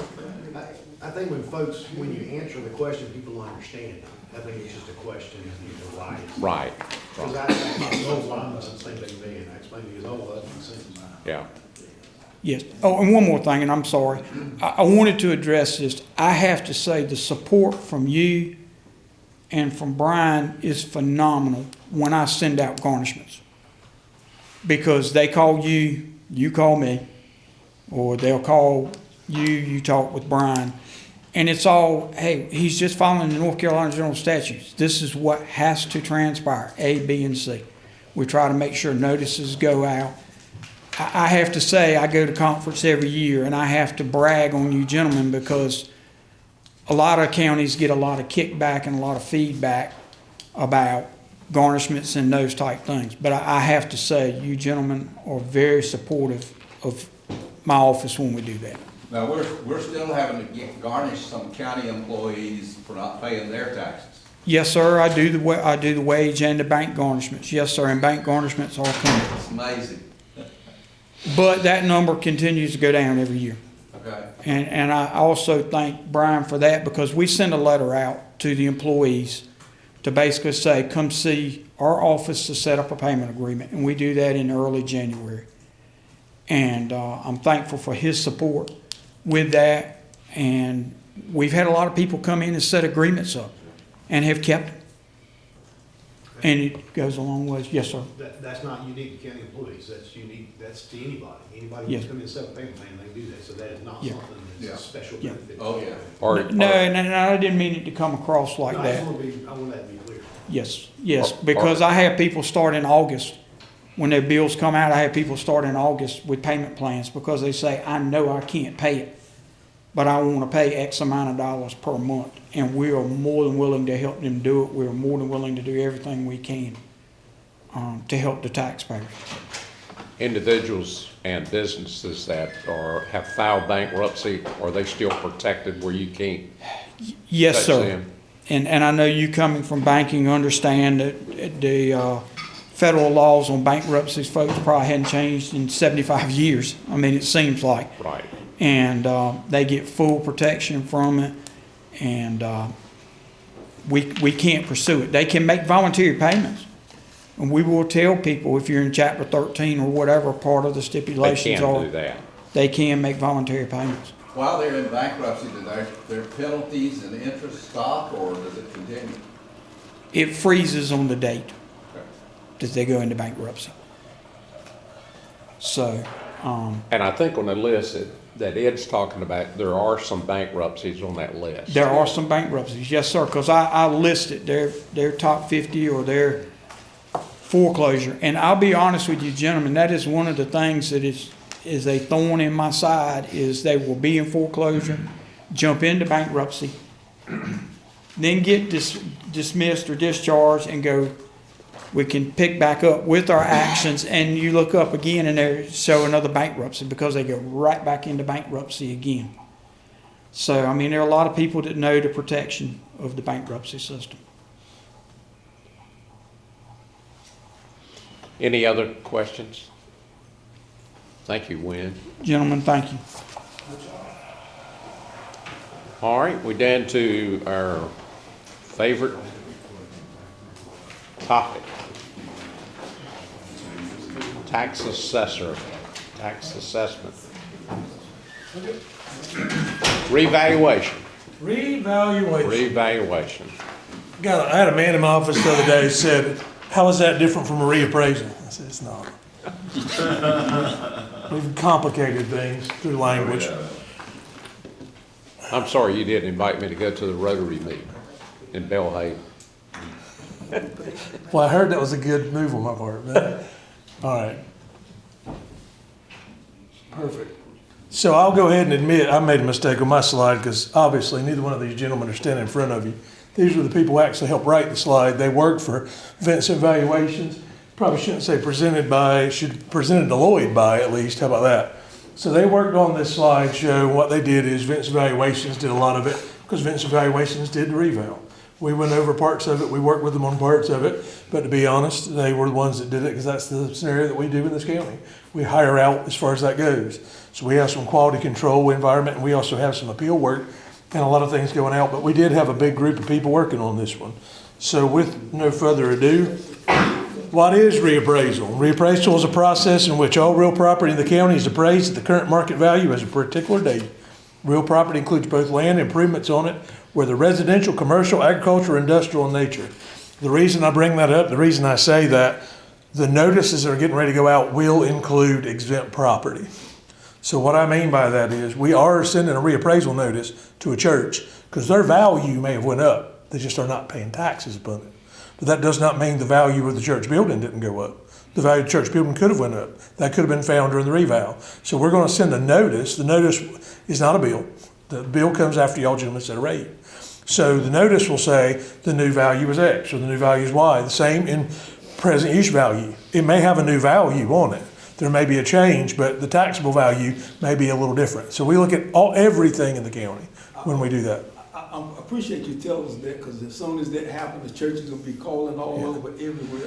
Interestingly enough, I believe you sent it last time, and I seem to remember a lot of calls. I remember a lot of calls about it because again, we have all these numbers broke out on your notice, but there are people that they see it and they read it different and see it different because they don't know what we hope we know. So as far as that is, what we hope we know. State law requires all counties to conduct a reappraisal at least once every 8 years. We did our last one in 18. We are going to do our next one in 31. It'll be from a 7-year cycle to a 6-year cycle. That action was taken by the board prior to Mr. Dunn's coming on, but we are going to a 6. We all felt, I felt, and the board agreed that that was a good timeline for us. Not as aggressive as a 4-year, but not quite as big as an 8. Sticker shock will get you if you're not careful. Reappraisal distributes the overall property tax burden equitably across the county based on current market values. It also does it across area, across neighborhood. What is market value? Market value is one of the most probable price a property would bring in an open and competitive market. Over time, most properties change in value, but often at different rates, depending on location. I've said it before and I'll say it again. You own a piece of property and right here on the water in Washington, the speed in which that changes versus maybe Aurora, it may not be the same. We know that. But I mean, that's what you look at in a reval, making sure these values change at an equitable rate. The tax department does not create market value, rather we analyze the market. Market value is set by the choices of buyers and sellers in a marketplace, arm's length transactions. When will reappraisal occur? So reappraisal itself took effect already January 1st, 2025. Data collection began in 2022, late 2022. Schedule values were adopted by the board November 4th, 2024. Reappraisal notices will be mailed. I'm going to get to that. I'm going to dial back to that one because that's in process as we speak. New market values will be used to calculate tax bills from summer 2025 until the next reappraisal occurs. So we just pulled the data in the system moments ago. So it's on its way to the vendor to go onto a notice. They're going to look it over for a few days, make sure everything looks aligned, everything looks like it makes sense, the addresses are right. I'm expecting it to go out from the vendor on the 18th. So give it 3 days, 4 days for notices to get out, and that's about when I think 21st, 22nd, people start seeing notices. Should be about that. Vacation on the 25th. Might want to start on the 21st to it. 2 weeks' notice would be after, oh no, okay, can't, all right, no, just a math on that one. All right. So 4 steps to reappraisal, data collection. That's the one most people struggle with. It's so odd to me. So people say all the time, why are you at my house? I'm at your house because I want to charge you for what you got. And people say back, well, I don't want you to charge me for what I got. Well, I promise you do, because that goes both ways. Because we've made mistakes. Mistakes happen, and I don't want to get you for, I want to get you for a 2-car garage, not 2 garages, if that's not what you got. So we want to be right about that. We want to get it good. So we want to make sure the data collection works. After that, sales analysis and modeling. And that's just basically saying, looking at the market, looking at the trends, looking at the neighborhood, looking to make sure the neighborhood is defined correctly and how we're doing values in it. Develop the schedule values, which you gentlemen approved. And that's basically saying what the value of each individual piece is. So why is a garage per square foot worth more or less than an attic or a deck or whatever? And to make sure those values are properly delineated in this schedule. Appeals, of course, the taxpayers have the right to appeal their values, property board equalization review, which you gentlemen will set as, and that's per General Statute 105-322 G2. Where our values come from, properties and sales are analyzed to determine current property conditions, market areas, typical sale price for areas. Variations cannot be determined from the property's exterior. If a bonus room is finished or unfinished, that can be difficult. Cathedral ceilings have thrown me for a loop a few times over the years. You know, you look at a house, I had it happen in Mecklenburg County where I last worked, you looked at this, they do small deviations on floor plans sometimes. You get that little deviation, and you look at the house and they all look the same to you, and one has a half bath, the other one doesn't have, or one did cathedral ceiling and didn't do that bonus room the other did, and things like that. You do as good as you can do in this business to get that right, but mistakes happen because we don't want to go in people's houses. We look at the exterior of the house. You can look at other things and try to do as good as you can, but sometimes that's hard. Unusual floor plans sometimes can be non-typical for market, can be a pain. The challenge then is to develop tables that correlate to the physical property data and the sales data to help us predict values for all properties, including those that are not sold. Because my favorite thing to hear every year, every reval is, I don't want to sell my property. Well, I understand, but it still has a value. Why do we do it this way? We're responsible for appraising about 50,000. I corrected that to 47,000 plus, but it didn't get on my slide, unfortunately. Individual properties all at one time. This is referred to as mass appraisal. Most major taxing jurisdictions across the country have the same sort of challenge. There's no practical way to appraise a large number of properties using the same methods that bank appraisers, single property appraisers do. Industry standard methods have been developed for mass appraisal. We are following those industry standards. Unlike single property appraisers, mass appraisal includes an appeals process, which helps you address valuation issues that can result from a limited information. For example, I looked at my bank appraisal on my house when I bought it. I didn't agree with it. You know, that's a hard thing, right? What do you do with that? In mass appraisal, we have a ready-made scenario. You have an appeals process. Somebody can come forward. They can have changes made. They can show me a picture. If the picture shows damage, we can make it, change for the damage. They come in and say, well, I know all the houses in my neighborhood were 1,500 square foot. Guess what? Mine's not. Mine's a little different. We can go on and get that addressed. How do we know it's right? Mass appraisal techniques include statistical tools. We use a sales ratio as a common measure, which is basically looking at the assessed value and the sales price. Meaningful sales ratio requires considering multiple sets of typical market values, sales of single properties, of course, not really looking at foreclosures, auctions, short sales, or anything that's going to mislead the data. I have worked in markets where that was about all you had, and you had to be careful. In broad terms, different areas, different changes. We've seen evidence that the market values around the county have changed. You're getting ready to see some examples of that. Some areas of the county have seen an increase in market values while others have experienced a decrease in value. Some areas have changed a lot, others by much less. Some areas are about the same. Following are individual examples. They do not necessarily reflect market changes. This is not going to include what the value is. However, this will show what the 2018 value was. It will show what it sold for. We did vet this, but we're not perfect. One of these, there could be something we don't know, but we went by what the Register of Deeds data had. We went by what Zillow or MLS had. We went by what information we were provided. So location, City of Washington, 1964, 2018, the last reval, the one that we're still just doing the build on, had $115,000 that sold in October for $170,000. That would be an increase of 48%. Showing this for an example. We'll have a bunch of these. This one's in Bath, year 2000 built, 2018, 241. It sold in 2024 for 480,000, increase at 99. The first one I think was the least, if I remember, was the least increase. Washington again, and again you will see that what that is, but it's real property. So again, 1973, the original date on it, assessed for 104,875. Sold in 24 for 247,000, increase of 136%. Good, great. And it's in the floodplain. I'm not even, yeah, well, that's why it's up in the air. It gets better, I know. It gets, well, it depends on what better is. Chocowinity, 1957. We're seeing a lot of improved parcels here, by the way. We acknowledge that. You're seeing a lot of parcels that are getting rehabbed or getting remodeled. We understand that. You're getting this one here, whatever, was actually purchased 12/6/24 for 164,000, which may seem like a rather moderate value. Well, it is until you realize in 18 we had it for 47,465, and 246% increase. Again, Bath again, small house, certainly seeing things like this happen down in Bath. Seeing quite a bit of this. You're seeing, again, sale date 24, October 24, sale price 423, 63% again. Is it on the water? Looks like Yeah, I think so. Yeah, it looks like it. Which again, I mean, we had it as order before and it still had the increase. So as far as that goes, again, got one with a little bit of height to it in Washington, 2008. You're seeing it again, 10, 24. I'm gonna hit one here in a minute that I probably don't want to hit. It happens. Yeah, it happens. High Point? Yeah, they went wrong on that one, didn't they? Yeah, we don't have a high. Bellhaven? Yeah.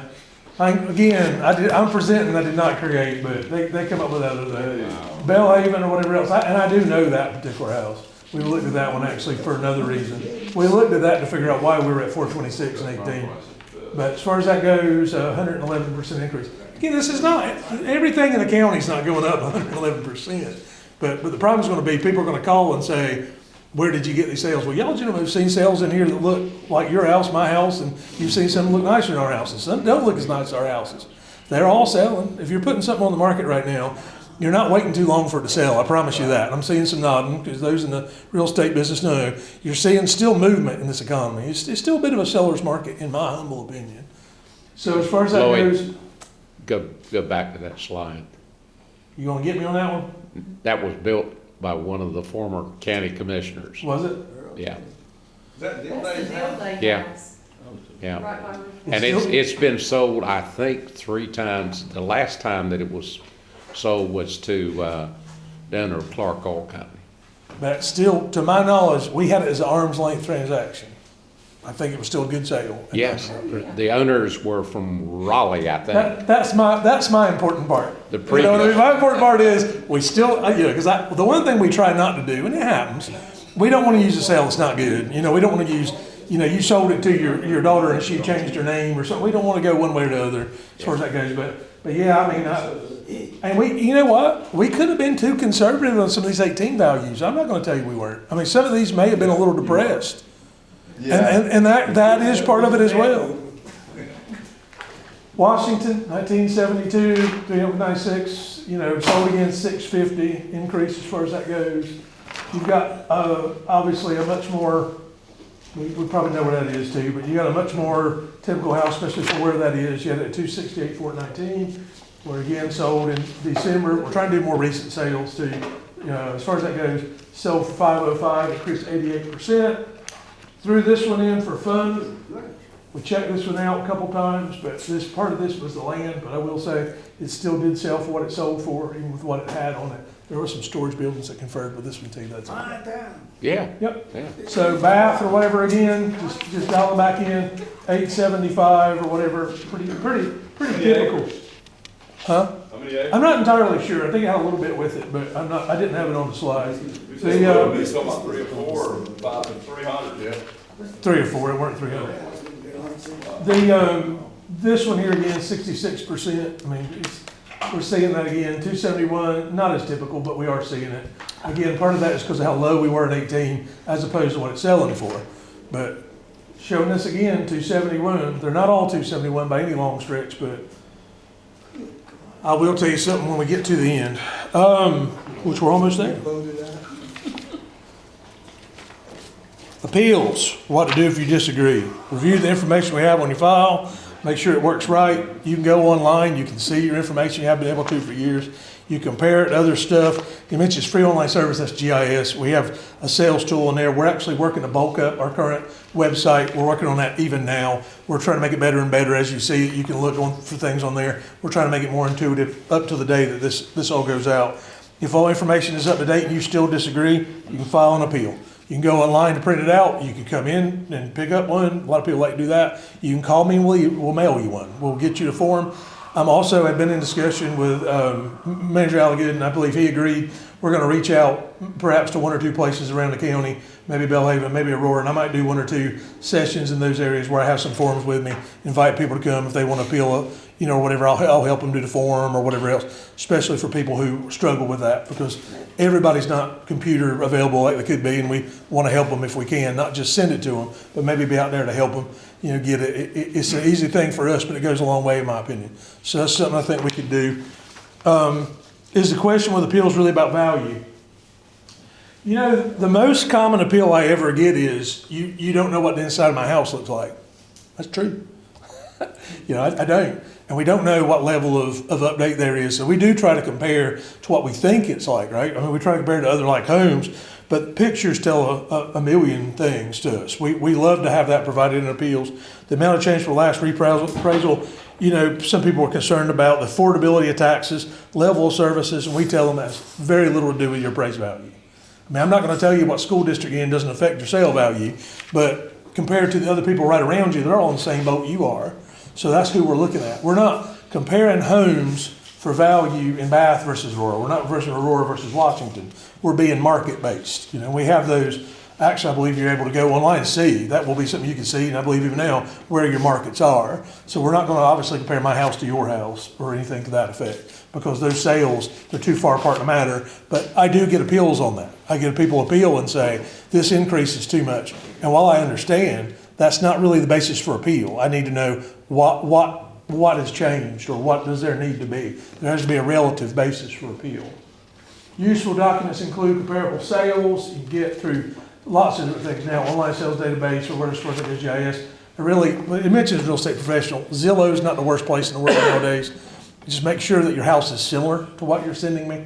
One of my favorite stories is, I had a little lady one time who lived in a beautiful, beautiful older home at 2,800 square foot, and all 10 of her comps were under 1,000 square foot. I mean, I love it if I could have helped her, but I couldn't. So you got to be mindful. You got to be mindful is what we're comparing them to similar, because that's certainly the name of the game here. Affordability of the expected taxes, again, I wish, but I can't help you with that. There are programs and services we try to get out and offer. Any of you gentlemen that have ever heard me speaking out in the community, and I know Brian will agree with this one, when we go to Rotary, I take forms with me for elderly exemptions. I try to take it elsewhere. DSS has been wonderful with me to hand out forms for those kind of things. We try to make aware any program we know the state has that they can be in, that can be a help to them. Again, we'll jump. Data errors. Now, data information about your property can be managed quickly. Our staff members are here if you need us. Qualify, and property owners may benefit from one of the available property programs. As I mentioned, appeals must be based on value, not on the change in the value of what the expected tax increase may be. If you know you're going to approve your property assessment, best to appeals early. It's always better. We have set dates, however. Your date right now, what we're looking at is the first initial meeting of the Board of Equalization Review. Hearings begin after, I believe, April 28th, I believe is what we had as far as that goes on there. And then before adjournment of the Board of Equalization Review would just be May 12th. All that means, and most of you remember this, you meet to convene, you then are able to hear things. When you actually, you meet to hear things. When you actually adjourn, it doesn't mean you don't hear any more cases. It means you can't hear any more cases that weren't set before you adjourned. So for instance, the adjournment date of May 12th, if we've already got an appeal in, and you've got enough appeals that takes us a while to work them, you can still hear an appeal in July. That's not a problem. We can have a board in July if we need to. Just it had to have been received and acknowledged by this date. That's how this works every year. So for instance, if you all remember, we meet in November. We meet in November because statute one time.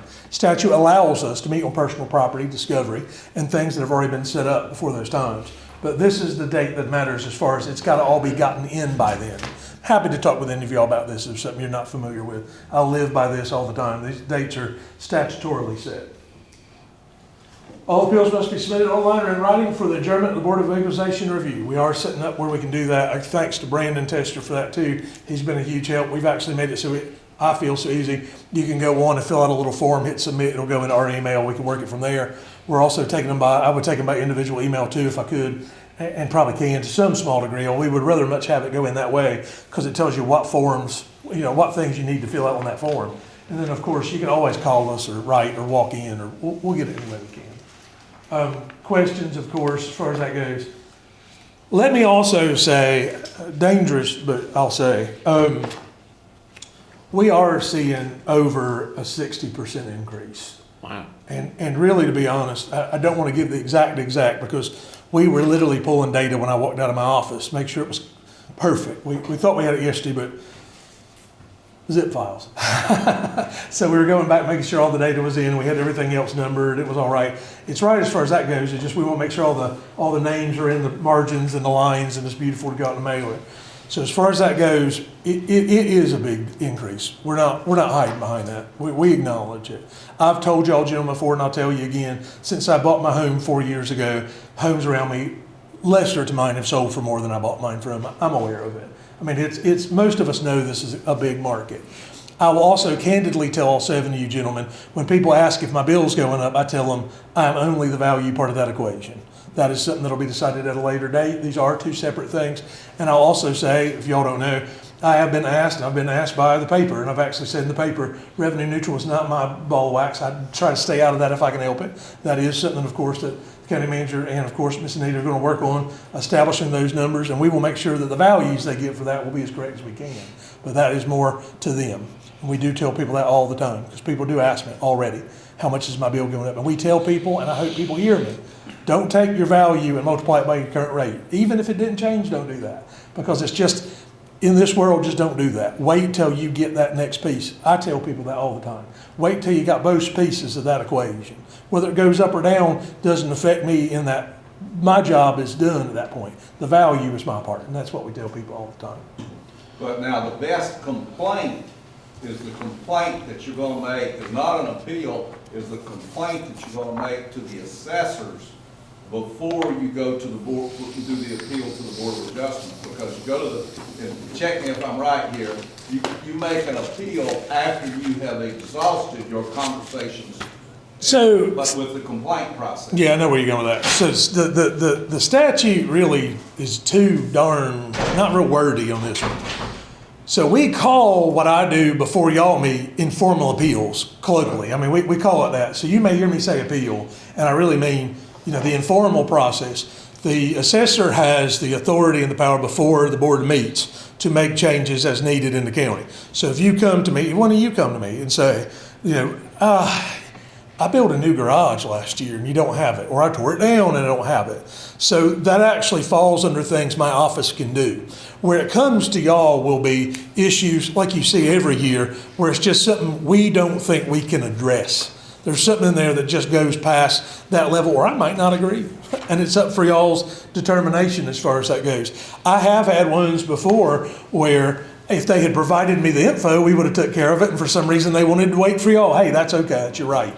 So yes, there is a process before. That's what you're actually doing first on that form. You're sending it to me first. And if that doesn't work, when we send you something, if you don't accept it, that gets to y'all. But historically, yeah. we have set up an office somewhere that the appraisers, the people who did the mass appraisal, usually operate correct. Out of. And mostly they correct clerical errors or get new information and that sort of thing. So we are doing that again. We have seen a large number of people want to move to you'd be surprised, wanting to move to a process where they supply us this data, we write them back with a number. A lot of people like that. Here's what we changed, here's your good. So we have made a lot more of that digital than in years past. That said, we do have the opportunity. We have is it fine to say, I guess we're committed to this now, what was the David Francisco's office, we're going to utilize for some informal appeals. We'll be able to have some people park in there and come in there, but we're going to set those up and calendar those. In other words, and they did that in years past too. You say, I want to meet with an appraiser. Yeah. We don't want you to wait an hour or two. So we say, what day would be good for you? We calendar you, we get you in, you come in and you meet with the But now, is appraiser. that gonna be staffed by your staff? Or by That the will be appraiser? staffed by the people who did it from Vincent Valuations. Right, okay. Now, I'm not going to tell you they ain't going to drag me in there every once in a while, but it'll be staffed by I'm them. saying, It'll be yeah. staffed by them. So that sounds like what we've done in the past. It is. Tell me what the time frame is going to be on the availability from start to finish, where they're going to be here to actually sit across the desk from an I'm individual. hoping they're going to be able to do it right up till we get to where we need to be before it goes to y'all. So it goes to y'all, we'll start making hearings we'll start late April, early May. Y'all will be able to start hearing cases. We have to be done with informals by the time you first meet. This is the 24th or 28th, I think it was. 28th. So I cannot make any decisions after y'all meet. In other words, I can't change. You can come to me in November this year and say, I have damage and I can't help you by statute. Once it's gone to you gentlemen, once it's open, once you've opened in late April, and it's set by statute, they said a first date and a last date roughly by a couple weeks, and they say, once that happens, my authority is gone. It is now your authority. So you all, when you start hearing, I step back and I'm working with y'all at the board to make sure we're rolling along. So the timeline would be, yeah, it might answer that. The timeline would be, once it goes out, my staff start working it, the Vincent staff start working it, we start instantly looking at these values, working with taxpayers, and we hope to have a whole lot of it wrapped up by the time it ever gets to y'all. So, if everybody gets them somewhere around February the 21st, I mean, are they going to be able to talk to somebody on February the 22nd? Well, my goal for that, that's a great question. I learned my lesson, I guess, years ago. I actually tell my staff, and we've got this on our forms, we've got this on the website, we usually take a week or two to collect our data.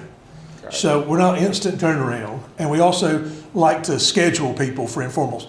I worked here in a reval before, actually. I worked for Pearson Appraisal many years ago. It's here in 2008. I worked informals here. The way that we did it at the time, I guarantee I remember. The way that it worked is they gave me a slate and said, here's who you're meeting today. And Robert Whitley walked in the morning, and Mr. Smith walked in the evening, and I met with whoever, and we addressed these issues. Matter of fact, my dad actually worked with me years ago, and he worked with Robert Whitley, I remember. But we did that, and we went on. That's how we did it, and that's the way we're going to do it now. We're going to schedule you come in, but we don't usually do the same day turnaround because, and the reason for that is, I like to see what else in your neighborhood's happening. So if you hit me on the first day and you say, I disagree with my value, I see a sale I'm closer like, right? I want to take a look at what else in that neighborhood I'm going to see in the next couple of days from your neighbors. I want to see who else complains, who else has problems. We can look at that as a big issue. I don't just have to say, I mean, don't get me wrong, you say I don't have a garage, that's an easy fix. But if you come in and say, I'm close to this house here, you know, what is going on? So we usually give a week to 2 week turnaround at least, if not a little bit longer. So I want to nail you down a little bit tighter. Yeah, you want a week. Maybe. So are we looking at March the 1st that somebody will be able to go to David Francisco's building? No, for that it would be, give me 1 second. Let me look at my calendar. Okay. And again, I want a start date and a finish date that they're going to be out of there. Well, I'm being nervous here only because if my mail vendor calls me and says he's pushed back a day or two, that this date's going to change, but I'm going to give it to you as much as I can give it to you. I got it. All right. I got it. So let's say that it all goes out as I think it will. Your first meetings with staff would actually be March 3rd. But now they need an appointment to get in. Yeah, I mean, we're going to try to work with people if they come in, don't get me wrong, but most of it, we're going to need enough data to be able to say, we put you on a schedule and you come back. We did it in years past that way. Yeah, but what's important for commissioners to know and do is when people are calling you, is the instructions that you give to that caller are to call where? Lloyd's office? Yeah, and get an appointment made so you can get in to meet with the appraisers. Don't tell people to show up after that date and they're going to be hurt because you're going to have mass confusion. The commissioners should be pushing people to call for the preliminary assessment, or whatever we're calling it, appeal. And that's the easy appeal, because the Board of Adjustment work gets lighter and lighter the more things these people can sell in the preliminary appeal, because nothing's any worse than getting into the appeal process and you're sitting in there saying, my God, why wasn't this done during the preliminary appeal process? Well, the first thing you actually ought to do, I disagree, but what I'll say is, the first thing you should do is go on GIS and look at what we have in the house. Look at the features, look at the bathrooms, look at the counts, and then really take a look at the other stuff, the sales and things. I've learned in my life, you probably take care of more things like that than ever talking to anybody, because you know what we're charging you for. You know what I mean? We should do that. You got people that are not going to do it. I agree. I mean, it's telling them, look around, get your stuff. Well, we're certainly guiding them to do that, and I acknowledge you're right. I mean, there are people that will not do it, but we certainly try to guide you to do it. So maybe what Roy can do is put together kind of a script. Yeah. We can push out to the board that says, if someone calls you, walk through this with them to say, all right, first thing you need to do is gather your information. Second thing you need to do is either go online and do the appeal, or call, do the appeal, whatever, and then be aware that we're setting up schedules so that you have that. You're right, and that's why I'm pushing this conversation and hanging on this, is because if our procedures are well known and everybody's telling the public the same thing, it's going to be easier for everybody. Because I've been here 28 years, I've been through several of these, and you always wind up with stuff that you say, well, we should have covered that, we should have done this, we should have done that.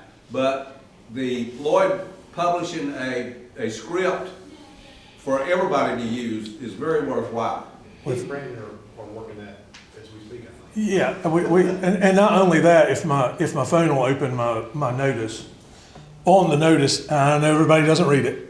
You ain't got to tell me that. I know, but on the notice it says pretty clearly, or whatever else, here's the website, here's the data, here's the steps, here's those steps. For more information, go here. For more, go here. Call me if you disagree. There's the 7998 number. There's the number reflecting to that. There's the email. There's the location. All that is also on the notice that they're going to get. I know everyone doesn't read it, but gosh darn it, we're going to put it there. You know what I mean? It'll be there. And also, we are kind of doubling up on phones. We'll have a lot more staff on the phones in the first month than normal. I just talked with Brian this week about getting a few more phones in the office so that the events evaluation folks can also be on the phones.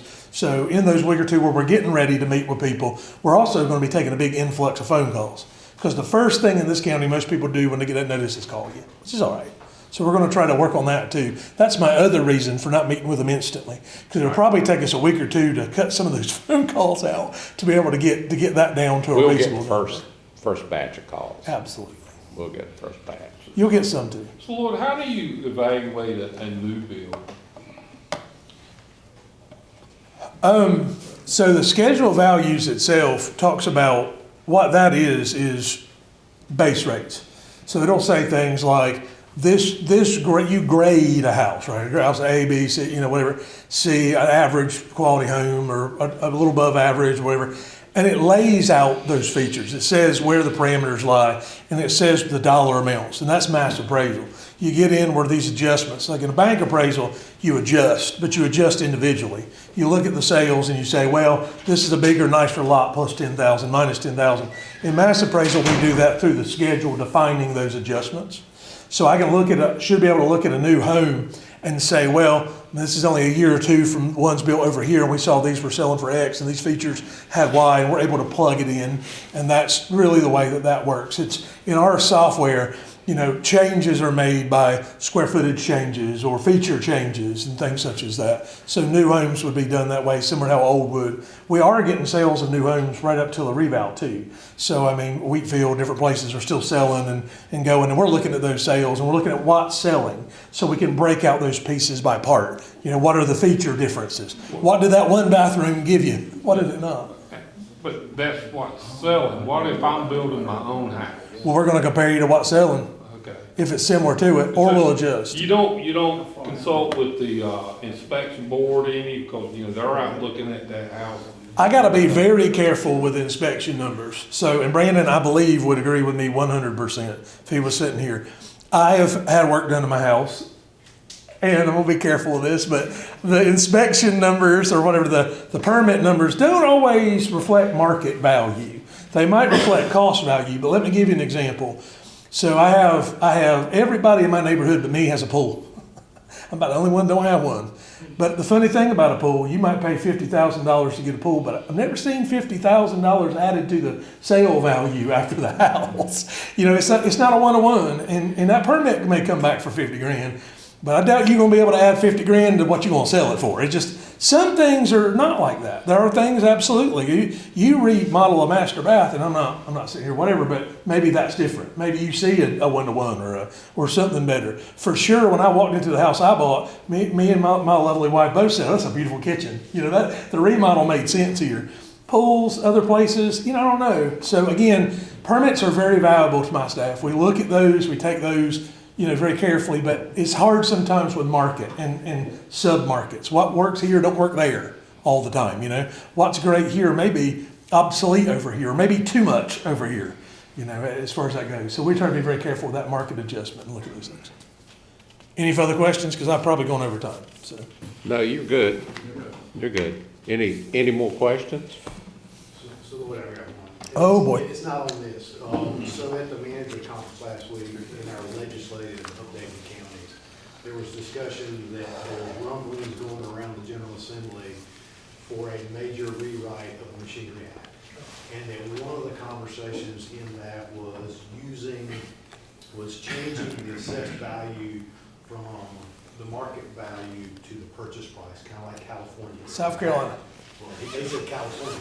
And so what you sold it for is what the assessed value is, and that's required by law in California, wherever it sells for, that's what the assessed value is. So I don't know what your association's hearing, but that's what Kevin Leonard was saying, the rumblings around the building were, that there was gonna be a major rewrite of the Machinery Act, and they were looking at a different way to do assessments. So I'm more familiar with South Carolina. Now, ironically, my last boss was from California. She actually was appeals manager in Santa Barbara, I believe, or wherever else. I might say it wrong, but for many years, Christy Lantis, RIP, was Mecklenburg County's assistant assessor. Very good. It was just interesting. Where I'm going with that. The North Carolina General Assembly and Right. California were in the same sentence. Well, where I'm going with that is she lived in South Carolina, and she used to tell me all the time it was more similar than you think, because if I recall, South Carolina would look at your value, but then they would cap the percentage of change every year. For instance, you sold your house for 500 grand or whatever you sold it for. The tax office, even if the market was going wild next year, could only increase your value by 5% or 10% or whatever. That may be something we see in North Carolina. I don't think we're ever, what do I know, but I would struggle to think we're ever going to see a Pennsylvania or a California where I've talked to people in Pennsylvania where they bought their house in 1952 and that value was still assigned to it, because at that point rates had to go up a whole lot more, didn't they? So, I mean, again, I'm not aware of what, but we'll make the change when it happens. We'll do whatever we can. I would ask for a tighter reval at that point. I would ask y'all to jump from a 6 maybe to a 4, because I want, you know, to be a little bit tighter to that. But Yeah, I think the concern on that is, and obviously for the board, as you're talking to the state elected Yeah. officials, is when you get into a model like that, they're taking away your opportunity to do what you need to do. Because now, it may sound great if you own $1 million home, and they say, well, it can only go up 2%, you can only go up 2%. Well, that's not fair, because other people are then shouldering the burden for something you should be shouldering. So let me say this. That's what revaluation does. It readjusts the market levels of the market. yeah, so I've never worked in California, but I worked in Pennsylvania. The reason I brought Pennsylvania up, kind of similar, they did that sale in place. And it was interesting. But what also is interesting is your skew of rate to value is so different. I remember working with a lady there who was paying $6,000, you know, whatever, on a $42,000 house. Because, I mean, in essence, while my office may be doing a little less, y'all's office is doing more. Because you're going to have to make it work some kind of way, and I hope they understand that before they do it, right? Because all this, anything you change, I mean anybody, anything you change that changes the process is going to affect everybody in the process. So I hope that is something mindful or whatever far it goes, but we'll roll as we roll. The reason I say that is everybody knows how it works. Yeah. Unfortunately, money drives policy a lot. Doesn't it? That's right. Money and constant stuff drives policy. And the General Assembly is quick to throw counties and municipalities on the bus to get their stuff done. So you just have to be really, you know, the association says they're playing defense all the time. I will carefully say, in the 6 states I've worked in, ad valorem, such as Virginia and North Carolina do, tend to be the cleanest method in my opinion. So when you get into something that's purely on that, or you get in South Carolina, which I've done a little bit in South Carolina, where you're just about a year, you're adding more to it, not less. You're just adding it at a county level. And I respect what you're saying there.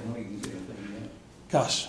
Would it be fair to ask the staff in your office and Katie and Brian, when you say call one of the commissioners, that you have a rotational thing so that the chairman doesn't get every call? Have I ever told him to call a commissioner? Sometimes the conversation starts by, in the tax office, they said, call the chairman. I can promise you I have never told him to call any of y'all. I have had several conversations with most of you gentlemen, but I've never told them to call y'all. I'd probably tell them to wait for BER at that point. Well, I think we all should be on the same. Sure. That, you know, call the appeals office. Yeah. You know, that should be the first person.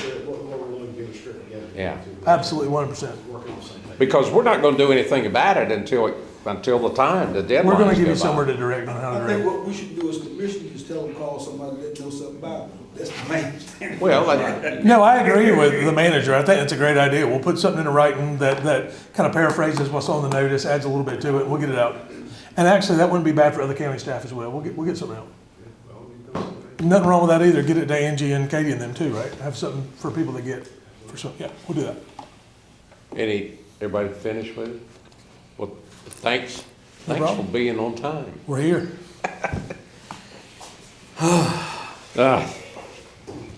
Okay, we're down to, let's see, economic development. Sue?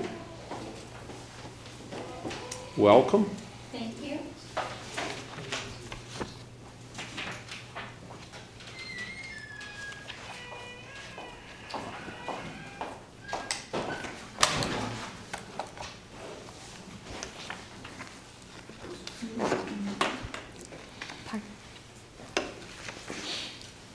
Actually, I think he's driving, so. He has it? Oh, to cue it up? Just, okay. All right, thank you. Good morning. Good morning. Try to whiz through this as I'm sure you're all ready for lunch. And I saw Katie on her way out. But this is economic development for 2025. We are a 2-person department. I'm a certified North Carolina economic developer, and Caitlin has just begun her coursework for her certification. I anticipate she will complete within 2 years. Our advisory committee plays a very important role in what we do. Not only is it a meeting of the minds per se, but a forum to review potential projects and discuss issues relating to economic development throughout the county.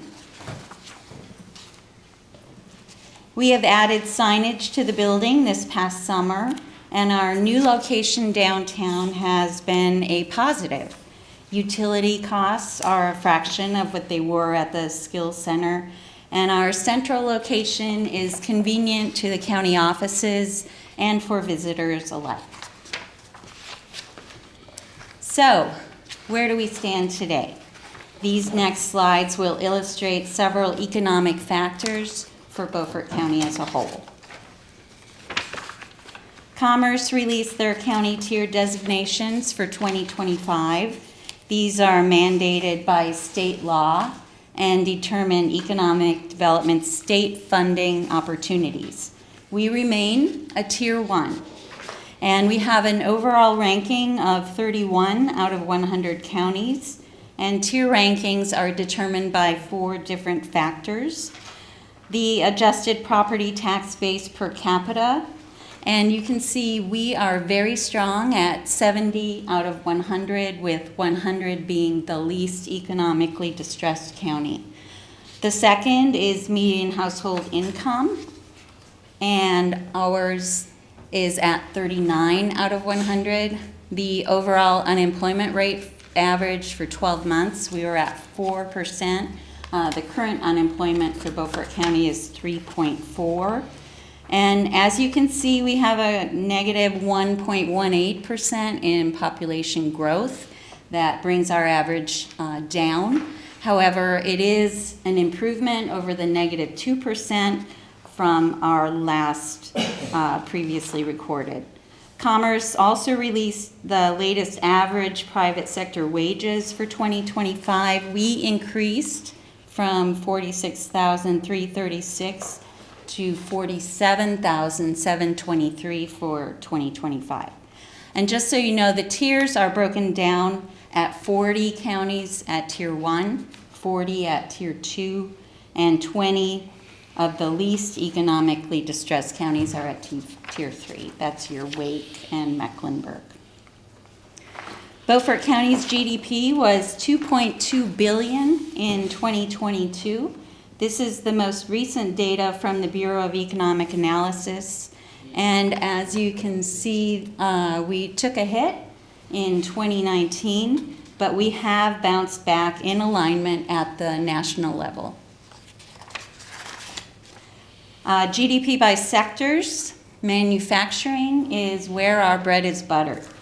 The manufacturing industry has the highest multiplier effect of any economic sector, and for every $1 spent in manufacturing, another $2.74 is added to the economy. As far as growth by sectors, this also shows the negative growth during COVID, but we have rebounded nicely since that time. Moving on to employment, we have 18,592 people employed, with a large number of those in manufacturing. Our mission in economic development is to help grow the economy, and we do that two ways: through business retention and expansion, and through business recruitment. Since summer, we have met with 18 different companies as part of our business retention and expansion efforts. Some were just to touch base, but some were to discuss specific needs and potential expansion plans. We partner with Sarah Bernhardt. Many of you know her from EDP&C on many of these site visits. And Chairman Waters, you already know this, but over 80% of all new jobs and capital investment come from companies that are already here in our communities. So, as a way to say thank you for their continued investment and commitment, we've planned an industry appreciation breakfast on March 12th, and I hope to see all of you there.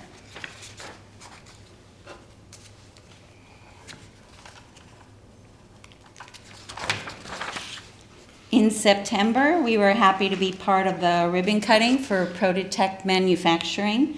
They're a composite engineering company that located to 715 Page Road in the Washington Beaufort County Industrial Park. The 27,000 square foot facility had previously been home to Egret Boats, and Prototech currently has 35 employees. In October, the governor announced a building reuse retail grant in the amount of $25,000 to Beaufort County on behalf of Hometown Hall. The grant will support reuse of a 4,300 square foot building, the old Flair by Sharon out there on 264, as an event space. They plan to install a full commercial kitchen with several catering options, and the project is expected to create 5 jobs with a total of an investment of $600,000. Our office is administering that grant in lieu of having to provide matching funds. In December, the governor announced a rural health building reuse grant for Beaufort County on behalf of Agape Health Services. This $200,000 grant will support the reuse of a 4,700 square foot building in Aurora where Agape will locate. You commissioners really stepped up and did the heavy lifting for this project, which will reopen the only healthcare facility in the area. Agape is expected to create 20 jobs and invest $1.1 million. And again, our office is happy to be a part of the effort and will provide grant administration services. So, the chairman had a question about that. Oh, I'm sorry.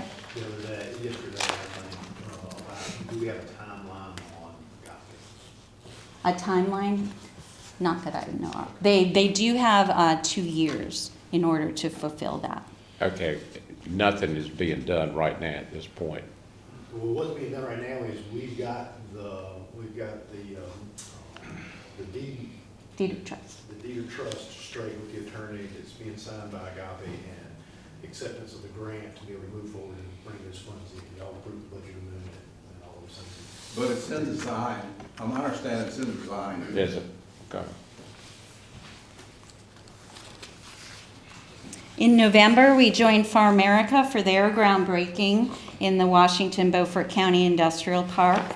Express Care Pharmacy, which was founded in Washington, was acquired by Farmerica in 2016. And as a subsidiary, they provide pharmacy services to different assisted living facilities, group homes throughout the Southeast. This new 20,000 square foot facility will give them more room to grow and to create more jobs here in the county. WIMCO is their general contractor, and they expect the building to be complete by August 2025. And currently, they employ 100 people in Washington. I was gonna ask you, I was out there the other day, and it made me think they was gonna start to work the next day. But the only thing there now is a pile of dirt, the same pile of dirt that was there. So what is the holdup? They're putting infrastructure in the ground now. Oh, okay. Yeah, they're doing stormwater work and doing all the site prep they do right now, so. There's new dirt there now. There's new dirt. The challenge, I think, is, in fact, weather. I think the farmers probably ought to be watching that project, because every time they start something, it rains like crazy. So, I was just wondering. But they have, they were out there last week, they started putting in, cross lights and things. Good. We work continuously on business recruitment, which is the second factor for economic growth.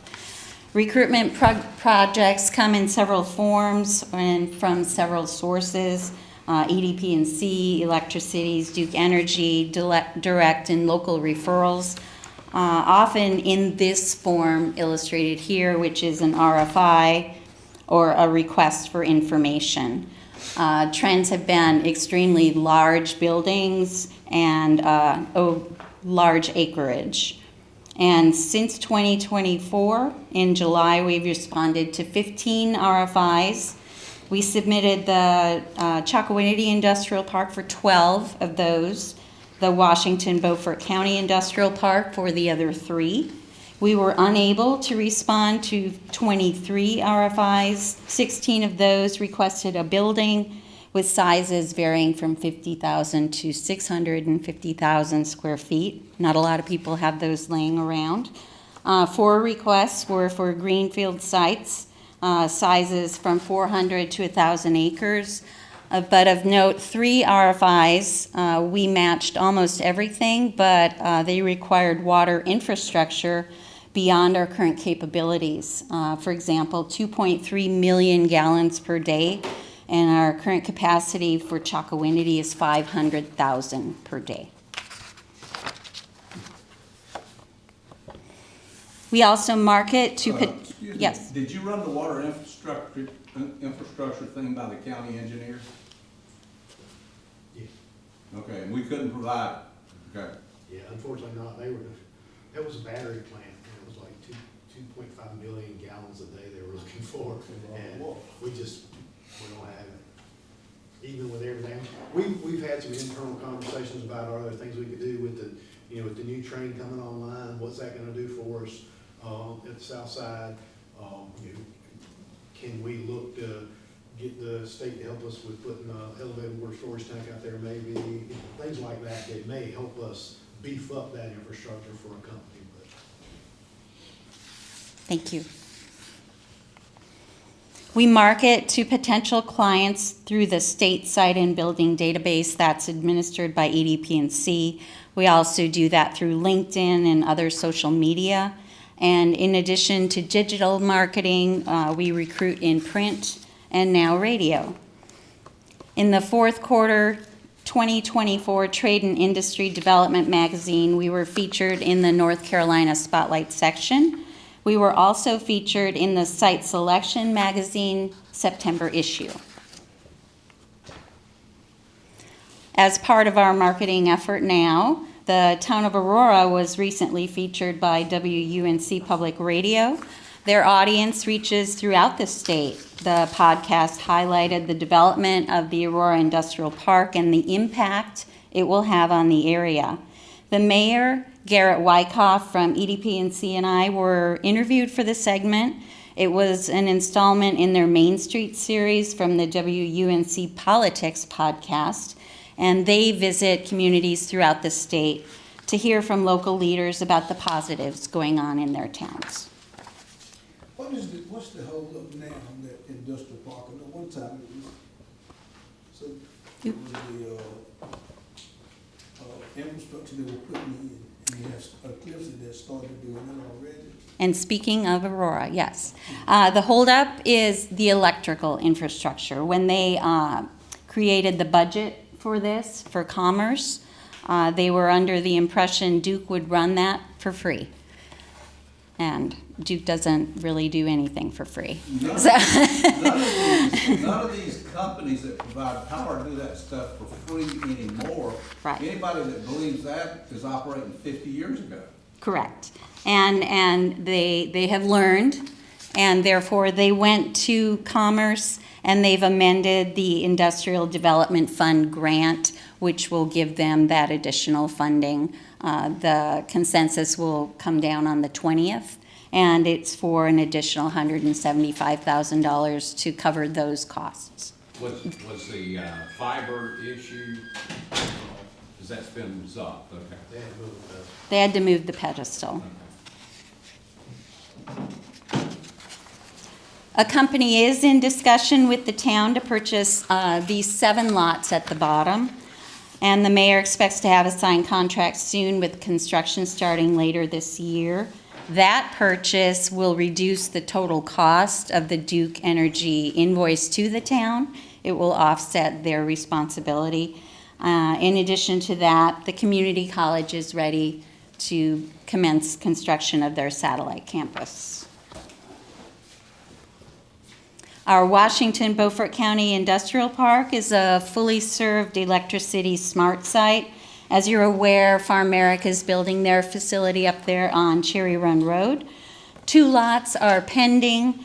The first is a 6.11 acre lot for Project Globe.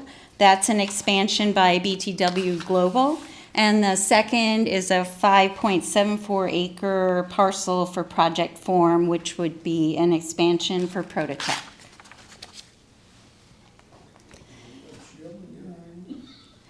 And moving along to Chocowinity, we received a delineation concurrence from the Army Corps of Engineers on January 20th. A concurrence is the equivalent to a preliminary jurisdictional determination that can be used for planning and permitting purposes.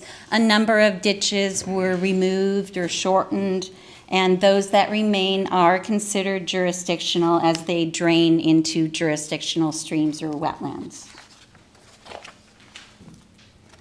In fourth quarter 2024, we completed updates to the park due diligence to include Phase 1, environmental, cultural, endangered species, and geotechnical studies. In addition, Alliance Consulting Engineers completed this master development plan for the park. Moving on to the airport, just across here. After Earl Malpass left, movement has somewhat stalled. Josh Waters has been named new director, and we let Josh and the city know that we will be happy to assist in an advisory role as they proceed with their industrial park development plans. What is the acreage? Is that like 110 acres or plus or minus? They added 63 acres, and they were in discussion to add another 104 to make it 275. 275 is their goal? Yes. Oh, I'm so sorry. Yeah. There you go. You should see me at home. That was it. I was just trying to get it. There is a small offshoot that they're in discussion with. So.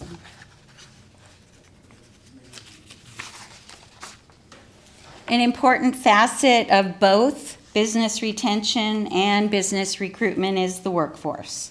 We collaborate with our Beaufort County Workforce Development Team, which consists of the representatives listed here. We meet monthly to discuss workforce issues, and we strive to meet with our manufacturers to identify and address issues within their workforce. We use that information to help direct curriculum, continuing education, internships, externships, apprenticeships, and coming soon, pre-apprenticeships for high school students. As part of that effort, we host a job and resource fair every spring and fall now. Although we don't really focus on small business, I'll be assisting Jack Dugan from the Community College Small Business Center at his Seed and Sow pitch competition in April. So talk a little bit about that. They might not be aware. The Seed and Sow pitch competition is for students who've undergone his small business program. They've learned how to develop a business plan. They've established a budget.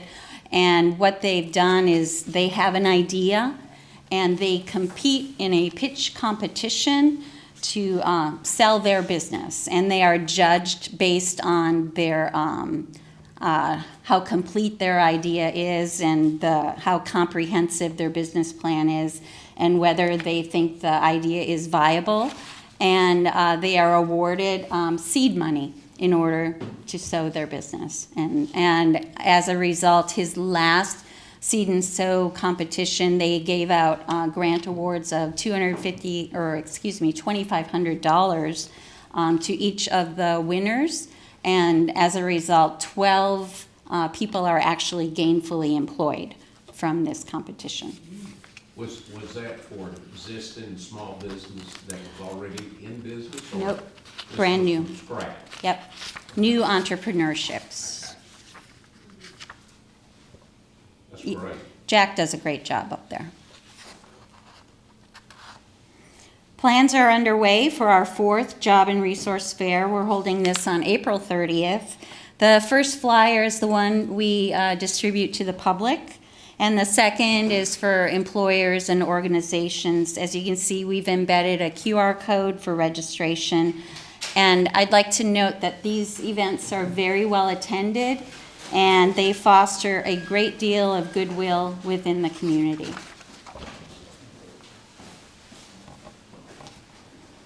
Some of the 2025 priorities of the economic development community for the legislature have been submitted by NCEDA. The General Assembly established a select site readiness program to support the development of sites 500 acres and less. It mirrors the program for the mega site program that they created in 2023. As the program progresses, we hope there will be more opportunities for people in rural communities to compete. EDP&C manages this program for the state, and we hope that the legislature will continue to fund it. The Rural Transformation Grant Fund is, as the title suggests, transformational for rural communities. We find ourselves utilizing this program quite often, and the funding of it specifically, I hope, is a priority for this county.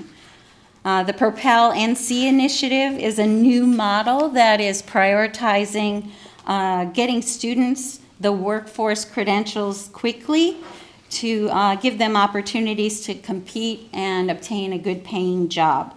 Ultimately, this will help fill those vacancies in the skilled trades like welding, plumbing, HVAC, and electrician. Looking forward to 2025, our department also has several goals. At number 1, we've looked at implementing a CRM, a customer relationship management database, for several years now, and the time is now for us to make that happen. Salesforce has dynamic functionality and is used by economic development professionals throughout the state. And our partners at Duke Energy, EDP&C, and Commerce all successfully use this to manage their projects, resources, and customers. And implementation of this tool is one of our priorities. Other goals for our office are just to continue to meet with our existing industries and help address their needs. To continue to take advantage of education opportunities throughout the industry. For example, I just completed the Fundamentals of Economic Development Finance web course that was offered by the Council of Development Finance Agencies. Number 4, Brandon and I are working together to obtain aerial drone photos and video of our industrial sites to add to our marketing efforts. And what I mean by number 5 is to take the advisory committee meeting on the road, is to hold that meeting in different locales in deference to our members who come to us from all over the county. And finally, I'm not sure why that's indented, I apologize. For 2025 is to land a project on the Chocowinity site. We have received a second look by a client and have been shortlisted for their project. And we hope to hear something in the next month or so. And with that, that concludes my presentation. I'm happy to take any questions or comments. Okay. Anybody have a comment or a question?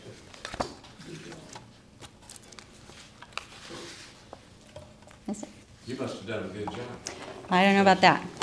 I think it's lunchtime. Thank you very much. Okay, we're gonna get started. So at this time, I'll turn it over to Christina.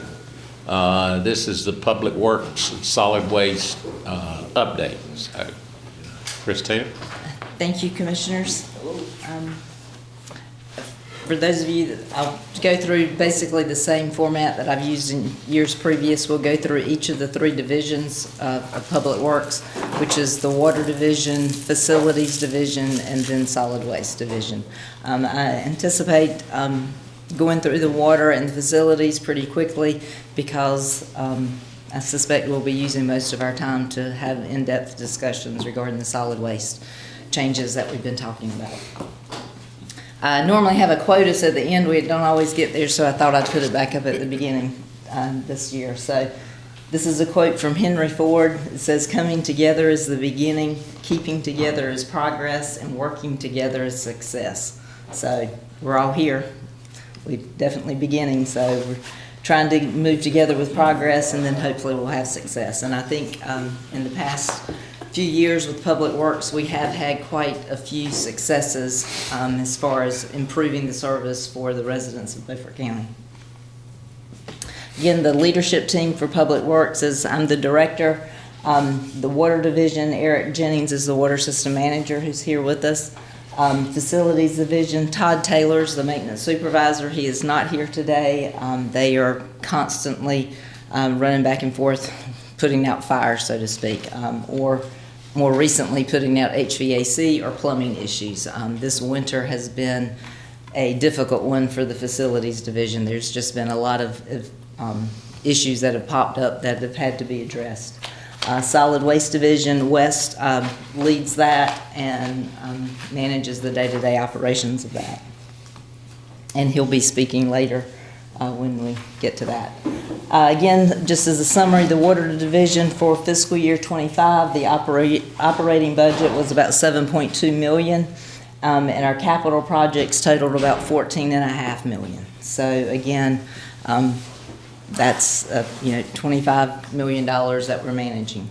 Day-to-day operations, sometimes we talk about capital projects so much in the commissioners' meetings that you tend to, our day-to-day operations, you don't really think about it until something goes wrong. But our day-to-day operations are constantly changing and evolving. We have approximately 1,100 miles of water line. Again, we know it's a large county. Everybody always says that, but again, 1,100 miles of water line, just to put that in perspective, that's approximately the distance from Washington to New York City and back. Or if you travel out west to Branson, Missouri, Shreveport, Louisiana, Madison, Wisconsin, somewhere along those lines. So that's a lot of pipe in the ground. Again, then 14,000 connections. Again, those are connections. So that's individual homes or individual residents or individuals' businesses that there is physically a piece of pipe that's going to their home that's providing them the water. So, and then we connect to the homeowner's piping. So there are just almost an infinite number of things that could go wrong. And thankfully, they don't go wrong every day. It's a very large system that the staff and Eric and everyone work really hard to keep it going and moving each day. We also spend a lot of time coordinating with NCDOT and Nutrien. NCDOT has been replacing a lot of cross tiles. They've been doing a lot of improvements in the county, widening roads, expanding shoulders, things like that, safety improvements, which is fantastic. But we also have water lines that are located in those shoulders. So there are conflicts and things that we have to work with DOT. So Eric, and again, the distribution staff spends quite a bit of time coordinating with DOT. Nutrien, again, largest employer, fantastic asset to Beaufort County, but they are expanding, and they have expanded south of Highway 33, which is impacting us in many ways because we have existing water lines through that general area. We also have one of our water treatment plants that's located in the general area. We also have deep wells that are located in the general area. So again, their expansion affects us tremendously. So Can I ask a question, since we're talking about this? Yes. Are they gonna be digging real deep and you can't pump water out? Yes. So we're gonna That's have what to they go do. deeper, or we're just gonna lose our wells? Are we already in the Castle Lane? But no, we're not looking to lose our wells. It is impacting our pumping currently, but we're looking at that and managing that and working with them. So they may have originally planned to, say, use 15 wells, and they had it laid out. But if we started to have impacts, then perhaps they stopped using 3 of the wells that were closest to us and then used wells in another So we're in the place. Castle Lane, right? We pump from the PD as well as the Castle Hang. and then we blend. Okay, so they're lowering the water table, so to speak. If They're not lowering the water table, they're lowering the piezometric head. It's a cone of depression, is all that it is. Okay. They need to lower the water pressure so the acre or so that they have exposed in the bottom of the mine, the pressure doesn't break through into the mine. Actually, I know what he's talking about. Yeah. Thanks. So again, we are working with staff. It changes daily, changes weekly. So that, again, that's a lot of meetings and time spent with them to go through to make sure that it doesn't negatively impact us, to make sure that we don't lose a well.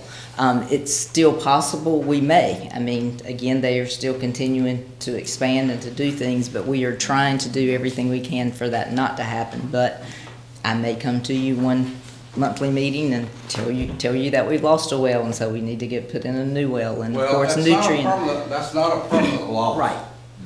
That's a temporary loss, because as they go by, we will lower the cone of depression locally within their major cone of depression. But as they go by at right angles to us, then the well will return.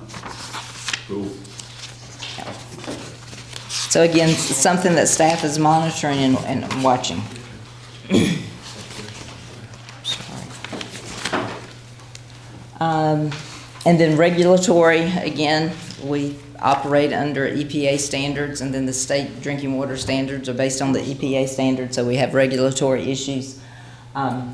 This past year, budget year, fiscal year 25, one of the large projects that we had to comply with and successfully completed is a service line inventory, which was completed in October of 2024. Something you may have seen on the national news regarding lead service lines, issues that occurred in other parts of the country, and regulations were changed. Therefore, each system had to go through and identify what their service lines were made of. We were, I'm going to say lucky, but it was good for us is that our system is a fairly new system. So our system is PVC. Also, we had construction records of how our system was constructed. So we were able to go through that, and we confirmed, because Eric and I thought this was the case, but that there are no lead service lines were identified in our system. So that's a good thing, because that means we're not required to replace service lines and pay for it. So not coming to ask for money for that. UCMR5, which is again unregulated testing. 5 stands for the 5th phase. So we've done this 4 additional times, but we're pulling the UCMR5 testing in February and August. So that's something that additional testing costs that we have to do. Backflow prevention ordinance update.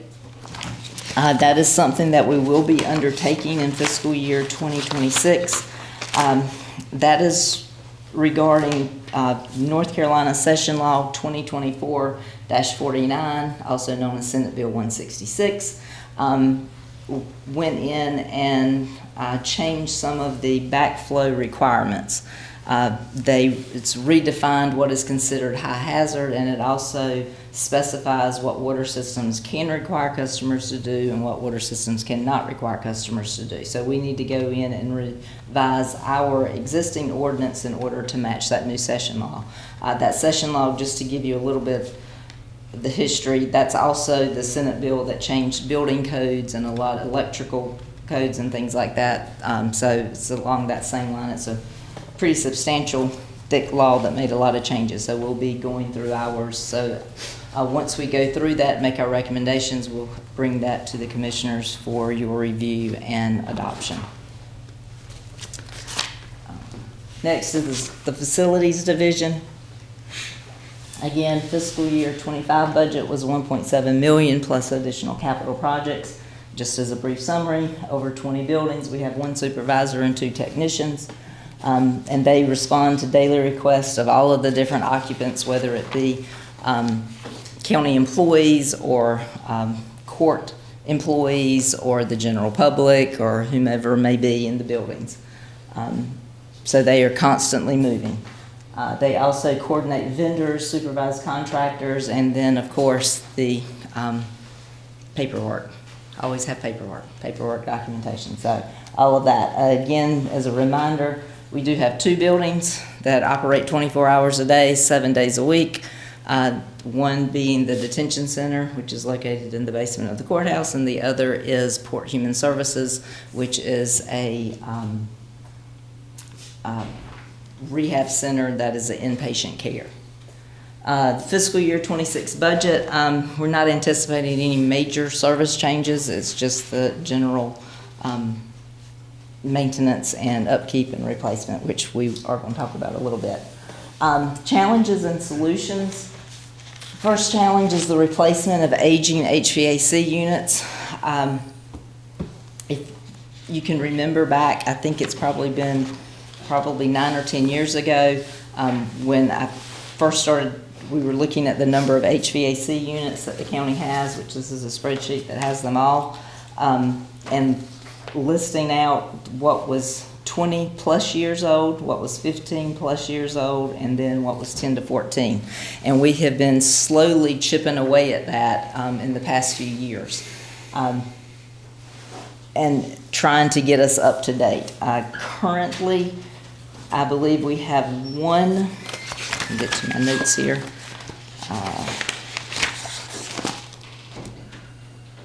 We still have one unit that's 1995. So that's pretty good service out of that unit, 30 years. One that's a 1999, and then we have about 4 or 5 that are 2000. So again, we do a maintenance on these units, so we're keeping them for 20 to 25 years. But again, there's not much that lasts and works efficiently for 20 to 25 years, so those can go out at any time. Quite a few years ago, I put in this large sum of money to replace that, and the direction I was given from the board was, we'll give you a little bit, and if you need more, come back to us. So basically, this year, I'm coming back to you because the winter of 2024 and 2025 has been difficult on the systems in the county. We have replaced a larger number than average of units. This current budget year, we've replaced 2 units at DSS, 3 units at DSS, 2 at the annex, 1 at Farm Services. So we have spent quite a bit of money on the HVAC units. And then we've also done other capital projects that included replacing the fire alarm at DSS, which was unexpected, animal services, a commercial hot water heater, and then also we needed to upgrade the control system to the buildings. So again, our capital outlay for buildings this current year has been greater than what we anticipated preparing the budget for last year. But again, these are all items that, or especially the HVAC unit, we have the contractor that comes in and does the checks on them. And of course, anytime we have an issue with a unit, we always evaluate what is the cost of repairing versus replacement. And the repairing, it's not just sometimes the repair is the preferred method, just because you're able to get it back up and running faster because you have occupants that are in the building and it's 98 degrees outside and you need to cool them down as quickly as you can. Other times, it's obviously the cost factor. So if it's more economical for us to replace the unit, that's what we do. 50% is kind of where the break-off is that when we look at things. So again, we do that comparison before we make that decision. The second challenge would be, again, the workload that our supervisor and 2 technicians have on a daily basis. For the fiscal year 25 budget, I did present as an expansion item a new technician that was not approved. I do plan to submit that again this coming year. Again, over 20 buildings, only 3 people. They're on call 24 hours a day, 7 days a week. There's just not enough hours in the day to get as much done. Contractors, we have good relationships with local contractors, but if anyone has done any home improvements lately, you know that Washington, North Carolina does not have a lot of contractors to choose from. So the contractors we have are extremely busy and you're trying to get on their schedule. So it's difficult for us to find contractors to do work. So if we could do more things in-house, it would help us to be more responsive to needs. Capital Project Fund, again, this is the 1 cent that's allocated to capital projects. We have been moving forward with getting projects completed. What I'm anticipating for this coming budget year would be emergency services needs a new roof. And they definitely need a new roof, as Chris might, I'm not sure if he was in the office yesterday or not. Yeah, we've got buckets that's catching water right now. So we're trying to bide that time until July. But that's number 1 on the list. DSS also has some roof repairs that need to be done. The downtown parking improvements is the next thing I have listed there.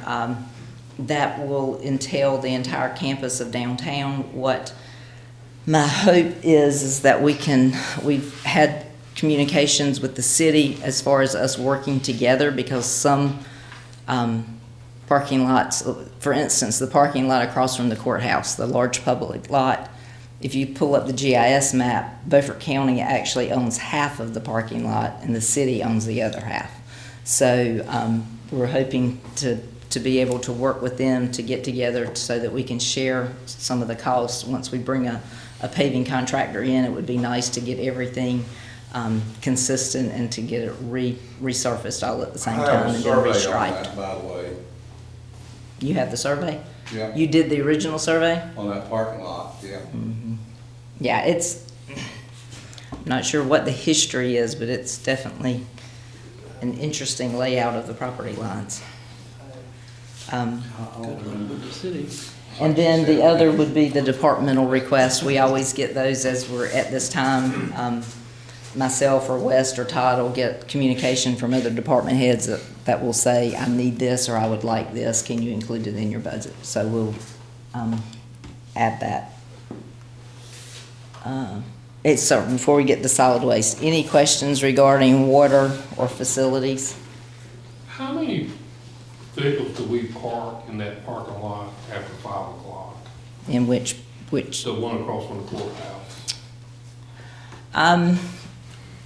Water department would be how many? 5? I know, yeah, 5, which would be our people that our office there on 2nd Street, that's their home place. So all of our employees do not drive their vehicles home, so that's where they keep them. So they are there, but then also the DA's office has vehicles, and some of the other, and of course, juvenile probation, guardian ad litem. So there are a bunch of other entities that park in that parking lot. I realize that. It's just, I know if you try to attend an event on downtown on Saturdays, that parking lot is always full. And I just didn't know if there was a place that we could park our vehicles that would relieve some of the parking stress for our visitors. I understand, and we do try to accommodate that. Generally, if you pull up on the weekends, our vehicles are located close to the street, actually closer to the courthouse on that side of the parking lot, not close to the businesses. One of the challenges of that is when our employees come back to the office at 4:45 on Friday, they park in the available parking space. So if the only space is located, so, but again, we are aware of that and try to accommodate. Well, if you're spending your county money there, I mean, it's good you park your cars there. I mean, that's where your people work at. Yes, sir, and that's what we do. Yeah. Again, we do, and for special events such as Smoke on the Water or what's the other one in the fall? Summer Festival, then they do try to locate them somewhere else, closer to the administration building. The parking lot at 3rd and Market, who owns it? Is that the city or is it the county? 3rd and Market is actually the county, but the city has striped it for many, many years. But that's actually the county's parking lot. On the corner beside the tax office. Between the tax office and the bank. So that's a public parking space, or public parking, so county employees park there, city employees park there to go to the city hall, things like that. So we're all very intermingled and try to work together. But it's our lot. Yes, sir. The actual parcel of land. I'm sorry. That's it. You answer. Oh, okay. Okay, so the solid waste division, again, fiscal year 25 budget was 4.9 million, and then of course plus the capital projects. This current year, again, we're still winter, but so far we haven't had any major weather events. That's important to solid waste because that's when our costs tend to run up. Obviously, hurricanes, people could have additional vegetative debris or widespread flooding where we would have construction debris. So thankfully, that's not the case. And now, knocked on wood because it's winter, so we don't want ice storms because again, that brings problems for solid waste. So, but thus far, we are tracking tonnage and everything is kind of staying basically the same, no major deviations. So that our budget for this year is doing well. We were actually able to use some budget for the survey for the mega sites. So again, we are utilizing what has been appropriated so that we don't need to go back and request more. One issue we are having fiscal year '25 is the part-time solid waste enforcement officer position that was presented last year. We have been unable to fill that position. If you recall, we presented the expansion items in a couple of different ways, one of which was part-time, one of which was full-time. The board elected to go with a part-time position. We have advertised that position, and we just haven't gotten many bites at all on it. So it's a part-time position. The hourly rate that was approved is $17 an hour. We were hoping to get perhaps someone who had retired from either planning or code enforcement, or someone who had retired from law enforcement. It's my belief that that's still a possibility, but not at $17 an hour. So I would, putting this out for discussion, if the board would be agreeable to increasing that rate, or we could look at perhaps a full-time position. We would be able to get additional people. West, and he can speak to this, he is handling the calls that come in, the complaints. So he's going out and he's looking at those, but it is very time intensive. It takes a lot of time and energy and effort in order to do it. So again, a full-time position, I think as we are starting this, and again, we're going to talk about some other ordinances that are in development, there's quite a bit of work to do and to be done regarding that. So does anybody have any feedback they'd like to give me as far as one way or the other, as far as potential of a full-time position? Well, what's gonna happen with that job, you're gonna have a lot to do for about 6 months. Then once the public understands what's going on, that work is gonna go away, most of it. So you might think about combining it with something else, do a full-time. I'm not so sure it's going to go away after 6 months. I think 6 months, you're just going to be able to ramp up. I think the public, once they realize what is going on, I think that's when you're going to be getting more and more phone calls and things that, because there are, especially as we start moving towards mobile homes, there are a lot of parcels in Beaufort County that have abandoned mobile homes or have accumulated trash or accumulated junk, and we'll talk about these definitions too. Well, I was There's a thinking lot. more of the roadside trash, but yeah, eventually the job will become less, it has to. It should, absolutely, I think that, but I don't think it's gonna be So you don't think six it'll be months. 6 I think months? it'll be more like 24 to 36 months, because I am anticipating there will be a few parcels that it will be a long-term cleanup, where the county will have to go in and do the contracting and actually do the cleanup and then go through the legal steps. The lien process. Yes, sir.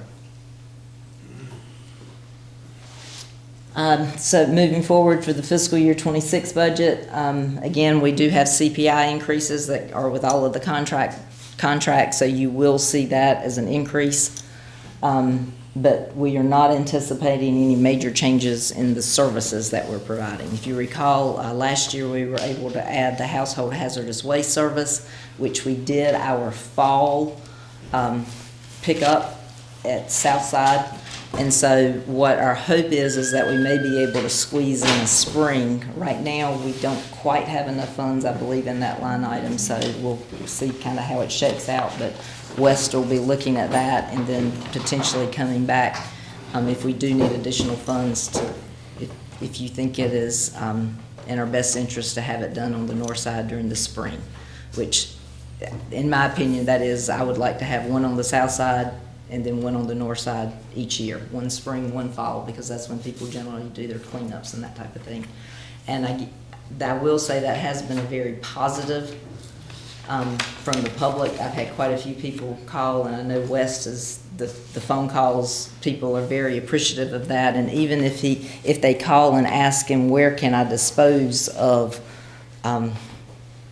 my gasoline or my paint, even if he tells them we can't take it, if he says we can't take it now, but if you can just hold it for 2 months, you can dispose of it. That people are very appreciative of that.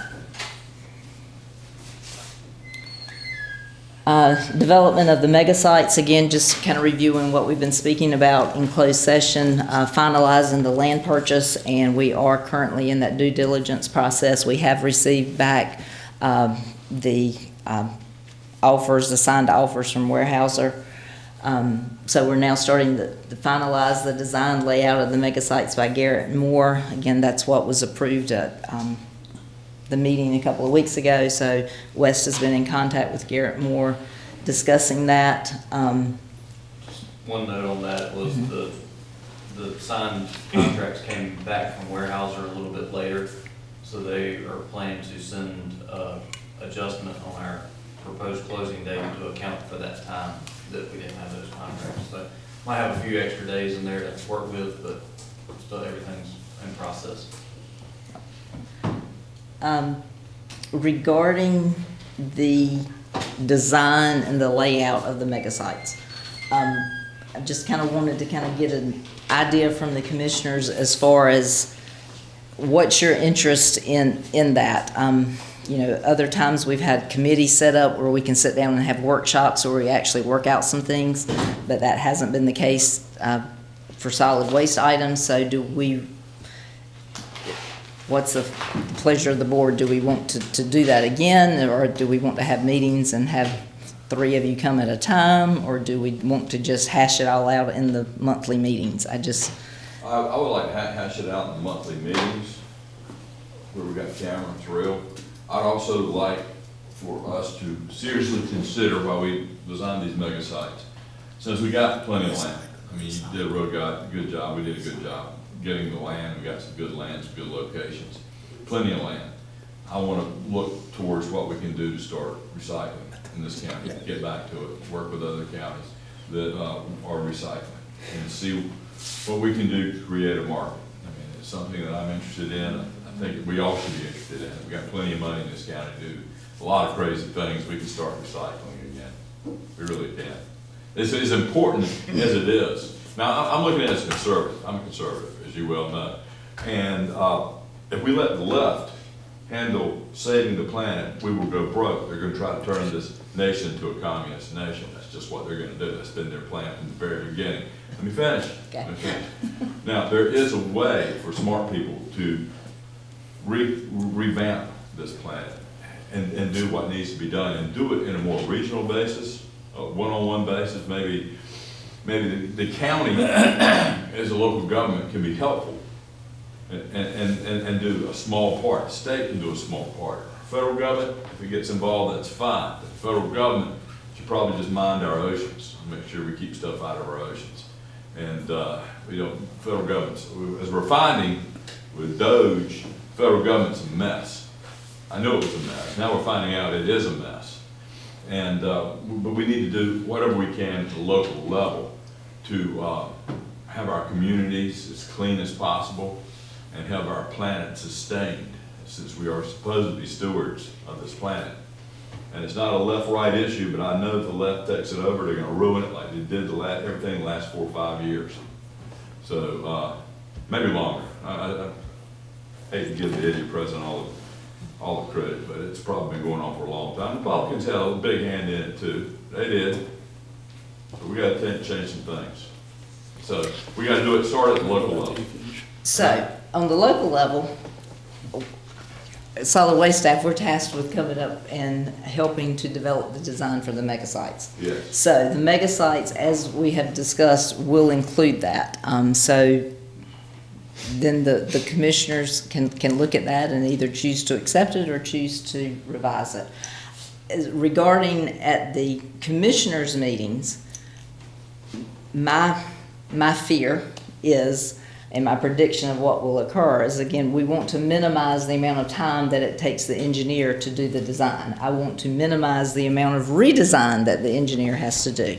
So when they do this, and then I present it to the commissioners, I would like to have kind of a preliminary viewing, if you guys could look at it ahead of time to say, what about this, what about that, or raise concerns, at least we will know what your concerns are before we're standing at the podium in the commissioners' meetings. Because when we don't know what the concerns are until then there's another month before they can be addressed and we can discuss it again. Well, if you want to put 3 people on a committee, you put me, you put Hood, and you put Tandy, we're all qualified to. You can't name them. I can't put anyone on Well, the committee. no, well, we can. You gentlemen can decide that. Hood's an engineer, I'm a former surveyor, Tandy just gives a daggone. So. Why don't you do a sketch plan of what you think you have heard that we want? Email that to the commissioners, a sketch plan, not a design, you know the difference. I do. And that way, we can then comment on it and say, we thought this, we thought that, and you can work toward a design. Well, and we've presented, or Garrett Moore has presented something like that similar, so we can certainly work with him again to do that. My question to the manager and to the clerk is just to make sure, are we able to do that, to disperse and to get comments back? So I think we've engaged an engineering firm. We've got engineers to do it. Let them lay out what they think is the best way, and we'll share it with the board and say, are y'all good? There's some changes you want to make? And we can send it back to them and let him change it. As a sketch, not a design. Yeah. Okay. Yeah. And I think he's there already. Right. I mean, he's there. We've sent that out, but there's still. Send it out again, we didn't know what it was. So then my next question is as we're getting to this mega site, and I've offered this before, but I just want to offer it again since we're really close. Is anyone interested in traveling to any other counties or to see any other types of sites? Whether we all go together or whether West gives you an address and you can do it on your own time, or if you're in Raleigh for legislative meetings, you can swing by a couple of their sites. Is that something that I just think once you see them in person, I think it will help you to understand there are other ways to do things other than the ways that we are doing them here. I visited Dare County once and I was quite impressed, so. Creighton County has some interesting sites along the same line. They do. But if you could get us a list of addresses and sites, then we could get back to Wes and he could make the contacts for visits or whatever. And I know it's out there, but Swain County has their site and it's all ground level. You don't drive up no ramp, you don't have to back no trailer up nothing, you don't have to throw no trash can over no 5-foot tall railing that's been put in place. Everything is ground level. The density dumpster is ground level, there's a trash compactor at the end of the density dumpster. You pull up, you get out of your truck, you dump it in the trash compactor and drive off. And, you know, I kind of feel like I can drive pretty good straight, but I can't back a trailer worth a darn. So, you know, that site was real convenient. And then they had bins off on the side, you know, computers, glass, metal, you know, oil, oyster shells, all that stuff at their site. And it was a really nice site, really clean site. And, you know, that's something, if y'all have never seen it, you know, I've got pictures of it. But, and there are quite a few sites, and yeah, Havelock, their new site is like that. It's a flat site. And that it also prevents you from having to haul dirt in to make those hills. You know, because you got to haul dirt in, and that's a cost and expense that you don't have to do when everything's still ground level. I just would like that to be thought about in the design of these sites, whether that will work or not. You know, it might be helpful if you did this for people that wanted to go, to take the van, let Wes drive people down and do the tour, then he would know what other people were thinking. You'd have a benefit of. We did, and we offered that over a year or so ago, and we had no takers, so that's why I was offering it again. So we're more interested now. I know, yeah, but now we're ready to go. But we also have pictures because Wes and I have been to quite a few different sites, and as Commissioner Dunn, unfortunately, when we go on vacations, I tend to take pictures of things like that. So we do have a few things to show you. I can do it with pictures. Yep, and that's. The Swain County site is very similar to what Chilliwack County's doing. So, I mean, you don't have to go to Swain County. Yeah, and West actually did a presentation a year or so ago about flat sites, because and he had pictures that he showed. Burt T. County has flat sites, Chewan, Havelock, so. Well, get us some of that information so we can see about going or looking if we have to be in the area. Okay, and to the manager's point, this last item is Republic Services contract expires at the end of this year. So these mega sites are not going to be complete. So we have to work with them to determine the best path forward until we can get these sites up and moving. But again, that's why we're pushing forward. Automatic extension? Yeah. If both parties agree, there's a 5-year extension in the contract. There's been a, No, I think there's statute that once you do a franchise agreement, the second run around, you gotta go back out. So we would have to go back out. We have to go back out on this one thing. Unless I completely misread the statute. Even if you go 1 year, Brian? I think we're at a point where we have to go out. Once you, when you do, I mean, you may know something I don't, but as I recall, under franchise agreements, you've got one set, then you get a second set, then you gotta go back out. Well, that gives us flexibility in negotiating contracts, so it's not like the end of the world. Well, I mean, the large sites are gonna be there one way or the other, so. That's right. I was just speaking from the Republic contract side of things. I don't know about the statute side.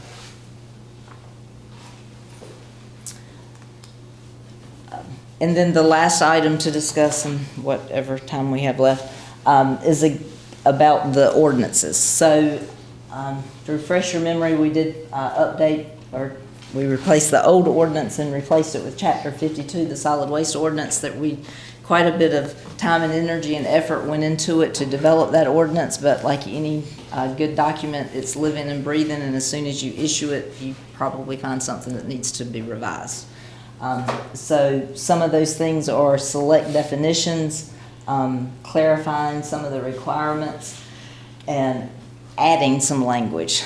Junk, for instance, and again, Wes can speak specifically because he deals with the calls, but our ordinance does not, we were trying to keep it very inclusive, and so we use the term solid waste, but solid waste doesn't really classify everything, so we've run into quite a few issues and locations that it's difficult to determine if it fits the ordinance or not.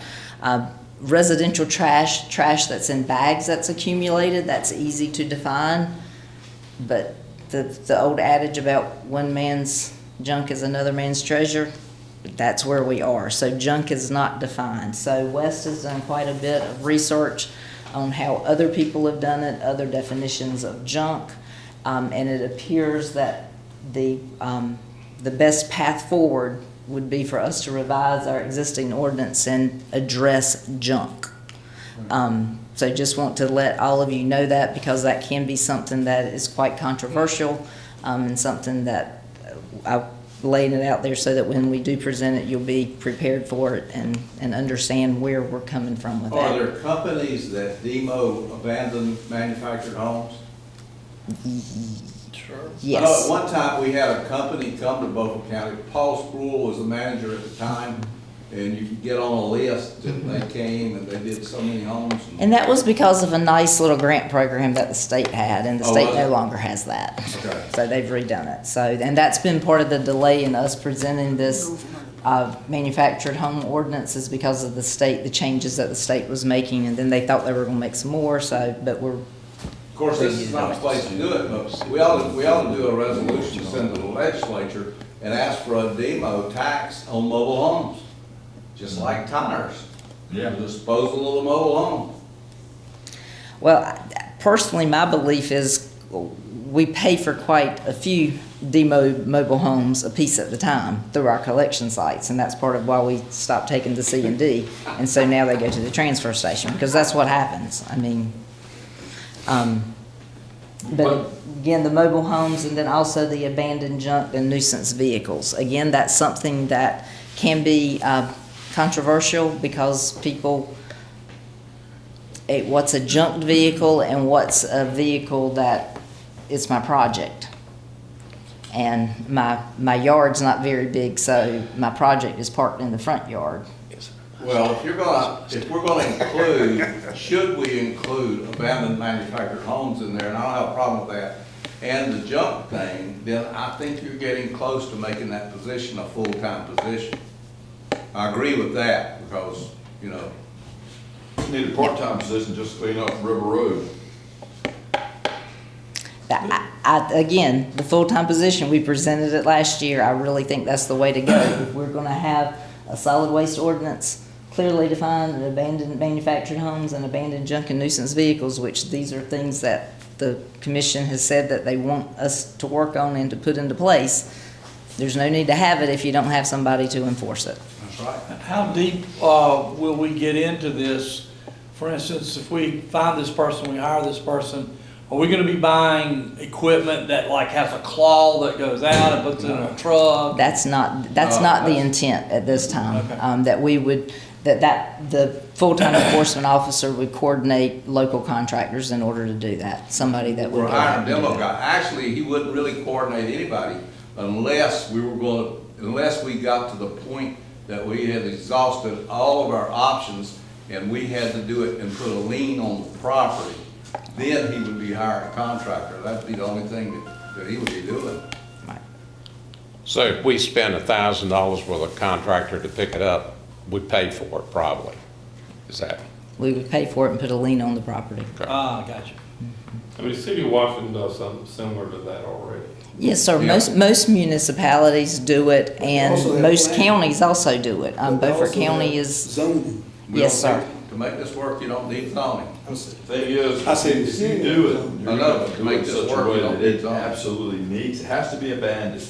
You cannot write the language in such a way that you bring in some person who wants to reinterpret, English. Again, West and I Shenanigans are we'll look at that. We will consult with the new county attorney, get their review, just as we did on the previous, that language, and then we'll present that to the commission for your review to see if you agree in your interpretation, and that's what we go by. But again, and it is difficult. West has difficult conversations with citizens when they are calling to make the complaint. And of course, everybody says, oh, you've got this new ordinance, you can do it. Not exactly. We can't fix every problem. So again, and we are trying to take away the interpretation as best as we can. Yeah.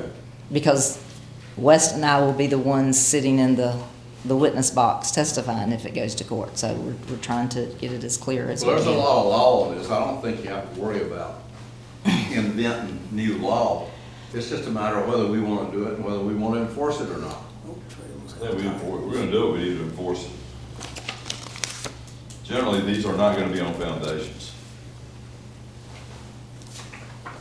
And you will know exactly what it is when you see it. Well, it's real estate under the law if it's on a permanent foundation, it becomes real estate. If it's on a temporary foundation, not affixed to the earth, then it's personal property and we can handle it. And you can still handle it if it's on a permanent foundation and it's abandoned if you write the law correct. Write the ordinance correct. And then from my riding around the county, the majority are not on permanent foundations. There are only a few that are on permanent foundations that are truly abandoned. Some of them you're gonna need a bulldozer just to get to them.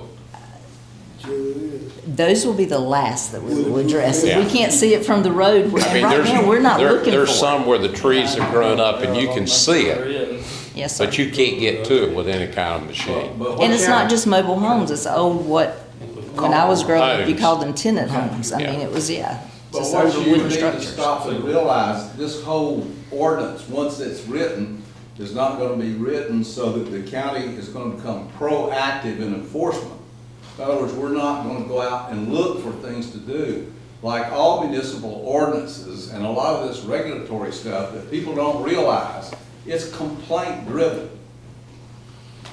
Yes, sir, no, I agree with that completely. Yeah, So I it's think the complaints will complaint-driven. keep it busy for many Yeah, I think you'll have years. plenty of complaints, but we're not going out and ride the range and look for something to tackle. you don't, with social media, that's not needed as much because people put it up there, so you would definitely find out about it. Well, since we're talking about junk waste, there's been a lot of trash on the road, a whole bunch. I've noticed in the last 4 or 5 years, more trash than I've ever seen. I've noticed that some just got picked up here recently. I don't know if you're aware of that, but you're probably noticing. There's, I mean, DOT has a program where they pick up trash, so they do that 2 times a year. They may have just come through this area, but it's not just Beaufort County. I'm noticing trash across the state. I mean, through the Welton, Piedmont counties, trash everywhere. So I have my thoughts about why it's happening so much in the last 4 or 5 years. But I can tell you right now, it needs to be something that we move as a commissioner, if nothing else, to enact a resolution so that it might flow across the state and the state start getting a handle on the trash and why that trash is happening. Fines being levied, all counties need to do it. And or North Carolina is not going to be the state that people want to come to. Right now it is. It's number 3 on the list of states attracting people, and we're about 20% ahead of Georgia right now. Well, you can do a resolution that'll scare the pure hound dog out of the legislature to put a deposit on a beer bottle, on a Coke bottle. Always a good idea. You can do that, but getting it through the legislature is a problem. But if you start it, if one county starts it, you're right, Stan, there may be 20 other counties that are willing to tack onto it to force the legislature into actually doing something. That's the only way you're going to clean up the trash. You will never stop people from throwing candy wrappers, beer bottles, and everything else out car windows. I mean, you got 2 sets of people out there. You got people that care and there's people that don't care. And the people that don't care, well, they need to be fined with impunity. Well, I will, and I'll say thank you, because one of the things that you did include in this year's budget was for us to clean up adjacent to all of the collection sites. So depending on a quarter mile in each direction, or based upon the local geography there. And that has tremendously reduced the telephone calls that we field because people say it's trashy and it's because of your site. So at least we've been able to clean up those areas. And we have a local contractor who does it, gets out there, knocks it out. Anything else, Wes, you want to add to that? Is there, it's all? No, but that's in conjunction with what DOT does. Our contractor does July and January, and DOT runs their litter sweep, I think, in September and April. So 1 mile in front of our sites, or rough 1 mile, sees a cleanup 4 times a year.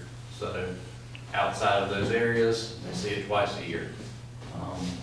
So hopefully most of the areas are getting cleaned up at least twice a year. I can't say for certain that they do, but if we see major problems, we also call it in the DOT ourselves. So there's one place that I saw that was pointed out to me, and then I'm certainly aware of it. It's right in front of Pamlico Village.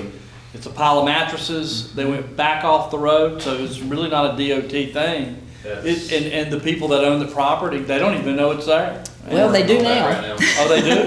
We're working on that right now. Good. Yeah. Thank you. So again, that's one complaint came in. We, looked at it, compared it to the ordinance. How can you address it? There are bags of trash that are piled up. Mm-hmm. So that's obviously referenced in chapter 52.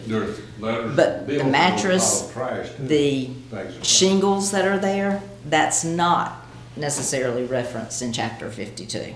So Okay. again, we're looking at the letter, we're issuing it, we're notifying them, and we still can notify them and say, we've received this complaint, you need to clean up your parcel. Gotcha. But as far as what we can do after that, that's where we need some clarification. Good.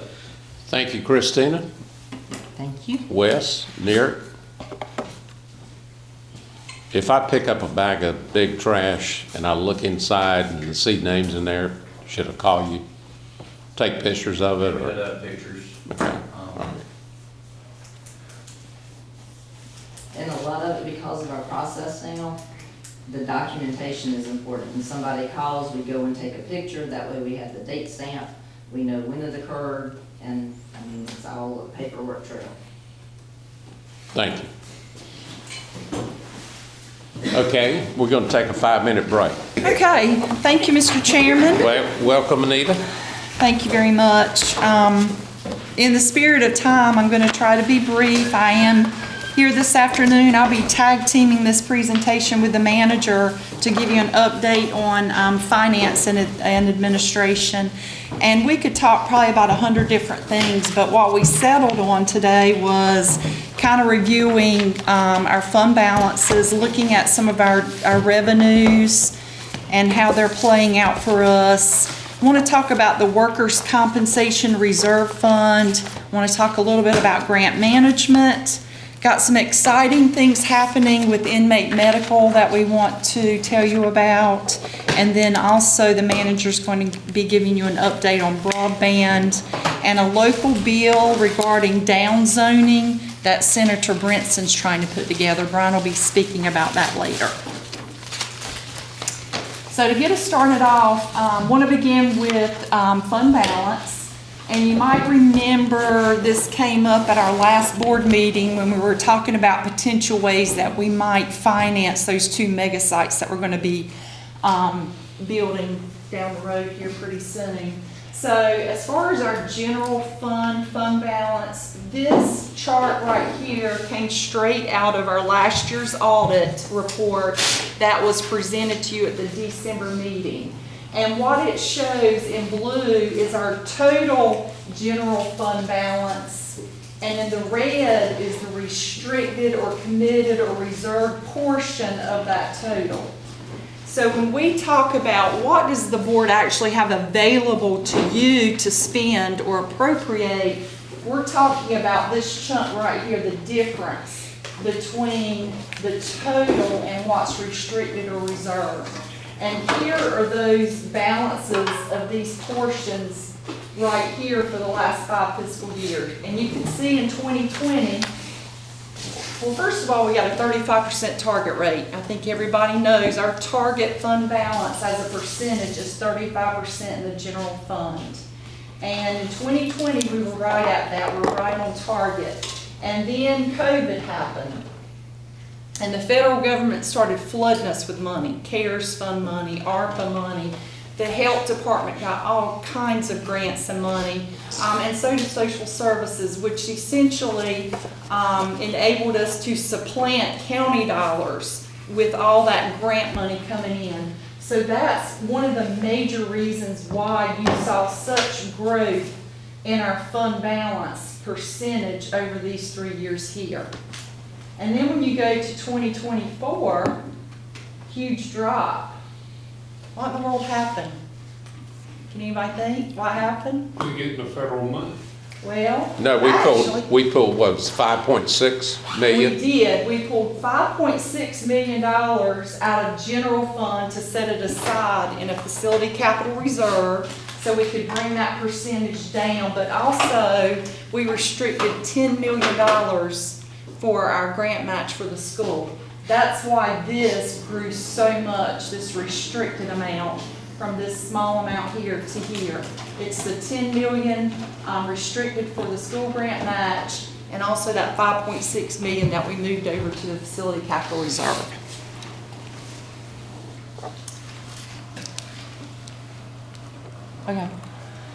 Okay, so water funds, solid waste, and other fund balances. So when we're talking about water operations and solid waste operations, these are our enterprise funds. Enterprise funds do not carry a typical fund balance. That's not terminology you would associate with enterprise funds. The terminology they use is more of a net position. What are your total assets, including your infrastructure and everything, minus your depreciation, minus your liabilities, give you a net position. Well, when you're looking at net position, that doesn't tell you actually money on hand that you can spend, because you can't spend pipes in the ground. Even though it's an asset, you can't spend that. So what I tried to do is I went back and I looked more at our cash balances plus our net accounts receivable that we have for water and solid waste, minus our short-term or current liabilities that are due in 1 year to come up with not technically a fund balance number, but this would be what I consider amounts that you have available for appropriation. What would be more like a fund balance available. Just like the general fund you just showed. Just like the general fund. The facility capital reserve, we just spoke about that. That is the same fund where we currently annually take the 1 cent on the tax rate and set it aside for Public Works to identify whatever projects they want to do for that year. It currently generates, and this all depends on the value and the rate that we set, and that's going to probably be changing a lot, like Lloyd said this morning. But currently, under the 62.5 cent rate and the current values, it generates about $650,000 a year, that 1 penny. So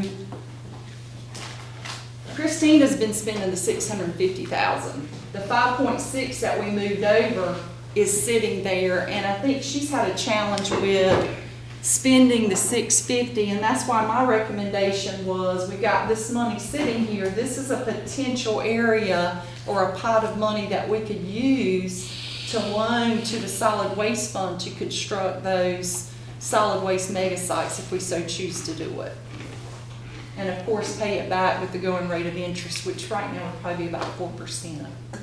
But that's different than the 5.6 million that we. No, it's the same. Oh, okay. We moved it from the Okay. general fund to right here. This is where it's sitting. Okay. I understand what you're saying is loan that fund. What would happen, you said she's having a problem spending the 1% that you allocate. So if we loan that money to the solid waste and something happens in her department that she need that money, maybe a storm, a roof tore off or something, where would you get the money from there? Well, I mean, it's not likely to happen. Well, but a couple things. Usually we have a little bit of contingency in our budget every year to try to cover for unexpected things like that. And again, if you go back, we've got $25.8 million sitting in general fund. And that is the money that we would pull from to cover our facilities, right here. And we would do that anyway right now. I mean, we could pull it from here. Get to it. We could pull it from here. But if you think about it, this was general fund money, so I kind of see them as bouncing. You know, it doesn't matter where you pull it from. You could pull it from either one. But each year, we're going to put 1 penny in there, plus the loan's going to be paid back. Yeah. So it's going to be a So revolving. It'll build back up. It will build back up. You just don't want to have that a big problem the first year or two that you're doing it. And like I said, if we do have that, we've got another reserve we can come out of. I got you. And the general fund owns our buildings. So that would also be an appropriate place to pull that emergency money out of for a facility. Showed you a picture of this also at your last board meeting. Just wanted to give you an update picture of what this remaining funds available look like once we pull that design and engineering for solid waste out of there. We're at 1.387 million still sitting there that you can put toward a project also.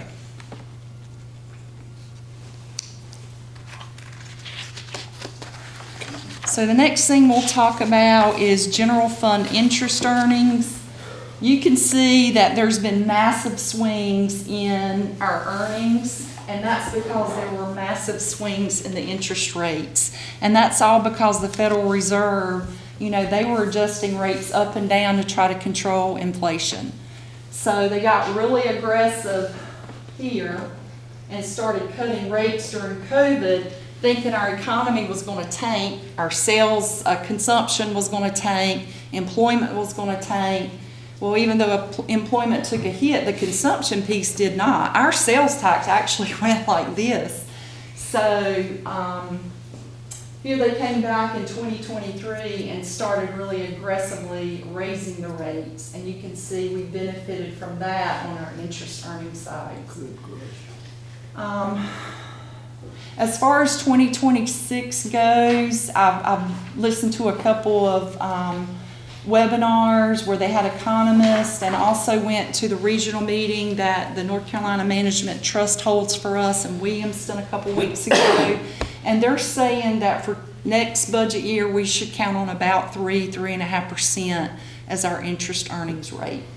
So I think this number will go down slightly next year, but maybe not a whole lot. And the reason is I think the rates will dip a little bit. And then also, depending on how fast we spend that $10 million on our grant match for the school, we won't have that earning interest as we spend that down. So, but I mean, the scary thing about this for me is, you know, I think the new administration's goal is to get back to more of a 2% Fed rate. Let me just tell you the Fed rates for the different years here, and you can see the massive swings real quick. So the federal fund rate during 2019 was 2.16. Here it was cut, this year it went down to 0.38. The worst year was 0.08. Then we went down to 1.68%, then we jumped way up to 5.02%, 5.33%, and then as of January 2025, it was 4.33%. So everything I'm reading, you know, the Trump administration talks about wanting to get back to that 2.5% rate. So you can see what's going to happen to our interest earnings if we get back to a 2% rate from a 5% rate.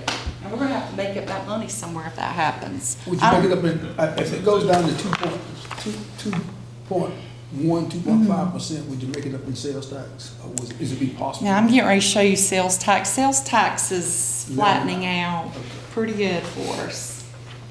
And here is sales tax. So if you look at sales tax, I'm gonna look at the actual numbers kind of a person, but we can go back to the bar graph or the line graph.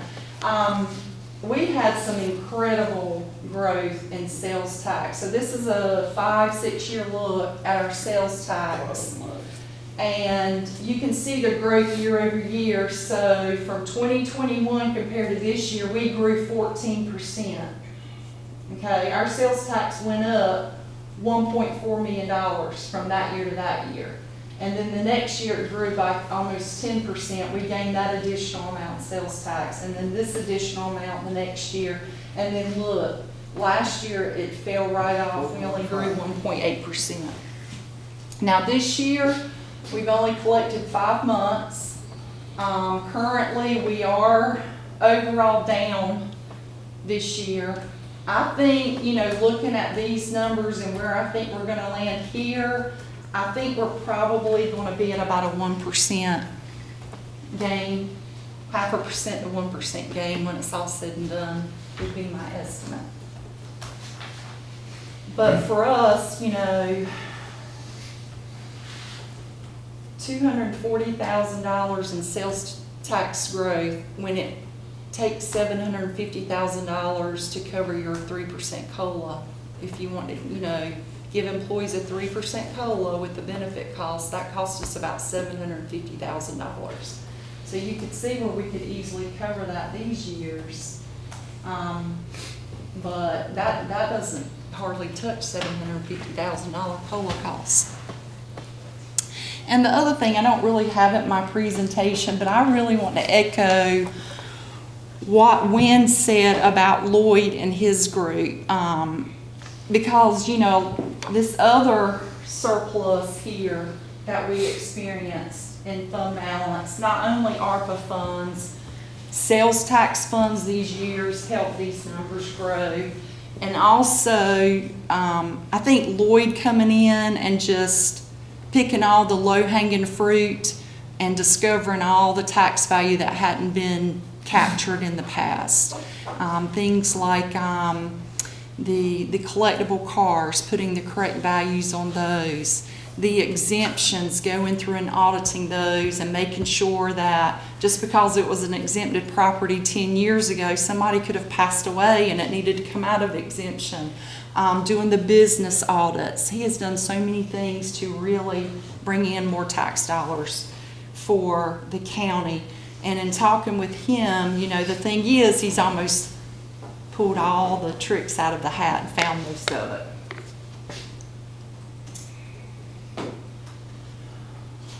So back to sales tax with, this is the number we budgeted for the current year we're in now. This is kind of where I'm estimating we'll land. So we will have a budgetary deficit this year. We had one last year of about $600,000. We're gonna have one again. Moving to the workers' comp fund. This is all really good stuff right here, the workers' comp reserve fund. So you might remember on July 1st, 2022, we moved from a zero deductible on workers' comp incidences to a $100,000 deductible. We, like I said, started that in fiscal year 22-23, and what we did is we made an initial transfer from the general fund and the water fund to establish this workers' comp reserve fund in the amount of $776,000. That way, the first year, on July 1, when we went to the $100,000 deductible, we had 7 deductibles at $100,000 sitting there to cover if something catastrophic happened. But remember, if, say, I'm in a vehicle with Brian traveling with Christina to the LGC for, issuing debt or something, and we get in a car wreck and get hurt, that's not 3 deductibles, that's 1 deductible. Kind of works like the buildings. If it's 1 incident, it's 1 deductible. The next 2 years, for fiscal year 24 and 25, we transferred another $460,000. We're doing $200,000 per year from the general fund and $30,000 a year from the water fund. To look at the claims on the workers' comp side, this is year 1, started at July 1, 2022. So for fiscal year 22-23, we had an estimated incurred workers' comp claim amount of $165,620. We actually paid out $69,000. And then this outstanding amount, we do not think that we'll have to pay this out because these 3 incidences here, these 3 employees are back to work. All the claims have been paid out, so we will not have to pay this. So in this particular year, our exposure or amount paid for workers' comp is $69,081. When somebody gets hurt, they put money in reserve to pay the claim, correct? Yes. Yes. If it comes to fruition.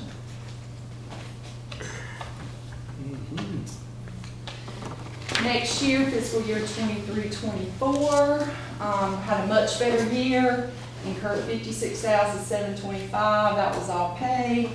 By the way, when I estimated the claims for the previous 5 years when we were establishing this, I estimated $50,000 a year. So this was a pretty typical year for us. That was a little higher than that. But this year, we're having an outstanding year. As of Friday, maybe, we had paid out $4,116.12. Wow. Yeah. Praise the Lord. I said praise the Lord. That's plastic. Yeah, because I'm telling you, the first year we went to it, y'all, this year right here, we went to it on July 1st, 2022, and I was sitting under the tree at my house. It was the 4th of July, and I got an email or a text about the EMS accident in Pamlico Beach where the decking fell. Yeah. And I thought, you got to be kidding me. 4 days in, and we've had this major accident. And but thank God, thank the Lord, our employees were fine. We did have to pay some of their medical expenses, but when you look all in all, I'm estimating over the last 3 fiscal years, we're ahead about $450,000. Now the reason this is an estimate is because I don't know what our premium would be. I know we were paying $310,000 a year 3 years ago when we moved. So this is conservative. If we had stayed under the zero deductible premium, that's about what we would have paid or more, because we were paying $310 a year when we changed. Right now, under the $100,000 deductible, the last 3 years, we paid $115. And then there's our claims that I just showed you. So we're saving about $150,000 a year. And I hope that continues for our employees and financially. And we wouldn't be able to do this if it were not for our excellent safety program and Jennifer's work that she's done on that. Next thing I'd like to talk about, and the manager's going to jump in if I need some help, is grant management. So you may have heard Chris and Janelle speak about the need in their departments for a grant writer. Well, in my opinion, we need more than a grant writer. I think the county's ready for a grant manager. And the reason I say that is because when I think about a grant writer, I think about that only being one step or the first step in the process of a grant. And that is the person that is writing the grant to get the award. Well, there's so much that comes after that. I mean, you've got the compliance piece, you've got sending in the reimbursements to get the county paid back, you've got the accounting and budgetary piece, you've got the procurement piece related specifically to grants. So I think we probably are missing out on some opportunities and not maximizing all the grant dollars we could be getting as a Tier 1 county. And I really feel like a good grant manager will more than pay for themselves. I'm glad to hear you say that. I have been saying it for years. I feel like we need one. Did you want to add anything to that? I do. So if you have to follow the Association of County Commissioners, you will know that there's what they call the Strategic Project Coordinator Program. It was funded by the General Assembly through ARPA money and some other things. And the Association of County Commissioners has master's level students who just graduated, MBA students who just graduated, that they are employing to do specific work like this or other things that you may need. They pay for them for the entire year, 100%. Association pays for them. And essentially it gets that new MPA student some time under the belt, gets him ingrained with a county, and gives him the opportunity. So this, if you think this is a good opportunity, and I think it's a good opportunity, then you have the opportunity, because it's pretty competitive too. Now, our neighbor Washington County's got one. They're different. If you've looked online, you'll see where they have students. I mean, they work grant management, community economic development, finance, budget management, public health, public information, human resources, all those things. But you could essentially play this like a COPS grant. You could, if we were fortunate enough to find somebody through the Strategic Project Coordinator Program with the Association of County Commissioners, you could bring them on board. The association would pay for them for a year. You could put them in that program right there. They could they could pay us back their salary, even though we're not paying it to begin with. And then if you thought they were doing what they did, what they should, then you could bring them on a year later, already knowing what they do and seeing how good they do. So I think it's a win-win opportunity to have all the whether we are able to get that person or not. And I know we've got at least one of our commissioners who sits on that board and would probably be able to help us. You got two. Yeah. So, but I think it's an opportunity. I think it's a great opportunity. And I've reached out to the association. I've talked to our local person about that to say, yeah, we're interested in it. Because, I mean, it's no cost to us to begin with. Whether you want to extend it into the next year and say, yeah, we like that, I mean, it's a trial run for you. It's a great opportunity. It's like having an internship. Well, yes, sort of, but it's not an internship in that these folks are getting paid. They get paid for ARPA funds. They're paying them 100%. I mean, just like they're working for real, and they are working for real. But the association's picking up that entire cost, so it doesn't cost the entity anything. And then after a year, I mean, most entities that they had opportunities with, they've looked at it and said, we like this is good, and they've picked them up. So that's why I say, it's kind of like a COPS grant. You get it for free to start with. If it's something you want to do, it makes sense to get that first year for free and then work them in. So, but I think it's a great opportunity, and I think it dovetails well into something like this. But in most grants that I see, there's usually a percentage of the grant, maybe 5% is typically what I see that goes for administrative cost. Right.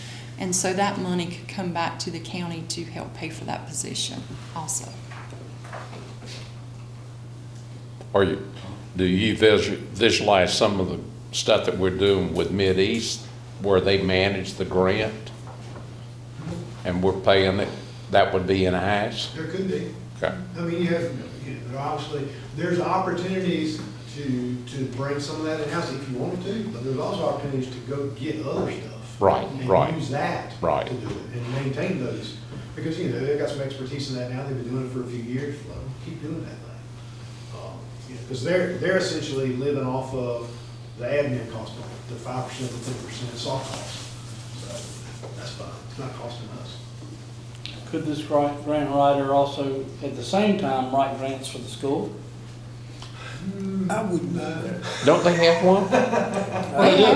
They've got Well, they get them, they get them coming and going. Honestly, I think we I could say keep that them. tongue-in-cheek. I think that if it were something for a benefit for us, that would help us not have to pay additional funds up there, I think we could also, we can work with, we could. Yeah, because it seems like we would be after some of the same money. Yeah, yeah. She could just fill out one for the county, one out for the school board, school. So inmate medical at the jail, this is something that is really exciting. And I hadn't had time to make a lot of notes on it, so I'm just going to basically be reading some here. I was copied on an email that a Mr. Larry Covington from Health Plan Freedom sent to Sheriff Hammonds. So basically, this organization, Health Plan Freedom, they've reviewed the American Affordable Care Act, otherwise known as Obamacare, and they feel like that pre-trial inmates that are sitting in our jail, which is predominantly what we have, are eligible for Obamacare. And probably always have been, because Obamacare's been around for 15 years now. But suddenly, all of a sudden, they grabbed onto this and run with it. So, it seems almost too good to be true that they could work with us, which we would envision them actually working with Agape because they manage our jail health down in the jail, to sign up these inmates when they come in for Obamacare. And the maximum out-of-pocket for inmates' medical care typically runs between $1,500 and $2,000 annually per year per inmate.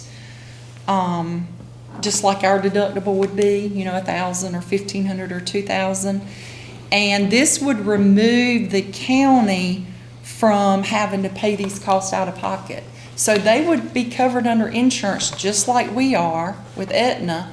They would get a card, and when they have to be taken to the doctor, that would be covered after they meet their deductible. It also covers prescription costs that we're paying 100% of now. It is on a tiered basis. Like, if it's a cheap generic drug, it might be $10, but if it's a formulary, it might be $50, but still much cheaper than paying 100% that we're currently paying now. This coverage does follow the inmate when they leave. And I think Agape, we've got a follow-up meeting with them tomorrow, but we would envision Agape working with that inmate as they exit our jail, as far as their continuation of insurance coverage goes. There is no cost to the county.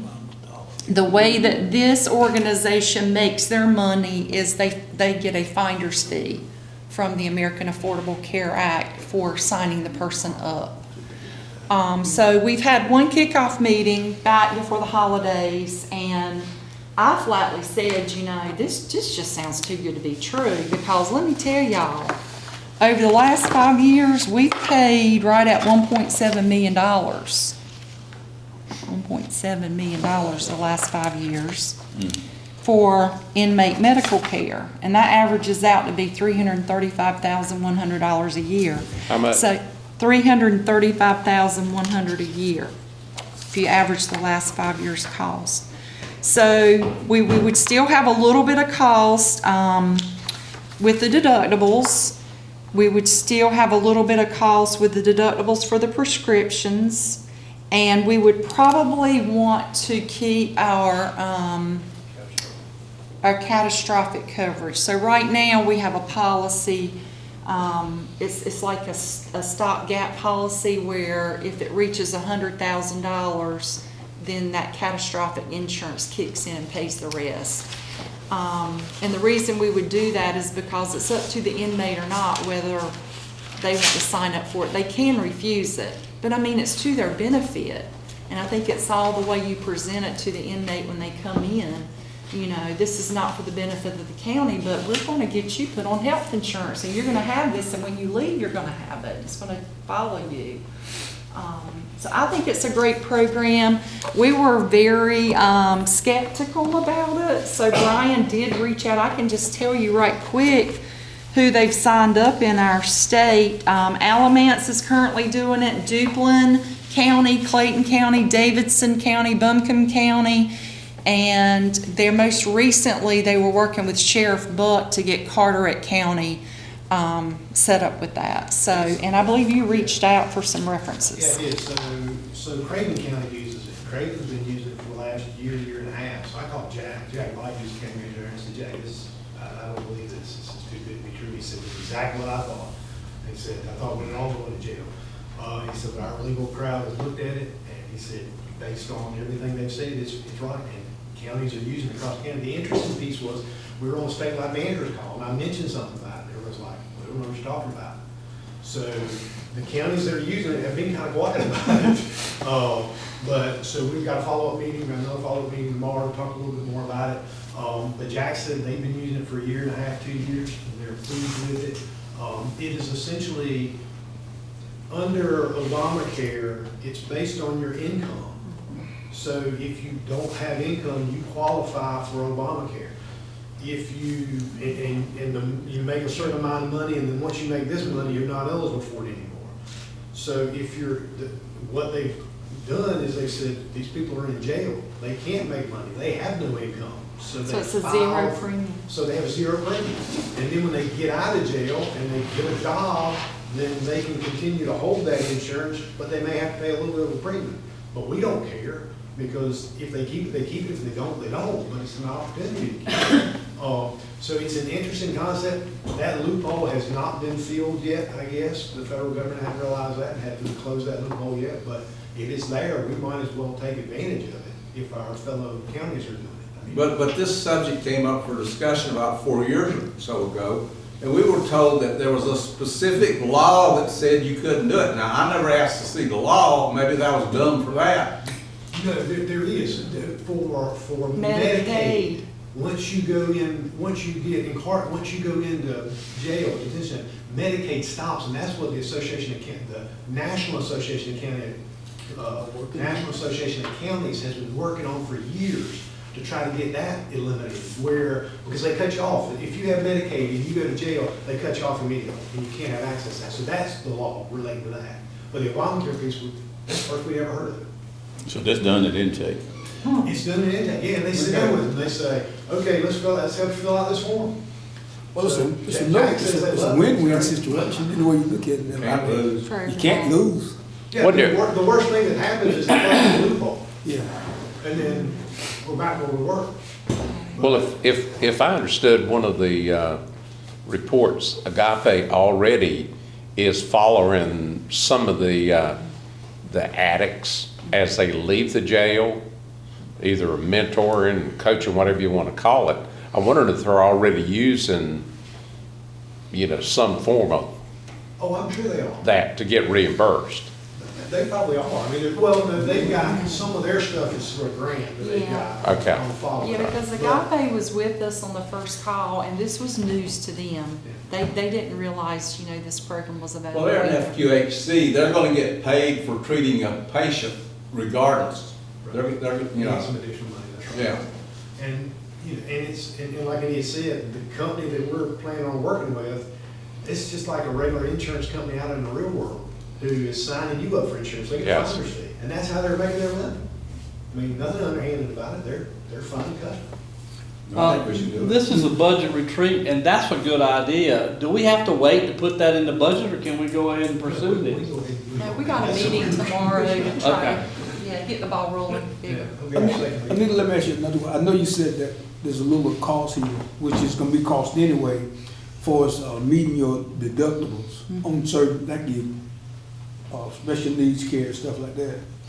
Who pay that deductible? We would. We would pay that. We would. That's still a saving. Yeah, we would essentially set aside a line item for medical payments, which we already have a line item for medical payments. Yeah, it's like 300,000 a year, but I would think that could go down to maybe even 50,000 Yes, I a mean, year. I see, I just wanted to know that, where that come from, but it's worth it any way you look at it. And then once you met the deductible, It's it. then it's all taken care of, as long as they're, and unfortunately, we're back to the point where sometimes we're holding folks longer and longer and longer. Well, you're gonna pay 100% of it if you don't pay the That's right. deductible anyway, so it's not, you know. It's worth it. Okay, and then I think next, the manager's going to give you an update on the next two items. Yeah, so we are currently, I just want to bring you up to speed on that. So y'all are aware we currently have 3 grants that are out there. The first is Great Grant 1, when you refer to Great Grant number 1, there's a $55.2 million project where the county put in, under our ARPA money, $500,000 in match. The deadline, it was a 2-year build out. That build out ends in April of this year. And that is with Brightspeed. And they so far have built 246 miles of aerial. They buried 43 miles of fiber. They are roughly 86% of their grant locations, or 915 out of 1,070 are open for sale now. So they are on track to close that out in April, so that's the first one. So that's a really good one. The second one we call Great Grant 2, because we got a second bite at the apple for great grants. Not everybody got that, we did. That's Charter Spectrum. That was a $1.9 million grant, $1.9 million project. We put in $148,000. Their deadline, their 2-year deadline is September of this year, so it's well under progress. They put in 1.74 miles of aerial, 15 miles of underground. They're predominantly working on the south side, and that's where you've seen a lot of underground work going on the south side, running down 33.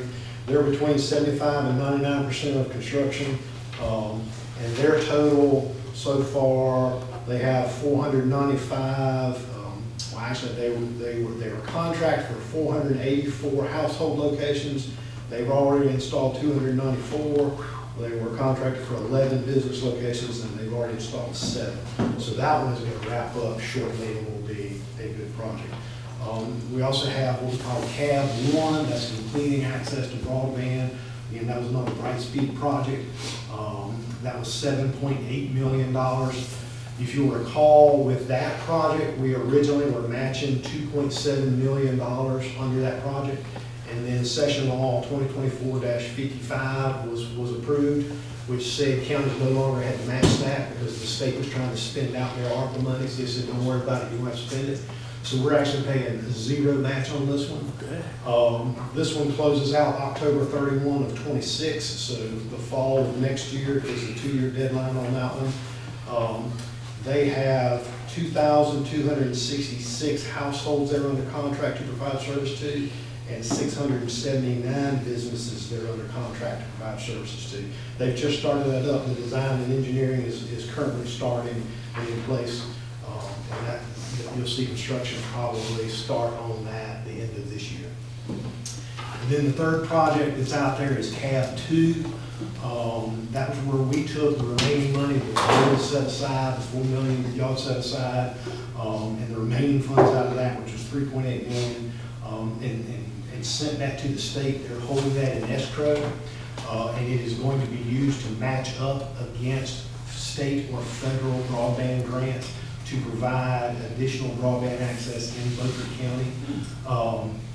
So that project is out there right now. So proposals are due back February 17th from all the providers. They do a selection process by which they pre-qualify providers, and then they send it out. So those proposals will come back February 17th.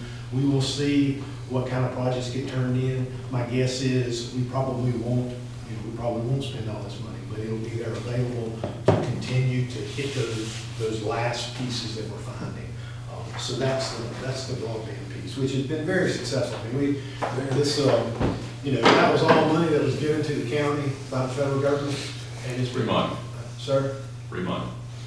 It's free money.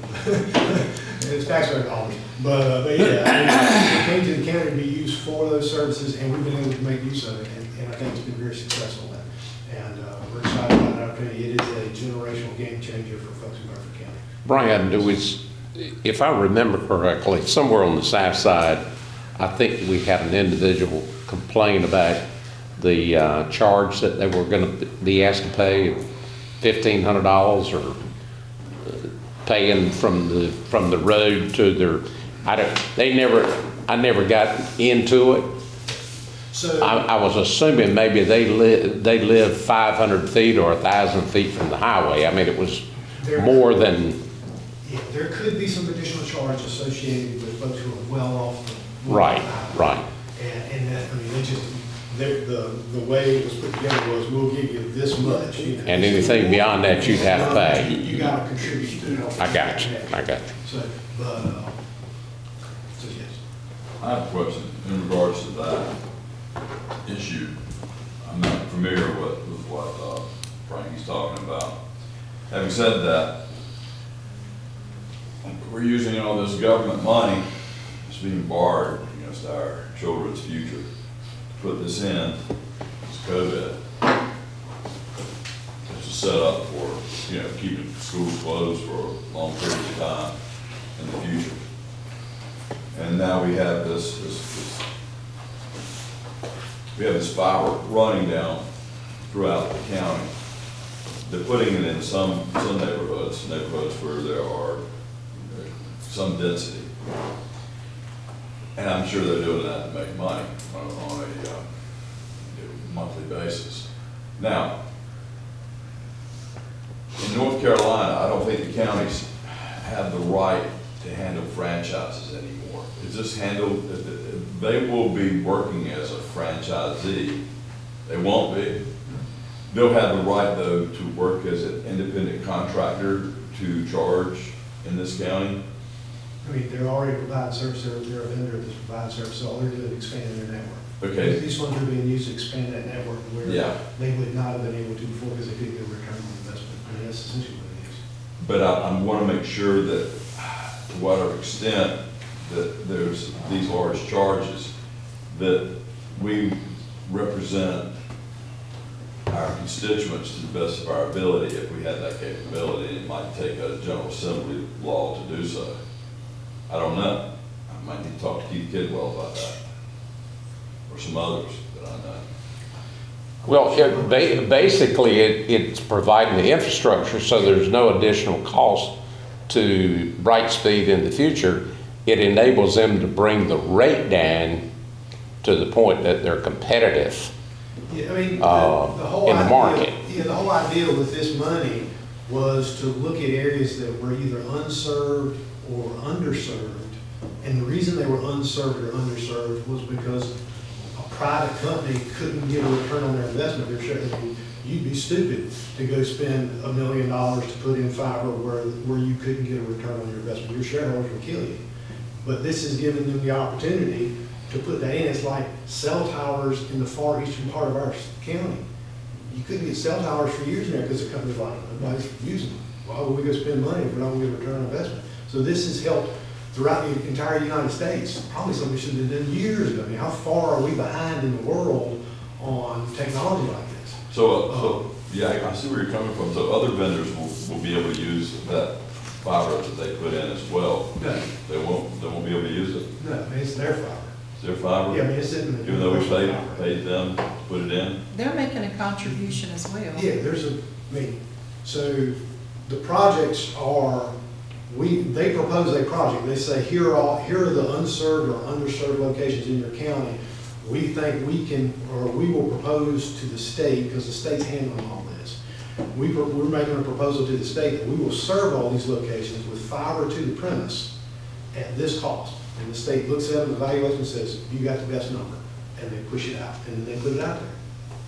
So, I mean, if it's Spectrum, if it's River Street, I mean, River Street was doing this years ago. River Street got this kind of money years ago to put fiber in out in their part of the county. So it's the same kind of thing, but it was all brought about by COVID. But to answer Stan's question, I don't think there's anything that would keep them, if somebody came along, and I'll use Tideland as an example. If Tideland says, we would like to lease your fiber to be able to control a substation, they can do that. So, I mean, it could be, I don't think there's anything that would keep them from somebody else coming to them and saying, we want to lease part of it. Yeah, I'm sorry, I took it to be, was it like a universal piece of fiber that anybody could buy access into? No. It's really not, but they're the ones who own it, it's their plant. But they can say, yes, Yeah. Mr. Company, we'll But lease they you. are regulated by the utility commission. Every one of them. Yeah. So, in other words, they can't charge an exorbitant fee to whomever wants to use it. It has to be a fair market value fee. No, as a matter of fact. Yeah, they're required for the first 3 years, I think, to provide a lower rate for folks who meet certain criteria. That's right. Subsidy. Yeah, Some subsidy rate. What's that $30 thing you see advertised on TV? Yeah, subsidy. Any more questions on that? You're gonna hit the Right now. next bill. Down zoning. So the chairman reached out to me earlier this week, or end of last week, while I was at the conference, and he had been contacted by Senator Brinson, and we actually discussed this at our conference. So back during, and you may have gotten a letter from Kevin Leonard earlier this week. You probably did. I see a couple of commissioners shaking their heads. I didn't get it. All the managers got it. So, but essentially, in December, General Assembly passed the Senate Bill 382, which was Section Law 2024-57, disaster relief bill in the budget. And in that bill, it was mostly disaster relief related. It's funny, I pulled it up. And the bill's 132 pages. And on the last page, or actually the next to the last page, page 131, there was one small section. And it's a little over half a page that was stuck in at the very end. And it's about downzoning. This is no local government initiated downzoning without consent of the affected property owner. And I don't know all the ins and outs that go on in the General Assembly, but when Kevin was explaining this to all the managers in the room, he said, there was an issue that came up, I'm not going to say the county Durham, that had an issue that somebody got mad and had enough juice to get that stuck in a hurricane disaster relief bill. So evidently, there was a developer or somebody in Durham County who's got a lot of juice with the General Assembly, got that stuck in. And essentially what it does is it prohibits, and the language in it is so clear, there's some vague language in it, but it's clear the intent because of the way it was written.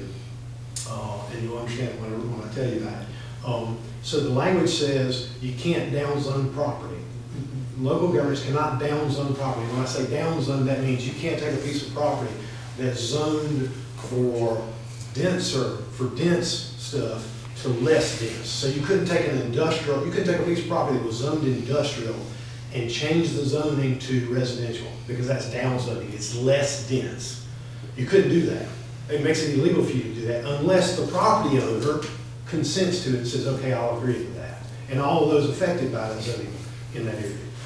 And this bill also said that any actions that had been taken 6 months prior to this bill are now invalidated. They may have a problem with that. So it just tells you that somebody got mad about something and had enough juice to pull it with the General Assembly. So The House is okay with fixing it. The House said, yeah, that makes sense, or that doesn't make any sense. The Senate, however, according to Kevin, is not on board with that, or at least Senate leadership is not on board with that. So what's happening is individual senators are putting forth local bills that are essentially taking, like Senator Brinson is a co-sponsor with Senator Hang on Senate Bill 27, which essentially goes in and scratches out where it said unless the downzoning amendment is initiated by the local government, that was struck out where you couldn't do that. Now they're taking that out and saying you can do that and putting it back the way it was. And so far, so Senator Brinson wanted to check and see, did Beaufort County want to be a part of that? Right now, these counties are Bertie, Camden, Currituck, Dare, Gates, Hertford, Northampton, Pasquo, Quincy, and Terrell. So it's counties that are in his district. And if you look across the bills that are being introduced in the Senate, you'll see this same one. Senators across the state are doing the exact same thing in their areas, saying we want to exempt ourselves from this. So he reached out to say, do you want us to put you on this bill? So I knew we were going to be together in this session. It doesn't impact Beaufort County, really. I mean, as a county, unincorporated Beaufort County doesn't have any impact. We don't have zoning, but it does impact your municipalities. And municipalities, although you're not doing that, the municipalities really ought to have the ability to deal with it the way they need to deal with it. So if you say, yes, we'd like to be a part of this bill, then your municipalities in the county benefit from this and are then able to do downzoning if they want to. It gives them the option to use downzoning if they want to. They don't have to, but they can. So wanted to put that in front of you. I think it's the right thing to do. Like I say, it won't impact Beaufort County because we don't have zoning, but it does give your municipality the option to downzone if they want to. Did you tell me there's a limit of the number that can be in each one of those local bills? So right now, they're in local bills, you can't have more than 15 counties. If you get more than 15 counties, then it has to be a statewide bill. So, and that's why you're seeing senators catch their individual districts. So this local bill can have 15 counties in it? It can. Okay. But that would be used if someone wanted to do an apartment development, say in Washington, and the local officials decided they didn't want that, even though it was zoned so you could do that, then they could take that and make it from something like R6, they could put it into a residential R5, I mean another one of the residential zones for lower density and avoid having the apartment complex. Yeah, I guess it could. Yeah, I don't see it as a good thing for the public. Because I think it's a dirty trick to pull on a developer or anybody else to have a property zoned one way. They go spend money, they submit plans, and then when they come in, because the local politicos, somebody that's got the juice,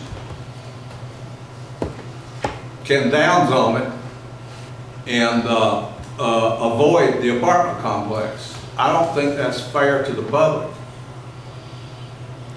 Well, the reason that he sent it is just to make sure that if we want to take any action and be part of it, we can do that. I mean, if we don't do anything, we're not involved. Well, I'd rather not do anything than to agree to downzoning, because I think downzoning is a dirty trick on the public.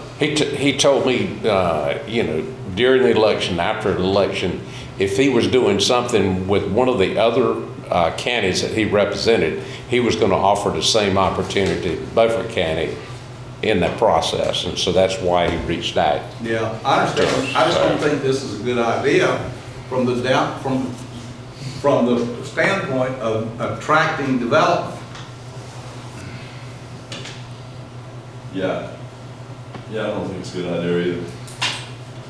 Is that the consensus of the other commissioners?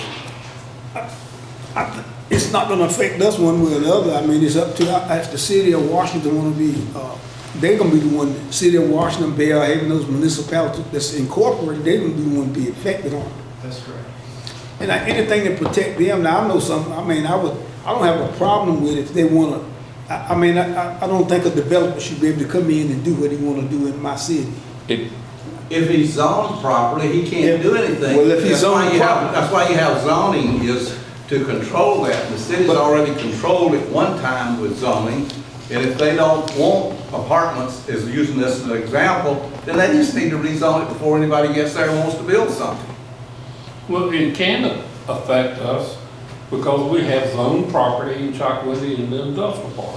Well, yeah, from that standpoint, yeah. So they could come, we could get somebody who wants to come in there and it's zoned to the right industrial size that we want, and for some reason or other Chocowinity size, hell, we don't want those folks in They there, can and they downzone that property, and then that business can't Yeah, come in. I think it's a dirty trick on you're trying to track development, and now all of a sudden you got a developer and you downzone it and drive him away. Brian, can the city of can the city of Washington choose to be in it just one municipality in the Yeah. county?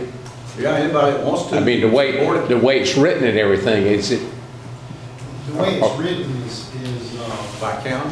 is by county. County, okay. Now, I mean, I guess, Does it apply to countywide zoning, or it's a poorly written bill from what you've already described? The whole thing is poorly done, but well, and this simply undoes what was poorly done in the General Assembly. It puts it back the way it was originally. But it says this local bill doing that says the act applies only to Bertie County, Currituck. Has any of the municipalities reached out to you to ask you? I saw the Washington City Mayor at the Committee on 100 meeting the other night, or the other night, asked him about it. He said, from my perspective, he said, I haven't read it. He said, but from my perspective, we would want to not limit options that our elected officials would have. Which I get that, I understand that. I mean, why would you want to limit yourself? If you want to do it, you could do it. If you didn't, you didn't. And if you did something your constituents didn't like, they'll put you out of office. But, Well, he had take away an ability that they've had. I mean, this essentially took away an ability that everybody who had zoning in the state of North Carolina had for years. This one piece of legislation that gets stuck on the back of a hurricane relief bill that applies, that's because somebody in Durham County got mad about something, now applies to the entire state. The House of Representatives said, yeah, we need to fix that. The Senate leadership said, we're not messing with it. So that's why Senator Brinson knew what he is, to try to say, it needs to go back the way it was. I'm getting confused. There was the law up until now, before, say, a year ago, if somebody wanted to downzone something, they could downzone. Correct. Okay, then the legislature passed a law that said downzoning was illegal. Said that it said you can downzone, but the only way you can downzone is for the owner to consent to it. And essentially, for what Kevin's saying is, it was, and that applies right now and for any actions that have been taken 6 months prior. Right. So it was for something specific. And the local bill reverses that and puts all the authority in the government. No, it just takes that out and says, no, you continue to do what you normally do. Okay. And for a local government to change zoning on something, they gotta have a public hearing, they gotta hear from the public. I mean, you have to have, Right. to do that, you gotta have a public hearing, and you gotta receive comments, and you gotta put stuff out there and say, this is why I'm voting to do this, and then you get called out or you don't get called out. So that's what the local bill The would do. local bill says, we're not in that. We're gonna go back to the way the law was originally. I think That's that's a what we good need to idea. be. Yes, I think so, but, you know, again, I like zoning. I know y'all don't like zoning. I think zoning can be a good thing because it helps. I don't think we should be involved in it. I think we should pass on the local bill. I know it's done all the time, but I think it's sleazy how they stuck it in there. Yeah. Well, one other thing should be pointed out, he had a follow-up text to me, because I asked him about the timeline, and he says it has not even been to committee. Is that, if I understood him correctly? Yes, so let me make sure I got my dates right, because I sent you a text back on it after I looked. So the deadline falls 13th for Senate bills, local bills, and the 20th for local bills in the House. Of course, this is a Senate bill. So by the 13th of February, tomorrow, that's the deadline. Now, it's in there, and yeah, you probably could get your name added to it while it's in committee, but it becomes a little more difficult. Well, he says in the last one, he's had resolutions from a few cities. Now, he didn't say whether they were in Beaufort County or not, but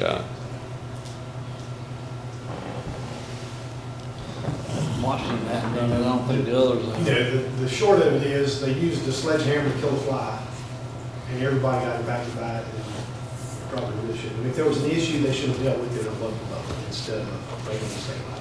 And all this does is puts it back where it was.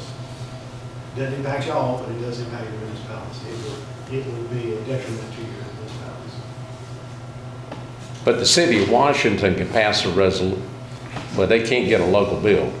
Well, they could.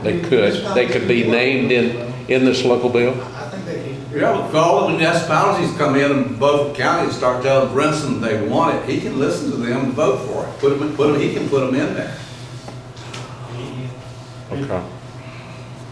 The way it's written is, it reads, all the municipalities, it affects all the municipalities in that county. So they're taking it at a county level and saying, well, instead of breaking it out, they do it in municipalities. Yeah, I mean, municipalities can have community action as well. I think we just walk from it. The legislature fixed what was a corrupt problem, in my opinion. I think there's a lot of, well, just say, I mean, I don't know if y'all seen it, but there's significant pushback across the state on it. Okay, we're down to closing. So I guess, what am I hearing? I guess you need to tell some principal. I move that we don't accept the local bill. Okay, we got a motion and a second. Any discussion? All those in favor, raise your right hand. Those opposed?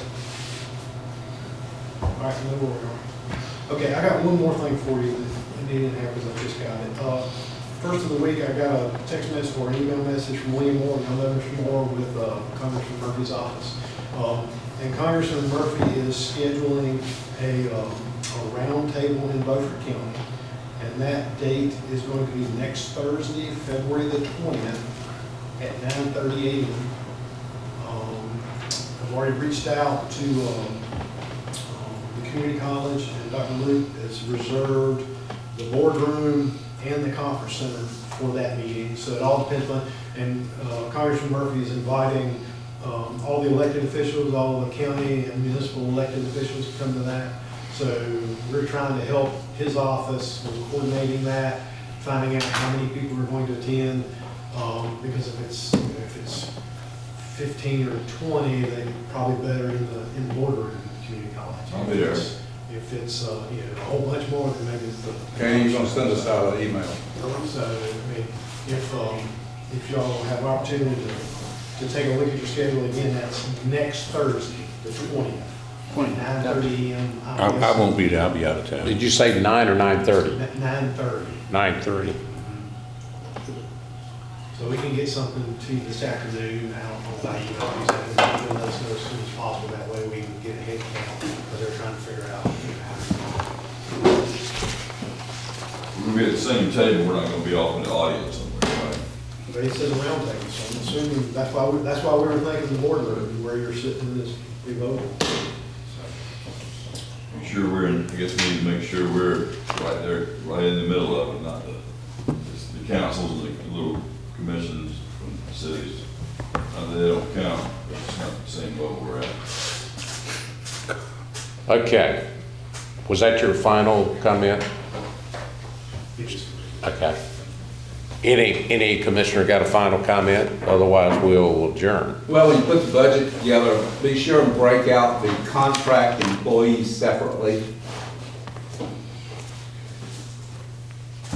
Like we did, I think, Yeah, I don't remember that. That's why I'm asking. So we did it this time, we'll be okay. Yeah, so I'm trying to remember, I mean, I need to ask that specifically Janelle, because they have contract with us, and I think they provided all that. I don't know that we'll check, I don't think we, like in general, I don't know that we have any contract employees, But I mean, when you do the budget for all the different departments, break out whatever contract employees they have separately. Okay. I mean, we can show that as a piece of paper, because usually they're just in a little expense line. But we can show that, like the health department has 12 4 employees who are contract employees through the regional, whatever, and they're under this grant. That's what you're asking about. I'll make the motion to adjourn. So move. All right, got a second? All those in favor, raise your right hand. I'll leave. Thank you.